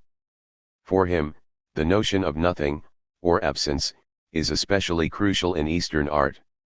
Obviously there is much to admire and much to learn from the dazzling developments in Western cultures where form belongs to being and taking form is seen as good. But is there not something fundamental in the cultures of the East that have nurtured our ancestors for thousands of years, something beneath the surface that can see the form without form and hear the voice without voice? I would like to attempt to give a philosophical grounding to the desire that drives our minds continually to seek this out. 58. Form without form and voice without voice remind us of what we discussed in Chapter 2 concerning Laozi: the great image is without form, and the great sound is the least loud. However, Nishida's philosophical inspiration is not Daoism, but Buddhism, Zen and Mahayana, Japanese thought and German philosophy, including idealism and Neo-Kantianism. Nishida couldn't avoid discussing Daoist nothingness, but he undermines it by claiming that Daoism is a culture of non-being. It was still imprisoned by non-being, that is, by the form of non-being. Its present was not a moving one but only an indeterminate present. The true self-determination of non-being must be infinitely active as the absolute affirmation of absolute negation. Its present is infinitely moving. I have discussed François Julien's provocation in associating form with being, following Heidegger, to claim that there is no ontology in Chinese thought. A similar conclusion was implicitly drawn by Mao Zongsan when he failed to identify Aristotle's four causes in Chinese thought. 60. Mao and Julien's interpretations are largely influenced by Daoist thought and the I Ching, which is much less the case for Nishida. Corresponding to the concepts of oppositional continuity and oppositional unity I developed in Chapter 2, we can find in Nishida's own terms contradictory unity, or contradictory self-identity, and continuity of discontinuity. Nishida's systemic formulation of Eastern thinking with his theory of Basho provides another entry for understanding Shan Shui painting. Further than the logic of Xian developed earlier from the reading of Laozi, Basho explicitly suggests a historical and cultural necessity to understand thinking itself. Like other Eastern thinkers of his generation, Nishida accepted Western philosophical vocabularies and was tempted to identify similar concepts in Eastern thought. Philosophy is driven by the desire toward the universal, and one could hardly resist this temptation without the emergence of philosophical and linguistic tensions. Nishida still insists on the notion of form and sees in the form without form a kind of Platonic eidos. On the other hand, he also identifies a fundamental difference. Japanese aesthetics differs essentially from Greek aesthetics in that it is not an aesthetics of eidos. Of course, no aesthetics can exist apart from form. 61. For Nishida, Japanese aesthetics starts with feeling and emotion rather than with form. Nishida also employed Hegelian vocabulary such as concrete universal, konkrete Allgemeinheit, and abstract universal, abstract Allgemeinheit, in places where his logic resembles Hegelian dialectics. 62. But such borrowed terms don't necessarily carry the same meaning in his own philosophical system. Scholars in comparative philosophy sometimes too easily commit this methodological fallacy out of eagerness to show relations between different schools of thought. As we will see later, Nishida also associated Basho with the Platonic kura or the Aristotelian topos, but before elaborating on these nuances, let us first consider Nishida's understanding of the foundation of Eastern art. Greek art saw the formless, within form, while the distinctive quality not only of the Japanese arts but also of all Eastern arts grounded in the principle of non-being to lie in employing form to express what is formless.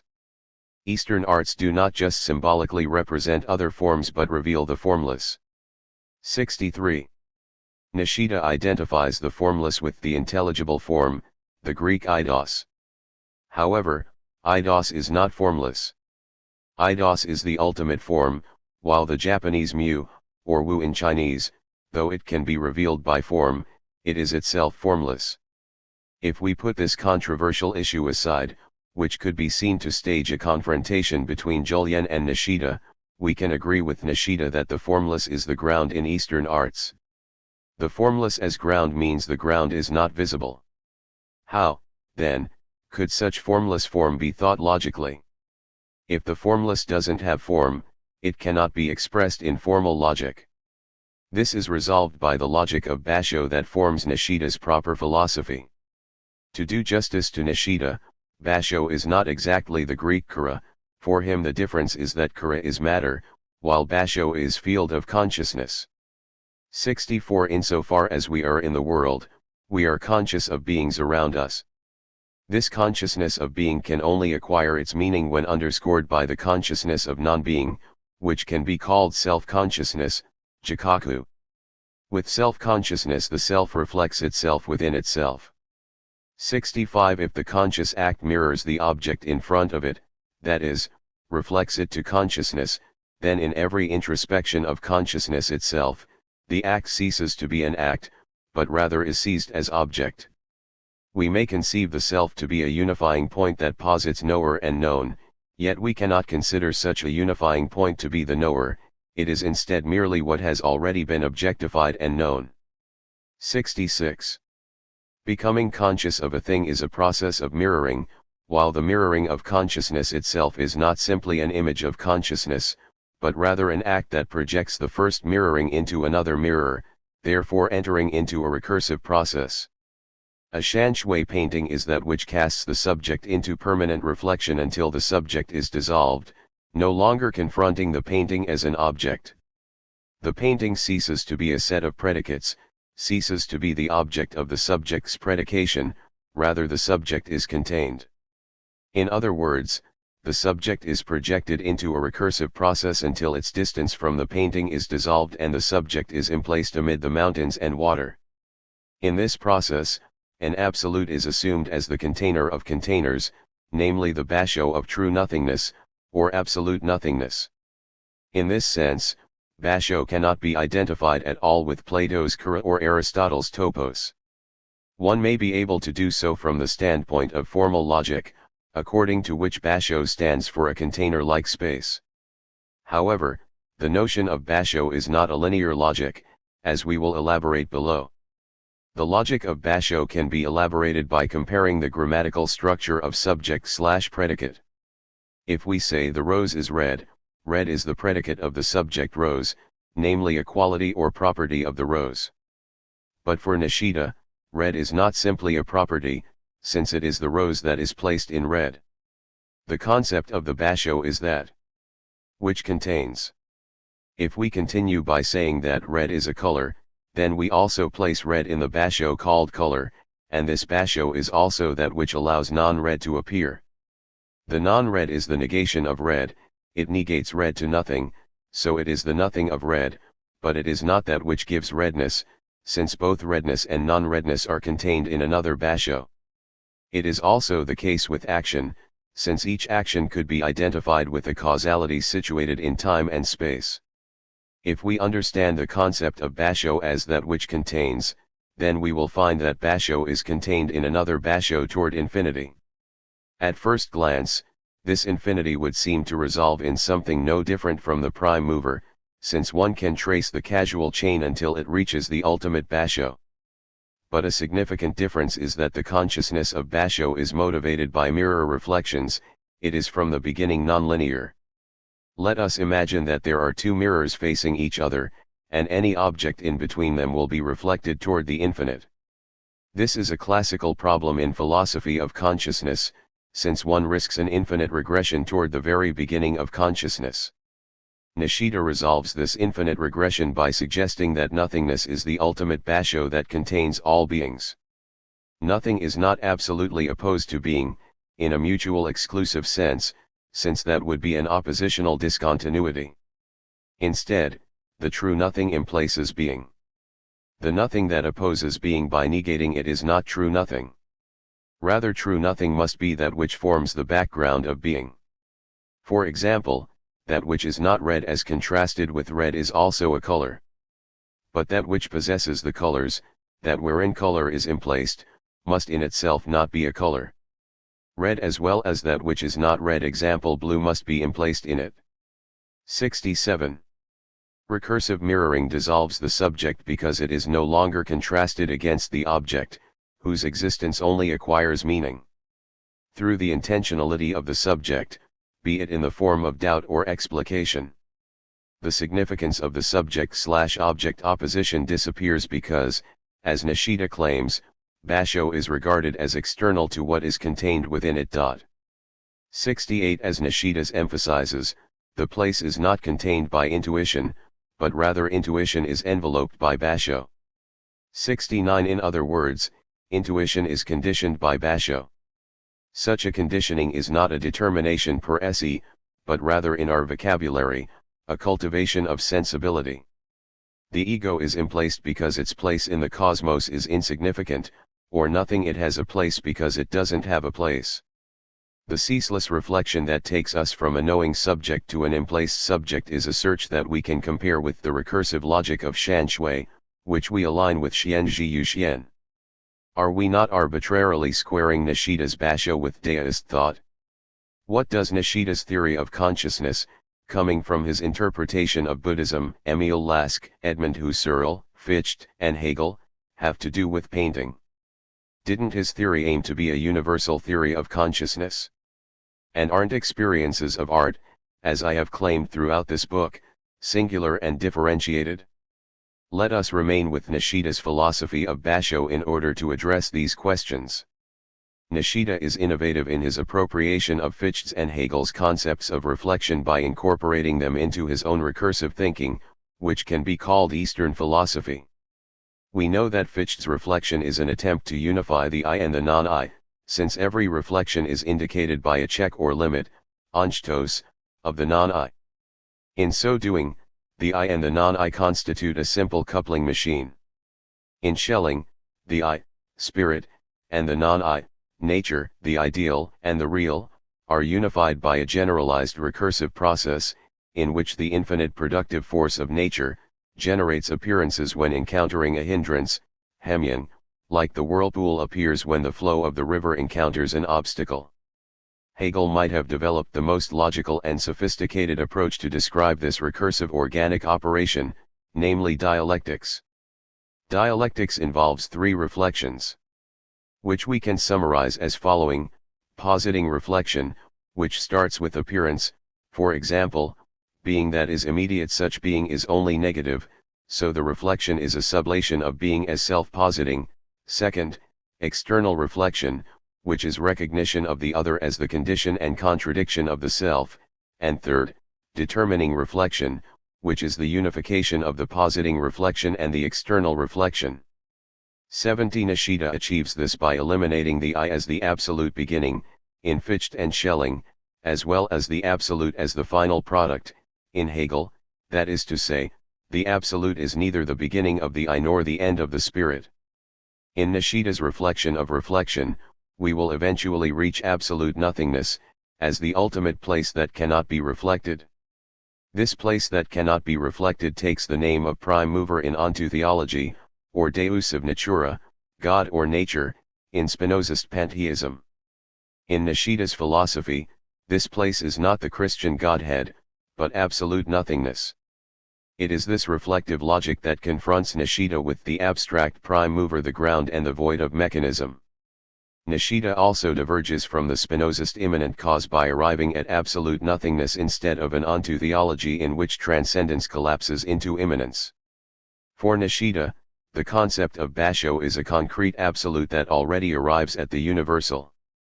The term absolute is contrasted with relative. As there is absolute nothingness, there is also relative nothingness. In the conventional understanding of the opposition between being and nothing, nothing is only relative, since it depends on being, and this dependence is a negation, like how Nishida has misunderstood the Wu in deist thinking. Nishida's absolute nothingness doesn't carry such a negativity, but rather the capacity to contain. Don't we then relapse into idealism, and even worse, nihilism, because all beings are within nothing, therefore all values are fundamentally nothing? Nishida avoids this by always reminding his readers that place, or the world, is social and historical. There is a historical expressive formation in art, and it has to be understood from the perspective of Basho. 71 The universal at which Nishida arrives is not opposed to the particular. And indeed, following Nishida's path, one can no longer reproach him with the same dualist logic he rejects. Such a universality doesn't have a name, though if we were to impose a name it might be Deo the Greatest, Absolute Nothingness, or the Last God. This universality is not confined by any genre, since it is no longer a scientific concept subject to objective classification and demonstration. Science is first of all a machine of ontological proof in which each being has its place. Historicity primarily means locality. One reason Nishida's absolute nothing is not called absolute being is because his particular language, Japanese, has more than 3,000 kanji characters and a philosophical language informed by German and Greek thought. This is also why Nishida's basho can supplement the logic of Shien, because Shien, which we formulated from deist thought, concerns cosmic time and space, and considers history and place as limit. Laozi is not a thinker of history, even though he was an archivist in the Royal Library. 72 Nishida's recursive logic reveals place, the locality that any historicity rests upon. But how can nothingness have a place? If nothingness were to have a place, it would already be there, but as being and no longer as nothing. On the other hand, if nothingness has no place, then it has no historicity. In this sense, absolute nothingness would only be an abstract universal. Nothingness can only acquire concrete meaning through locality and historicity. It is in the historicity of what we call East Asia that nothingness acquires its meaning, whether deist or Buddhist. Therefore, nothingness stands for historicity, which is not the void, but rather a field of meanings, in which the 10,000 beings find their proper sense and place. In relation to the basho of Shanshui, we may want to ask, can a foreigner, say, a French or an Egyptian person, standing in front of a Shanshui painting by Shi Tao, experience the painting in the same way as a Chinese literato? It is not impossible, depending on one's aesthetic education, but it doesn't happen spontaneously. One might exclaim how beautiful, amazing, wonderful, impressive, but these are only abstract expressions of experience. The intuitive act of experiencing Shanshui is enveloped by place. The envelope isn't exactly closed, since envelopment is open to influences from outside. Those who teach Shanshui painting often find that East Asian students learn more easily, perhaps due to a continuity between Chinese writing and Chinese painting. Chinese characters are called ideograms, but I prefer calling them pictograms, since a character is not an idea in the Platonic sense, but rather pictorial. 73 So to appreciate Shanshui painting and to access the noumenon presupposes a place from which beings come into being and where history is guarded beyond all written forms. This place cannot be written and exceeds all writing, which Laozi calls Deo. A work of art embodies its basho and can be appreciated best from the viewpoint of its basho. But a work is not merely an expression or representation of its basho. It is also itself the basho, a field of meanings. It is emplaced in the basho, for example, the conventional and historical meaning assigned to it, at the same time as it has the potential to transcend such limitations, in the process bringing forward another basho.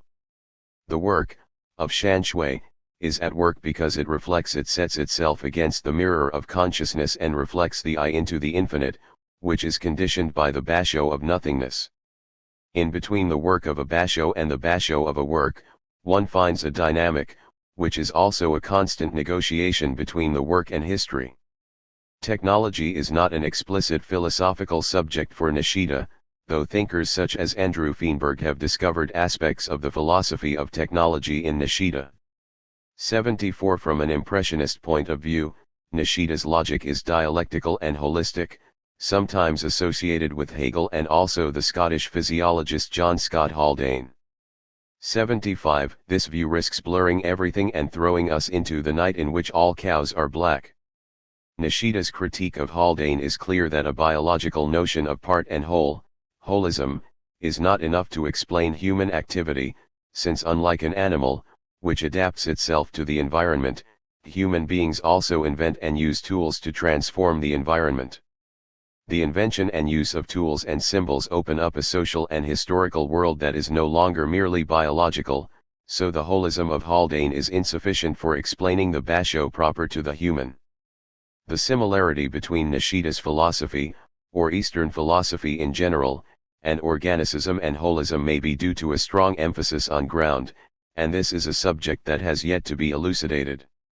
However, it would be too hasty to call it holism or organicism.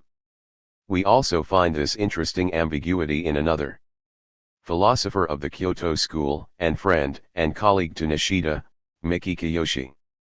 Miki published a book in 1942 titled Philosophy of Technology, which we can call one of the first philosophical reflections on the subject. Particularly of interest in Miki's book is an appendix titled Technology and New Culture. 76. Like Mumford as well as Simondon, Miki aspires to the organic relation between technology and human life. The issue thus is how to make the relation between modern technology and human life organic.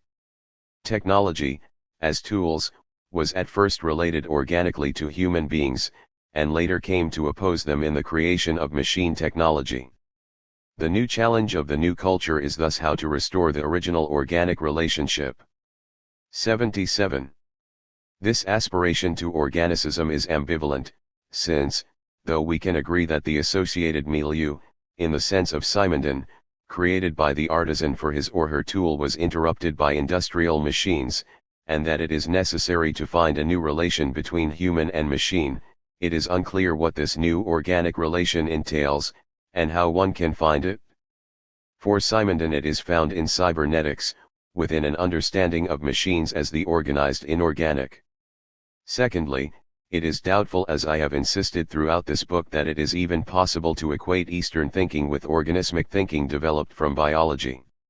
Miki was not unaware of these questions. How then is it possible to make technology organic? It cannot be at the level of tools. What is necessary is a technology of the spirit kokoro no jujutsu. What I mean by this is that there is a technology for making the soul or the human being. Such technology is especially far advanced in the East. We must utilize this tradition. We must create the souls or the people who will be able to dominate technology. 78. Miki suggests a battle between the spirit and technology so that technology can serve the latter. 79. But earlier in the text, Miki indicates the key idea of technology of the spirit with the German term Seelentechnik, techniques of the soul. The corresponding kanji of kokoro is xin, literally heart, so he is more precisely discussing technology of the heart, which is not the same as the movement of the spirit or the soul as understood in Western philosophy. Translations of Western philosophical terms into Eastern languages are often problematic, since the tendency to identify these foreign terms in one's own language often leads to profound confusion. The Japanese are better than the Chinese at avoiding such errors, since they often use katakana to transcribe foreign terms. As a faculty of knowing, the heart is not equivalent to the soul and the spirit. At stake, as I have been trying to show, is a different way of situating technology according to a distinct sensibility. This call to return to tradition is a call for appropriating modern technology into a new frame. Miki's call was, however, deeply informed by the mechanism/organism opposition that is the heritage of Western philosophy. Instead of aspiring to this organicity like Miki, 80, we might consider more fragmented responses to the problem of modern technology. Instead of seeing organicism as a universal solution, and Eastern thinking as organismic in nature, like Needham did, and concluding that Eastern thinking is the way out, we must first reconstruct Eastern technological thought anew, and reflect on what kind of framework or transformation it can provide modern technology. As a logic, Basho aims to be universal. As a field of consciousness, it is historical and local, maintained by artifacts, customs, beliefs, and a shared sensibility. Our second attempt on Shan Shui will move from a logic qua operation, exposed in Chapter 2, via history and place to finally summon all that has been said to address the significance of Shan Shui in the digital age. Here we will approach the question of Shan Shui as the question of episteme. Episteme in Michel Foucault's sense is historical and local, differing from logic, which is assumed to be universal. From the perspective of medium specificity or medium determinism, we can easily dismiss shan shui for being limited to analog media such as paper, ink, and brushes. These media could be called traditional and therefore obsolete. However, such a classification is only based on a superficial reflection on art as mere artifact. It is true that new media technologies render some practices obsolete, or force them to confront their own limits. For example, modern painting had to distinguish itself from the realism of photography during the period contemporaneous with Impressionism by identifying a new task, which Heidegger saw in Cézanne and Klee, and which we can find in many other modernist painters such as Piet Mondrian, Ad Reinhardt, Barnett Newman, Jackson Pollock, and so forth. The camera, as Gombrich claimed, does something to the role of artists akin to the abolition of religious images by Protestantism. 81 Upon learning of the daguerreotype in 1839, the painter Paul Delaroche wrote that from today on, painting is dead. 82 Later on, digital photo editing would make many photographic techniques redundant, yet photography didn't disappear. This is also why Heidegger sees in the painting of Klee and Cézanne an effort to go beyond the Gestalt in order to reveal something that always exceeds form, an overcoming of metaphysics, which, for Heidegger, is equally an overcoming of Gestalt. This is also the reason Heidegger linked this overcoming with East Asian art, which he learned of from his Japanese students, especially Shizuo Kuki. But Heidegger's knowledge of East Asian art was limited. To some extent, he failed to understand the historical and local context of Japan when, for example, he complained that Akira Kurosawa's Rashomon, having been made with a European technical apparatus, is already too European to be authentic Japanese art.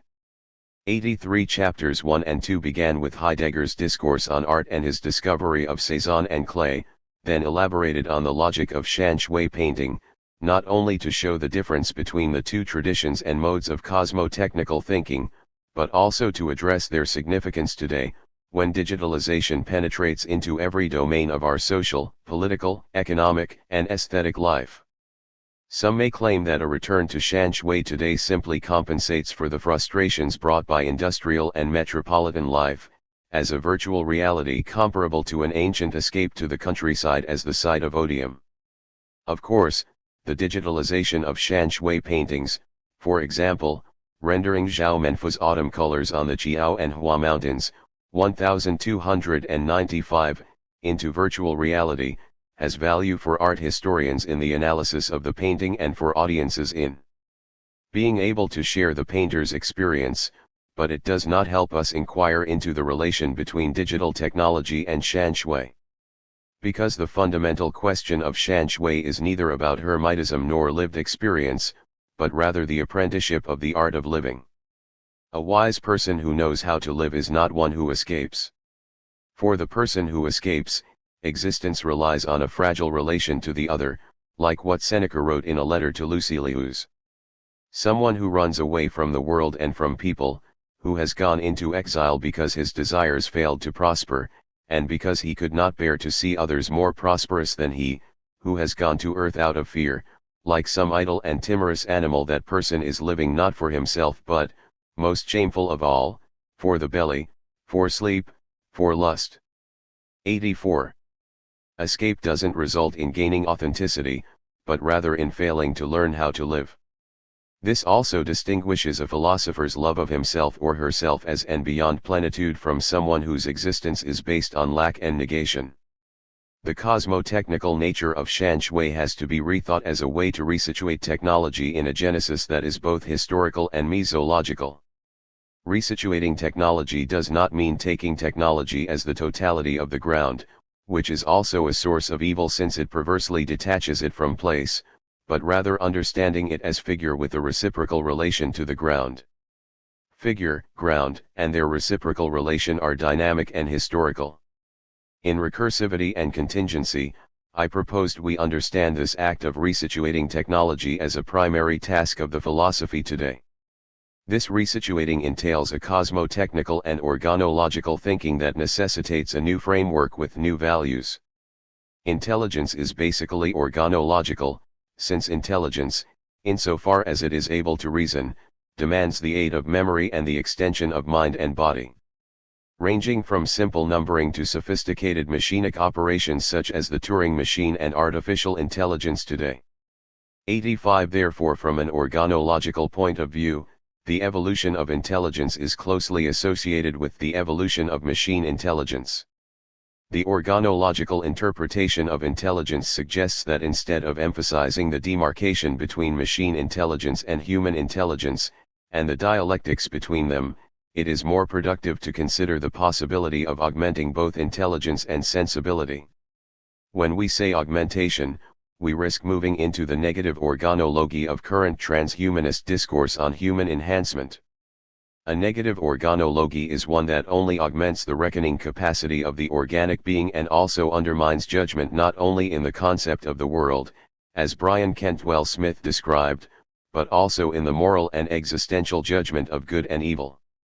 While transhumanist discourse believes that by augmenting this reckoning capacity we can arrive at genuine judgment, this effort does not escape the positive feedback loop that characterizes modernity as a form of alcoholism.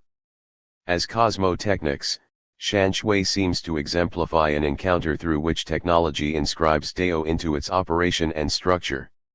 It is the same with Chinese literati gardens, which could be seen as realizing Shan Shui painting as a physical environment or microcosm.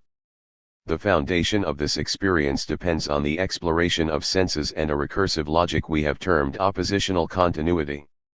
Media and technology evolve, and painting's struggle against obsolescence should not be understood too simply as a politics of nostalgia, because the latter already implies defeat. New technologies promise more flexibility in expression and manipulation.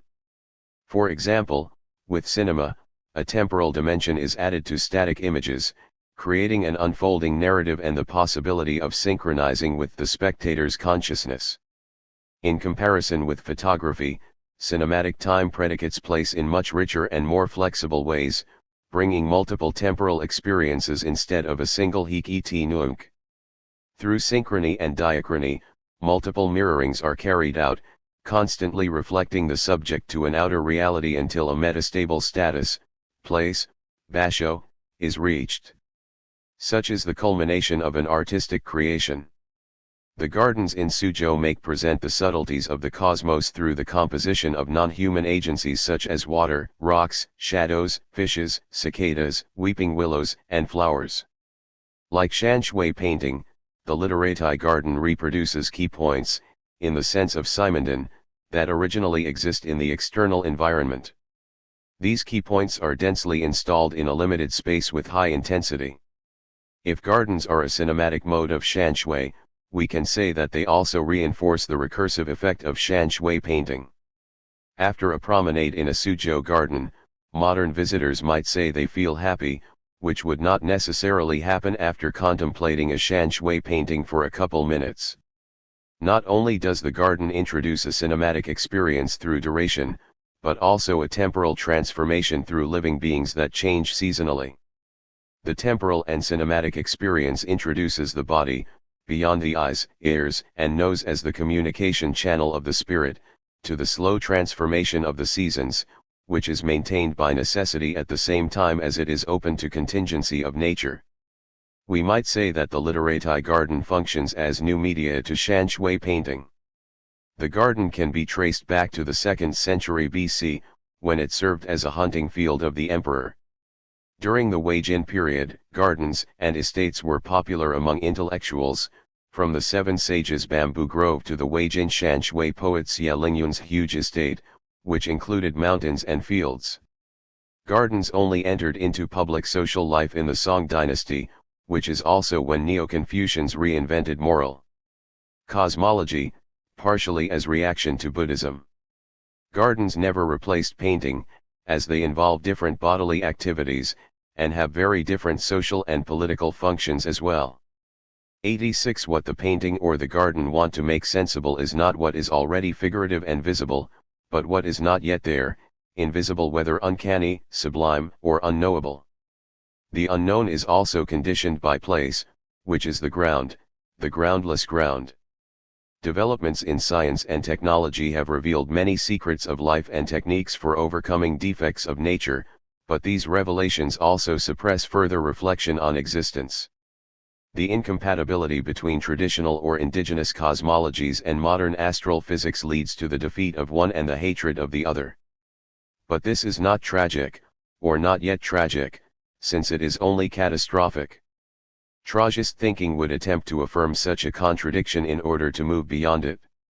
It remains our task to become tragists, though not necessarily in the sense of becoming Greek or European. The same goes for becoming deist without needing to become Chinese. It is possible, as we attempt to do by reflecting on Shan Shui, to become a tragist deist, or a deist tragist. But these are only two modes of aesthetic thinking among many I cannot list here that are waiting for their time, when their echoes will be heard on other parts of the earth, and our thesis here will be enriched and challenged. To reformulate the question, how can we reclaim the function of Shan Shui when today's modern media technologies, satellites, screens, augmented and virtual reality already merge cinematic experience and bodily movement? The question paraphrases James Lovelock, who toward the end of his 1979 book Gaia, A New Look at Life on Earth, expressed hope that satellites and aircraft will make Gaia aware of itself. Still more important is the implication that the evolution of Homo sapiens, with his technological inventiveness and his increasingly subtle communications network, has vastly increased Gaia's range of perception. She is now through us awake and aware of herself.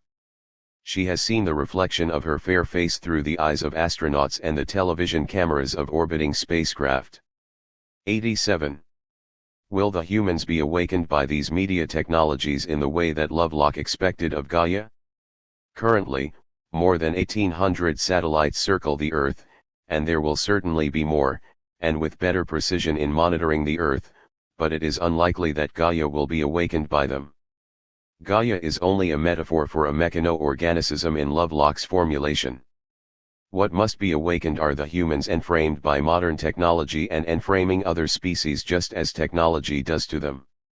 In The Human Condition, Hannah Arendt describes the 1957 launch of Sputnik as second in importance to no other, not even to the splitting of the atom, because it suggests, as Konstantin Tsiolkovsky did, that mankind will not remain bound to the Earth forever.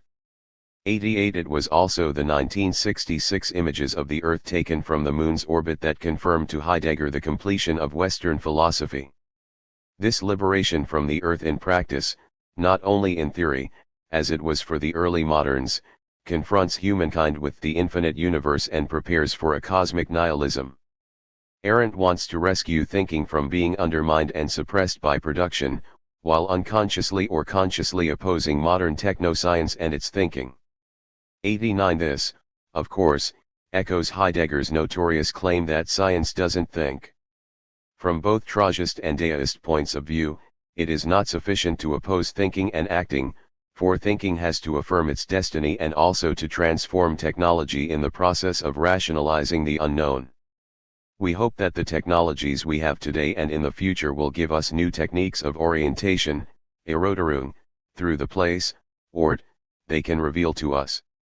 But where precisely is this place in the time of globalization and planetarization? Isn't every place already global or planetary, no matter how locally one wants to identify it? This loss of sight in the process of technological modernization is a disorientation, or a kind of numbness which Heidegger calls the incapability of sense-making, Besinnungslosigkeit.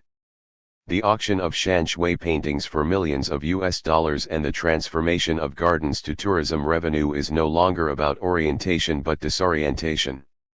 Disorientation arises from not knowing where one stands or where one is heading to, like the hype of the technological singularity and acceleration disguised by the white lie of plenitude, leading us to pure lack.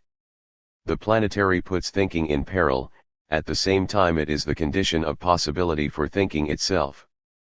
This peril first manifests as a risk or even an aesthetic catastrophe, that using these technologies in artistic creation may accelerate the poverty of sensibility and lead toward an increasing numbness. Their emphasis on lived experience, whether immersive or augmented, is nothing but mere consumption of excitement and hype, and will only close our aesthetic experience by reducing our five senses to sense data that sustain the database and algorithmic operations. Besides exhibiting the advancement of technology and so-called creativity, there is complete lack of questioning. This silence and contradiction is also the place where art can act out. The solution is open, but art has to be questioned on its capacity to question in response to today's aestheticization of consumerism and politics. Shanshui is not only a genre of the past. It is that which allows us to reflect on the place of the human in the cosmos. This reflection rescues the human from a backdrop ontology, a term coined by Peter Sloterdijk to describe the conventional translation of Max Scheler's treatise on the place of man in the cosmos, in which the cosmos is the background to be mastered and exploited by human, the dramatic animal. 90. The recursive logic of Basho refuses to accept the phenomenal world as it is. It proves the necessity of retrieving a field of nothingness, but for nothingness to acquire a concrete and positive meaning, we have to identify its locality. Locality doesn't mean self-isolation or self-essentialization, since locality can be open insofar as it doesn't use the self to exclude the other. In Shanshui paintings and literati gardens, nothingness is not the negativity of all being, it is rather a historical site in which beings find their places, and where their development will not be hindered. Its possibility of reflection is maintained by history and place, as well as through encounters, like the one just staged between Mao Zongsan and Nishida, not through their common subject of Buddhism, but through technology, which neither addresses thematically. When place disappears, there is no longer any mirroring effect, only GPS data and mere representation. Art, as the science of the sensible, can intervene by establishing relations between religious, philosophical, scientific, technological, and aesthetic thinking, to reground aesthetic thinking as primordial thinking, after the death of God, the end of philosophy, and the hegemony of technoscience. In Technology and New Culture, Kiyoshi Miki calls for a vision for a new culture that goes beyond modernization. This new culture has to accommodate modern technology without becoming technologistic. 91. East Asia has had to keep developing superior technology and eliminate the undesirable elements of tradition. It is destined to overcome the opposition and gap between technology and spiritual life by developing higher forms of spiritual culture. 92. 90. Peter Sloterdijk, The Anthropocene, a process state at the edge of geohistory, in art in the Anthropocene, encounters among aesthetics, politics, environments, and epistemologies, ed. Etienne Turpin and Heather Davis, London, Open Humanities Press, 2015, 334. Remembering Max Scheler's treatise, we could translate the conventional human place in the cosmos as a kind of backdrop ontology. In this ontology, the human being plays the dramatic animal on stage before the backdrop of a mountain of nature, which can never be anything other than the inoperative scenery behind human operations. Like African and Latin American countries, Asian countries have to compete with the West in technology, as Japan successfully did, and China is doing. Let's remember Oswald Spengler's lament in his 1932 Man and Technics, when he says that white people made a big mistake at the turn of the 19th century by not keeping technological knowledge to themselves, but giving it away, most notably to the Japanese. It turned out that the Japanese became technicians of the first rank, and in their 1904-05 war against Russia they revealed a technical superiority from which their teachers were able to learn many lessons. 93. Retrospectively, modernization was an inevitable reaction against colonization. At the same time it was complicit in it, which in turn also gave birth to nationalism. Cultures and traditions have to give way to modernization. Modernization is accompanied by a melancholia that dramatically returns from time to time. To become a modern is like what Nietzsche describes in The Gay Science: one abandons the village, burning bridges to embark on a boat in search of the infinite. It is only after reaching the middle of the vast ocean that one realizes that the infinite is truly terrifying, but there is already no way back. 94 This nihilist moment has to be overcome by atrocious thinking that affirms one's destiny and learns how to take it up as necessity. Another way, which I explored in Recursivity and Contingency, is to develop and realize a technodiversity that resists destiny not by negating it, but by embracing contingency to render it one possibility among many. Neither cybernetics nor technodiversity were available to Mickey, so he had to rely on a higher spiritual culture that doesn't overcome the opposition between culture and technology, instead maintaining, if not enlarging, the antagonism between matter and spirit. As we saw earlier, for Mickey, the task is to reintroduce an organic relation between modern technology and human life. For Simondon, this could be achieved by conceiving what he calls a general ologmatic, or a universal cybernetics, 95 that applies the logic of cybernetics in all domains of society. The need for an organic relation between modern technology and human life was not confined to East Asia, since it was the dominant epistemology of 20th century biology and systems theory. In this work, I inquire into its limit and its legacy. Toward the end of Technology and New Culture, Mickey gives the restoration of organicity a more explicit meaning, as fundamentally becoming art, which for him can be also considered as the becoming organic of technology. Creation or making is generally a subjective objective process. In the same way, the idea is also objective in history, as that which is subjective objective. It isn't spiritual culture alone that is idea, but ordinary technology too expresses the idea. It may be said then that the principle of the new culture must rest on a combination of the technological and artistic/aesthetic worldviews. The becoming organic of technology is thus also becoming art. 96. The term that Mickey employs here is a denominalization of the noun art into verb. It carries the sense of becoming art or making something art.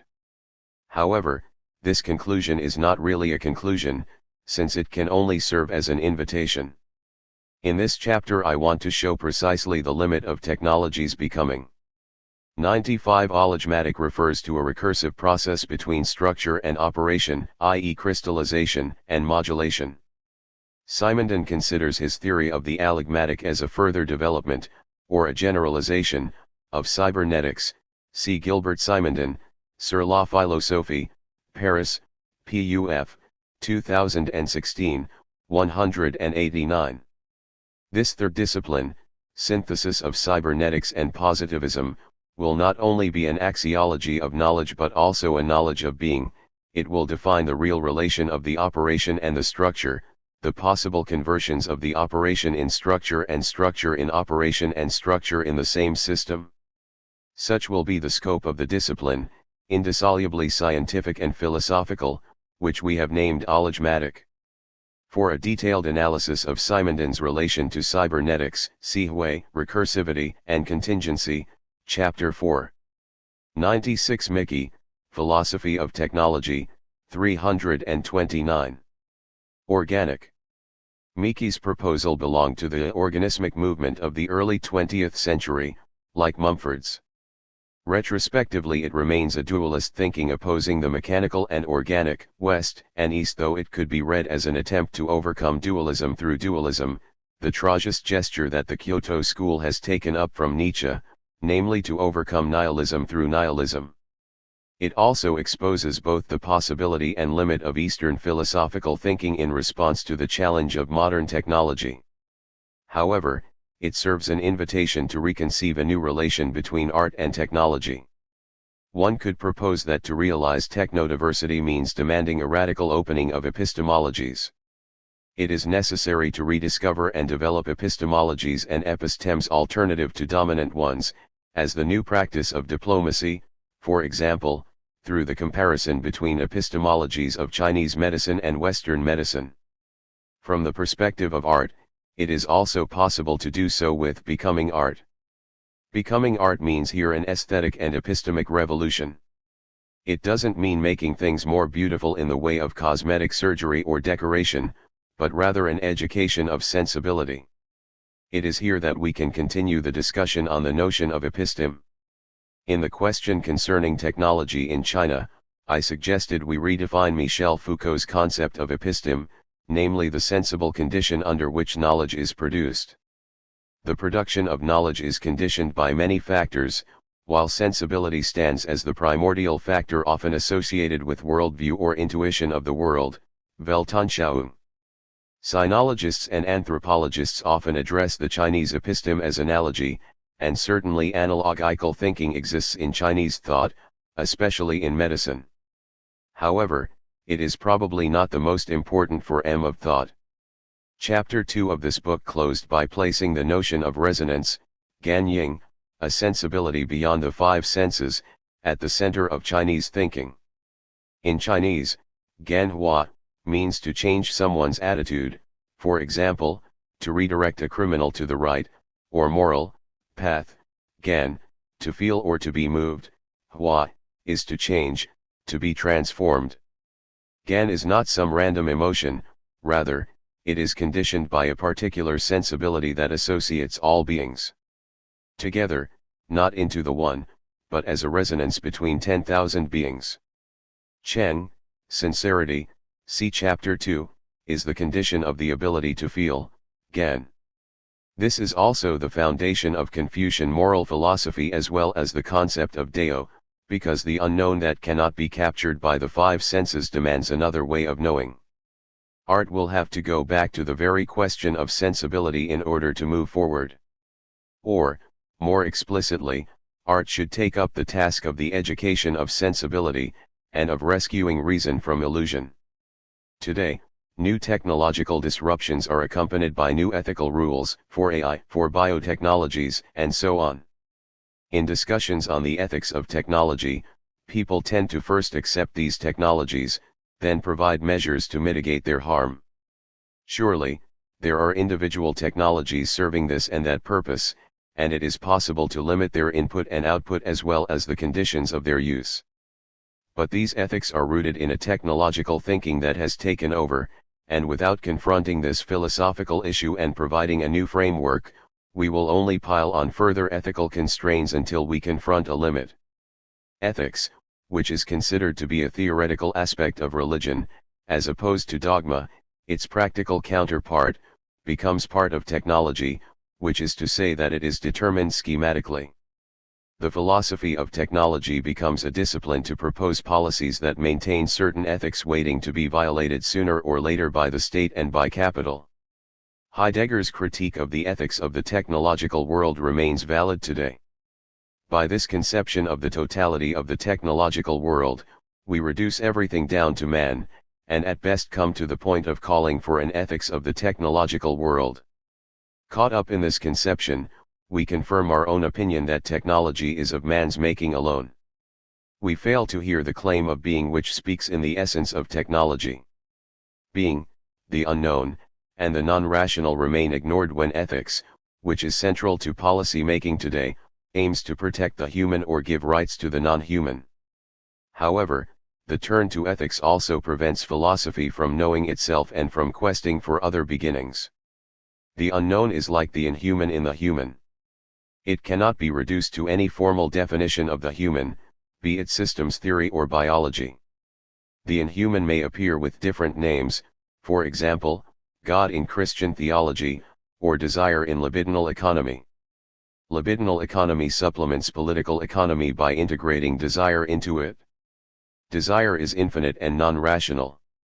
For example, in Bernard Stiegler's For a New Critique of Political Economy, he distinguishes desire, as libidinal investment, like in love and friendship, from drive, as addiction, and proposes to conceive a political economy based on the cultivation of desire, that is to say, love and capability, in the sense of Amartya Sen.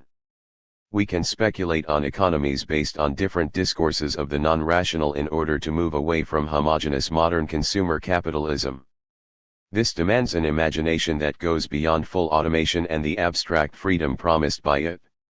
Insofar as our episteme remains modern, following what the anthropologist Philippe de Scola describes as naturalism, in an opposition between nature and culture, cybernetic logic remains ineffective.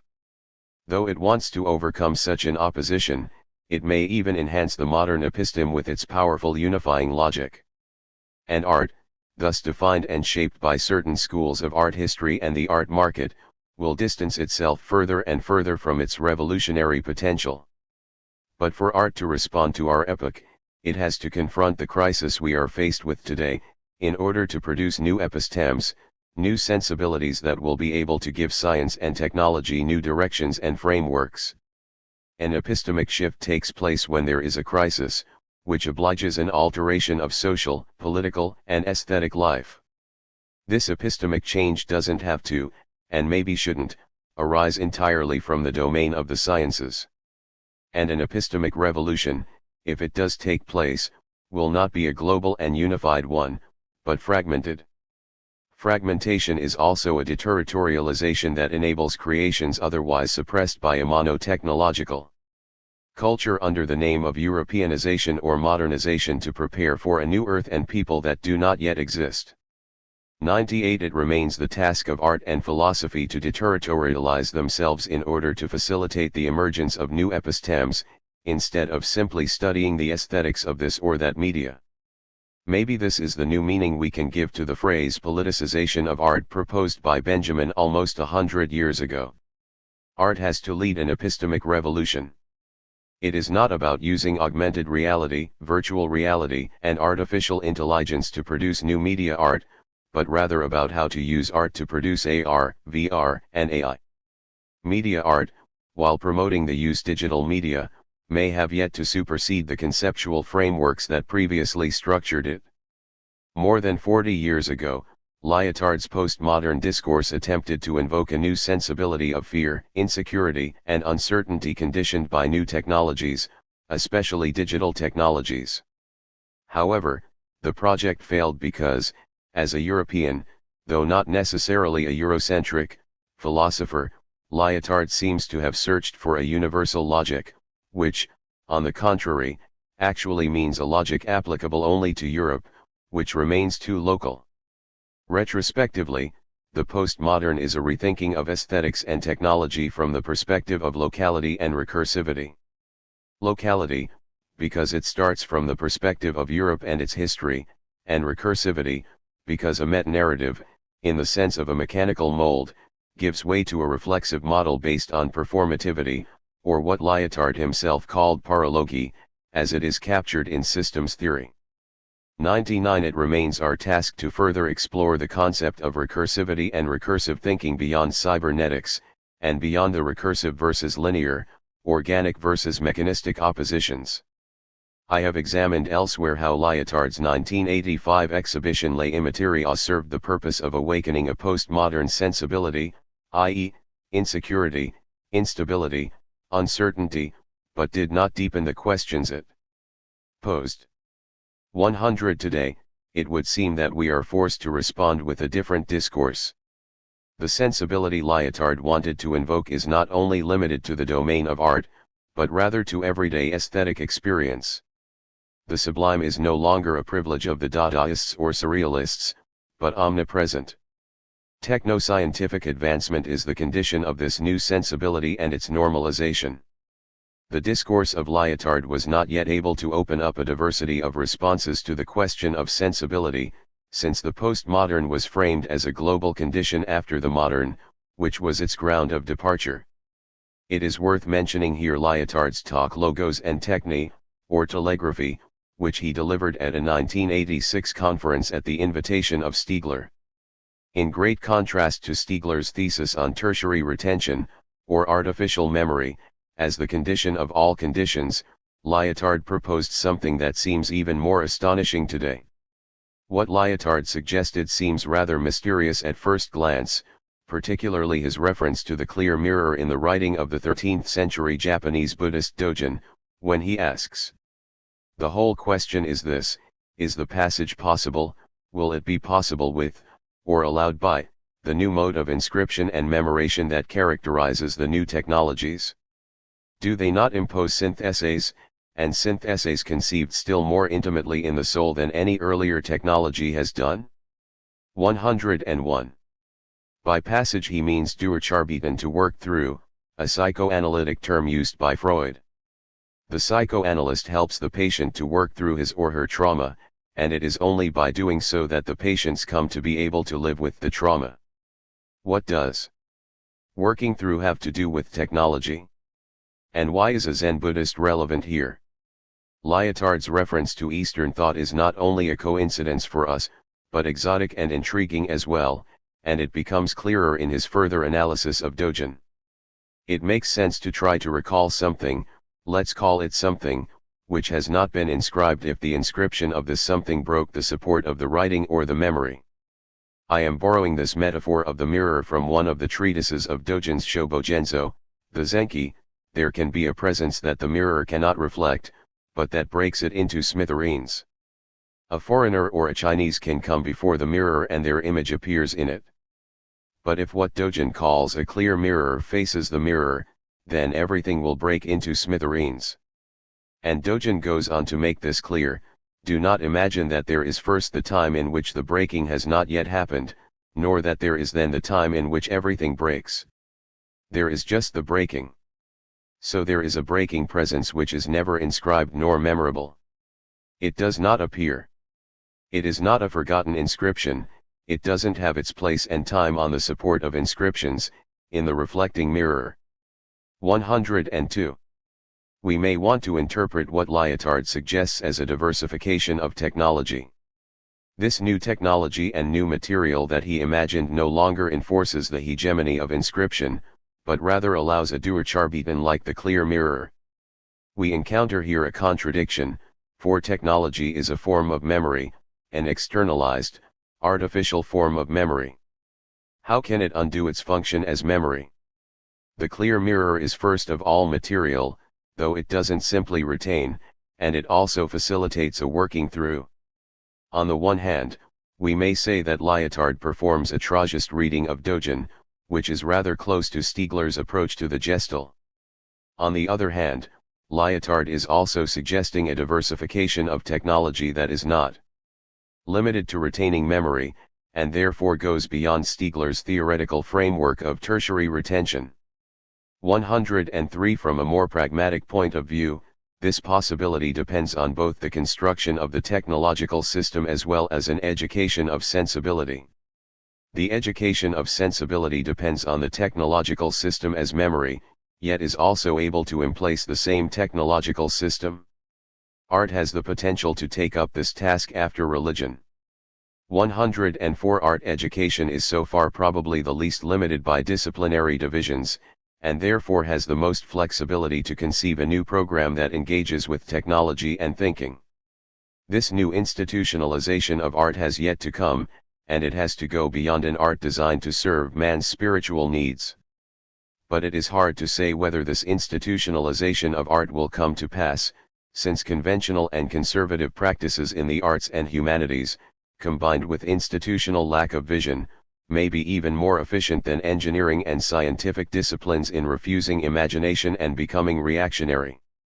Nevertheless, we still have to prepare for its arrival by providing a ground to think the relation between art, philosophy, and technology today.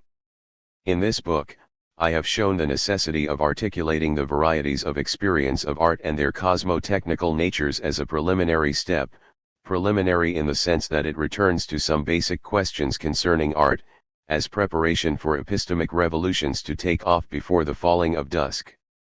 An epistemic revolution is not something we can invent from without. Rather, it is always already local and historical. Art can address certain aspects of the universal, but one cannot invent a universal aesthetics, which can only exist as a philosophical postulate or a marketing slogan of the culture industry. The truth of art is that there is no formal truth per se, yet to commit to truth is to unveil those truths that are closed off or remain hidden in a desolate time. This exercise on art and cosmotechnics is fundamentally an invitation to reflect on the other possibilities of technology and philosophy.